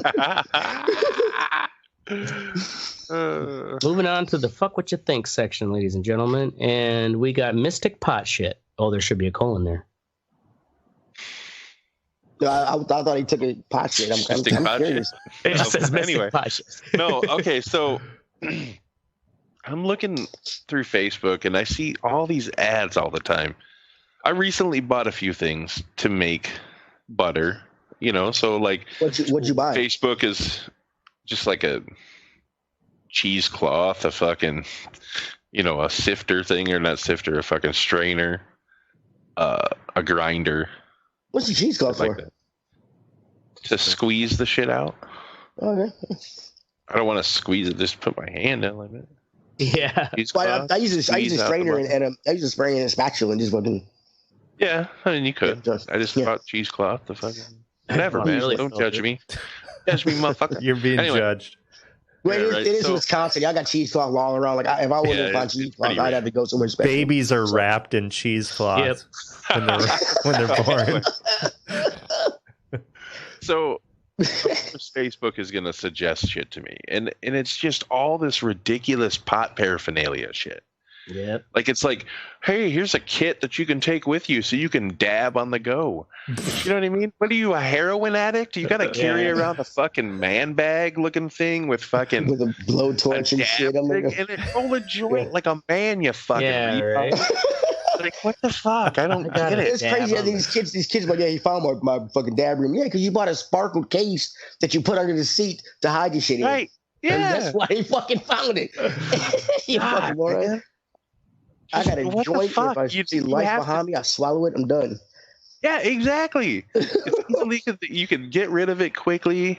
Hide it under your nuts. They'll never find that shit unless they bring in the dogs. Yeah, or like if you give them attitude. But like it's just all these. It's like when it started going legal in these states, these companies are just like, let's make some ridiculous shit that we can sell the fucking dumb kids. Mm-hmm. Well, these dumb kids are like one of the kids up the street. He has a rig, it's like a little glass pipe like this big. Is like $800 something. Like another one, he's got like $600. One of those dab rigs. That shit's insane. Yeah, shit's insanely high. And just because it looks cool. It's supposed to hit better and do certain shit. Probably it's one of those with the multiple weird chains. No, these are blown glass. I mean, I'm talking about blown glass ones that are fucking. Yeah. No, I get that, but it's probably got like an electrical heating element on it, so you don't have to heat it with a torch. Yeah. Oh. Yeah, it's a waste of money. It's such a big waste of money. You can buy 2 PS5s for that. I don't need dabs. Dude, the first time I did a dab, I was like, the buddy brought all the shit. I was like, he brought out a blowtorch, like a big blowtorch. I'm like, what? Are we smoking weed, bro? I'm like, you sure this is weed? Right. Yeah, when I did it was like, it looked like he was firing up heroin torch or something. Like, what? Okay, so what is for a non-weed smoker, what the fuck is a dab? A dab is like extracted like the pure extracted THC in like a wax form. THC concentrate. Yeah, concentrate. Yeah, and so it's stronger when you fucking like smoke it. Hash oil. Way stronger. And then you heat up either if you got a glass part, it's a little glass thing you heat up. So or a metal nail, and then you put the dab on it and like normal weed, like good shit. You're talking mid 20% THC. Mm-hmm. Maybe low 20s. It depends. I mean, that's like pretty fucking good. Dabs are like 90-some%. Okay. So I would probably die if I fucking like some of that. A little tiny bit. You know? The first time I hit one, I inhaled. It's not. I thought it was like clear, like a little bitty bong. I'm like, I didn't clear bigger. I got this, and I coughed like a bitch for 3 hours, and then didn't know where I was, and I'm in my house. Wow. And I was like, yeah, I can't. I'm like, it is insane. It is more intense, that's for sure. Oh but yeah, come it is on, a man. lot more intense. You need to But I was drive like, around with that and get high like that. Just roll the joint. Right? Yeah. But these kids like that did that to me, and I've been smoking weed for fucking years. Yeah, no wonder they're all fucking dying from vaping and shit. I mean, and these little kids, these kids will hit like 3 and 4 in a row, and I'm like, y'all are fucking retarded. You want another one? No, I don't. I just want this one. I am good. No, I want to be able to fucking order something at a drive-through. I'm like, right? Why do you want this? I'm like, I don't Not get just it. stare at the menu and go, huh? Where am I? Yeah, these kids get out of control. The This shit. Big Mac has 3 buns. That's weird. I've never noticed that. All right. Moving on to me, Ashtray.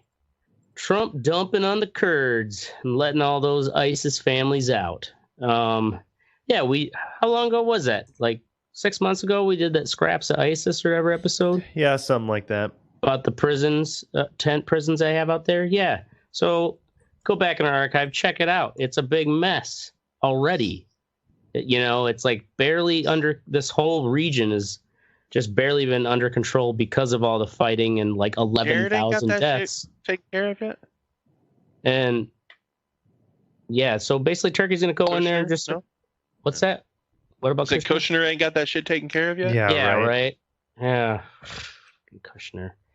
Yeah, well, I mean, he basically just left the Kurds there to fucking get slaughtered by the Turkish fucking. Yep, and because the Turks or the Kurds have to, have to reinforce their positions. Mm-hmm. They're having to pull a lot of these prison guards or or soldiers who basically just like watching these tent cities and making sure these crazy fucking ISIS families don't go nuts.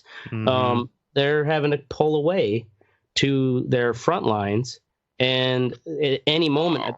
These prisons are just like, oh, look, there's 3 guys like guarding us. Like they can't stop us all. Charge! Exactly. They're just gonna fucking run away, and it's gonna become this big. The problem is these crazy terrorists, like the real terrorists with these ridiculous ISIS ideas. They were able to kind of skirt around from village to village in this region until they finally locked it down with all the fighting the Kurds did for us. Mm-hmm. Where it's like they had patrols, or it's like you couldn't easily just go from one village to another without coming across some Kurds who are going to stop you and be like, what are you doing? Who are you? Right.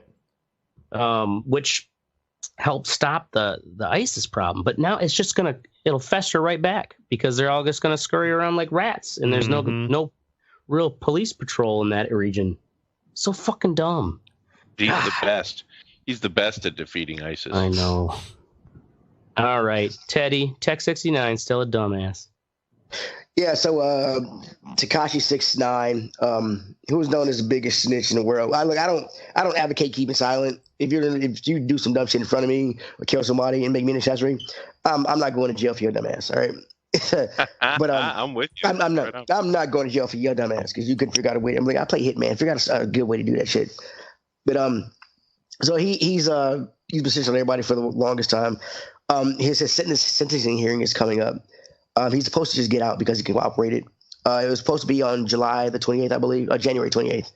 But they moved it to, but his lawyers got it moved to like December 13th or 18th. So there's a possibility he could be out by Christmas. So they offered him, even with all those fucking face tattoos, they offered him what's called witness protection. Good luck. And well, here's the thing. They offered witness protection because he snitched on a lot of people. They offered witness protection. He turned it down. Wow. Because he wants to continue his rap career. And make more. He'll make more money. Security. This guy's gonna fucking die. But here's the thing, though, right? What you forget is all these other rappers are put on trial and stuff. Tupac, Suge Knight's in jail finally.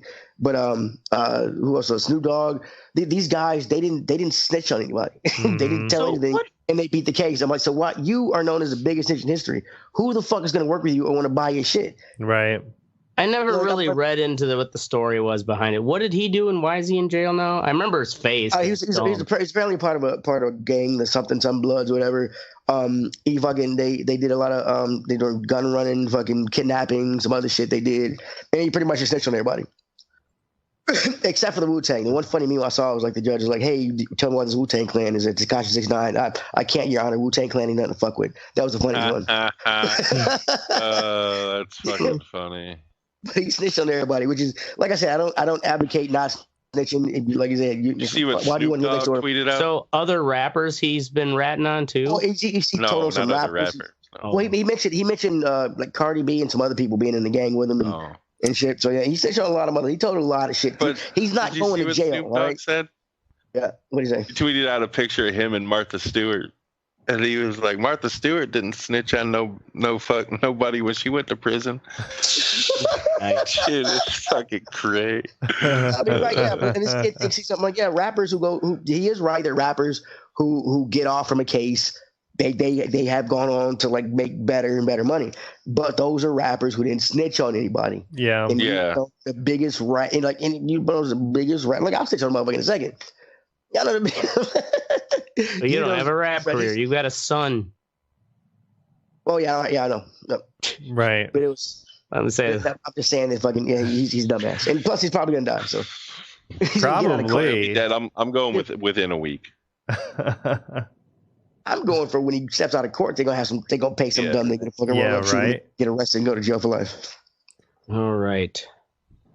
Moving on from Dumb Tech 69 to Oracle email not being hooked up. What's to that more dumb tech. Preferably in a 69. My girlfriend comes home tonight and she's like, "Oh yeah, you've been getting those emails about so and so trying to send them through and it not working. They're being kicked back." And I'm like, "Oh, what?" And it's on a domain. It's on a G Suite domain that I have for another website. And I'm like, "Oh fuck." Wait a second. So I go back into my thing and I never switched the shit over from when I did remember when I took like the Red Eye report and I put it on a new server and shit? So that was like 2.5 months ago. So you never switched it back? Yeah. So I just checked my email before I got on it. I haven't been receiving emails on that for 2.5 months. Wow. I didn't know because I have all my shit. It just automatically comes on my phone. It forwards on my phone. Yeah. So I didn't realize that it wasn't coming from that website. So it should be interesting to see what happens when that kicks in. Hopefully I didn't get any, somebody didn't offer me like $1 billion. Yeah. Right. You missed out on some inheritance. Yeah. From Uganda. They're like, I am a Nigerian princess. I want to send you. I don't know if you guys have ever had that where something has I'm going to piss my pants. Okay. Yeah. I'm just saying, I got to go. Go. All right. Yeah. All right. So fuck Oracle's email. Wait for him to come back. Oh, no. All right. In all seriousness, go fuck yourself, Tulsa, Oklahoma. That's our show, ladies and gentlemen. We're going to be here every Wednesday night or Thursday night, 10 p.m. Central, unless Craig, who's Craig? Fucking Ashtray's a bitch and gets sick again. Don't use real names. Join the conversation at theredeyereport.com or facebook.com/redeyereport. You can also twiddle us at, what is it now? redeye_report. Yep. Like us, share us, or fuck us. We're down for whatever, because I'm the Ashtray. I'm Oracle. Oh. And I'm Teddy, and Mystic is pissing his pants right now. Yeah, I am. Go pee, you big meat mountain. Alive. Meat mountain. Yeah, he is. That's okay. Why doesn't he just sneak away? Because he doesn't have a camera on him. So, really, don't you have a wireless headset? Just we're taking controls to the fucking bathroom, piss with it muted and fucking fucking do it with the mic on, man. Don't do it with the mic on. Just rip a big old fucking shit while you're at it too. It's my fucking symphony. All right, are we still live? We are. We are still live. I'm going to retweet the Red Eye report from. It'll look gorgeous doing it. So I've set you a route. It's more or less straight. Turn left.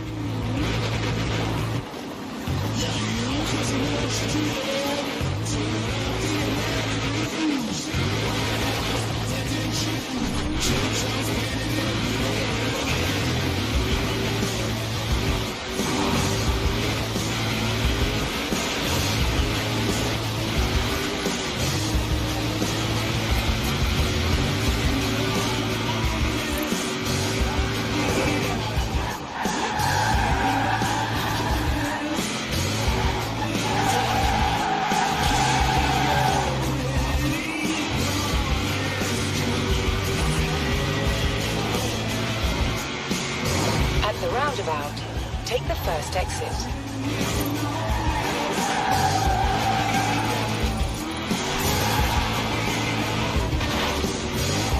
You should be coming into Edinburgh now. And there was something else I had to remind you about. Something I forgot. Oh, aye, mind the tram.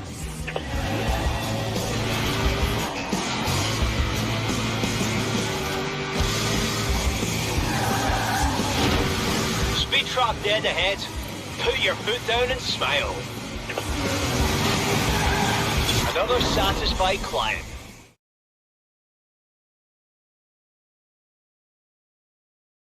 We don't want to. Bella, stop being an asshole. Come on, Bella. Come on, Bella. Bella, don't be a bitch. I gotta call her a bitch, bro. Because she's female. All right, we're doing it live. Doing it live. Awesome. On this week of the Red Hour Report, we talk about cooking. We go on a voyage for self-enlightenment. And as always, we listen to Mystic's salty ass be a bastard about everything. Speaking of Mystic, he's here with us tonight. Mystic is the only person on the show that I think enjoys cooking as much as I do. But the major difference between his cooking and my cooking is that he uses a whole bag of dicks in his. And I got fruit. Not just a couple sprinkles. He uses the whole bag of dicks. Right? He really needs to cut back on the dick. Dick in there. Awesome. Then there's the ashtray. Ashtray once showed us something that he cooked, and we ridiculed the fuck out of him for it. Yes, we did. That's because it looked like hot dog shit. And since then, Ashtray has given up on cooking. Shit. Yeah, whatever. Anyway, since then, Ashtray is giving up on cooking and going back to his original passion, which is murdering hookers. Oh, I thought you were gonna say bar food, which is the truth. Okay, you do eat a lot of bar food. Yes. Yeah, I do. Jesus Christ! You can get some good salads at the bars here in Madison. What? Yeah. No, I bet you could, but you don't. I guarantee that. I have never known a bar. You don't even know. You don't even know. That's because we don't know because we don't spend that much time in bars eating food. You got to spend a lot of time at bars to get to the fucking salad section. like that's some fucking like level fucking 57 right? Shit. Oh yeah. There that much. I have to eat healthy. Cool. Anyway, and then there's Oracle. I've never heard of Oracle cooking anything, but I have heard of him drinking a lot and then beating his girlfriend. Right. What? It's a fucking culinary art. That's not even funny. Harvest the tears. Art. Fucking for the salt. Right. Okay. And then there's me, Teddy. I love cooking, and I really, really like to cook, but not as much as I love fucking your mama. And this is the Red Eye Report. Nice. Woohoo! So I came up with the topic cooking mainly because I was pressured by Mystic so we could write a commercial. No. And also because I'm thinking about, I'm thinking about embarking on a cooking exploration that I've never done. I've never done Japanese cooking really, and I love Japanese ramen, and I really want to make some ramen because there's only 2 places in Nashville that serve it. One of the places is all right, and the other place is great, but it's really far away. And plus, isn't it's just ramen easy. You just put fucking ramen noodles and broth or water or something. Ramen. No, yeah, I'm talking about Japanese ramen, not the fucking shit that's got like sprigs of all kinds of different. No, herbs. genuine ramen is pieces of considered an art. Boiled in the water, shit. Yeah, the egg is half boiled and fucking weird colors soaked in stuff. Got the weird colors. It's got the juices of other things in it, and they are pretty tasty. Weird shit. Or it goes like, I can't find that at Aldi's. Hey, man, I have eaten the shit out of fucking Japanese ramen in China, actually. They had the Japanese district where I was at, so I would get Japanese ramen. I know what that is. I don't think it's that far off from fucking... I think you can make Japanese ramen easily. No, I think you would make. Yeah, I don't see it. But I like to cook, so I want to get my own. The foodies though would think otherwise. Okay, all right. I mean, I want to get my own bones, make my own broth and stuff. I mean, that kind of get into that's it. way too much work. Fuck that. I mean, right. Give me a bouillon cube and some dried noodles. Pretty much. I'll show you. We got a meal, bitch. Boom. All right, so I looked into cooking. And this shit is broader than I should have known that because every region has its own. I was gonna ask you all kinds of questions you wouldn't answer. Yeah, I know, right? So, first thing I did was I looked up the history of it, and of course, to cook, you have to learn how to harness fire. But when searching for like signs of early man of learning how to harness fire, you have to search in caves because if it's outside, you can't tell if they were able to start it themselves or if it was like lightning or something like that or a wildfire or something like that. So the earliest known signs of controlled flames are found in Wonderwork Cave in South Africa, and this suggested that hominins were controlling fire at least 1 million years ago. Damn. Million years ago. Yeah, and hominins are the direct. Homo erectus was the direct ancestor of the hominins. But however, the oldest remain of hearths where people actually like had stones around fires to control them and burn them was just about 400,000 years ago. And so yeah, the earliest form of cooking on actual besides like throwing meat on the fire or putting it over in skewers, the Chinese were actually some of the first known people to use pots and shit. They found pots with char marks of cooking. Yeah, well, woks and shit. Yeah. And they say Oracle talked about this in his I think it was it Evolution he did or something like that. Yeah, Human Evolution. Yeah, Human Evolution. Yeah, he talked about this how cooking it helped us grow and everything else because it's actually I didn't know that cooked food is actually easier to digest than raw food, and a lot of times it like takes half the energy to do that shit. Which is awesome, fucking awesome. I think it's pretty cool. Did I learn something? So I decided to look up 4 forms of cooking, but I only found 3 because the third was American cooking, which turned out to be a shit show. So because nobody American cooking. Italian cooking was mainly like French and Italian stuff. A region usually takes off the people that are there take off of what they have in the region, and then as they're conquered or people leave and then come back, they bring shit and things like that. But America was not like that. It was just fucking people who just came and brought all the shit with them. So it's kind of like a hodgepodge. So anyway, am I just rambling? Y'all getting anything? Yeah, no, we're listening. Carry on. Okay, so the first kind of thing I kind of looked up was the history of French cooking, and in 1789, 70% of French citizens' main staple food was bread. Actually, a lot of fucking past motherfuckers mainly ate bread and vegetables, and meat was kind of like what do you call it? I'm looking at the word I'm looking for. Luxury. Yeah, but apparently the grain crops failed in 88 and 89, and bread became so expensive that aristocrats could only fucking get it. Which kind of caused, which is a part of the revolution. I don't even know why I had it up to that part. I was supposed to be down here. Sorry. George Augustus Escoffier is considered to be the founder of French cuisine, gourmet French food. He came up with the brigade system. Have y'all ever seen Hell's Kitchen or something like that to that effect? Yeah. That show, cooking show. Mystic, you've worked in restaurants. Have you ever been in the brigade system, or was it? No. What system? No. Yeah. Brigade system. What the hell is that? It's a brigade system. where they separate each part, right? You have your own station. It's separated into 5 stations. You have your own station. All you do. It's kind of, think of it as like a bigger McDonald's. Like like this motherfucker makes fries all the time. This motherfucker makes burgers. This guy fucking lettuces up shit. And it was 5 stations in there. The guard manager was the chef responsible for preparing cold dishes. The entremeteur, the starches and vegetables. The roastateur. This is the chef that oversees the preparation of roast, grilled, and fried items. And the saucier, which is the guy who makes the sauces and soups. And then there's the pastier, and he does all the desserts and breads and shit. And a lot of restaurants started adopting that kind of form of cooking. The food came out quicker. It was a lot cheaper, and they were able to more people were able to experience that kind of stuff. So like people, it's like if you couldn't, That's like true. if you think about it, restaurants are kind of a new thing in the history of humans. Really? No, not really. I mean, people have been going to sit down and have eating places for a while. Well, I mean, and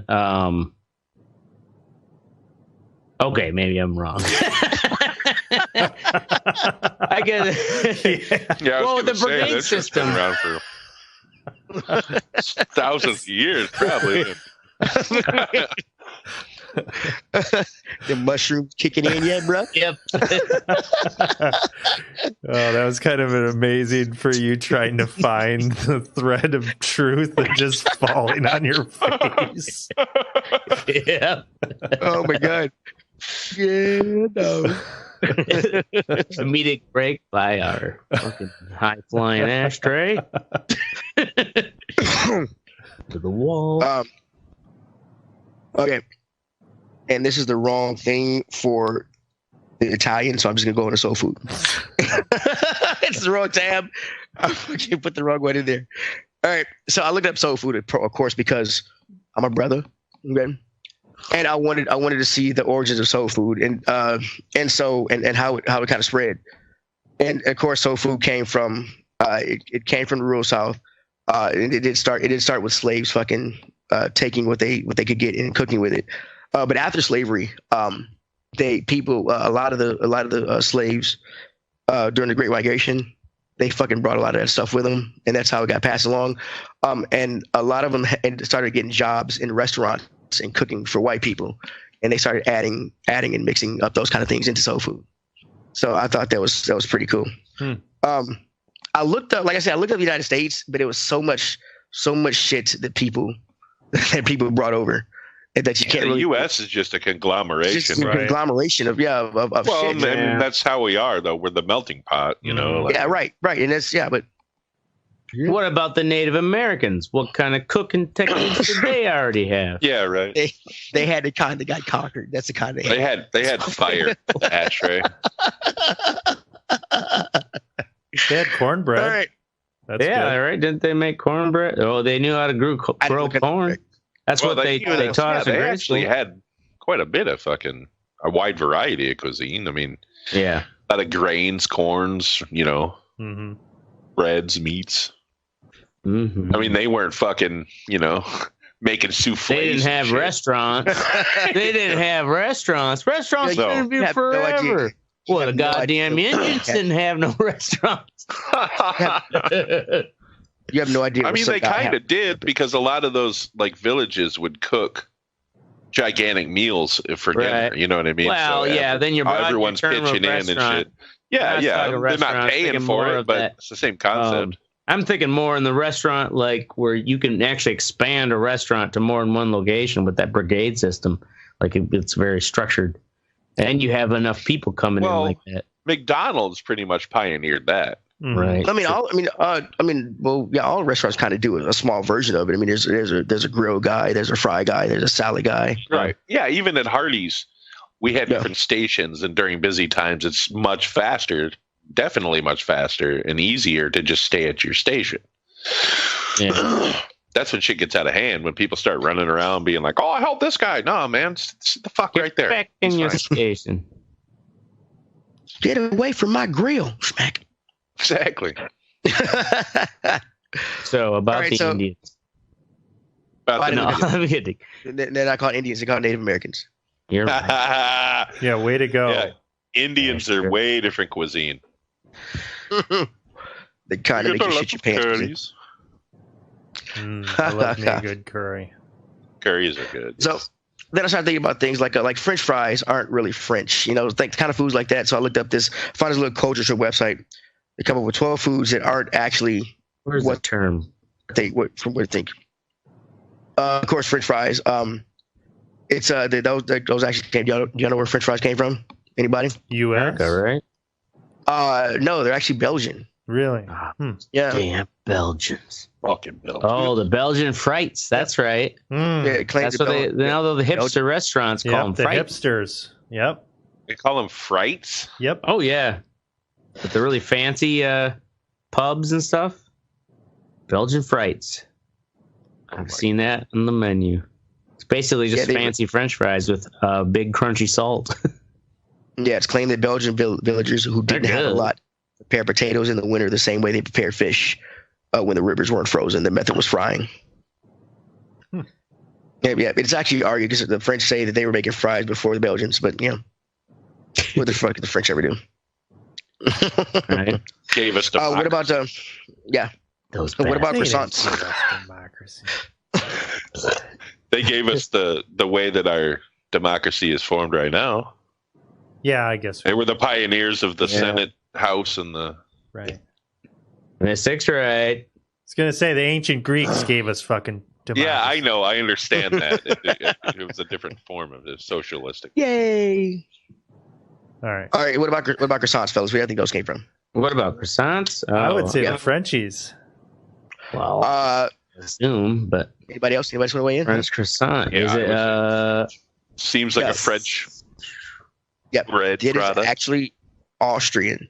Wow. It's based on the Austrian. Based on the Austrian kipfel. How dare you, Austria? You sons of bitches stealing our shit. I can't see a bunch of Arnold Schwarzeneggers running around eating croissants. Right. Would you like a croissant? All right, I thought this one was fun. I thought this was interesting. Sauerkraut. Everybody thinks sauerkraut is, of course, German. German, right? yeah. Yep. It's actually Chinese around 220 BC. Yep. Around 220 BC when the Great Wall of China was being built. They ate fermented cabbage and fucking. I didn't even know they had cabbage.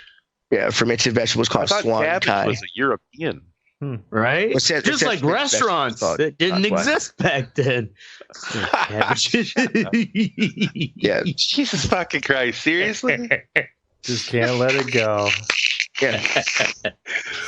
Just like that nagging wife. Fucking yes, exactly. Right? Yeah. That's what Ashtray is for this podcast. 27 years later, he'll be like, don't you have a job?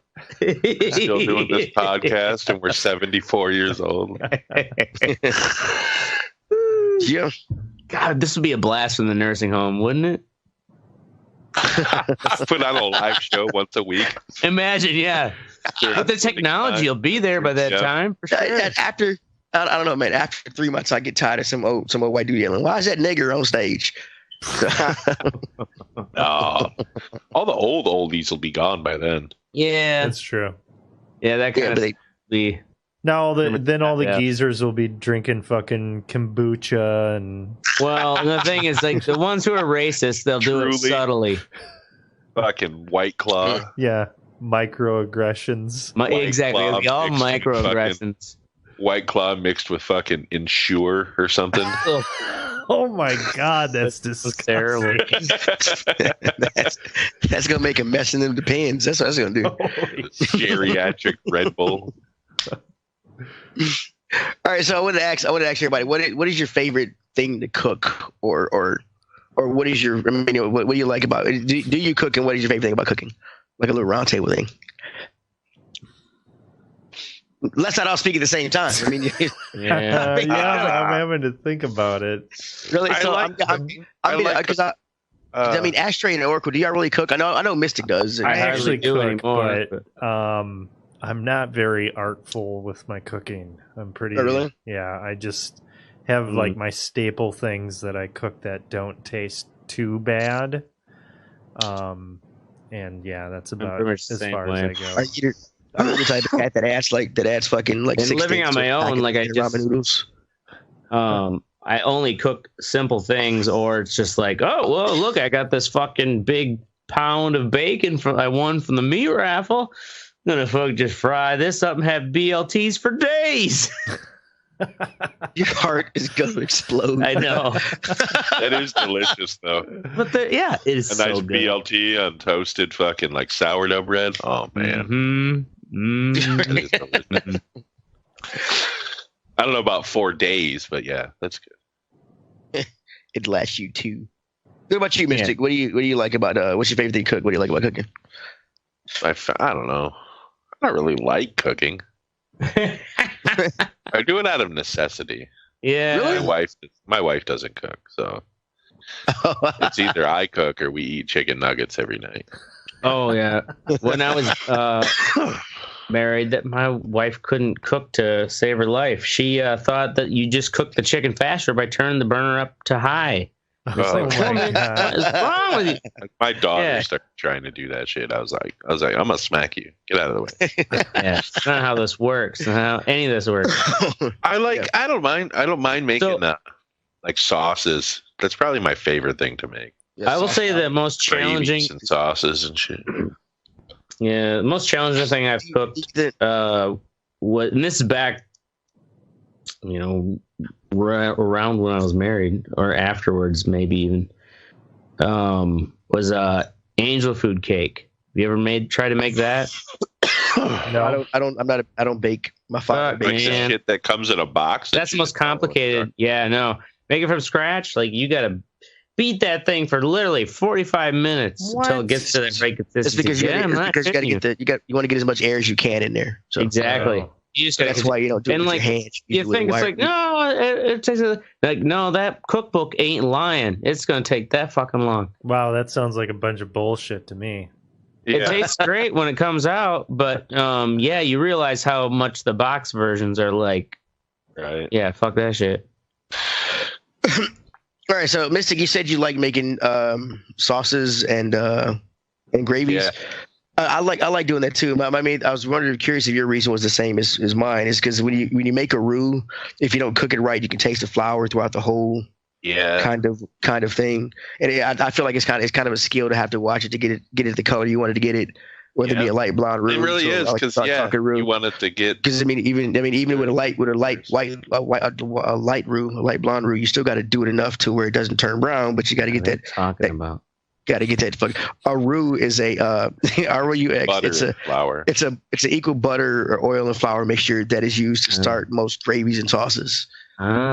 Thickens sauces. Yeah, but the thing is, if you don't cook the flour the correct way, it'll taste like flour. It's your whole. Okay, that makes sense. A lot of people add the milk or the cream in too fast and don't beat it enough, and it doesn't mix in. I didn't know the hip. It's like it's like a baking concept kind of. You got to add shit in the right fucking time and fucking jerk off. Or you could just get it in a jar and put it in a pot on your oven.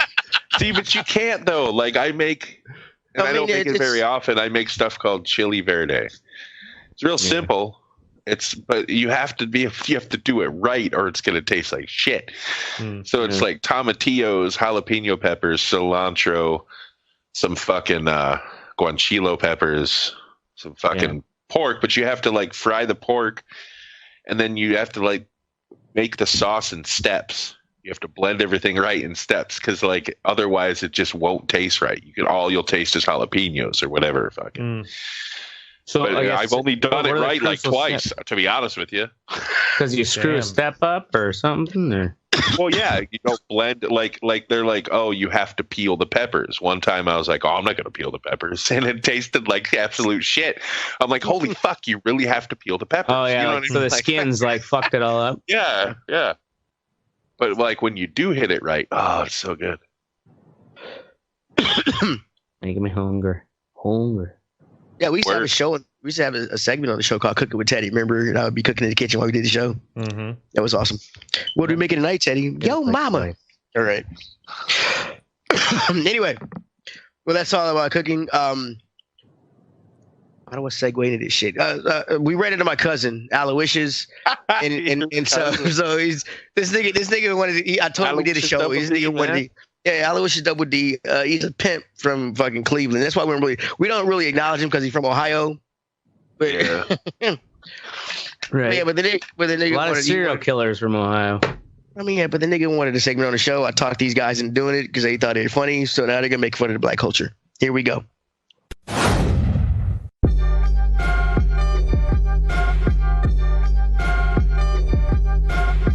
What up, bitches? Been a long time. I was locked up on some bullshit, but now I'm back to give y'all another recipe for them streets. Now today we gonna be making some Cleveland brown. Being a pimp in Cleveland means your bitches is ugly. That's just a fact, you know what I'm saying? So to make that paper, sometimes you gotta do some greasy shit. That's where a healthy batch of Cleveland brown come in handy. Now let me break it down for y'all. If a motherfucker in a Honda Civic comes up and picks up one of your bitches, this ain't for them. Now a motherfucker in a Beamer, now that's a motherfucker who got some money. Get him back to the hotel, and that's when your bitch got to slip him some of that Cleveland brown. Maybe she slipped a little bit in his drink. Maybe she pulled it up his nose. No matter how she do it, it just gotta get done. 20 minutes later, he's gonna be shitting all over that bitch. That's when your bitch springs into action. Take it all and shit. He ain't gonna do nothing. He gonna be too busy wondering if this is how he gonna die. Grab his wallet, clothes, Beamer, fucking everything. It's a nice supplement to the pimpin' income. Now let's get to the recipe. All you need is 2 crack rocks, an entire box of X-Lax, 4 ounces of cat piss, and a bag of flaming hots. Start by smoking the crack. Now you don't need it for the recipe. It's just nice to smoke a little crack before you get started. Someone say crack? I want to hit, Daddy. Bitch, ain't nobody talking to your stinking ass. Get the fuck out of here. I'm showing these motherfuckers how to make some brown. Brown? You making some brown, Daddy? Even better. I need to clean out a little. The next guy I'm fucking is huge, and he likes to get a little rough in the pooper. Okay, first of all, bitch, that's gross. Secondly, get the fuck out of here. Dang, Daddy. See if I let you lick my ass later. Bitch, shut up. Damn. Sorry about that. Now let's get back to the recipe. Basically, you just crush up the X-Lax, mix in the cat piss, and voila, Cleveland brown. You don't need the flaming hots either. I just like them. Once it's mixed, you just let it dry. And you got some Cleveland brown. Thanks for joining us on this episode of Cooking with Crack, starring me, Aloysius Double D, the greatest pimp from the land of Cleve.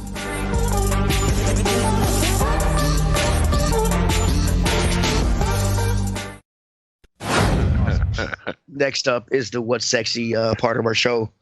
First up is Ashtray with the Milwaukee Rover LED floodlight. Oh, yeah. Little fancy LED floodlight I just found. Runs on 2 AA batteries. Got a nice big old belt clip. Do you use that for trying to find bitches that hide under the cars as they run from you? What do you Exactly. Because it's hard to see down there, especially when you're parked in an area without any street lights. No, seriously, this is for work when I have to climb under the printer, or say like when I'm running the panel saw, you have to poke your head back and make sure the blade's lining up with your mark. So it's something I can clip on my side if you're someone who works in the trades. It's a pretty awesome little light and super powerful. And also, I am suspecting that I can take this clip, put some holes in it, and use this as a light mount in my lighter boxes, because you probably saw the pictures where I line those up with a spiral of LED lights. The problem with the LED lights is like it almost blinds you because it's coming from all angles. I think it makes the lighters just as hard to see as when the light's low. So I might try this. Anyways, that's my quick little review. So that's going to be shining people in the face? No. It looks bright as fuck. No. It'd be shining. It would be at the base of the box, and it's like you're looking into the box. The light's shining this way. So when you pick them up, you've got a light to see them in, but it's coming from one direction. What I've noticed with the LED strip around all of it is that light comes from all angles. So then it's like really hard to see because when the lights are coming from behind, it blinds your eye and it's hard to focus on what you're looking at. I gotcha. Something I didn't think about. Okay. Awesome. Nobody gives a fuck. Up next, Mystic documentary. Wow. Who was up next? I didn't hear you. You are with Doug Minery. Oh, play that. Can you play that clip? Article? Yeah. Okay, so I don't know if you guys have ever heard this guy or seen this dude, but he just does fucking fake commentary on sporting events. You shared this before, did you not? Not as my What's Sexy. I shared it to you guys.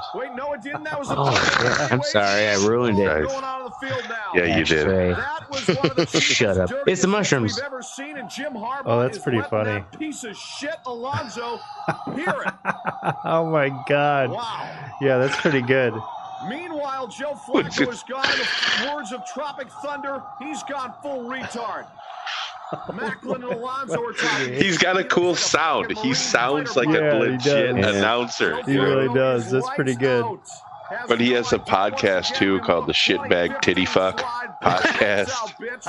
Like that's one of the awards. Like every week he does these commentaries, and then like the guy who fucked up the most gets the Shitbag Titty Fuck of the Week award. It's fucking great, man. Nice.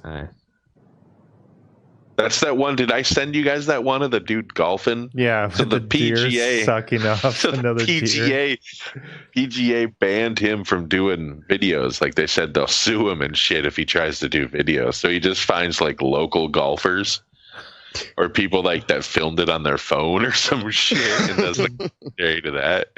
That one with the deer sucking off the other deer was fucking. Oh my God. I can't Is there any explanation to the backstory of that? No. He just fucking, he's like, okay, so we're at the fifth hole here. Par 3, he's about to chip it on, and the camera just pans over to this deer sucking off another deer. And he's like, well, no distraction there, just a deer sucking off another deer. Let's watch that in replay. And like, fucking goes back and shit. Oh my God. That's awesome. I have to check these out. Next up is Oracle with Audi A5ing it up. So I was at the airport and I had rented the cheapest vehicle that was available, which was a truck. I'm like, okay, whatever, just like a small truck. Well, I get there and I'm looking at the trucks and they're like fucking huge Dodge 1500s. I'm like, God damn, I don't need this thing. I'm gonna spend so much money on gas for this fucking thing.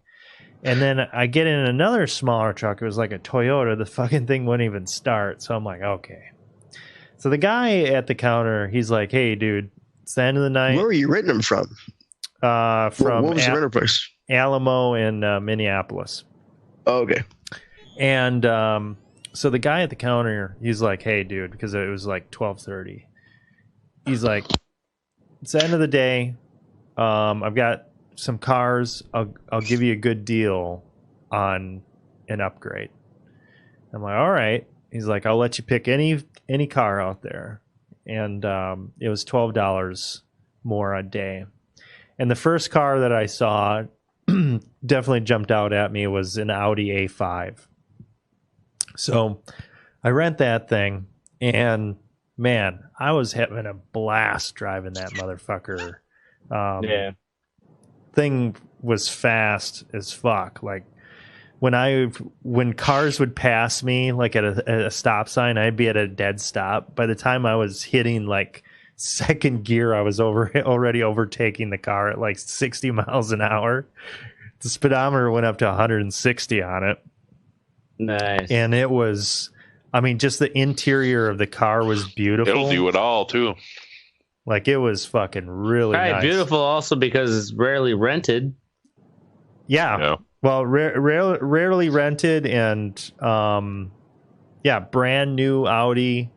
just the lights and everything, it really made me realize is like, wow, when you spend that money, you're spending the money on a driving experience. It's not just a car to no engineers. It's engineering is what it is. Yeah, when you actually get in that car and you feel that shit and you just see, you know, it's like, man, this is meant for me to have a good fucking time while I'm driving it. It's not, you know, just to get from point A to point B.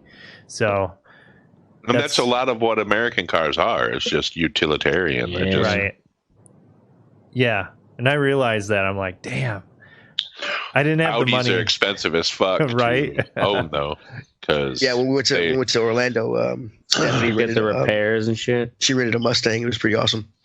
Well, they're all-wheel drive, so first off, they're more expensive in that aspect. Plus, they're right around 60 to 80,000 miles. They have to have a complete timing reboot. It's about $8,000. Wow. Yeah, they have to replace all the timing gears and shit and belts. All Audis are 4-wheel drive. I didn't know that. All-wheel drive. Yeah. Yeah, and it was so nice too because like you just step on the gas, like floor it. Your wheels don't spin or anything. You're taking turns at like 80 miles an hour, like these 50-mile-an-hour fucking turns. Yeah, it's fucking sick. But yeah, the feel A5 the cars decent built size for too. those kind of forces. Talking like high 200 horsepower. That's quick. Yeah. So that's I'm my nice. A5. Nice. Noise. All right, next up is me with Call of Duty Modern Warfare. Of course, I got the new Call of Duty. It is a soft reboot of the franchise because Activision Sledgehammer, because Treyarch been fucking shit up the last shit they done. This one is awesome. It's as frustrating as the original, without all the stupid quick scoping, quick fucking things, and like, you can't just. It's more Battlefield-ish. You can't fucking just whip your gun around and pop guys. You gotta. Everything's slower. The mantling over stuff. Even the like getting drop shotted where a guy will go from standing up to prone instantly, and fucking end up killing you. They've fixed a lot of things. You can't prestige in this one. Apparently, they're doing this season shit. I don't know how it works yet because I haven't reached the highest level. Can't do what? To get to it. It's called prestiging. Every Call of Duty has a max level you can get to. Once you get to that max level, you have the option to restart and go back to level 1, but you get a little symbol. And in the first one, you can do that 10 times, and you got a golden cross. That was the last thing you got for doing it 10 times. And it's been a staple in other Call of Duties. Get to work. Well, I've got top prestiges in the first two, Modern Warfare and Modern Warfare 2, because those were the good ones. It's a lot of hours. Yeah, it is a lot of hours. I played a lot of Call of Duty. It was an awesome game. And until they started fucking it up with the ones that came out afterward. I mean, running on walls and shit, fucking calling in super drones. I mean, it got kind of crazy. One of you were wearing exoskeletons and you could jump up on roofs. It got real weird. And this one is back to the essence. It's got it. I like it. It's a fun game to check out. You played only the multiplayer, or have you played the? I played the story mode. I have played some. I think about halfway through the campaign. This one is boy, it looks really sexy. The last few ones didn't have. It looks awesome at 4K. It runs so fucking smooth. The last ones did not have a multiplayer. This one does, and the last multiplayer I've fully played through was Modern Warfare 2, and it had a disclaimer. There's a lot of shit you can do there. There's people have been shooting babies because there's a part where you come into a room and like Activision, they're like, stop killing the fucking baby. I mean, wait, what?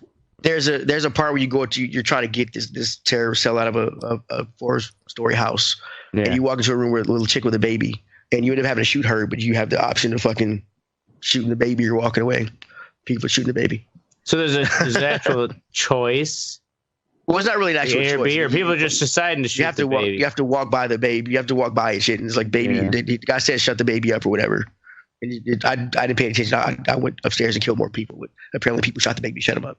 So then Activision had to make an announcement to say stop shooting the baby? I know, right? So but you can still shoot the baby, right? You can still. I haven't. Why are you so worried about? Like, That's just so weird. I just find it absurd that like the company had to come out and say, "Stop shooting the baby." How would they know that everybody was shooting the baby? Were people putting videos of it? Like what? Probably.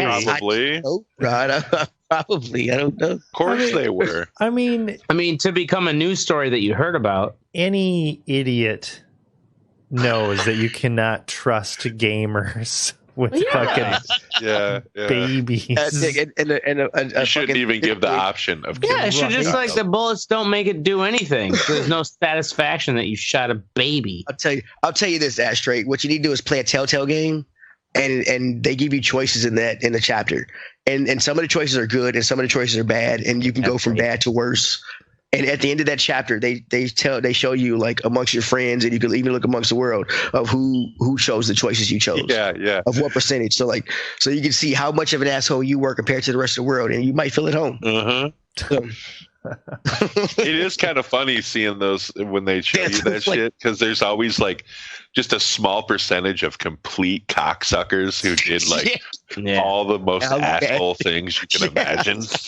Yeah, there's some people that's like, let's just take all the fucking the most asshole-ish path, because you want to see where the story ends for the asshole, the real dick. Yeah, I guess. Yeah.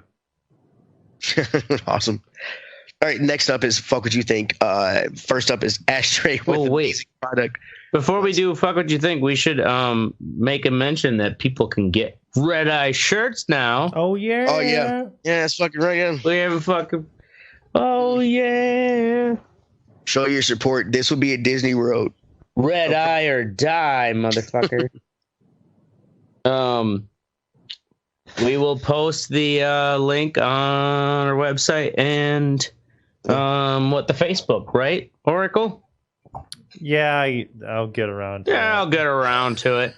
It doesn't say RedEyeReport.com anywhere on the show. No, actually, that's why I was refused. What? The Amazon merch, part of the policy is that you cannot reference any external, like you can't have a phone number or a website to reference, some other external thing, which I think is what Amazon is trying to make us like, well, you can't like go back to some other website and then buy it from there instead. My assumption, but yeah, that's why they denied my first rendition. Oh wow! So yeah, sorry, we are now a whore to the Amazon. Nice, but we can make shirts on demand without having to have them in like a fucking storage shed and ship them out ourselves. Mm-hmm. We'll make the slaves of the Amazon hive do it. So go check it out, and all you gotta do is pick your size, and there's a couple color options. I think it looks like Oracle has did you get the heather or the ash? I got the gray. Gray? Yeah. Yeah, the heather and the ash they look the same thing. It was two of them that were the same color, weren't they? Yeah, they were similar. Yeah, like they look like the grays look the same. I was like, what the fuck? Those are the same shits. Yeah. I can't be trusted with a classic white shirt. Yeah, I got both. Oh, did you? Nice. Yep. Thanks. Because I like the white one because he matches shoes. Yep. It's a Nintendo controller in case y'all didn't see him. Right on. Whoa. Because I'm a nerd. All right, next up is Fuck What You Think with Ashtray. Amazing product. Cocksucking fatal flaw. Yep. I don't know if I want to hear this. Well, like you're saying on like the bubbles of the show. Oh, is that your fancy light? Yeah, so my fancy light that I was just bragging about, because it is pretty awesome light. Did you just break it or something? No, it's one thing I noticed is that, and also some of the bad reviews, is that the battery cap doesn't take much, like, twist to pop off. It's about a maybe 1/8 inch, and then poof, and it's spring loaded. So yeah, people were complaining that's like, how did this pass for as durable as everything is? How did this pass quality control? Because it claims it could be dropped from 4 meters multiple times. You can't tell me that battery cap doesn't go flying off.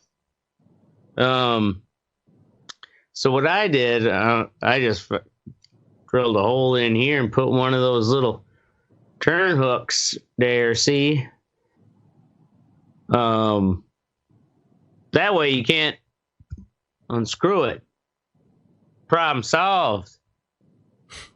Check that out on Ashtray's Fix It Corner. What the fuck are you on besides shrooms, bro? No, I literally just did this right before the episode. I'm like, I'll fix that, motherfucker. I feel like I just. So what your fuck did you think was something you break in your life before the episode? No, I didn't break it before the episode. I fixed it before the episode because of this flaw. I'm just like, my fuck what you think is that Milwaukee actually like, oh yeah, that's fine. Like how easy it is to take the battery cap off. No, that's bullshit. That was just showing you how I feel. Way to go. Yeah, cool. Awesome. Next up is Oracle. Google Maps and speed traps. Mm-hmm. Have you guys used the app Waze? Yeah, I have. I've heard of it, but I've never really used it. So what's the difference between Waze and Google Maps? Well, Waze had features where you could report like cops. There were cops, accidents, shit like that. And then it would show up on other people's maps. Well, Google Maps just brought on those features because Google owns Waze. And that's what I noticed recently. So when I was driving my, super fast car, I was noticing, I was like, oh, shit, there's a little icon here, and it says there's a speed trap. And I'm like, there's no way it's going to be that accurate. But sure enough, there was a cop there every time. It was, yep. Yeah, we can hear you. So it was actually super accurate. But now... So it was just through the Google Maps. Yeah, through Google Maps. But now police are bitching about having the feature, and they're sending fucking letters to fucking Google to take it down because let me read their little but it's making people slow down, right? It's accomplishing exactly what they say that they want supposed to be doing. It's just taking away their ticket revenue. Okay, so here, this is what they're saying. Revealing the location of checkpoints puts those drivers, their passengers, and the general public at risk, the New York Police Department said. Yeah, fuck them. That's some fucking bullshit. Fuck you guys. Yeah. No, it puts your fucking income at risk. Yeah. Right. Well, and you don't get all that overtime.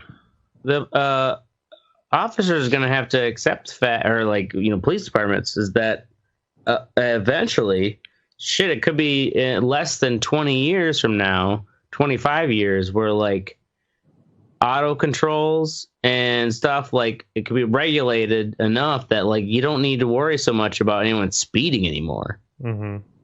As far as autonomous driving and stuff, like 25 years from now, who knows? Or maybe maybe be longer, but still, at some point, you can't count on speeding tickets for revenue. Yep. Right. You're just gonna have to enslave people directly and make them work in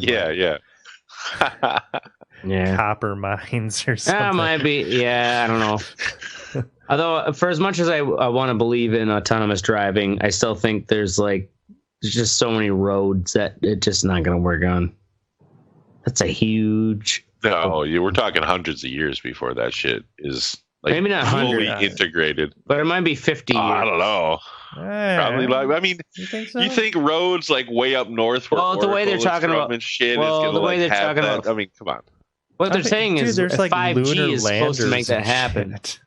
Fuck it. There's exactly shit on Mars right now. But that's why they really like the people who are worried about China having this high hand up on 5G, because 5G is what's going to allow those kind of things. Is that if you can at least keep those 5G transmitters out along the roadway on the telephone poles, you can then have autonomous cars that have the ability to stay connected with that high speed data. Would they be able to put them out where he's in the country is what I'm saying? Because the fastest internet they can get right now is, you know what I mean? Like, just think of how far they've come. I mean, why do you there's need fiber the optic in. It's got to be 5G, yeah. You have to but be what's that have to network do connected with for autonomous driving? That connects the cars.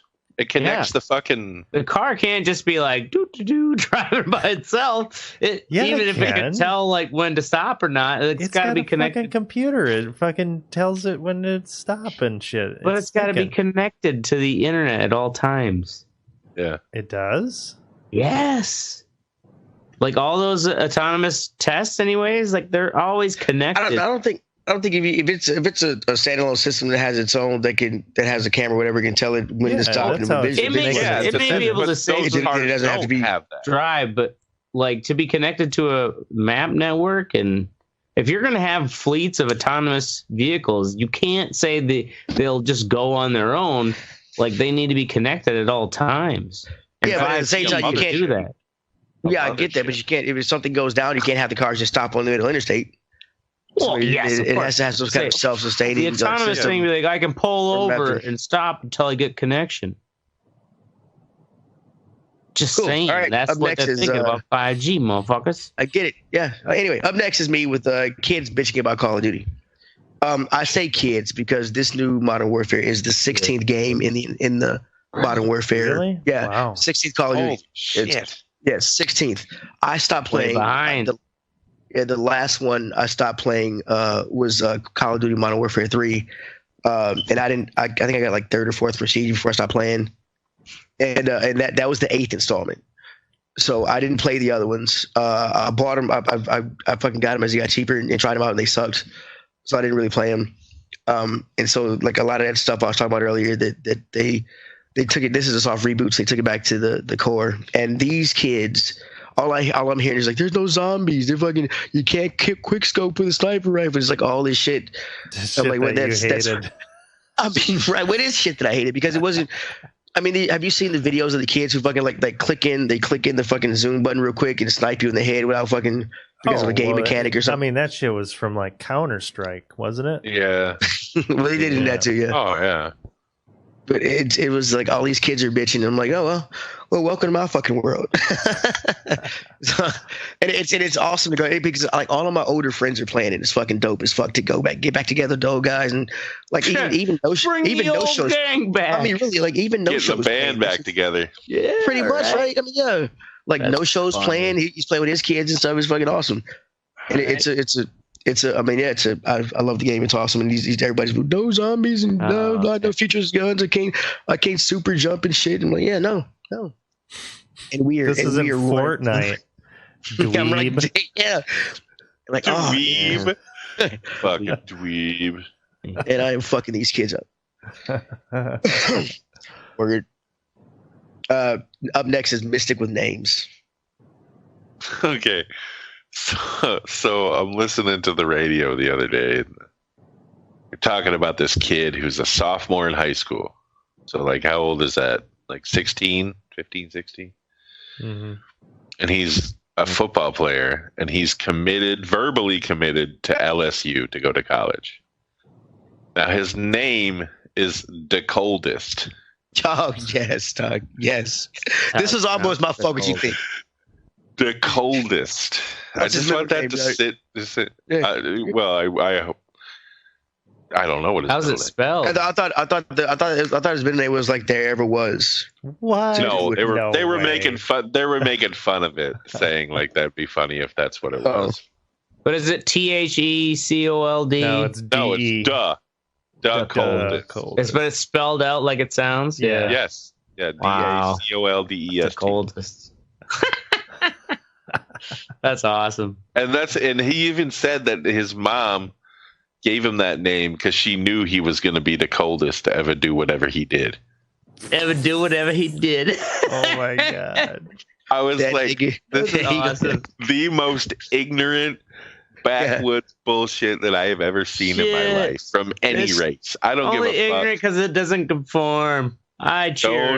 No, don't you fucking dare. No. As a black man, I can say you should set that kid up to be a fucking to have to constantly fucking tell people how to say his name. Well, not even. I mean, it's. It'd be interesting to hear how people try to pronounce it if they don't know like they don't get it, you know. Right. I don't know how you cannot pronounce that. Deco Ladeste?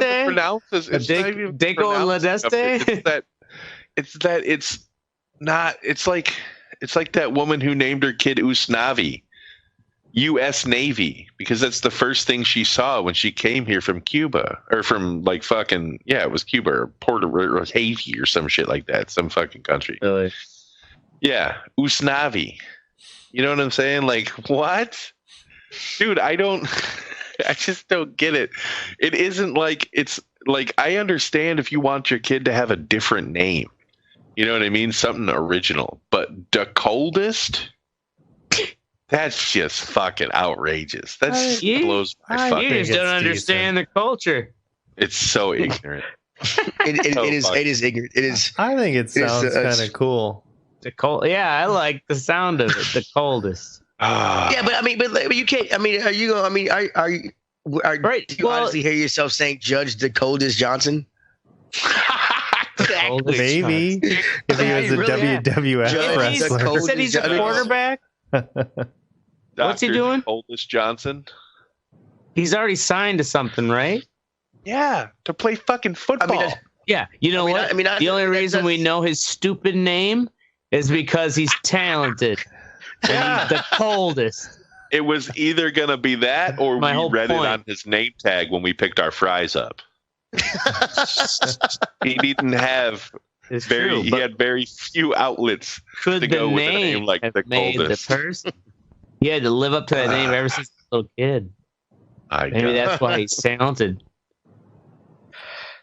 Just saying. Awesome. Anyway. You know what I'm saying?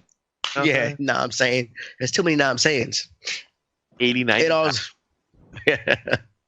In all seriousness, go fuck yourself, any part of Tennessee. That's our show. We're going to be here every Wednesday or Thursday night at 10 p.m. Central because we got jobs and shit, motherfucker.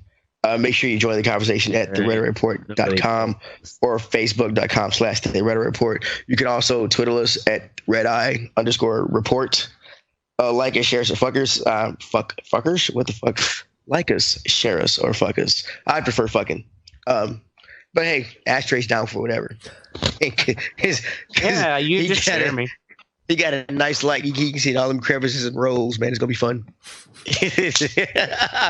I'm Teddy. I'm Oracle. This is Ashtray. And I'm Mystic. And you've just been... Whoa. You okay? Still here. Give me a fright there, pal.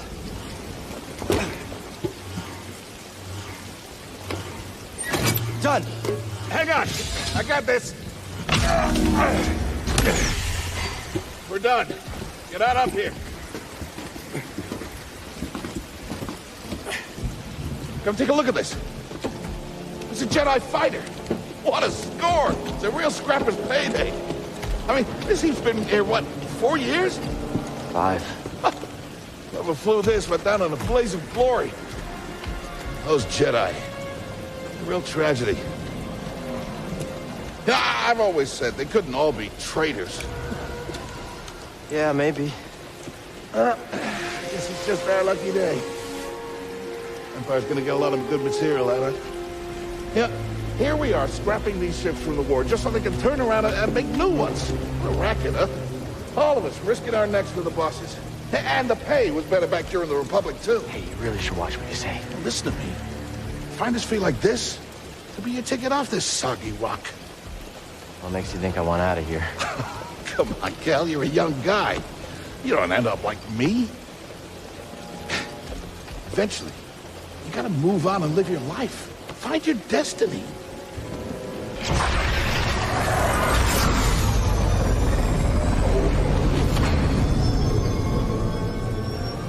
Whatever you say. Hey, we should get back down. You're not listening to me. What is that?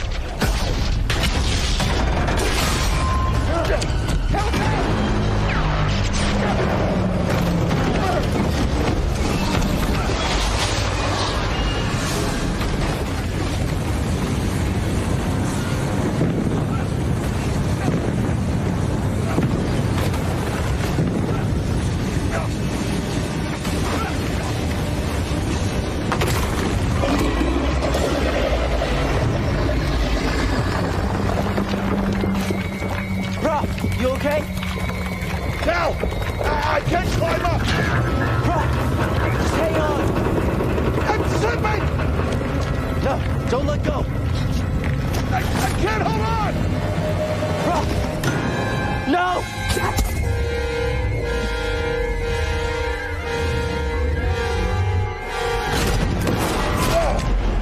You okay, bro? I'm all right. Just pinned down. Pilot's gone. I'll get us out of here. Just hang on. Watch out, Cal. Look out! This thing is barely flying. Hold on!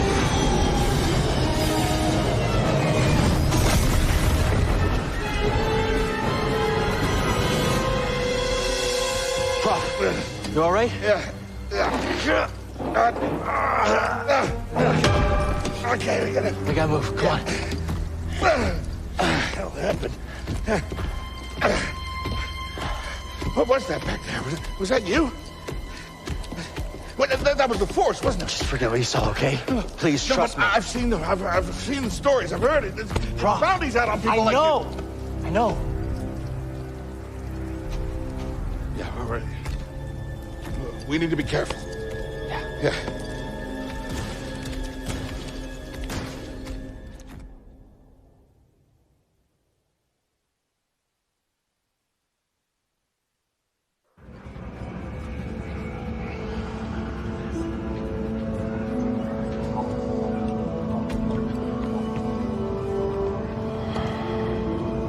You holding up okay? Good. Yeah, you? Yeah. Cal, I've been working with you some time now. I've never seen you do anything like that before. We've been through some hell together. So, I know the risk that you took for me. I don't know how to repay you. Don't mention it. I mean it. Oh, you don't have to worry about me. But this place, it's not safe. Maybe you should, disappear. Just gotta head back to my place, grab my bag. Tappers owes me a favor. I heard he was up on Mount Shadowah. Yeah. You won't be seeing me for a while, Prof. Yeah, okay. Okay, Cal.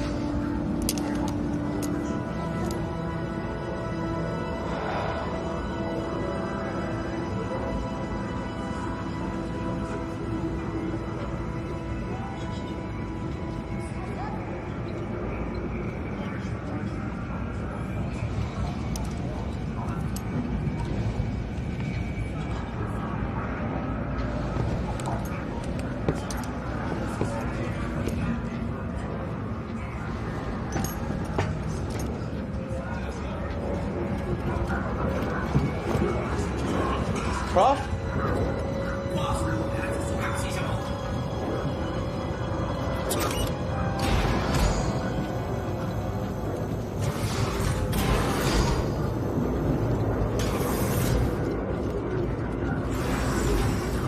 Prof, wait up.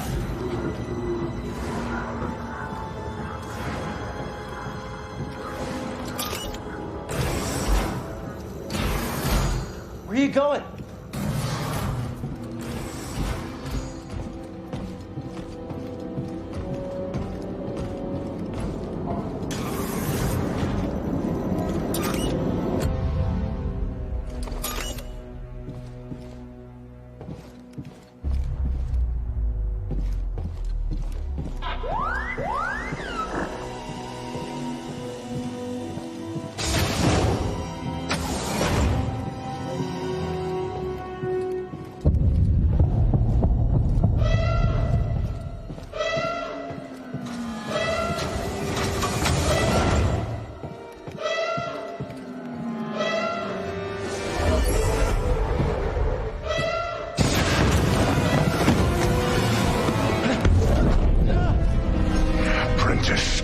Mark well and listen.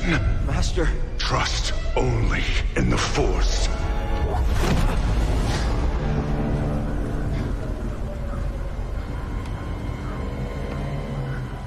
Train has stopped. Yeah, something's going on. Everybody up. Identification ready.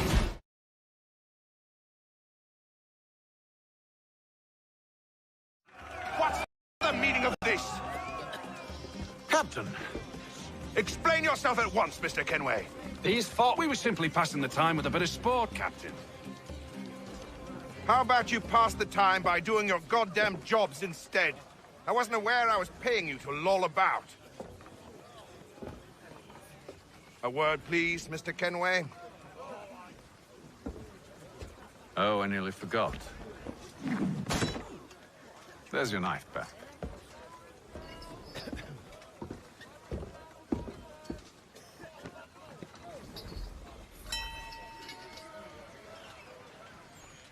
I don't care for you, Mr. Kenway. I've had nothing but trouble since you came aboard. Your problems have nothing to do with me. I beg your pardon? You're a poor leader, ill-tempered and cruel, and it's clear your crew has no respect for you. Look, I don't want to argue. In fact, I need a favor. Oh, this is rich. I suspect some of the men intend to mutiny. Really? What a surprise. As I cannot trust any of them, I am compelled to turn to you. And why should I help you? Because if they do intend to betray, I'm the only hope you have of reaching America alive. Well, what will it be? If what you say is true, what other choice do I have? Thank you. But let me be clear. Should you ever dare to insult or threaten me again, I'll not hesitate but to cut off your head myself. Are we understood?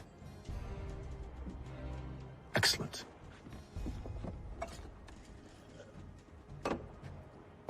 Good day.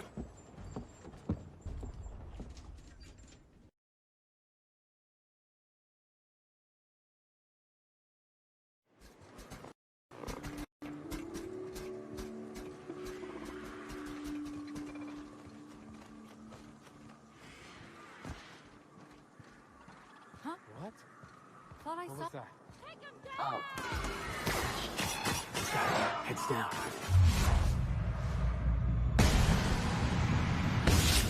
Rad, let's dance! I just earned a fine.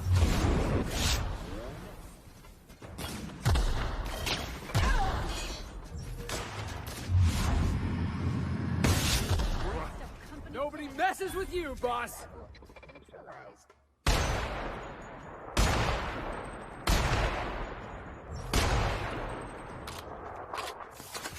Behind you, boss! Here we go!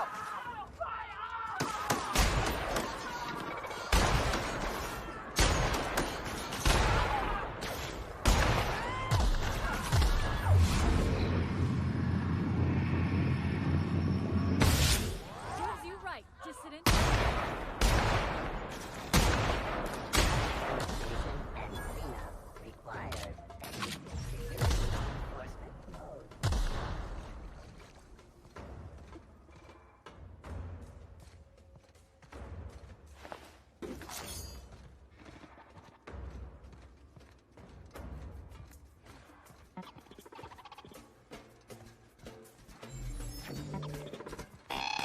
On your right, Captain!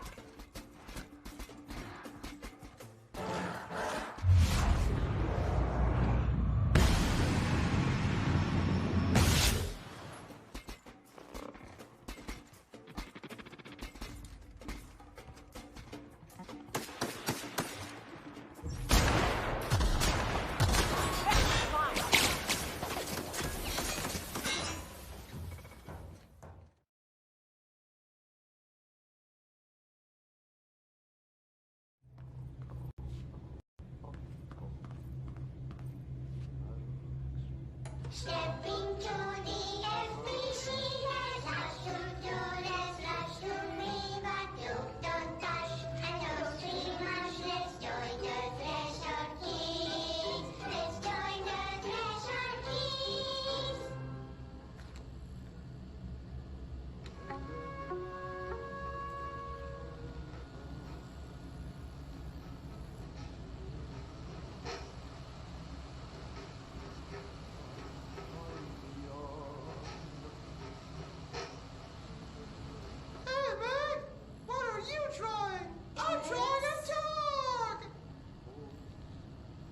drawing the pyramid.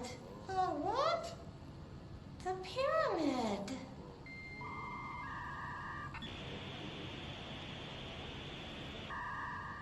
What's a pyramid? The Black Pyramid. It's in the astral plane. Airplane? Astral plane. It's big, white, and empty. Or is it? It's a weird, crazy alien dimension. The white goes on forever. You can get lost in all that white and never find your way back home. I miss my home.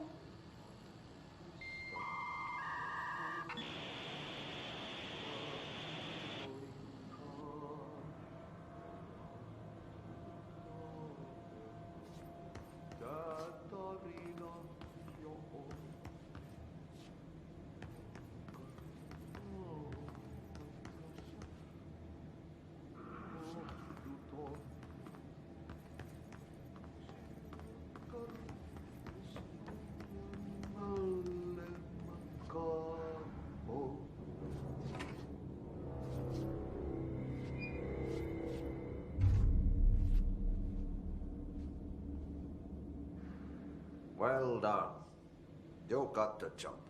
It's place for congratulations. Yippee, saatana. It happened in the last drop. I truly need an assistant. Funny thing is, I've been a janitor. I'm more at home in that role than as the director. Only Ati here seems to see that. Yeah, hi, Ati. Look, we need to get the lockdown lifted, otherwise I can't get to the other sectors. Can you help me get to the override?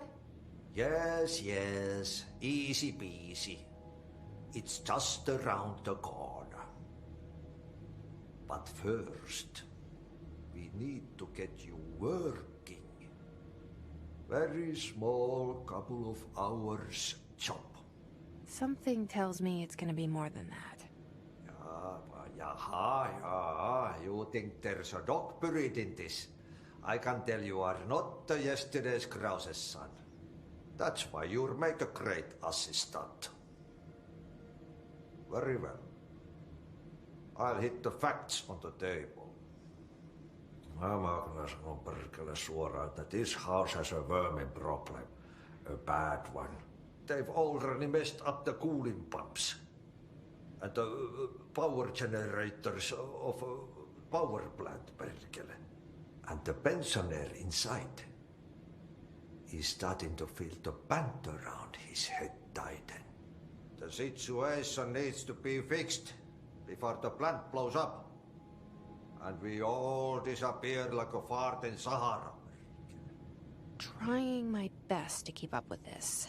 Fix the coolant pumps and the power generators, otherwise the power plant will blow. But don't you worry. I've left you clear instructions.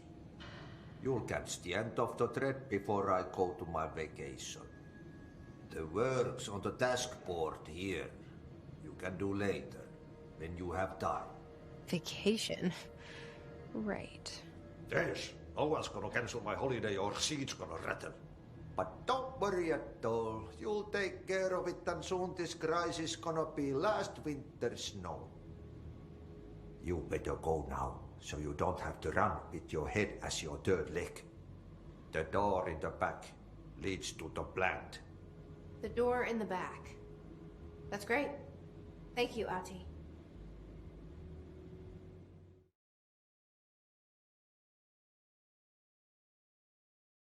All right. Emotion. Now we're live. Boy, bullshitting. So find the shit. I still don't see it. Doing it live, ladies and gentlemen. 1 second, I'm looking for it. Hosting tonight. Boom. I still don't see it. Wait. I see it. Oh, gambling. There we go. Got it. Boop, boop, boop, boop, boop.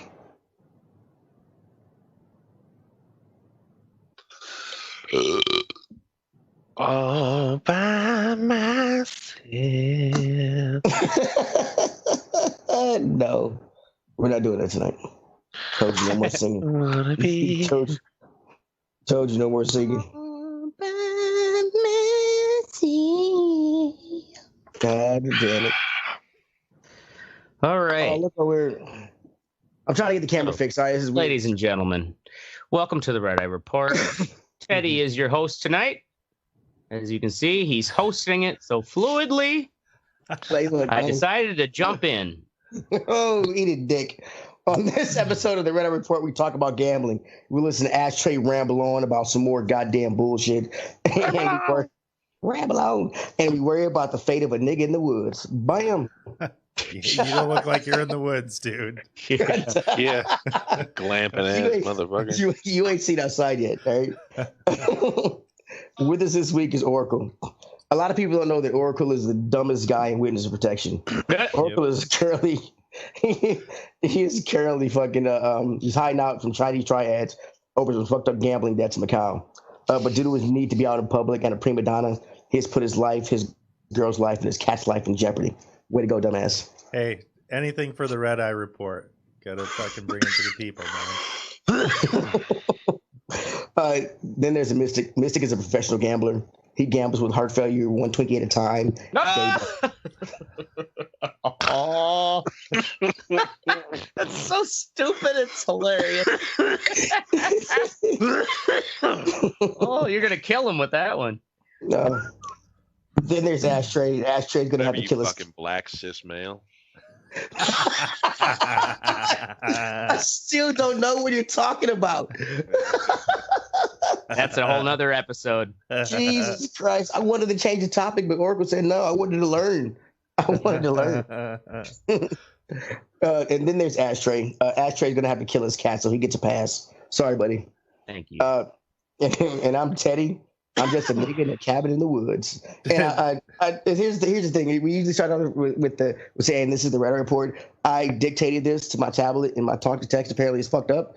And I said, and this is the Red Eye Report, and it typed, and this is America. So I guess we're going to America. I don't know how we got that from that, but that's what it got. And so that's like, Teddy, did you break into the cabin on Surviving the Game? And there's a fucking shelf full of heads.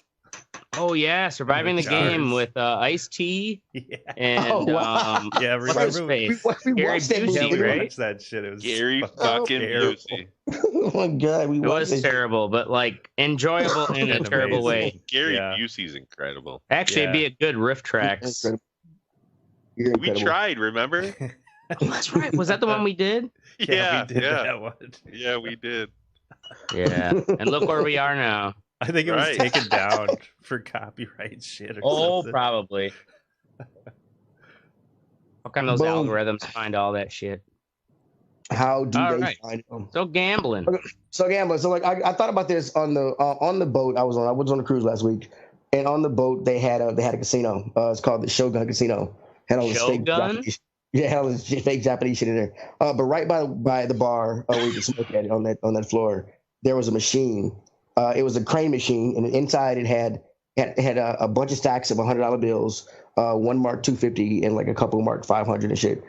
And it's like there was never a time where there were not people around this fucking machine just pouring. It cost $1 to play each play, and there was, and that was the one bar that was inside. So I drank there and smoked there a lot. So it was always at least 10 people around the machine just pumping money into it, and I never saw anybody win. And I was thinking of like the crane look. So it was always like loot slipping out. Right, it was always like slipping out. The crane only had 3 prongs on it, and the dollar, trying to pick up a stack of a rectangle with just 3 prongs and stuff. It was weird, and also I thought it was rigged because I thought the fucking crane wasn't strong enough to hold the money. Hold anything, anyways. Yeah, it was what's got up me. So it was fucking. But that got me thinking about how much money they make off of that fucking machine, and I started thinking about fucking gambling because we did an episode about gambling a long time ago. But I started thinking about, I don't think we talked about gambling episode 111 because I did the research on it. Attaboy, 111. Damn, that's more than half our episodes ago. Yep. We're getting long in the tooth. Long in the tooth. So I started about thinking about what is gambling's worldwide revenue. It revenues about 460 billion a year. Which I thought was actually on the low end. I thought it was on the low end actually. I thought it'd be like a lot more, but apparently no. You can break it. They break that down into how much each country actually gambles. And the United States is actually third, even though Las Vegas is one of the 2 top gambling spots in the world. No shit. Yeah, Americans they gamble. I think it was about 300 and shit. Where'd it go?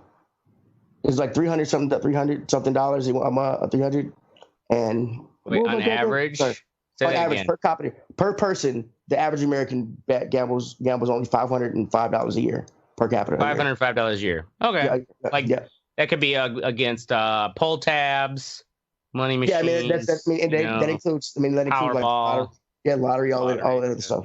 Yeah, the Aussies are the worst. They gamble.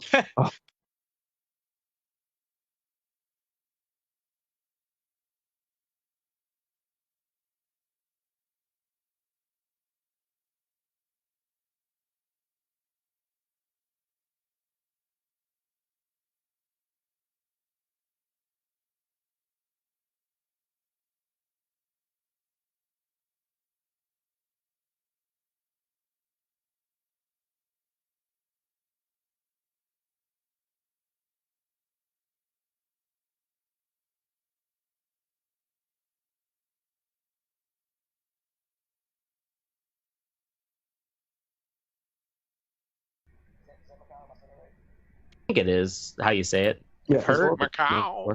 Is Oracle there? Is he just? What is he doing? He's looking. He's lost. I'm here. No, the audio cut out. Oh, did it? Okay, I'm like, what? No, I can hear you, Teddy. You're fine. Yeah, it was on my end. Okay, I was like, what is going on here?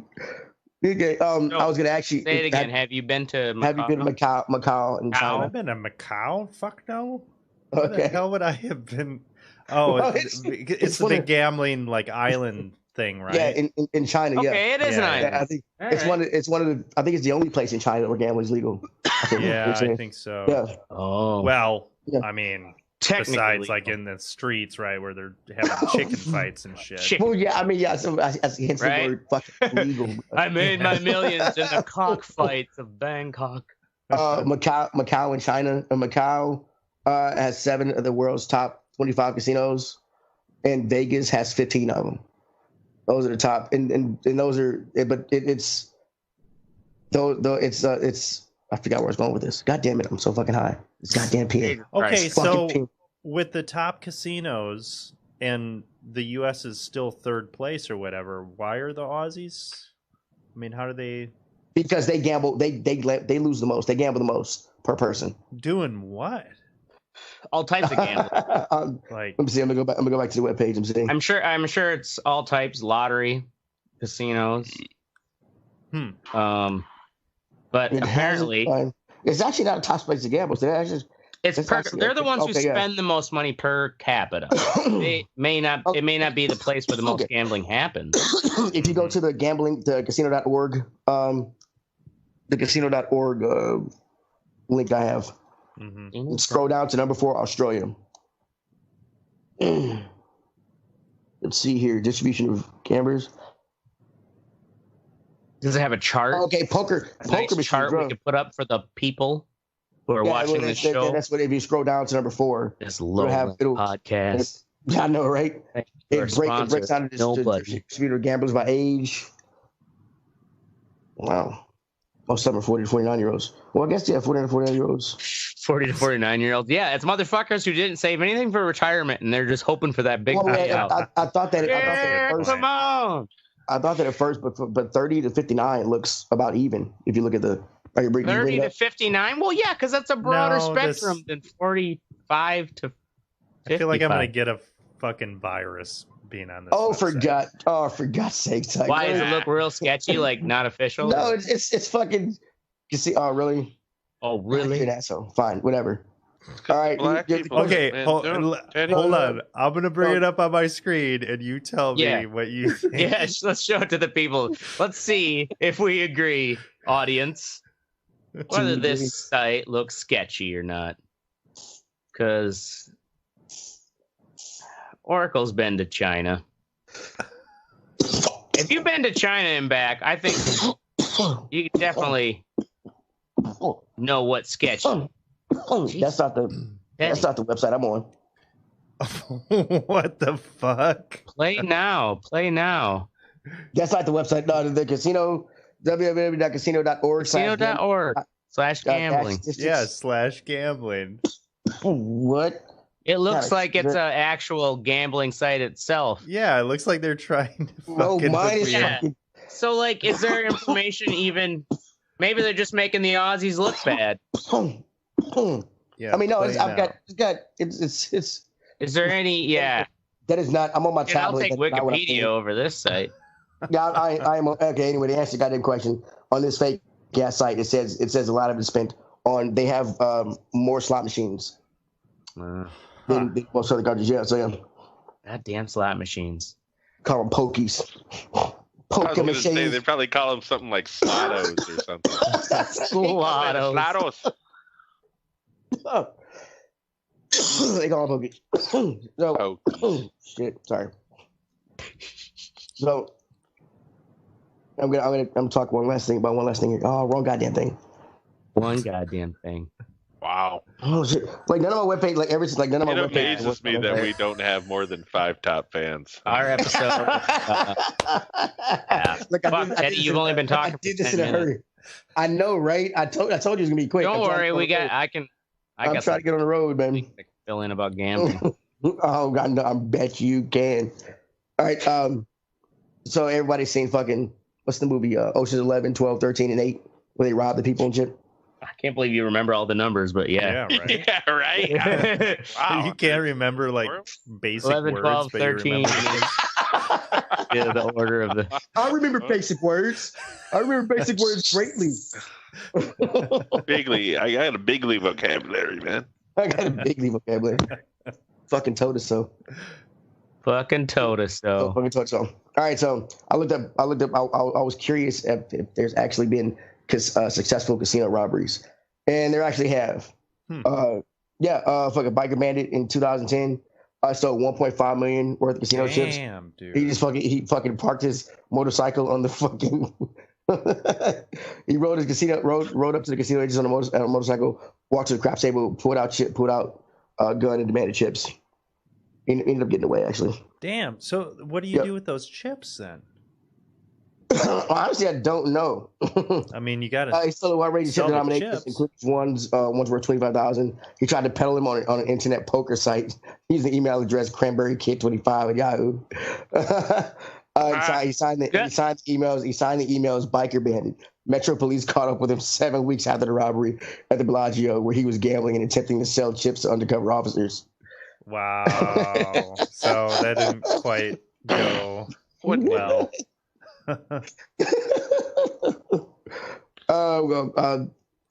Somebody robbed Treasure Island in 2000.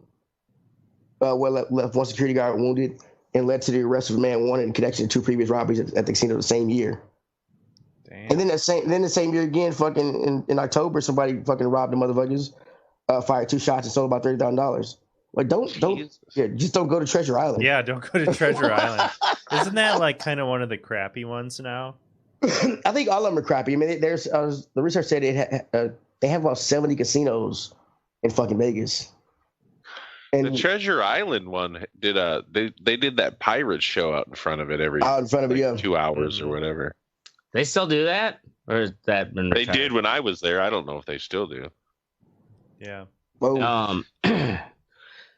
There's so speaking of gambling, I was actually just reading this story locally here. There's in Middleton, the Middleton Sports Bowl. I've never actually been there, but it literally looks like a big furniture store, like high-rise building with big windows and stuff that was converted into a big sports bar a long time ago, but it's still been there. Anyways, the husband and wife owners, basically they both recently pled guilty for their federal tax charges because they were skimming about $850,000 over maybe 7 7 to 8 years off of the video gambling machines, which are they are gambling, but there's it's supposed to be just for entertainment, right? You're not supposed to pay them out. Oh, you're not supposed to pay them out, but there's a the bars have some sort of, usually there's a rule where it's like, usually you cash out, the bar will write your name down and like what you supposedly won on that machine, but you can't get it till the next day. Like there's rules that skirt around this like gambling thing, but nonetheless, there's real cash is going in there. Right. So this couple has run this old sports bar out in Middleton. They had an undercover IRS agent actually went in and posed as a potential buyer for this sports bar, and the couples had a agreement with this guy, a local guy who owns this entertainment business that rents out these machines. And basically, the two of them were skimming. The guy who supplied the machines got 25%. The bar owners got 75%. And then they also printed fake receipts to back up if they were ever audited. And the thing is, this potential buyer, this IRS secret agent, gets in there and this is just from 2010 to 2017. That's 10 years. That was $268,000.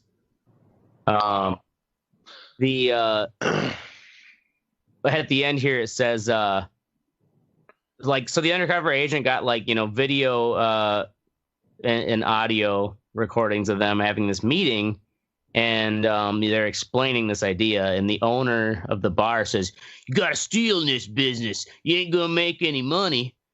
Blatter quoted the vendor and saying, "Well, you couldn't have said anything worse than that." Yep, more incriminating. Oh man, yeah, that's not going to look very good in court. Have you ever?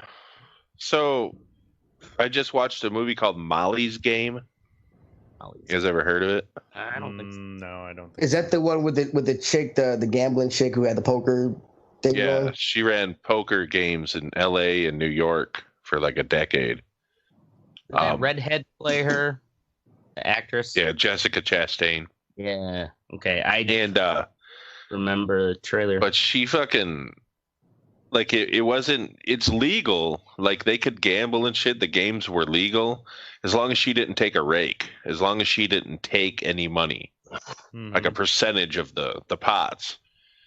They just had to tip at the end of the night. You know what I mean? To get around that law or whatever. But then she started taking rakes to cover in case people didn't fucking pay up. You know what I mean? Because, she didn't have any muscle. She was just a fucking and how could 100-pound woman. You couldn't keep doing that without somehow figuring out to take a little rake. Right. Yeah. That's a really good movie, though, if you ever bored. Into the gambling. So, go ahead. I was gonna ask you. Thanks for trying to take over the show, motherfucker, but I'm back. Nice try, nigga. All right, so have any of y'all ever been? I've been to a few casinos, and I've been to Vegas. Have any of y'all ever gambled big or fucking? I've gambled a number of times, but never. In a casino. Have you fucking? Yes, I've gambled in a casino. Yeah, I'm just asking. We have Indian casinos around here, Teddy. Do you? Yeah. Well, shit. I've been to Vegas twice. I've been to Vegas too. And although I've never really gambled more than $100. Yeah, maybe just because. And usually, I guess I'm one of those people where I don't get that gambler thrill or whatever. And personally, what I used to like is it was right before the change over was when I was 21. They still had the coin slots where you actually carried that bucket around, which had some it was a material weight and the satisfaction of seeing those coins fall. Right. Yeah, scooping them up. and like your hands were just filthy by the end of the night, and walking around and seeing there was also back when you could still smoke too, and like these senior citizens Jesus, bro, how many casinos did you go and to? they're on the they got oxygen on one thing, and they're just like fucking gambling their retirement. This was at Ho Chunk in the Dells. This is when I was like 21. I don't know where that is. Wisconsin Dells. Like, the way you described it in that story, it seemed like you spent a lot of time at casinos. You just activated Astray's gambling fucking addiction. Right. He had totally. I made a lot of notes. Of therapy. Put it that way. Like it made an impression on me that like while I enjoyed carrying this tub of nickels around. It's horrible. And like the thing is, I like fuck. That whole night I spent only $20, and I played nickel slots. And I would go around, just throw a couple in here, a couple in there, and I think I ended up cashing out about $50 a head. Not bad. Not bad. Yeah. And also, I've always been kind of one of those like quit winners. Like if you get where you're ahead, especially even if it's just like, something like $40, $50 at the very, like you get ahead, and unless you're like. Because you got more time to spend, like just quit winners. Take that extra money and drink it at least. Like Oracle, you ever go to Nakusa? Yeah, I went there one time. Where's that? They used to have it, I don't know if it's 21 now, but it used to be 18. So when I turned 18, we used to go there like fucking 3 times a week. Probably we'd get drunk and just fucking go there. They were open 24 hours. You get there at like 2 a.m. and fucking play blackjack for 4 hours. Yeah, it's just a in greasy, Wisconsin. Yeah, it's just a greasy little fucking. It's like a little fucking casino. It's not big at all. Is it a tribal one or not? Yeah. Yeah. Honestly, the best gambling. I've gone to casinos and stuff like that. I never really got into it, but the best gambling that I've ever done was fucking trading Bitcoin. Because there's no regulation on it, so you just trade that shit, and it's just like it's like playing a slot machine. When I was trading it, was that you were trading it with the your other coins, or what were you trading it with? I guess. Well, you would trade other coins. You would look. You'd be like, okay, well, I'm going to trade this because the value is going up here, and now it's gonna. No, what I'm saying. Trading with what other coins? With cryptocurrency, yeah. Oh, okay. Yeah. So Somalian boys. Yeah, right. A lot of Russians. But it was stuff. Just crazy because like there would be chat rooms and shit, and people would like try to fear monger and be like, "Oh man, this shit's gonna be crazy. This is gonna be happening," and just like these psychological games. Yeah, get people to sell. Right. Low. It was actually really fun. Oh yeah, that sounds because it sounds like stock market without without regulation, without any regulations or anything. Pretty much. Add in bath salts. So now, when you here's a question for Oracle and the cryptocurrencies. When you would say cash out, like I got X amount of Bitcoins, Litecoins, Lassie coins, whatever. Lass coins. Who these exchanges are the ones who pay you, right? Do they take a certain cut? Yes, I'm sure they take a percentage. So they take a percentage, and the thing that nobody talks about is because the price of these cryptos changes so much. Yeah, they're going to give you a lower price than the actual listed price, right? Because they can't, so if it's going to drop, you never get, you never exactly get really what technically the how much of a percentage lower is it? I don't know. I'm not sure how much lower. Also, is it also? Do you shop around to exchanges to see which one's offering? But the thing is, like, especially when I was doing it, all these questions can be answered and asked after the show. Yeah, this is an interesting thing of gambling. It's way riskier. You do coke again? No. Way riskier and less cost effective than, of course, the people that they want you to know about. Like, it was, and it would take you, it would not be acceptable in any bank by any means, like the cut that they would take and everything. But Yeah. Oh, like the percentage is like way more than like be what would be. surprised. But there's no regulation, so they're like, No yeah, regulation. We're gonna take 45%. Right. Well, not 45%. That's insane, but Well, I don't know. You were making it sound like it was insane. I mean, it's not Look good. at those payday lending places. Like they're insane, but people still go to maybe, them. Yeah, maybe kind of like a payday lender kind of thing. It's Yeah, which is crazy because it makes you wonder. Like, yeah, they say that Bitcoin has this value, but the only way to actually get the value is you have to convert it to real exactly fiat currency. That's where and once you do that, then it's like, oh, you never get really what you thought you had worth. And also, though, is these exchanges. Where do the exchanges have the money that they're actually giving to you? They probably get that because they're skimming all this extra Bitcoin shavings, and they maybe it's like they have massive reserves of Bitcoin shavings. Calm down, conspiracy theory, Dan. I don't know. It's interesting.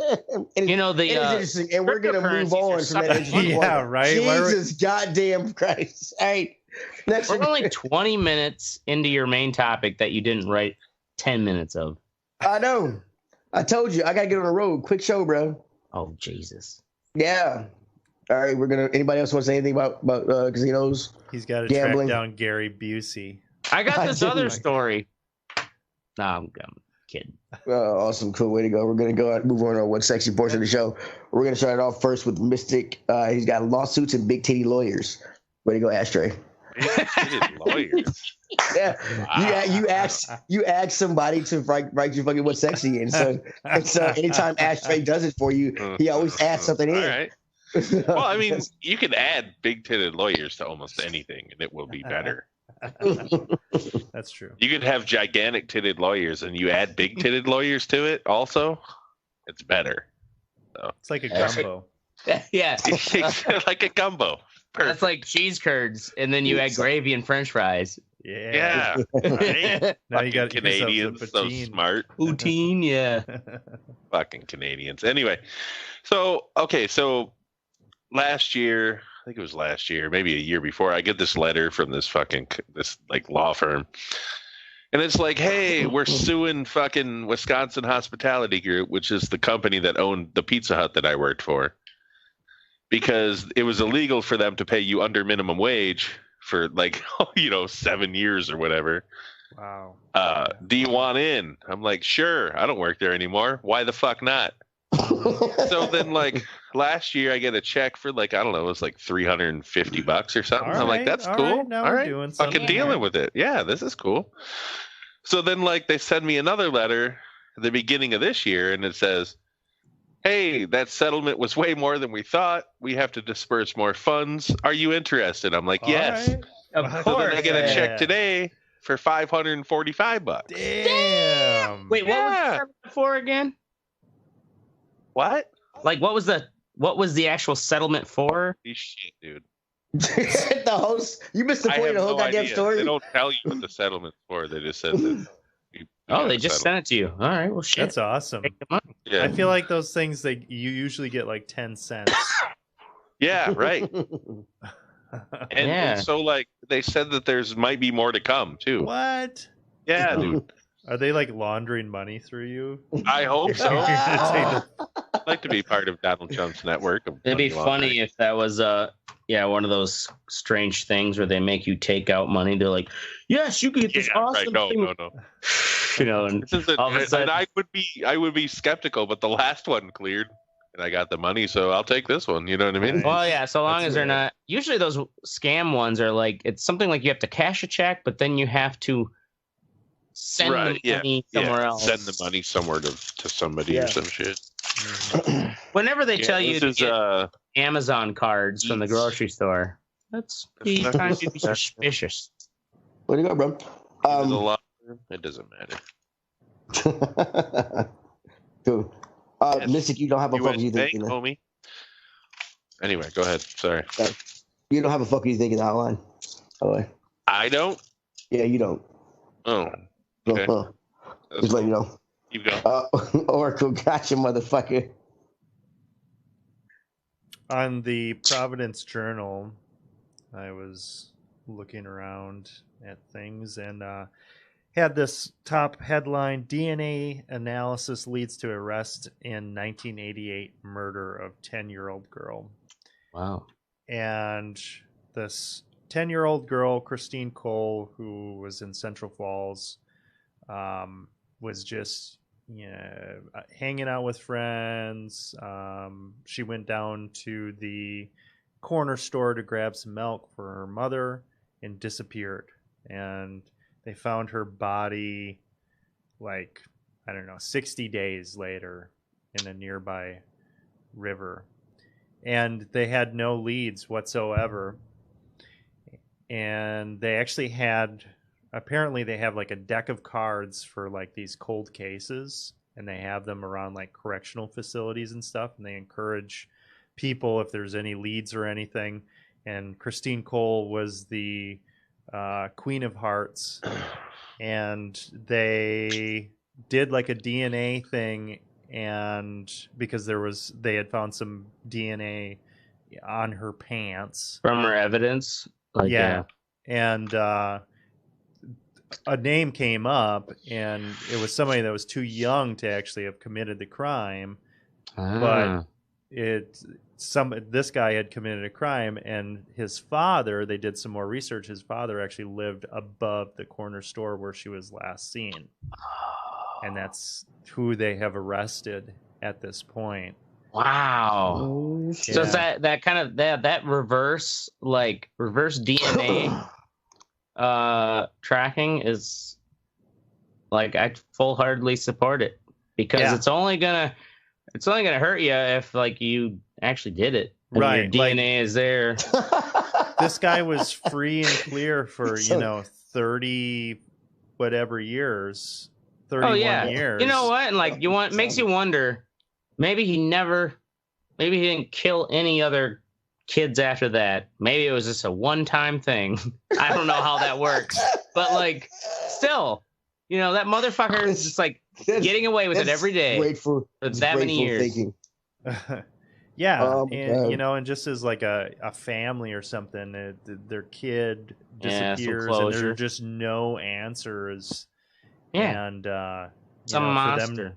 For them to put the work in to do this, because I'm sure there are plenty of cases out there that just they go cold and then nobody bothers to follow through on them. So I think that's cool. Sexy. Awesome. Cool. For a dead 10-year-old. Next up is Ashtray with Pee Wee Does Me One Last Solid. So I had to bury old Pee Wee Tuesday. It's going downhill fast. And I'd given my mother a heads up. It's going to be coming down.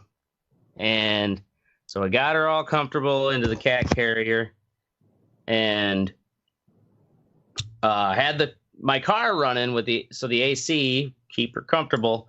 I go and load her in the passenger seat, but the radio was blaring, because normally when I drive home, I just have the windows down, my arm out.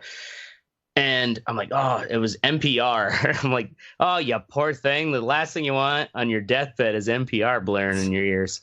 So I turn the radio down, go back into the house, make sure I got my gun. And, I'm going to get prepared for the old Yeller thing. And I know, like, if I get to where, if I feel like I can't do it, my stepdad will do it.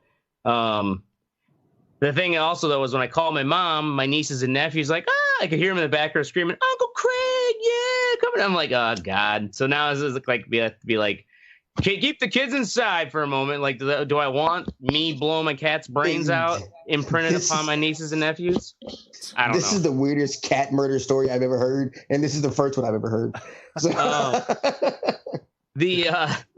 I know my brother wouldn't care, but as I'm just kind of myself thinking, like, do I want to be? So, anyways, I go back in the house, grab my gun. Like, I'm only gone for a minute and a half, and I come back out, get into the car, and I and I'm like, Pee Wee, oh, you look really comfortable. She died. Pee Wee? No shit. She died. Wow. Fucking NPR killed her. Wow, dude, that's a great And story. she did me, I know, like, she did me this solid where, like, it didn't have to do the old yeller thing. And I'm like, oh, goddamn, I couldn't help but laugh. I'm like, thanks, girl. Like, you just decided, like, I'll just pass right now while you're in there grabbing your shit. And I saw one little kind of fleeting spasm of her body, but yeah, like, for the most, like, she had passed while I was in there for just a minute. Nice. You should send that story into NPR for their donor fucking week or whatever. Actually, I was thinking that could be one for what is that, Moth Radio Hour or something like that. Because I think they air that on NPR. You should adjust that story just a little bit and send it into Penthouse.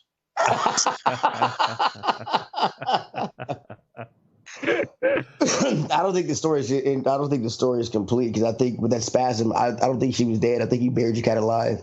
She just went to sleep.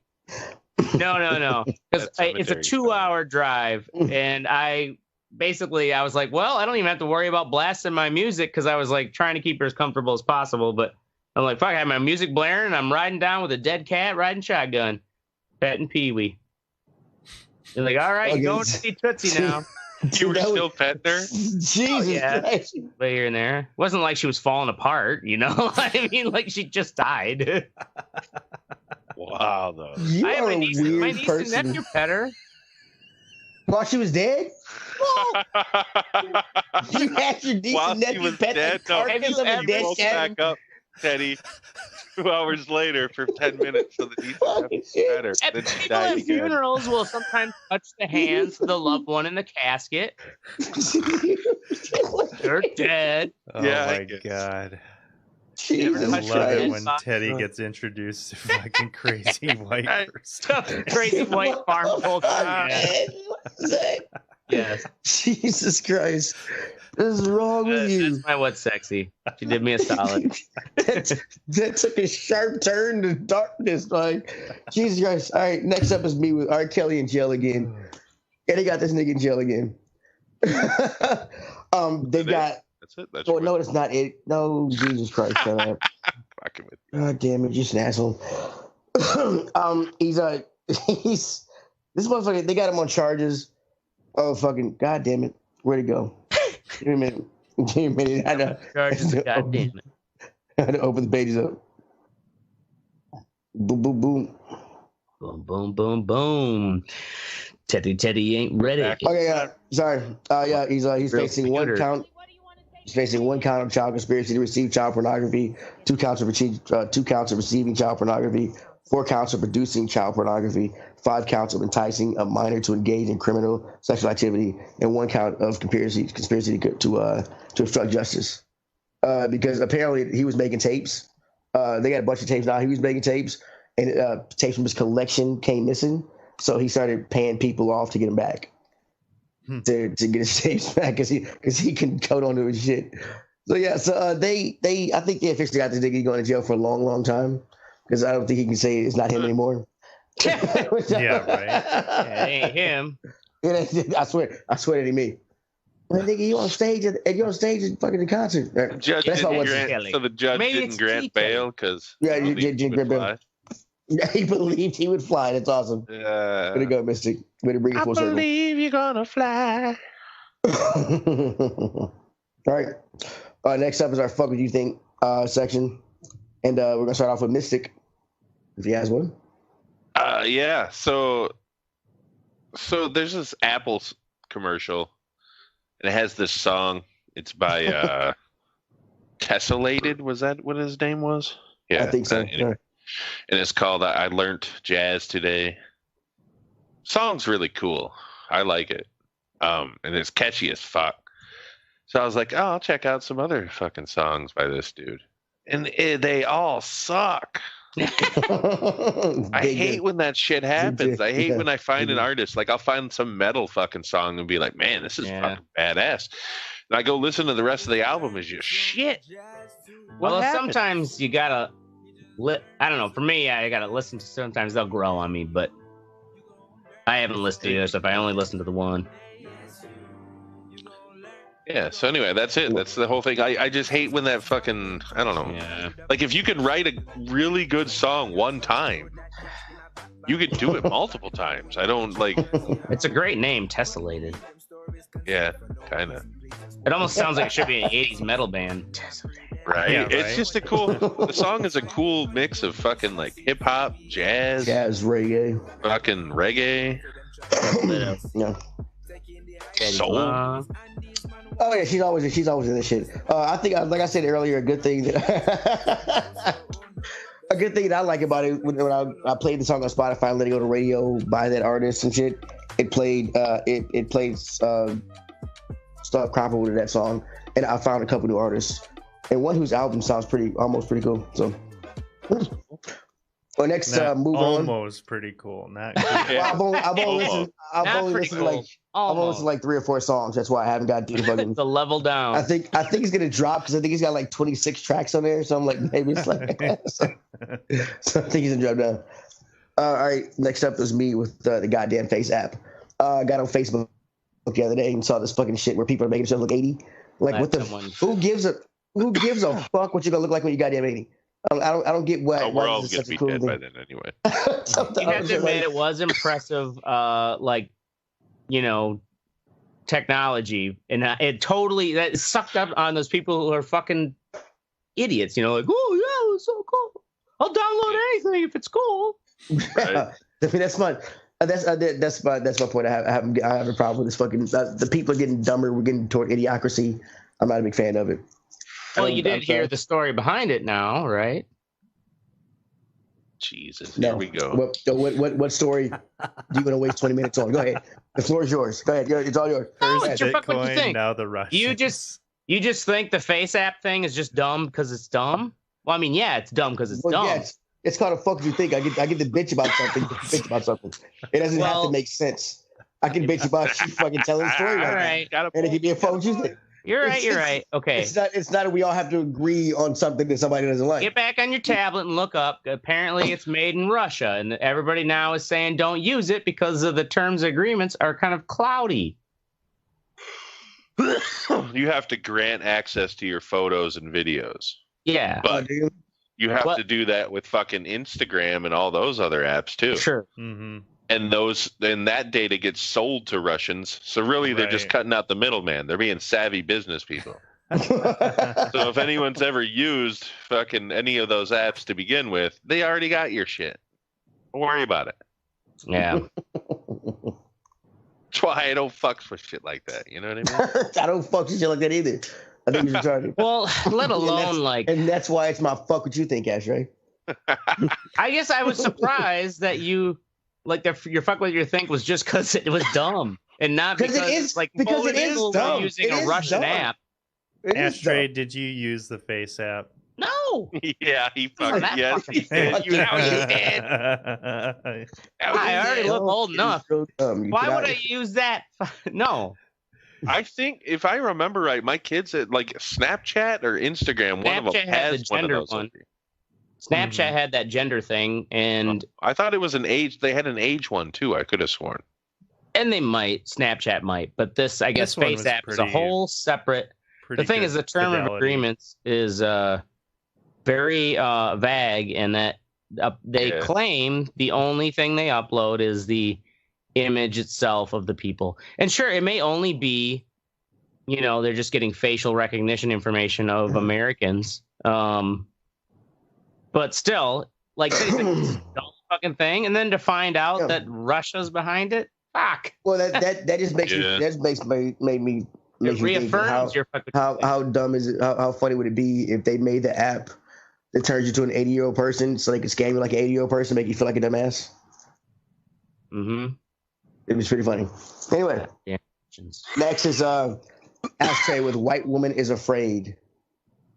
Oh, you probably didn't hear this story, Mystic. Or any Milwaukee, of us.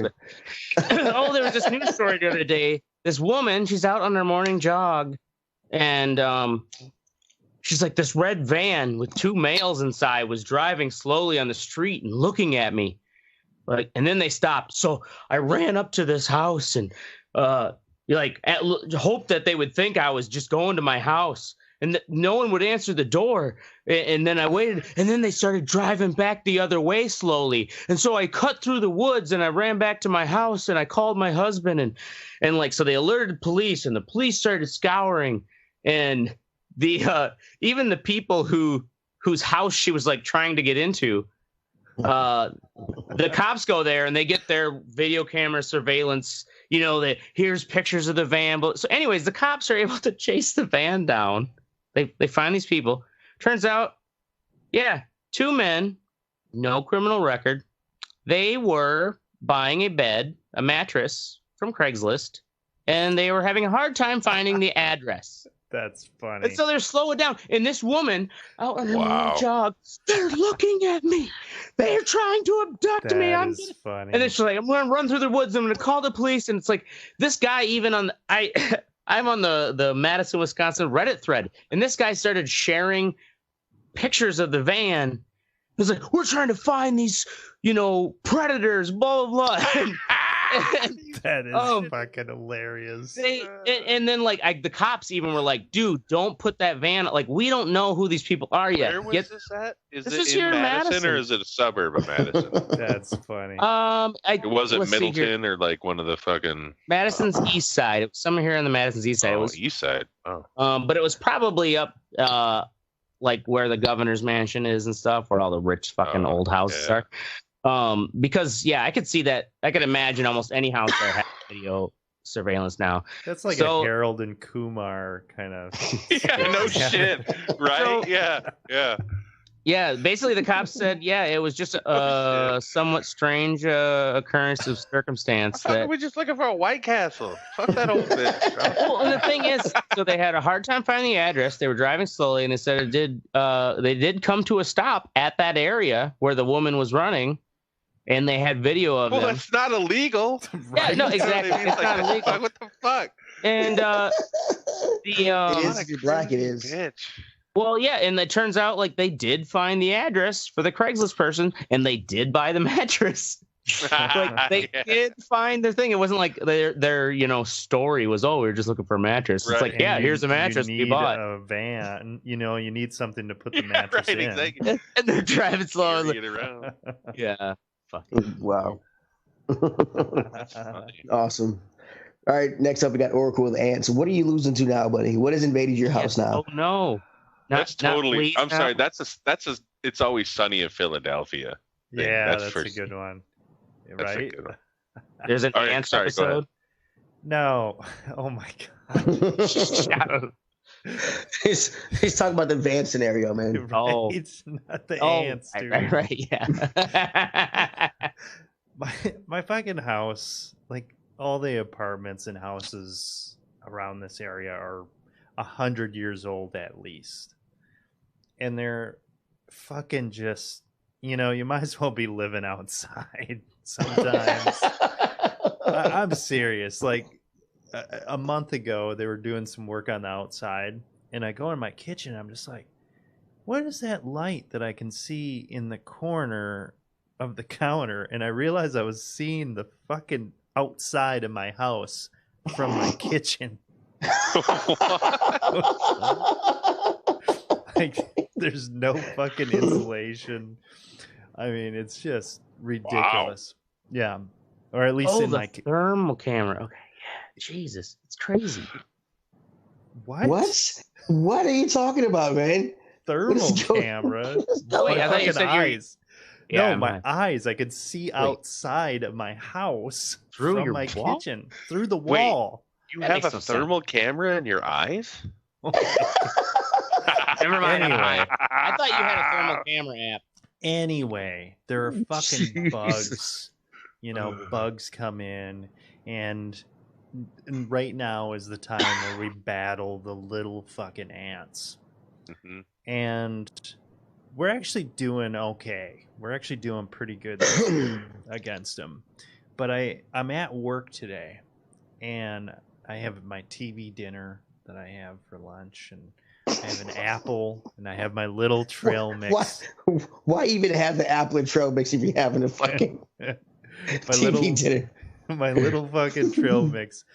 And TV dinner, great. Fucking apple, great.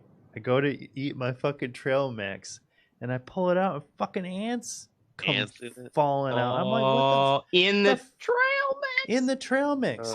These little assholes had chewed a little fucking hole in the bag, in the plastic bag. Wow. Yeah. And That's Mother Nature. Yeah, and they got into my shit.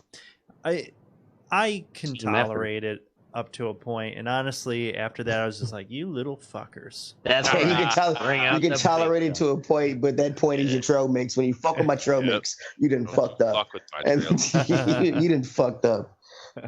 So yeah, I'll tell you what. What are you doing? We got spiders and shit. I fucking keep those motherfuckers around because know they'll kill the ants. Yeah, they're gonna be killing the ants. I'm way more tolerant with that shit than I used to be. When I used to see a spider, I'd be like, "Oh my fucking god!" Now, if it's not like biting me in the face, we're good, dude. Right. Fucking go on. Is that a thing you have to worry about in Rhode Island? Because spiders biting. Right. Just like, watch out for the spiders. What? What did you say? Yeah, so just the ant battle. So what are you're saying? Okay, I draw the line because that is a line. You get in my granola. That's the line. Yeah, don't what fucking chew holes. My granola. What are you doing? If you're on the counter, that's fine. If I leave something out, that's fine. Don't chew holes through my fucking bags, dude. How are you? Well, that's what they're after. I mean, they're gonna. They're fine. How are you fighting back? Honestly, I'm not at this point. What? So you just talking shit without backing it up, huh? Hey, man, if they get into another bag of my shit, I'm going fucking nuclear. You gotta put those little things out that they crawl into and get that those weird don't syrup. work worth a shit. Yeah, they do. You're If you buy a sound bunch of like an abused wife, man. You gotta stand up for yourself. Call the cops. Right? Put some work in. You know what I'm saying? Call the cops. Do something. You know what I'm saying? Get out the dust buster. I mean, not literally calling cops, but you gotta. You know what I'm saying? You gotta fucking Why be a can't man. they just coexist, guys? Why does he have to remove them? What's the big deal? I'm just a cis white male. Yeah, living with these white ants. cis male. Ain't gotta. He's with these cis ants. Wants to let cis ants. Oh my god. Y'all are fucking retarded. Sissy ass motherfuckers. Sissy ass. Yeah, you sissy ass. Sissy ass and get back in line and carry something. You'll never be a queen. What? What? That's some good shit, man. You got to make a meme. Do it. Oh yeah, God. post it up on that chick fucking You page. sissy and get back in line. You'll never Cool. Anybody got anything else to add to this great this great meeting of the minds? I like tacos. I bet you do, fatty. Right. So go fuck yourself. Everybody likes tacos. Don't bring my fatness into tacos. Yeah, tacos are good. If you don't like tacos, you're dumb. Mm-hmm. Yeah. What? Oh, fuck you. My son doesn't like tacos. Well, he'll come around. Have you had him checked? He's only 6, so. He's only 6, yeah. In all seriousness, go fuck yourself, Gatlinburg, Tennessee, and Ashtray for saying my son is dumb because he doesn't like tacos. That's our show. We're going to be here every Wednesday or Thursday night at 10 p.m. Central. Make sure you join the conversation at therewriterreport.com or facebook.com/therewriterreport. You can Twitter us at fuck. Why do we still have the Twitter part in there? I don't get that. Because it's always fun to read it. Say, all right? Yeah. Deal with it. Part of the charm. We just keep copying and pasting the outline. Our That's why amateur end. nobody takes it out. That's what it is. The running joke now. You got to. Oh, you dick. Like and share and fuck us. We're down for whatever. I'm Teddy. I'm Asher. Jesus. I knew you guys were going to fight over it. And there's Mystic. He didn't say. I said I'm Mystic. I didn't hear you say. I thought you said you can go. Yeah, whatever. This is Red Report. I'm Mystic. Oh, we know, Will. We know who you are. Do the Mystic. You're the guy nobody likes. Yeah. Because we can't see you. I wonder, who is this guy? You know what? We should do a GoFundMe for Mystic's camera webcam. Do it. Just do Merca. Merca be Merca. Merca. Mushrooms at parties. There we go. Fine. And 16-hour smoked pork butt. There we go. That sounds delicious too. It was. Shrooms and pork butt. That's a Primus album right there. Shrooms and pork butt. Oh. All right. We're live. Why is my... There we are. We're live. Are we live? Are we live? I just got my link up. All right. Uh-oh. Get all my other shit here and all my other ducks in a row. All right, ladies and gentlemen. Tonight's episode of the Red Eye Report, we're talking about fireworks. And it's so damn hot out tonight, just everything's hot. There's Mystic, our hot fat dude. There's Teddy, our hot black dude. Oracle, our hot East Coast starving poet dude. And myself, Ashtray, our hot drunk tripping on shrooms dude. Oh, I'm not starving. Ashtray does look hot. Just look at him. Like, yeah, you're melting, man. Sweaty. I got a gleam. Like Eddie's over there just chilling. Like, I got central. I got a fucking AC on, man. Look at that wind blowing in your hair with that flag. Yeah, man. Right? That's ridiculous. My AC's been on for weeks. Oh, yeah, I can only wonder how long this bag of frozen peas under my nutsack is going to stay cold. 15, and 20 minutes. Is this the Red Eye Report? This is the Red Eye. Is it? I look like I've got heat shock. Fireworks. They've been around for a long fucking time. They, originally made back in the old-timey eras of in China. China's oldest recorded history of really? Okay. Back in 202 BC to 220 What? Holy fuck. AD, during the Han Dynasty. They were basically they're packing bamboo stems with like a black powder substance. There's it's kind of one of those things where it's so damn long ago, no one really knows who invented it, but they think it was actually monks who were. There's some rumors that they were looking for an elixir to life. So they were tripping balls. Yeah. Yeah. They took the free shrooms at the party. The party was like, you know what? Fuck it. Nothing bad will happen to me. Yeah, right? What do I got to do? Just host a fucking podcast. Yes, stranger, I will take your mushrooms. Nom, nom, nom, nom, nom, nom, nom, nom. So there's another theory that it was, which I think's more plausible, is alchemy. They know if it wasn't an actual alchemist who created black powder, definitely alchemists helped expand pyrotechnics because alchemists were burning and mixing all kinds of shit to try to make gold, out of dirt. Blowing shit up. Yeah, so they're blowing shit up, burning shit, trying whatever they could. So they actually had some experience and knowledge with what types of metals burned with certain colors. So they do believe that the knowledge of alchemy has helped further expand. Now, with the Chinese fireworks, what were they used for? Was it like a weapon, or was it a celebratory? Well, they actually believe it was they're originally, or at least some of the oldest fucking Chinese scroll paintings is that they were used ceremoniously to ward off demons, like those snappers. Like they would make these little small, psh, psh, explosions to ward off evil spirits, and then they became they became common enough that people were using for celebrations, weddings, births, stuff like that. And it didn't take long for, of course, Westerners to turn them into guns. See this and be like, we could use it.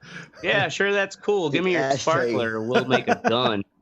Dude, Ashtray, I'm gonna send you a fan, man. You're looking kind of greasy and it's making me hot. Well, I turned my fan off. Dude, I got my fan on and shit. I'm like, I'm feeling kind of hot now. Yeah. Go to Walmart and get a $25 fan, bro. No, I do have fans, motherfucker. I just cut it off for the recording. God, I ain't that dumb. Hey. I may be stubborn, but I can at least get a fan. Anyways. Motherfucking Westerners took gunpowder, black powder, and kind of ran with it. But it was actually, you know, a lot of us think of China and Asia for like, you know, who's known for making fireworks. But it's actually Italy is where a lot of no shit, the best fireworks are still even made today. And so like China still makes and sells the most, but they also make and sell them. They're mostly all machine made. And the thing is, you would think machine precision would make a better fire, you know. Well, basically these are like the mortar. We're talking now the mortar shells. The ones that they use for the real displays you're going to for the fairs. But it turns out, I guess the handmade ones, especially from Italy, are still Italy and Spain are considered like the primo ones to get because they're much more reliable and they have better colors and better patterns. Did you see how much those cost? Like, no. I'm just curious. Teddy, Google that while we're talking. No, it's not my topic. While I'm looking for that. Teddy's fucking smoking weed again. He isn't doing shit true. for you. It's not my topic. I can fucking Google it. This picture here in I wanted to say, Oracle, since you're the one navigating the feed for our folks, you show that picture here of that I got in the outline of the inside of one of those mortar shells. I mean, this mortar shell itself looks like it's goddamn about 10 or 12 inch diameter. Oracle brings it up on the feed here. Yeah, that's it's like a fucking basketball. Yeah. Now it's a cool cut in half thing to show you how how these are actually made, and also how them being handmade are why they're just a better quality. And if you scroll down, or you probably are showing it now, there's just a delay in all the feed. The balls and shit. The one below it, yeah. So those are they're considered the stars. Okay. They're made to so you can see there's that centrifuge. There's initial launch charge that's what fires it up into the air. And then depending upon what mixture they put in that launch charge will determine like kind of the color of the tail and that, let alone how far it goes up. And then that's based on another timing of fuse that goes to the center there, like you can see in that image. That then will set off that center charge, and it blows all of those star balls out. Those stars are what then fly off and create those, that burst. And those stars are actually, I watched a video on how they're made. These fireworks facilities have a lot of them, or at least these were the more primo ones where they are all still handmade. Their mixing sheds are literally about the size of, those contractor trailers, at work sites and stuff, about the size of those. And they're actually designed that way. So they're not very big. There's no electricity to them. Mm-hmm. They're guarded for static electricity, and so they also don't even have any lights. They just line the inside with reflective material to, and then with some like windows to let in the ambient light. But they had what looked almost like your grinder. How your grinder has a screen on it, for the beef tray at the bottom.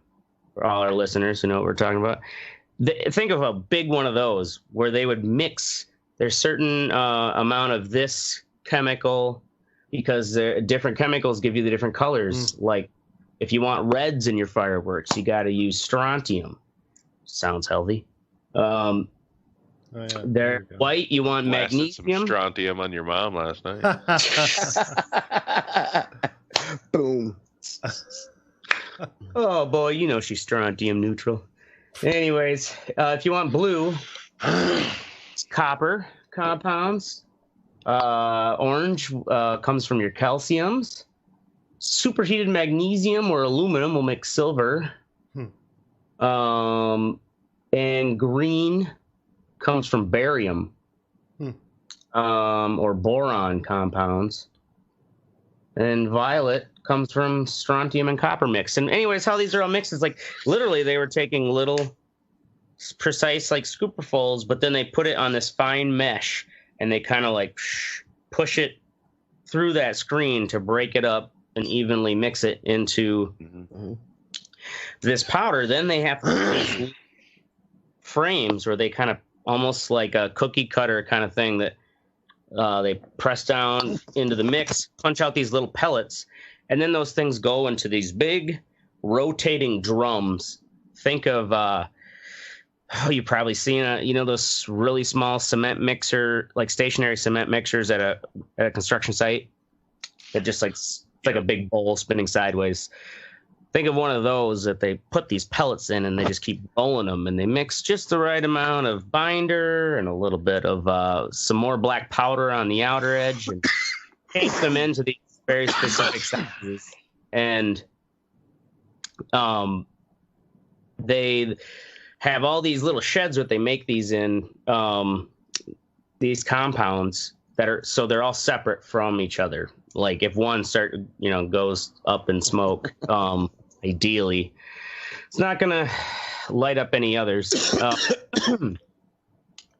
But let's see, what else about fire? I got a story last night. We're airing the fireworks, and before the fireworks, they had like one anchor down at the fireworks, and she was talking. She goes, "Yeah, it's almost like." I mean, these fireworks displays are just so awesome nowadays. It's almost like they got it down to a science.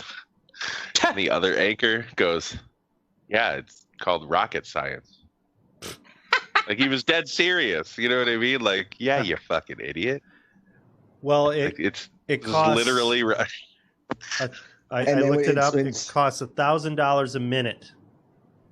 Well, I can find individuals. Yeah, they don't really do individual, but it's about $1,000 a minute. A good fireworks display is going to cost about $20,000. Damn. Yep. Oh shit. Mm-hmm.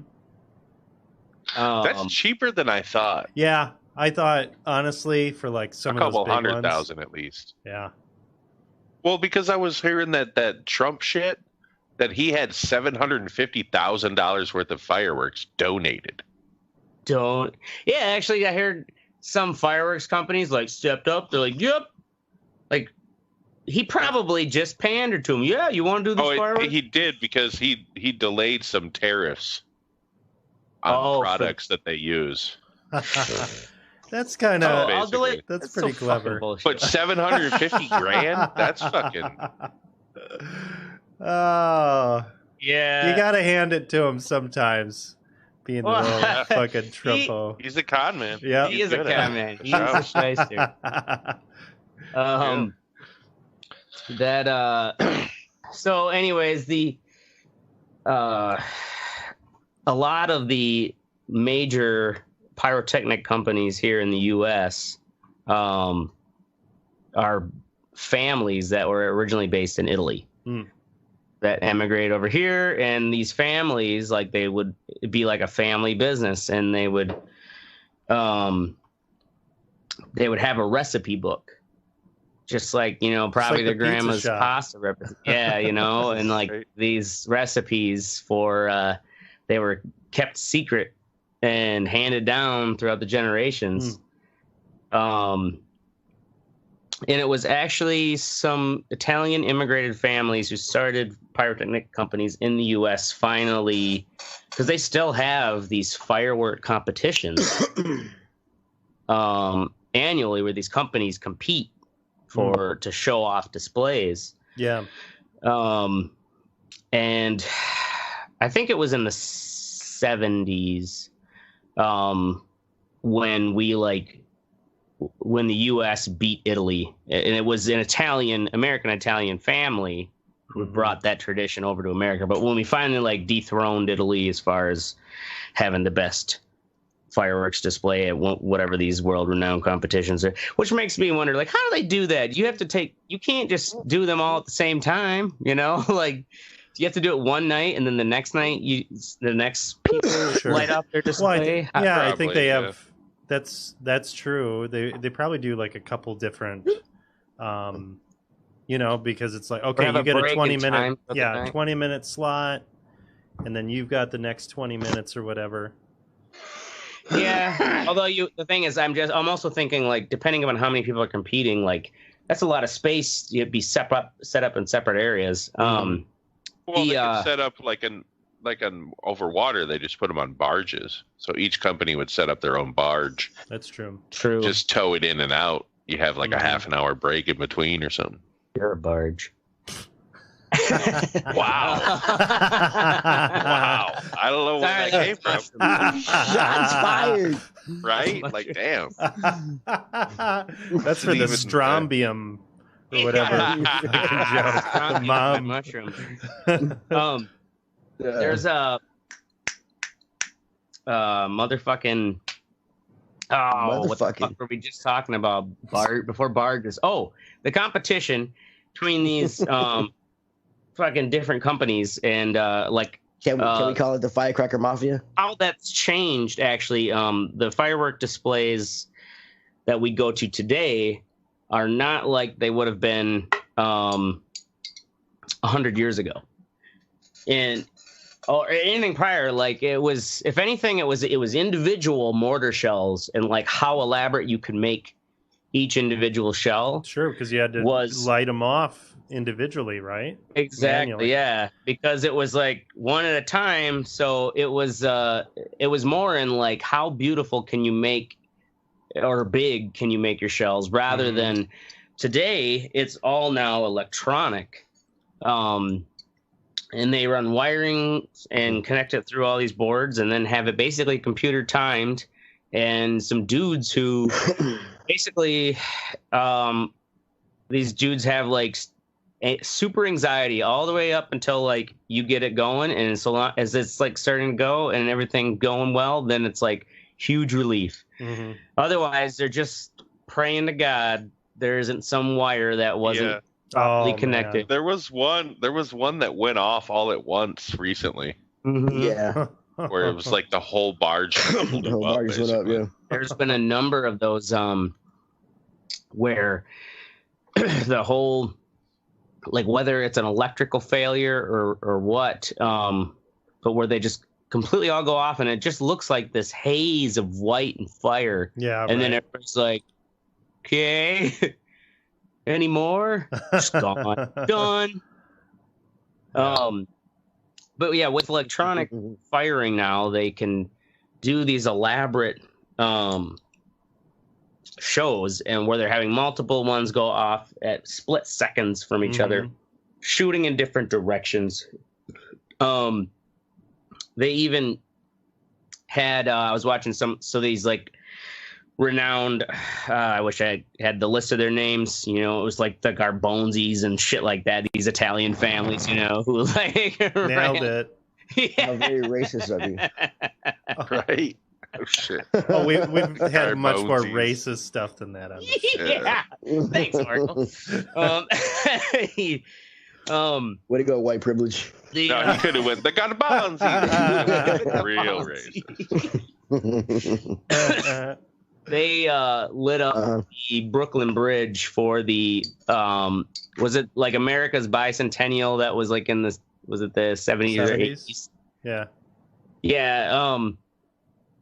Where they basically were the ones who got the commission by the government to set off the now actually it was them, and like it was such a big demand that they multiple of these Italian family-based firework companies like worked together. Of course, it's just one of these like History Channel things, which sounds like, oh, what a great thing, industry came together. Yeah, I'm sure there wasn't some backstabbing and shit, I wonder why Scorsese hasn't made a movie about that. Mm-hmm. When they all came together to get it done for the bicentennial.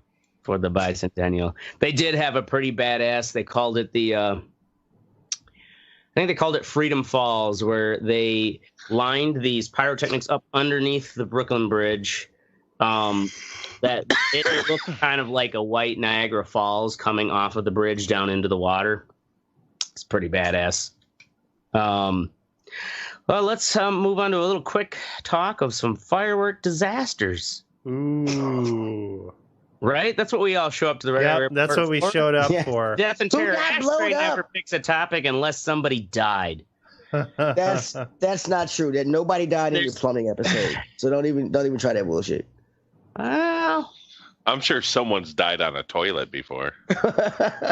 True. Oh, there was actually in my plumbing episode we talked about the old water heaters and how they used to explode, blow up through your house.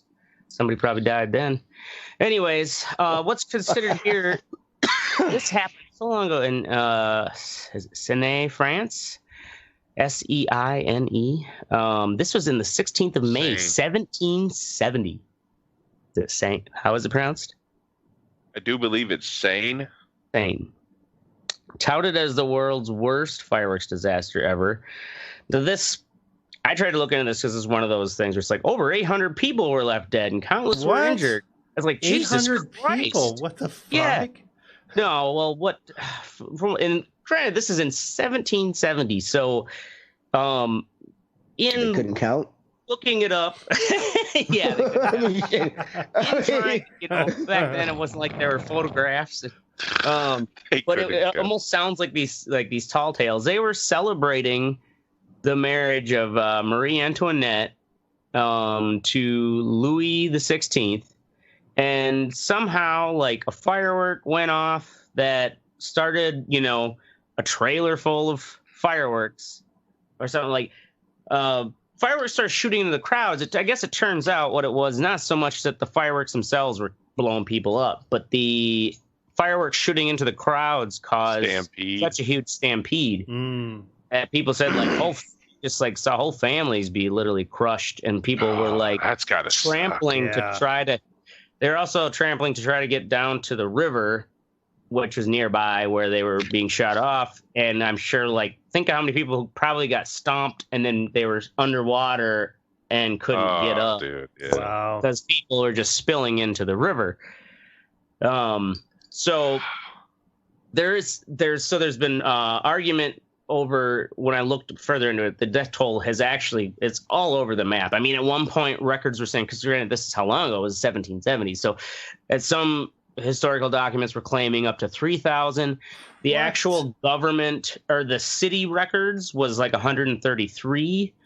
And it's one of those things too. It's like, was it, did it just make that much of an impression on people that it was written about and recounted in like an exaggerated, death counts for the sake of the fact that like, it's not like Snopes is going to get you, for saying, there's 3,000 people died. You should have been there. It was crazy. Anyways, the rest of these, that's the only old. Well, that's pretty brutal. That's the only they still consider the worst, but it's like, it almost sounds like, is it the worst or is it just the most overhyped? disaster, because all these other ones, modern ones, are from like 2000 on. Did on your list do you have Duluth, Minnesota? Duluth, Minnesota? No, not in this like I was top talking 10. to a woman today who is from Duluth, and she said when she was like 5 years old, all of them went off and they just started shooting off into the crowd. So she had like this, it was a big deal for her to be there at the fireworks show because she was terrified of the fireworks. Oh, wow. Being scarred as a child. Any other good disasters? Well, the other disasters were, a lot of them were just like either factories. There was this one here in Mexico in 2013. It's actually a religious procession. The old honoring Jesus Christ in a rural village outside Mexico City. One of the fireworks shot off right into the back of a fireworks truck. And that's some cartoon name right there, bro. Yep, exactly. And that, like, they just all went off, and over 16 people were dead and 154 injured. There was let's see here. Now with the latest on the There's this one in China. Oh yeah, I remember that one. You might have been over there, 2013. Yeah, I think I was. I think you guys sent me a video when I was over there. Well, this is, I don't know if this, are you thinking of that factory explosion? Yeah, it was the factory explosion. This one is yeah, that wasn't fireworks. This one though was in the Henan province. It was actually a truck containing fireworks. That was on a highway bridge. Now I don't know if this shows like just how quick and shoddy the construction is.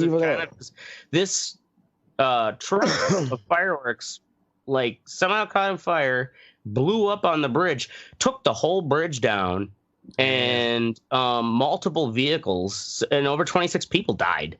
Like, holy shit! This whole section of overpass just over 26 people. Like what? Like 27? 28? I mean, it's only double digits. You get to say how many died. That's kind of weird. That's bad reporting. Over 26 people died. So one dude lost a limb, maybe 26.4. Oh, I forgot. I'm watching this explosion now in the feed. That article. Yeah, that fucking giant one. That was the Tianjin one. Let's see here. There was another one that was. Oh, I can't remember. I want to say. We'll say it's in Alabama. Somewhere south. It was like some dude. They were like the guy like had is just one of those like top 10 list on YouTube, and this guy, he's like, I put it in this list. It's not an accident really, but it had to be noted. This guy went into one of these, buy fireworks here tents and just lit one of them off. What? Yeah. And, really? Yeah. Oh, that's incredible. Some people got some serious burns and like the whole. Yeah, I can't remember, like $60,000 in damage. God. And yeah, he spent 3 years in jail. Holy fuck! Yeah, right. I just never thought of like that kind of level of anarchy, but it was probably just a dare too. Right? Dude, I'm a dog dare you to go in there. His name was probably Kyle. Right? Right, Yeah. Kyle. Kyle monster Johnson. in the fucking... Give him a monster, he'll do anything. Hey, Kyle, I'll give you a monster if you go in that tent, light off some fireworks. Yeah.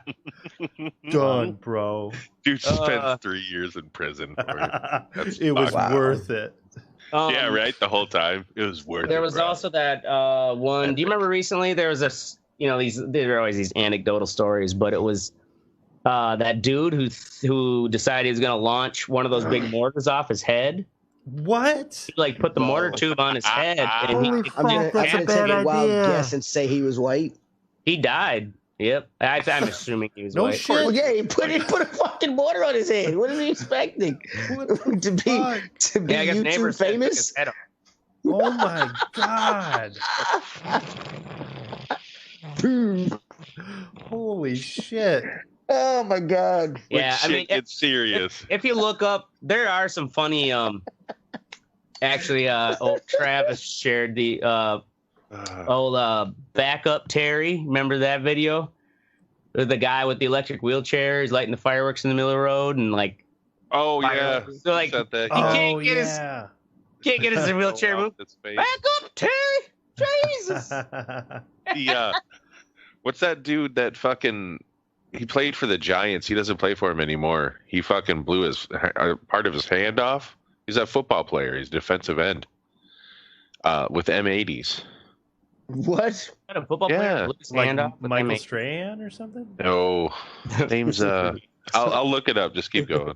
His hand straight away. So, what is anybody have any crazy Yeah, that's what I fireworks was gonna stories? ask. Not too many. Well, I guess we would, we used to do the bottle rocket wars. You guys ever do that, where you would shoot bottle rockets at each other? No, I mean, some that's white mild people tried that when I moved mannered down here. It was not That's a cool. white They learned people not to do that game, shit. It is a white people game. Let's shoot explosives at each other. Awesome. Yeah. It's. I was just going to insert righteous, dude. No, fuck that, right? No. South Chicago. We don't joke play there, those types of games. I'll just bite my tongue. All right. So, No, yeah, I don't have any crazy. Oh, I remember one time actually, Donnie and Don't I you blow did up a something dog? really fucking stupid, As which we did a lot of dumb things. But we were in like this little fucking shed, like a garden shed, and we had one of those smoke bombs. You know, This like story's those little kind of weird, man. one of those fucking Yeah, little they look just like a round ball. things. Yeah, like a ball. And we lit that off while we were in that fucking shed. And that shit, I mean, it dumped so much smoke. And we're in there, and it's just like you thought We're on like- purpose. You're like, let's right, stay we did in it. here. We're like, See? oh yeah, it's gonna be so cool. It was so much fucking smoke, and we're just like choking you and didn't fucking kill dying, yourself. right? We probably almost did die. Yeah. Oh my That's god. probably the Chemicals, dumbest thing that. yeah. Yeah. Oh yeah, just who knows what kind of chemicals you were inhaling. Right. Apparently, this is a big thing in football here. So this was published on June? No, July 9th, 2015. So, New York Giants defensive end Jason Pierre-Paul reportedly had his right index finger amputated Wednesday after a fireworks accident over the holiday weekend. And he wasn't the only dude. A second NFL star lost two fingers over the weekend while setting off fireworks. Tampa Bay Buccaneers cornerback C.J. Wilson lost two fingers when fireworks did not pop out of the canister when they exploded. Wow. That was the same Yeah, 4th of July. Yes, the same 4th of July weekend. Two NFL players lost fingers. Yeah, and Jason Pierre-Paul still plays. He has like a big fucking like mitt on his right hand, I think it is. Yeah. Yeah, there aren't too many jobs for football players once they lose their fingers. Especially not a cornerback. After I mean, luckily he's not. Yeah, cornerback, cornerback. Yeah, he ain't playing anymore. he ain't playing but, like, anymore. Yeah. Defensive end. I mean, you don't really need your fingers. Yeah. That fucking mitt probably helps him. Actually, he can smack fucking people in the just fucking head with it. Nice. But that's all I have for fireworks. Anybody else have any exciting personal fireworks stories? Teddy doesn't experiment with them. I mean, they're Blew up a explosives. cow with a I don't fucking fuck around with them. I light them off, but they're explosives. I don't hold them while they explode. Fuck that. What was that? I'm sorry. That I've blown shit up with like homemade dynamite. Yeah, we used to do that too. So it's like I'm not sure if this really counted as the same. We used to make pipe bombs. Wait, did you say homemade? Did you say pipe bombs? What the fuck? Yes, that's what white people in Homemade dynamite Wisconsin and then do. fucking pipe bombs? What the Make fuck? homemade dynamite, man. Yeah. Not that uncommon to just want to blow some shit up. You're not trying to hurt anyone. Out of one time, dude. That's how it starts. You start mailing them to people. I'm not mailing them to motherfuckers. That's ridiculous. Yeah. That's funny. Jesus Christ. All right, we're gonna move on to what's sexy. I don't want to go to prison. I just want to get drunk and blow shit up. Oh yeah, right. No, somebody's got to blow that microwave up. You know. Best laid What plans. does the microwave do to you? Why do you have to blow the motherfucker? Well, it stopped working. That's what it did to me.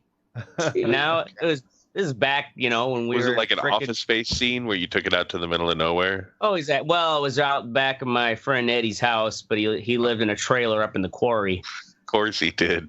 Oh shit! Yeah, like up in a quarry, you can do whatever you want. It was like a private trailer park because it was one trailer, but you could do whatever you want. Yeah, so the cops didn't know where they were making the meth Not or really what? a park. But yeah, we used to blow shit up there all the time because his dad didn't care. He let us do whatever we wanted. It's also all right. To the quarries because you always want only shit. That's a parent waiting right there. Yeah. That's an old Southern Wisconsin boy's right of heritage. Go to the quarry. Now move around to what's sexy. Mystic. Doing packages. So I've been working in sports, or I've been working at Fox for 2 years, and normal show news editors don't get to fucking do what are called packages. So they're 2.5 to 2.5 minutes, stories that are pre-made that run during the newscast. And I got to do one with fucking Gino, our goddamn movie critic. So it was the movie Stuber. That. Have you seen the previews for that? It's just horrible looking. Yeah. It's with Dave Bautista and Kamal Nungiani, I think his name is. He's in the comedy Silicon Valley. He's like the Indian guy from Silicon Valley. He's also in a bunch of other shit, but I don't really remember what it is. Doesn't matter. This movie looks fucking retarded, but that's not what's sexy. What's sexy is that I got to cut a 2.5 minute package to almost like a trailer. You know what I mean? Mm-hmm. With the interview, because what Gino does, just like every other fucking movie critic on local TV stations, he goes to these junkets around the world and interviews these people. You know what I mean? Just does Is he interviewing the people in the movies? Yeah, he's interviewing Dave Bautista and. Oh, okay. So he actually is interviewing. He's not just saying, "Oh, I went to this movie." No, he's interviewing them and shit. Oh, that's what I thought. Those people, they just went and watched the movie. He gets to watch the movie too, but he interviews them afterwards. Okay, all right. So basically, the stars just sit in there, and each movie critic comes in. They have their own SD cards. The SD cards plug into the cameras that they have, and then they record the interview, and our critic brings the cards back to us, and we edit them. So they use a standard Sony. Oh yeah, these are what you hear the actors and actresses bitching about. It's like, I got to do the same over and over again. Junkets, yeah. Oh, it's so hard being famous. But yeah, it was kind of cool just being able to be creative on something, because news, you're not creative. You got to write it to the script. You can't fucking, put fucking cool shit in there. That's just. Well, right. You get, being that it's like a entertainment piece, get a little more leeway. Yeah. Have some fun with it. So, what was the premise of this shitty movie? I mean, other than it's cool, you got to do the editing. It's the fucking. What's it Dave called? Bautista is a cop, and he has to take an Uber. I don't know why he has to take this guy's Uber, and he basically makes this guy drive him around all these different. He's hunting somebody down. You know what I'm saying? So is it a comedy or is it a? Yeah, it's a total comedy. It's okay. You ever remember that movie with Jamie Foxx and fucking Tom Cruise? Tom Cruise, yeah. I was gonna say it sounds like that. It's like that, but not a funny version. Not a fucking action movie. A comedy. Same concept. Collateral was probably like that. It was pretty good. Yeah, that was a good movie. This does not look good. Oh no, it doesn't look. Yeah, don't waste your $20. We're gonna move on next to our. East Coast poet, Oracle, glamping, like East Coasters do. Yep. Are you? Thought you said you weren't a glamper. I'm a motherfucking glamper, man. Oh yeah, I'm totally. I'm owning that shit. On the East Coast, that's all they do. So I went camping. I went glamping for the first time. I had a big ass camper, had full fucking sewer hookup, water, electricity, shower, shitter, everything that I needed, man. Jesus Christ, man. And it was fucking awesome. It was great. It probably ruined me though. I'm probably not going to be able to go camping like a come down here. You should come down here and come camping with me, bro. The suffering on my face is so I keep myself hard. Come on, man. I was playing Nobody PC wants to go games. camping in Tennessee weather, dude. Right? No, I'm not talking about like in the middle of the summer. I'm talking about like in the fall and shit. Not now. No. Not to mention, there's way too many banjos around there. You know what I'm saying? Yeah, that shit was great. Went diving during the day, went hiking, came back, played PC games at night. It was fucking awesome. Jesus Christ. Oh, wow, dude, that's a little too far. I mean, that's a little white privilege right there, bro. That's camping. That's McGaw camping, making camping great again. Making camping maca hat. Yeah, that shit was good. Right on. All right, moving on to Ashtray, shrooms and pork butt. So you see that video too, huh? Yep. Hot mouth. Got myself. I went to a little 4th of July soiree with some friends and did a 16-hour smoked pork butt. Started at 5 a.m. It was delicious. And they also had just they probably had there's probably a whole ounce of shrooms. Just a bag of shrooms out there right next to. That's a good fucking party, man. Yeah. That's a. No, I'm good. I'll hit the joint. But I'm not. Yeah, that sounds fun. It was great. I've never done shrooms, so. Shrooms are fucking great. They're mild. I mean, it's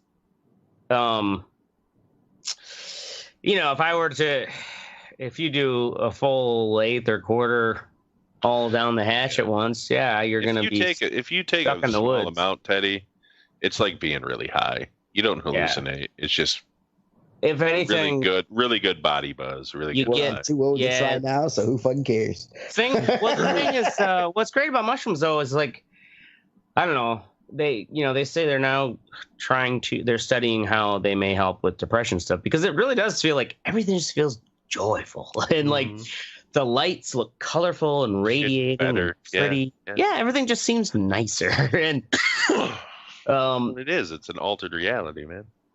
Yeah, right. No wonder I'm always... No, don't worry. Reality's waiting for you at 8 a.m. Yeah, it'll come right back around as soon as those shrooms wear off. You don't work tomorrow, I'm sure. So, yeah, thank God. All right, moving on to Teddy in vacation, all caps. Oh, Teddy, did your headphones die? Yeah, I'm watching them. Yes. Oh, there they it is. Did die, yeah. All right, it's your turn. Vacation. Awesome, cool. Vacation. Tomorrow I leave to go on vacation. Going on a cruise for 5 days. Nice. Then I come back. How many cruises have you been on? I think it's my 3rd or 4th cruise. Okay. Have you ever gotten the what the hell is the that thing where all of a sudden everybody gets sick? What's that? Norovirus. Yeah. I've never gotten sick. No. I'm very careful what I eat. Everybody fucking gets sick on the I don't cruise? think every cruise gets Not every norovirus. Fucking pretty rare. You always hear about it in the news. I mean, that'd be like, you fly on planes? Have you ever crashed? Jesus. It's the stomach flu is kind of it can be rampant on fucking cruise ships. Because like people do all the buffets and shit like that. Like I'm not gonna eat some raw oysters that have been sitting out for like half a day. Oh, what? I mean, I stay away from the shrimp. I stay away from the like in like the shit that's left out the buffet and shit they keep putting out. I stay away from the seafood and shit. You know what I'm saying? Yeah. I try to eat shit that I know is like it's cool. I'll have that when I get home. But I'm not gonna. Yeah. You're breaking up. Yeah. Oh, I'm gonna break it up. I'll get some oysters. Our ship is sailing out of New Orleans. So I can't wait to get down there and get some. What are you driving down there? Oh fuck no, fuck no! I do not drive through Alabama, bro. Fuck that. No, you don't drive anywhere. No, had a bad experience in Alabama once with my wife. We fly over Alabama one. Yeah, no, we're flying. And you did have a bad experience, I guarantee it. Yeah. Fuck Alabama. Fuck Alabama. Or does the white people that fucking go through there have a bad experience? Yeah, right. Can't imagine what it's like for a black person. I bet you mine was worse. I'm sure it was. That's what I'm saying. Damn. All right, moving on to fuck what you think. Mystic, NBA super teams. So, I don't know. I'm sure a lot of people are sick of seeing this shit. Like, so Kawhi Leonard hasn't decided yet, but everyone thinks he's going to the fucking Los Angeles Lakers. So that means that Anthony Davis, who is by far the best center in the league, LeBron James, who may not be the best player in the league, but he's damn top 10, and Kawhi Leonard, who's probably the second best player in the league, are all going to be on the same team. You know what I mean? Like, who stands a chance against that? Is there no salary cap or anything like that? No, there is. There is. It just means that the rest of the team's going to suck, or they're all young kids who don't make a lot of money. You know what I mean? Yeah. But it doesn't LA has matter because LeBron James single-handedly took the Cleveland Cavaliers to the fucking finals 3 years in a row. 4 years in a row. Well, no, I mean, he had Kyrie the first two, but still. Like, it's getting a little ridiculous. And teams like fucking Milwaukee can't keep up. Smaller market teams cannot fucking keep up. They don't have the draw. They can offer as much money, but it's not fucking LA. It's not 76 degrees and fucking sunny. Is it in the fact? Yeah, is it the fact that the cities themselves are just smaller markets? Exactly. So, it's smaller. Yeah, there's a reason why nobody wants to go to Green Bay Milwaukee. always had to build teams out of the draft. Because up until who was that fucking defensive end that came here? Fucking the Reverend Reggie White. Up until he came here, like no free agents ever came here because it's fucking Green Bay, Wisconsin. It's small as fuck and it's cold as shit. Who the fuck wants to come here? You're not gonna want to come here. Yeah, you only come in here for the nostalgia, right? Nowadays they do because they fucking win. I mean, not recently. Well, not recently. Yeah, here and there. But when they win hard. Yeah, that shit's lame. Doesn't football start next month? Like preseason and shit? Oh, really? August, yeah. Yeah, August. God damn. Wow. It's July already. Jeez. Training camp starts July. Getting old. July 23rd, I want to say. Training camp. And so anyway, yeah, like and then you got the Nets who just signed Kevin Durant. They signed Kyrie Irving and then some other dude. But Durant's not playing. They're going to be a fucking super team. Huh? He's not playing next season, is he? No, Kevin Durant won't be, but they got him for like 5 years or some shit, 4 years. So it's going to be fucking ridiculous. This fucking team. I mean, and the Warriors were the worst. They had 5 starting all-stars at one point. So what happened to the Warriors? I mean, the Pistons were the same way back in the day. They lost Kevin Durant. They lost injuries. Klay Thompson's out. Klay Thompson's out. So, yeah, I don't know, man. They need to like have a limit or something. It's just fucking. They get together. These guys are like, oh, I'm friends with this guy. I want to go over here and play. Fucking. Just so happens he's the best. They do have a limit. It's called a salary cap. Well, what yeah, is but the teams difference? can fucking finagle that shit. You know what I mean? What is the difference they between the finagle it. NFL and the NBA? Because the NFL, the teams don't do that. So what's the difference? The teams don't do that, but there's more players too. More players on the field. There's 11 players on the field in football. Okay, I see. Yeah. So you got 22 5 starters compared to 5. Yeah. Okay. So they the better salary add more cap- fucking players. Right. The to salary fucking cap, while roster. it is more in football, isn't, you got to divide that shit up to a lot more people. And they do it, though. I mean, look at the fucking Browns. Odell Beckham Jr. went there just because he was college roommates and best friends with Jarvis Landry. Yeah, they do it, but it just doesn't. it's not as dominating. Well, no, it's not like because two players aren't going to dominate like two players in the NBA will. Yeah. Best NBA, yeah. Mm-hmm. So yeah. Anyway, that's it. That's my rant. Boom. Word. Moving on to Teddy and Nathan's hot dog contest. Okay, what you got wrong with Nathan? Dude, what it's a white name. It is fucking Nathan. Goddamn. I saw it. It came on today, and it was fucking. I just thought it was. What is the point of eating that many goddamn hot dogs? I mean, I don't understand it. It's also it is fucking disgusting to see him like shoving them down. Yeah. Every year you pick this as your pick. What do you think? Because it's fucking like disgusting. I totally agree. It is fucking disgusting. They're slurping their buns down with like water and shit, dude. That's fucking nasty. I had no. There's like it's like I think it's like an IFC, like IEC or something, international eating competition. Whatever. There's like they have like a federation. They're ranked and shit. Like I had no idea until today. This shit was like this shit is a sport, and eating should not be a sport. It's for survival. No, shitting it off. What the fuck? I don't. Oh my god! It's fucking disgusting. I hope he's. Have you ever seen these people's teeth? You want to give interviews from the way they have to regurgitate this shit back up?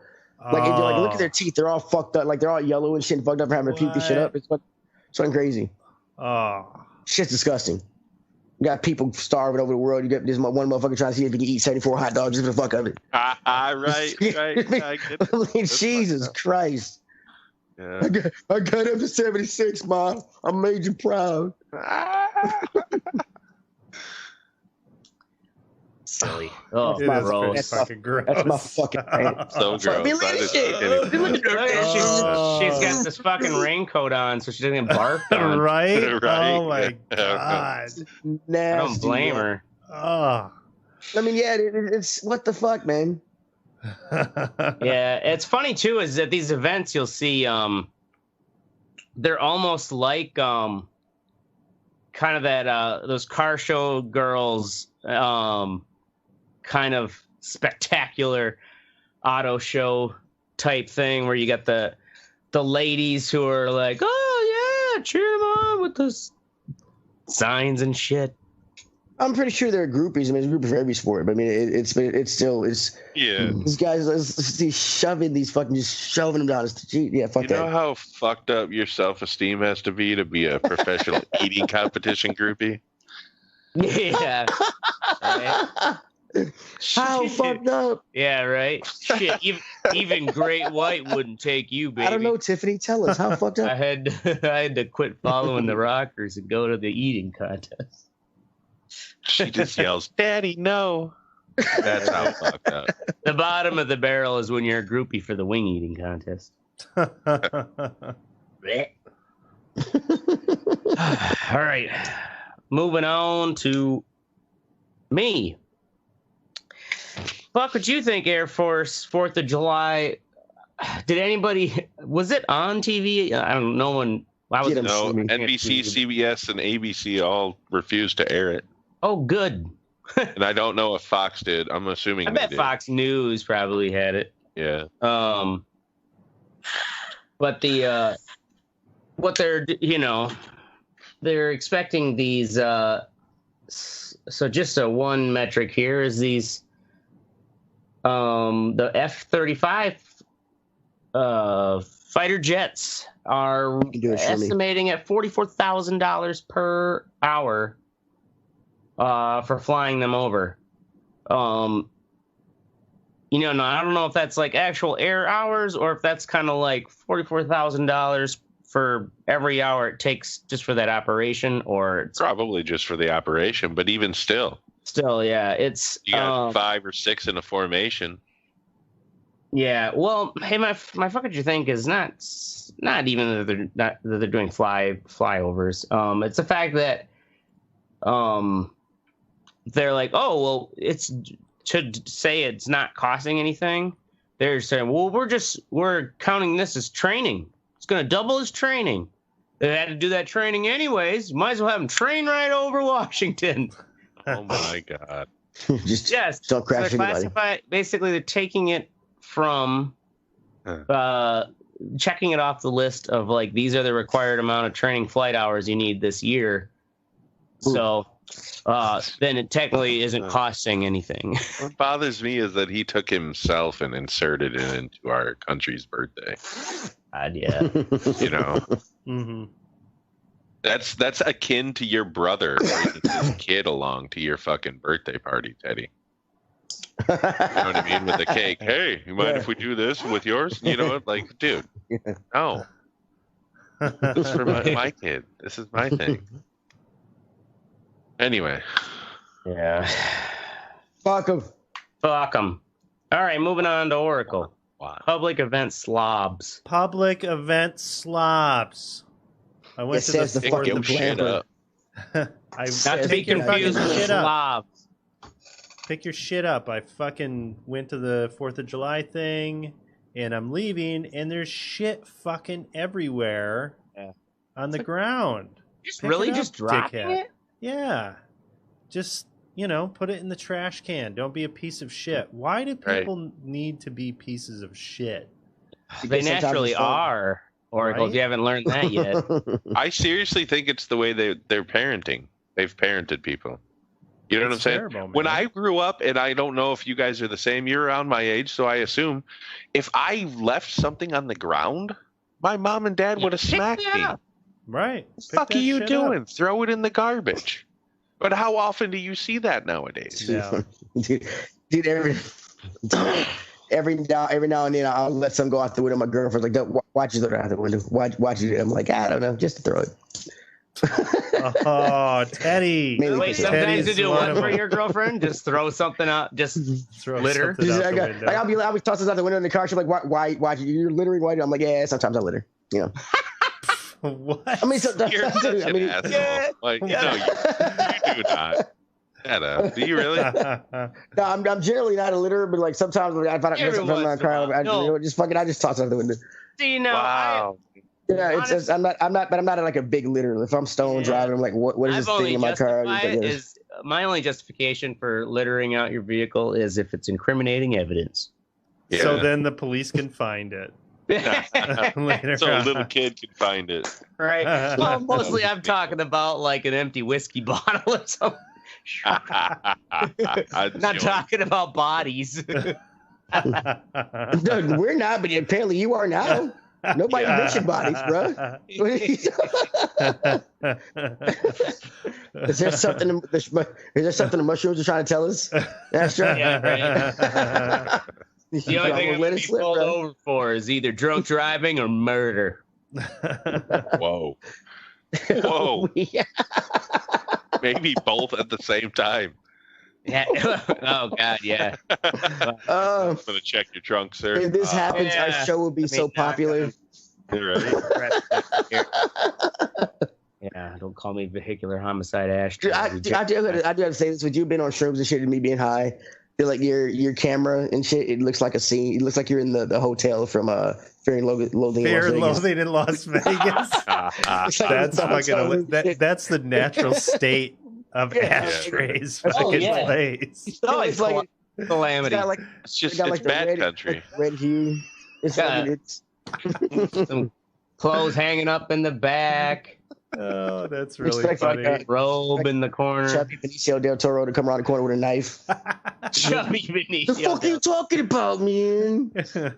Okay. Get back there, Benicio. I told you. You're not allowed out till I'm done. Yeah, you just need to have like a TV, an old school TV in the corner playing like Vietnam War footage. Yeah, there you go.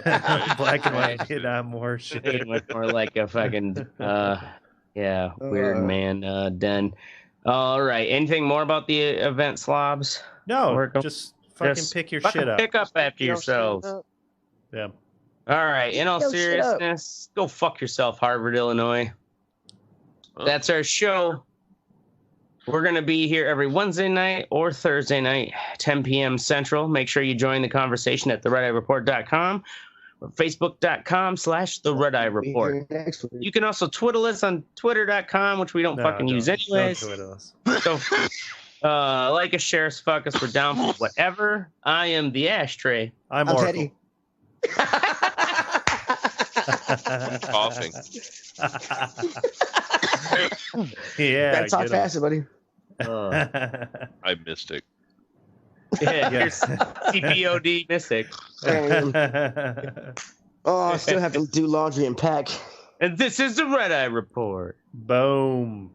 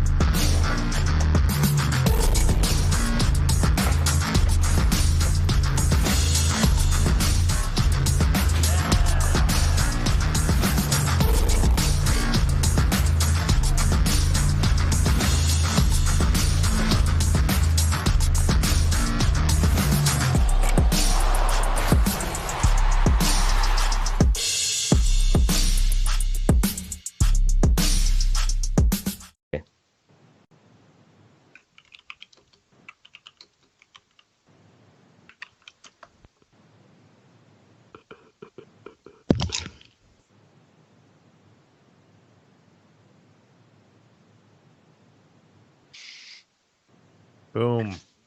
We're in. Bam. Bam. Bam. Ham and jam. Peanut butter and jam. Yes. Yeah. Peanut butter and jam. Boys, I can't give you a bam, but I can give you a green eggs and ham. Phil, what? Shut the fuck up. All right, let's do it. On this episode of the Red Eye Report, we're talking about UFOs, specifically the rebranding of UFOs to UAPs, or unidentified aerial phenomena. Changes in the air, and the government is changing their tune on these sightings. What's going on? With me this week is Aerospace Ashtray. He claims that he's been abducted 16 times, impregnated 6 grays, and knows the KFC secret recipe. I know what you're thinking. Oh, shit. Maybe I can buy the abductions and even the KFC recipe, but we all know he can't knock shit up. So that's right. I'm sterile, baby. I can fuck any alien, not have to worry. I'm telling you, that's just some shit he tells bitches so he doesn't have to wear a condom. Right. I swear to God. He gonna fuck. Yeah, he think his pullout game is. They think his pullout game is strong, but he gonna fuck up one time. Watch. Yeah, except for when you get that Neptunian herp. That stuff won't go away. Neptunian herp. Great band name. That is a great band name. We also have Triangle Teddy. He's a triangle. Dude, that was horrible. That's great. That's horrible. But dots. Great. Dots are another horrible candy. Oh, gross. That's a gross candy, Teddy. Yeah, dots are horrible candy. I'm going through my son's house. I love dots. I love dots too. Dots are my movie go-to. When I'm in the theater. There's a box of raisins in here. Oh, they fucked fucking hipsters. Yeah, fuck those. All right. Box of raisins. We also have Would you go to the Mormon house? Mass sighting Mystic. There's a mass sighting of Mystic every time he leaves the house. People don't know what to make of him. Shaved grimace, methed up polar bear with mange. The 911 tapes are hilarious. Yeah. Problem is you can only grimace. I like shaved grimace, yeah. You can only fit him in one of your peripherals. Pretty sure someone called me that one time, a hairless grimace. Finally, we have me, official position oracle. My official position is that we should all get a free punch card. Every time somebody does something stupid, you get one punch. Bam! Right in the nose or the stomach. Maybe it's a pretty chick or something, so you don't want to break their nose, but you're okay with aborting their fetus. Well, enough of that. This is the Red Eye Report.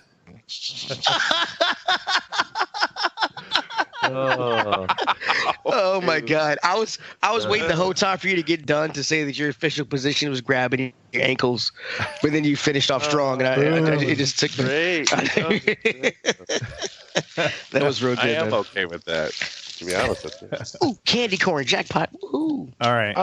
What? Man, I love candy corn, dude. You are fucked up. Dots is a horrible candy. You are a strange man. Strange man. It is weird. All right, so we're talking about UFOs tonight.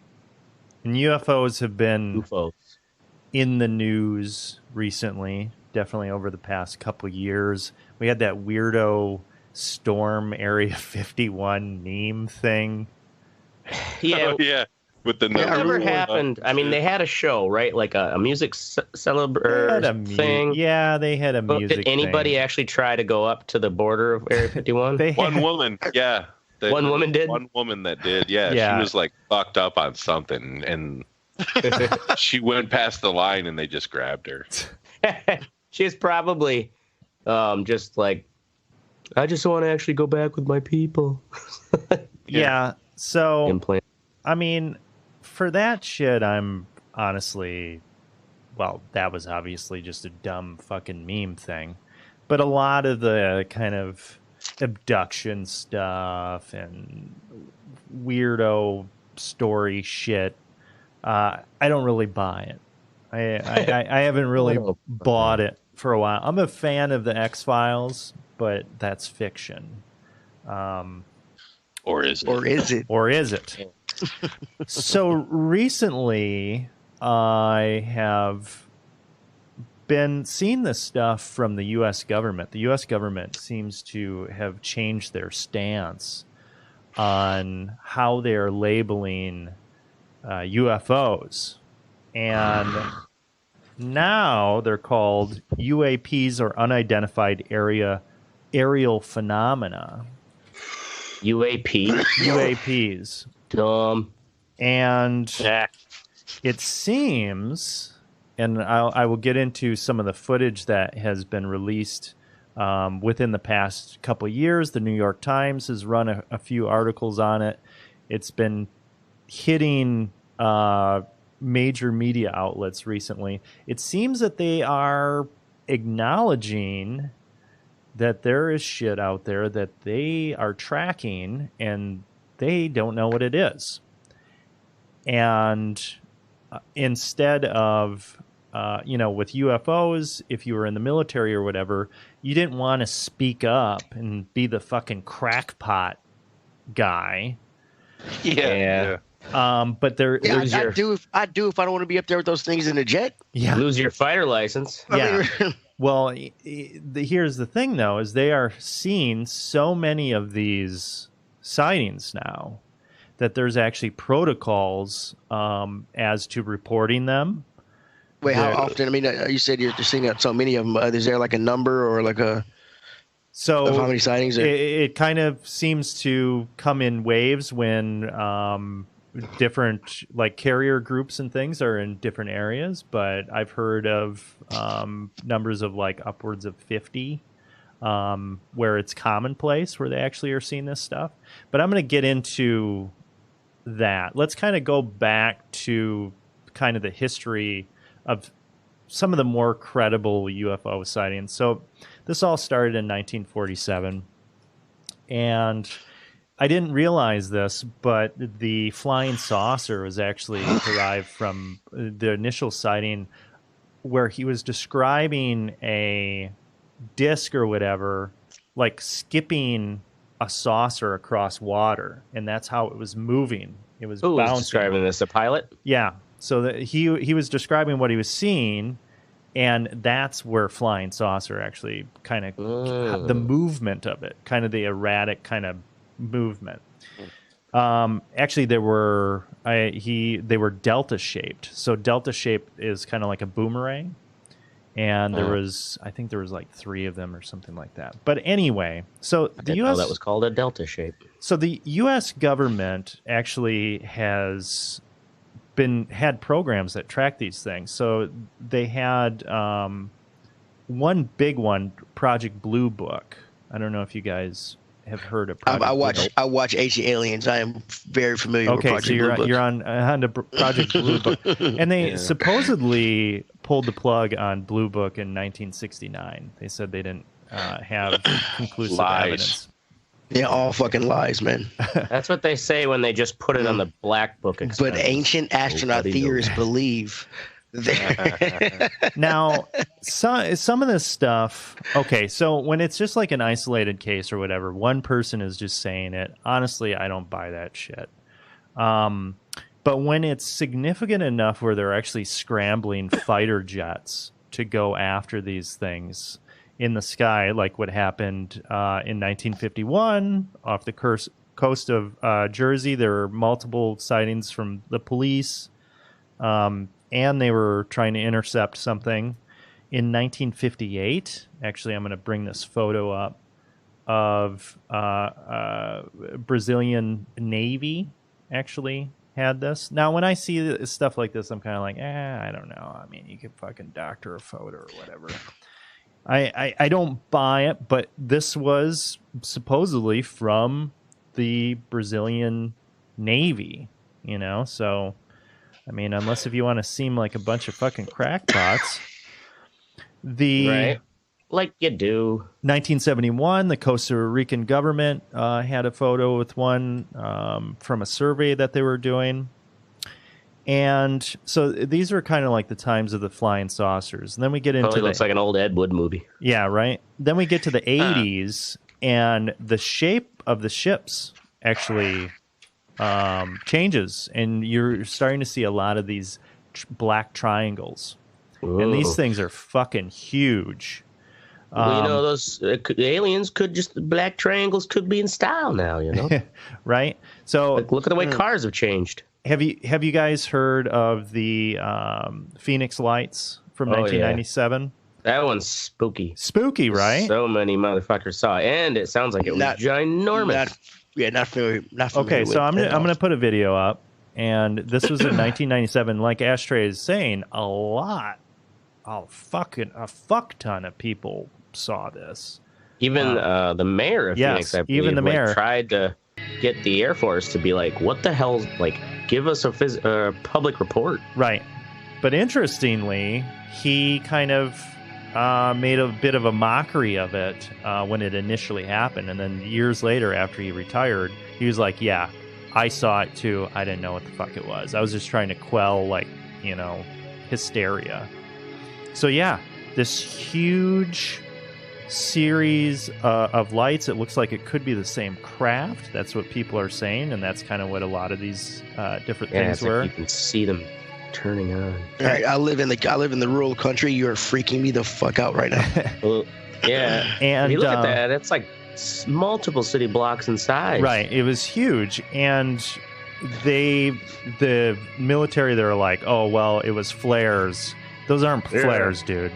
Those are fucking not. Flares don't stay at the same elevation. No, that is definitely not flares. So this one, I mean, you gotta understand. I mean, from a military standpoint, there. I mean, you gotta understand if they can't come out and say it if they know what it is even. Right. Because I don't think we'd be a match for something that can do travel that we can do and have technology. Like we don't have anything that can hover that steel like that without making a huge amount of noise or anything like that. I mean, we don't.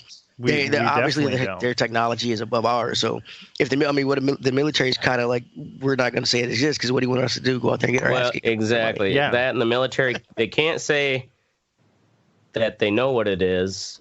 And if they don't know what it is, they can't say they don't know what it is either because well, they we don't can't want to acknowledge that it exists. Yeah. Because they don't know what the fuck it is. Then people go into a hysteria. Exactly. Right. Yeah, they have no real answers. Yeah, you can't be like, oh yeah, that's just the Zorgons. Don't worry about it.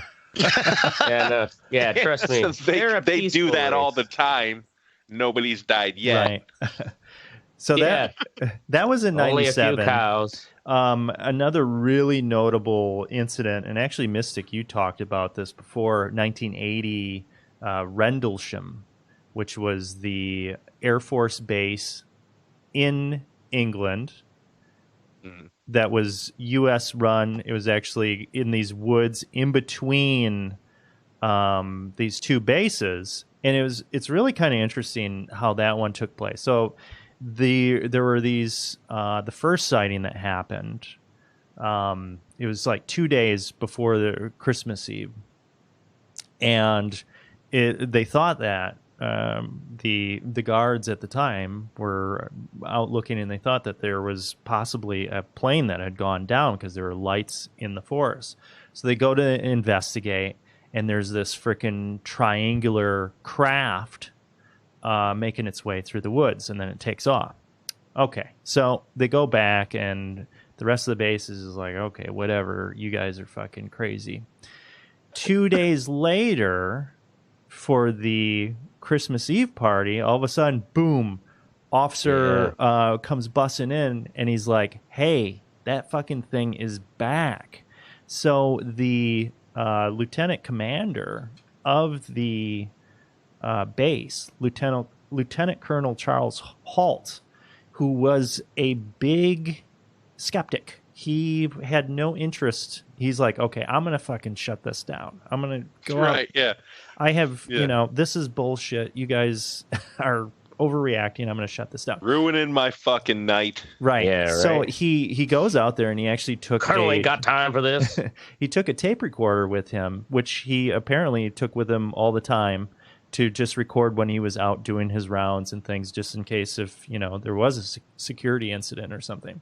He goes out there, and on the recording, you can just hear in his voice, they fucking encounter this thing, and it's like bright lights. It looks really weird. Like the lights were so bright that they said that there was like a farmhouse out there, and it looked like it was on fire. The lights were so bright. And it was going through the woods, not touching any of the trees. It was avoiding them as they were approaching it. And they went out. Get this. They went out and they got radiation readings. There was radiation. Oh, yeah, they found landing sites, or what it looked like. And they right? found landing sites. And frickin' a guy filed... A guy was awarded a VA disability claim from the radiation from the UFO. Really? John McCain, actually, his office fought for him to get this. So the VA acknowledged that this happened out there. And this guy, received radiation as a result of it. So that was a pretty significant. You can still listen to. Oh, absolutely. The audio is actually really is good. Released. I think it was like a BBC thing or something that I heard it. And it was like, fuck, it kind of spooked me. Yeah. You remember the show that we did on the Dyatlov Pass? Yes. People thought that shit was fucking possibly aliens, right? With the aliens too, Right. yeah. So or the Yeti. Now we go into this. Kind of brings me into the modern era, and where things kind of went quiet a little bit. Excuse me, until like the early 2000s, and one event happened.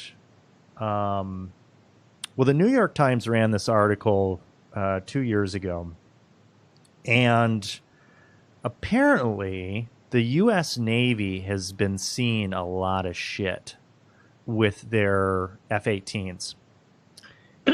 And they had one incident that happened in 2004 off the coast of San Diego. I can see myself on that straight screen. They're out doing a training exercise, and they're out there, and there's some sort of a craft that is hovering over the surface of the ocean. And this guy is the commander of a squadron of F-18s. So they're like, okay, we're going to check this shit out. And as they get closer, it actually looks as if the craft is hovering over something that is under the surface of the ocean. So the craft is maybe like 50 feet long. It's actually described as a tic-tac shape. No other discernible features on the outside. And it was a giant alien suppository. Yeah. Underneath it is some sort of, looks like some sort of submerged thing, and it's actually causing the ocean to bubble underneath that. So they actually pick it up with their radar or whatever, their tracking systems. And I'm going to go ahead and bring that one up. So let me bring that up here. So this one, you can't, they kind of zoom in on it. You can't get a good look at it, but when you hear this guy talk about it, actually, he was on Joe Rogan. And Joe Rogan interview him? Yeah, cool. And I mean, the guy is completely with it. He's not a fucking crackpot. He's just a pilot. Well, yeah, and to be a pilot, you got to be pretty even keeled, anyways. Right. They don't let crackpots fly. And this dude is the not in your army, buddy, but in mine we do. This dude is the the commander, right? So there's that one, and so they go there, and then this thing just kind of bolts. It jets off, and the radar people on the ship. They're like, you're not going to believe this, but this thing is like 50 miles away at the rendezvous point where you were supposed to go to, like almost instantaneously.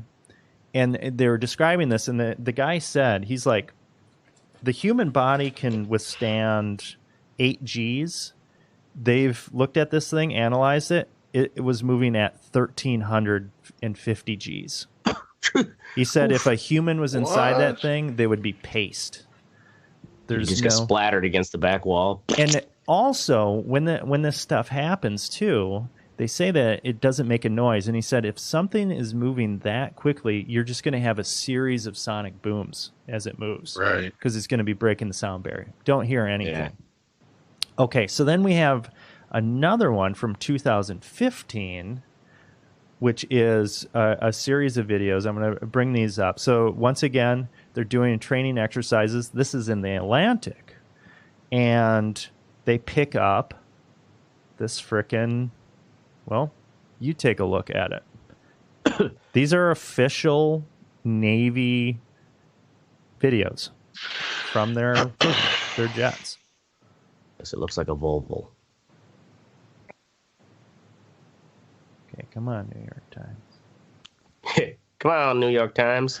We need that fake news now. Right? Oh no, they're shutting us down. Wow, you didn't subscribe? No, I'm just trying to get the goddamn video to work, but it's not playing. I can see that shape. Fucking drone, bro. Oh.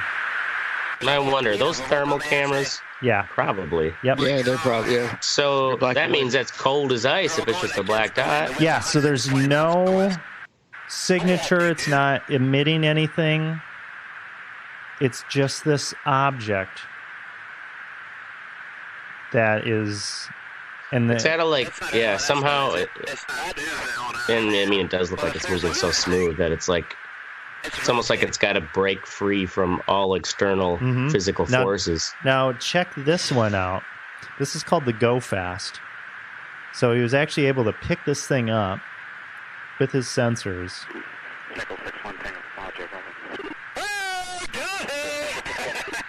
That's weird. Are you sure he's like getting a kid in front of me? Did you box moving target? No, I took an auto track. Oh, okay. Oh my god. Ooh, look at that fucker go! That reminds you of like how hard it must be for the cameraman to keep track of the golf ball. So these guys are obviously completely at a loss as to what these things are. They're just trying to track them with their sensors. They don't know what's up. And these videos were actually released. There's this To the Stars thing, the Blink 182 singer. Oh, is the Alien Research Tom Company DeLonge, or whatever? Yeah. So actually, they released these videos, and they've been working with the Navy. It wasn't supposed to go out to the public, but it did. So after that, the Navy's just like, all right, well, I guess we need to acknowledge that we are trying to figure this stuff out. But they'll let the guy from Blink 182 know, but they won't let us know. What's gonna happen? I never trust a punk rocker with top secret That information. sounds like a horrible plot to like a sci-fi movie. Right. Like the singer from a punk band like outs aliens. Right, and then Now, society has to come to To terms the with Stars the fact. Academy. These are the people that are on To the Stars Academy.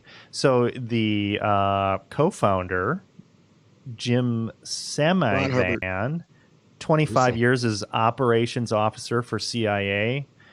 Steve Justice, Skunk Works. So Lockheed Martin Skunk Works. What's Skunk Works? That's the division all of the top secret shit, making all like the SR-71 and shit like that. Great name for a top The secret ray thing. guns, Ashtray, the ray guns. Yeah, those ray guns they keep talking about, we never get. Yeah. Like I said, got mine last week, bro. They have all these people from the CIA, all these people from intelligence, and actually, this To the Stars Academy, the Army actually inked a deal with them, $750,000 commitment with them, because they claim to have exotic extraterrestrial materials from crashed vehicles, and the Army wants to study them to potentially make fucking armors and weapons. Say that again. They got how much 750 million? No, 750,000 pieces. No, money. No, dollars. Oh, It doesn't money. seem like a lot for any It's- defense contract. it's not. anything. Okay, so Yeah, no. they spent are- that much trying to make a pen right upside down. Right. The Army has joined the extraterrestrial fray in a big way, inking a contract with DeLonge's TTSA to collaborate in the study of exotic metals that both parties hope will lead to the development of advanced technologies. To the Stars claims to have acquire, design, or produce these materials, which can offer an array of futuristic modifications like active camouflage, beamed energy propulsion, inertia mass reduction, and quantum communication. Bullshit. This is from the Army Times. I'm reading this from the Army Times. Oh, it's from the Army Times, huh? Oh, yeah. That's no propaganda. Okay, so and that's where I'm coming at from this. This looks like absolute bullshit. This seriously looks like complete bullshit. But the videos from the pilots, there's no. Yeah, that's not. Yeah, you're right. That's not bullshit. So I'm really kind of trying to figure out what the fuck is going on. Like, it almost seems like, I mean, this just totally smells like bullshit here. Is this like some sort of fucking smoke screen I don't or think something? The Army is the bullshit part of it. I think it's his business saying, I think the Army is like 750,000. We spend that in 4 hours. Sure, give it to him. Right. We see what he has. Right. A year of get our a good top laugh generals out of it if it fucking doesn't work. Right. So, I don't know. That's what's going on there. Now, to go back to the Rendlesham incident, to kind of bring this back around. When they were out there, remember there were the two guys that saw the small triangle vehicle initially. And one thing that I didn't say is actually one of the guys, let's see here, Jim Peniston, who was a staff sergeant in the Air Force, he actually came up to the triangle and claims to have touched the triangle. And he said that it didn't have any markings on it, or it had like the one spot with like hieroglyphic type things on it. And he touched the outside of it, and he felt this huge flash of light and totally disoriented. And he's fucked up from this. And he just started like writing in his notebook. I don't know if it was a few days later or whatever. And he ends up writing a bunch of binary code in his notebook. And there's actually pictures of this notebook pages with the binary code. Well, 30 years later, somebody sees that and they're like, hey, what the fuck is that? So he tells them what happens. He's like, okay, well, let's try to decode this shit. So they decode the binary code. And what they get from this, now, hey, this is fucking conspiracy They shit. decode the binary code. Right. So this is what it said. Exploration What does it say? of humanity, continuous for planetary advan, and they didn't have any more, fourth coordinate, continuous, and then they have these coordinates. And the coordinates are of a place in Belize, which is a temple, like a Aztec temple. Sedona, Arizona. They said they are not really sure, just kind of out in the forest. The Great Pyramid of Giza, the Nazca Lines in Peru, a sacred temple on top of a mountain in China, and the Temple of Apollo in Naxos, Greece. And the 7-Eleven down from Mystic's house. And High, Brazil, which is basically the Irish Atlantis, like Celtic Atlantis. But we found it? So it was on old maps and shit, but it never thought to actually exist. But it gives the coordinates to that. And it said also on there, it says eyes of your eyes, and it says origin year 8100. So I'll leave you with Eye of that. your eyes. Eyes of your eyes. Eyes of your eyes. In origin year 8100. Now, was this is a translation of the binary code, not the hieroglyphs, right? A lot of that shit in fucking line. Was it lines or ones and zeros that he wrote the shit down? Ones and zeros.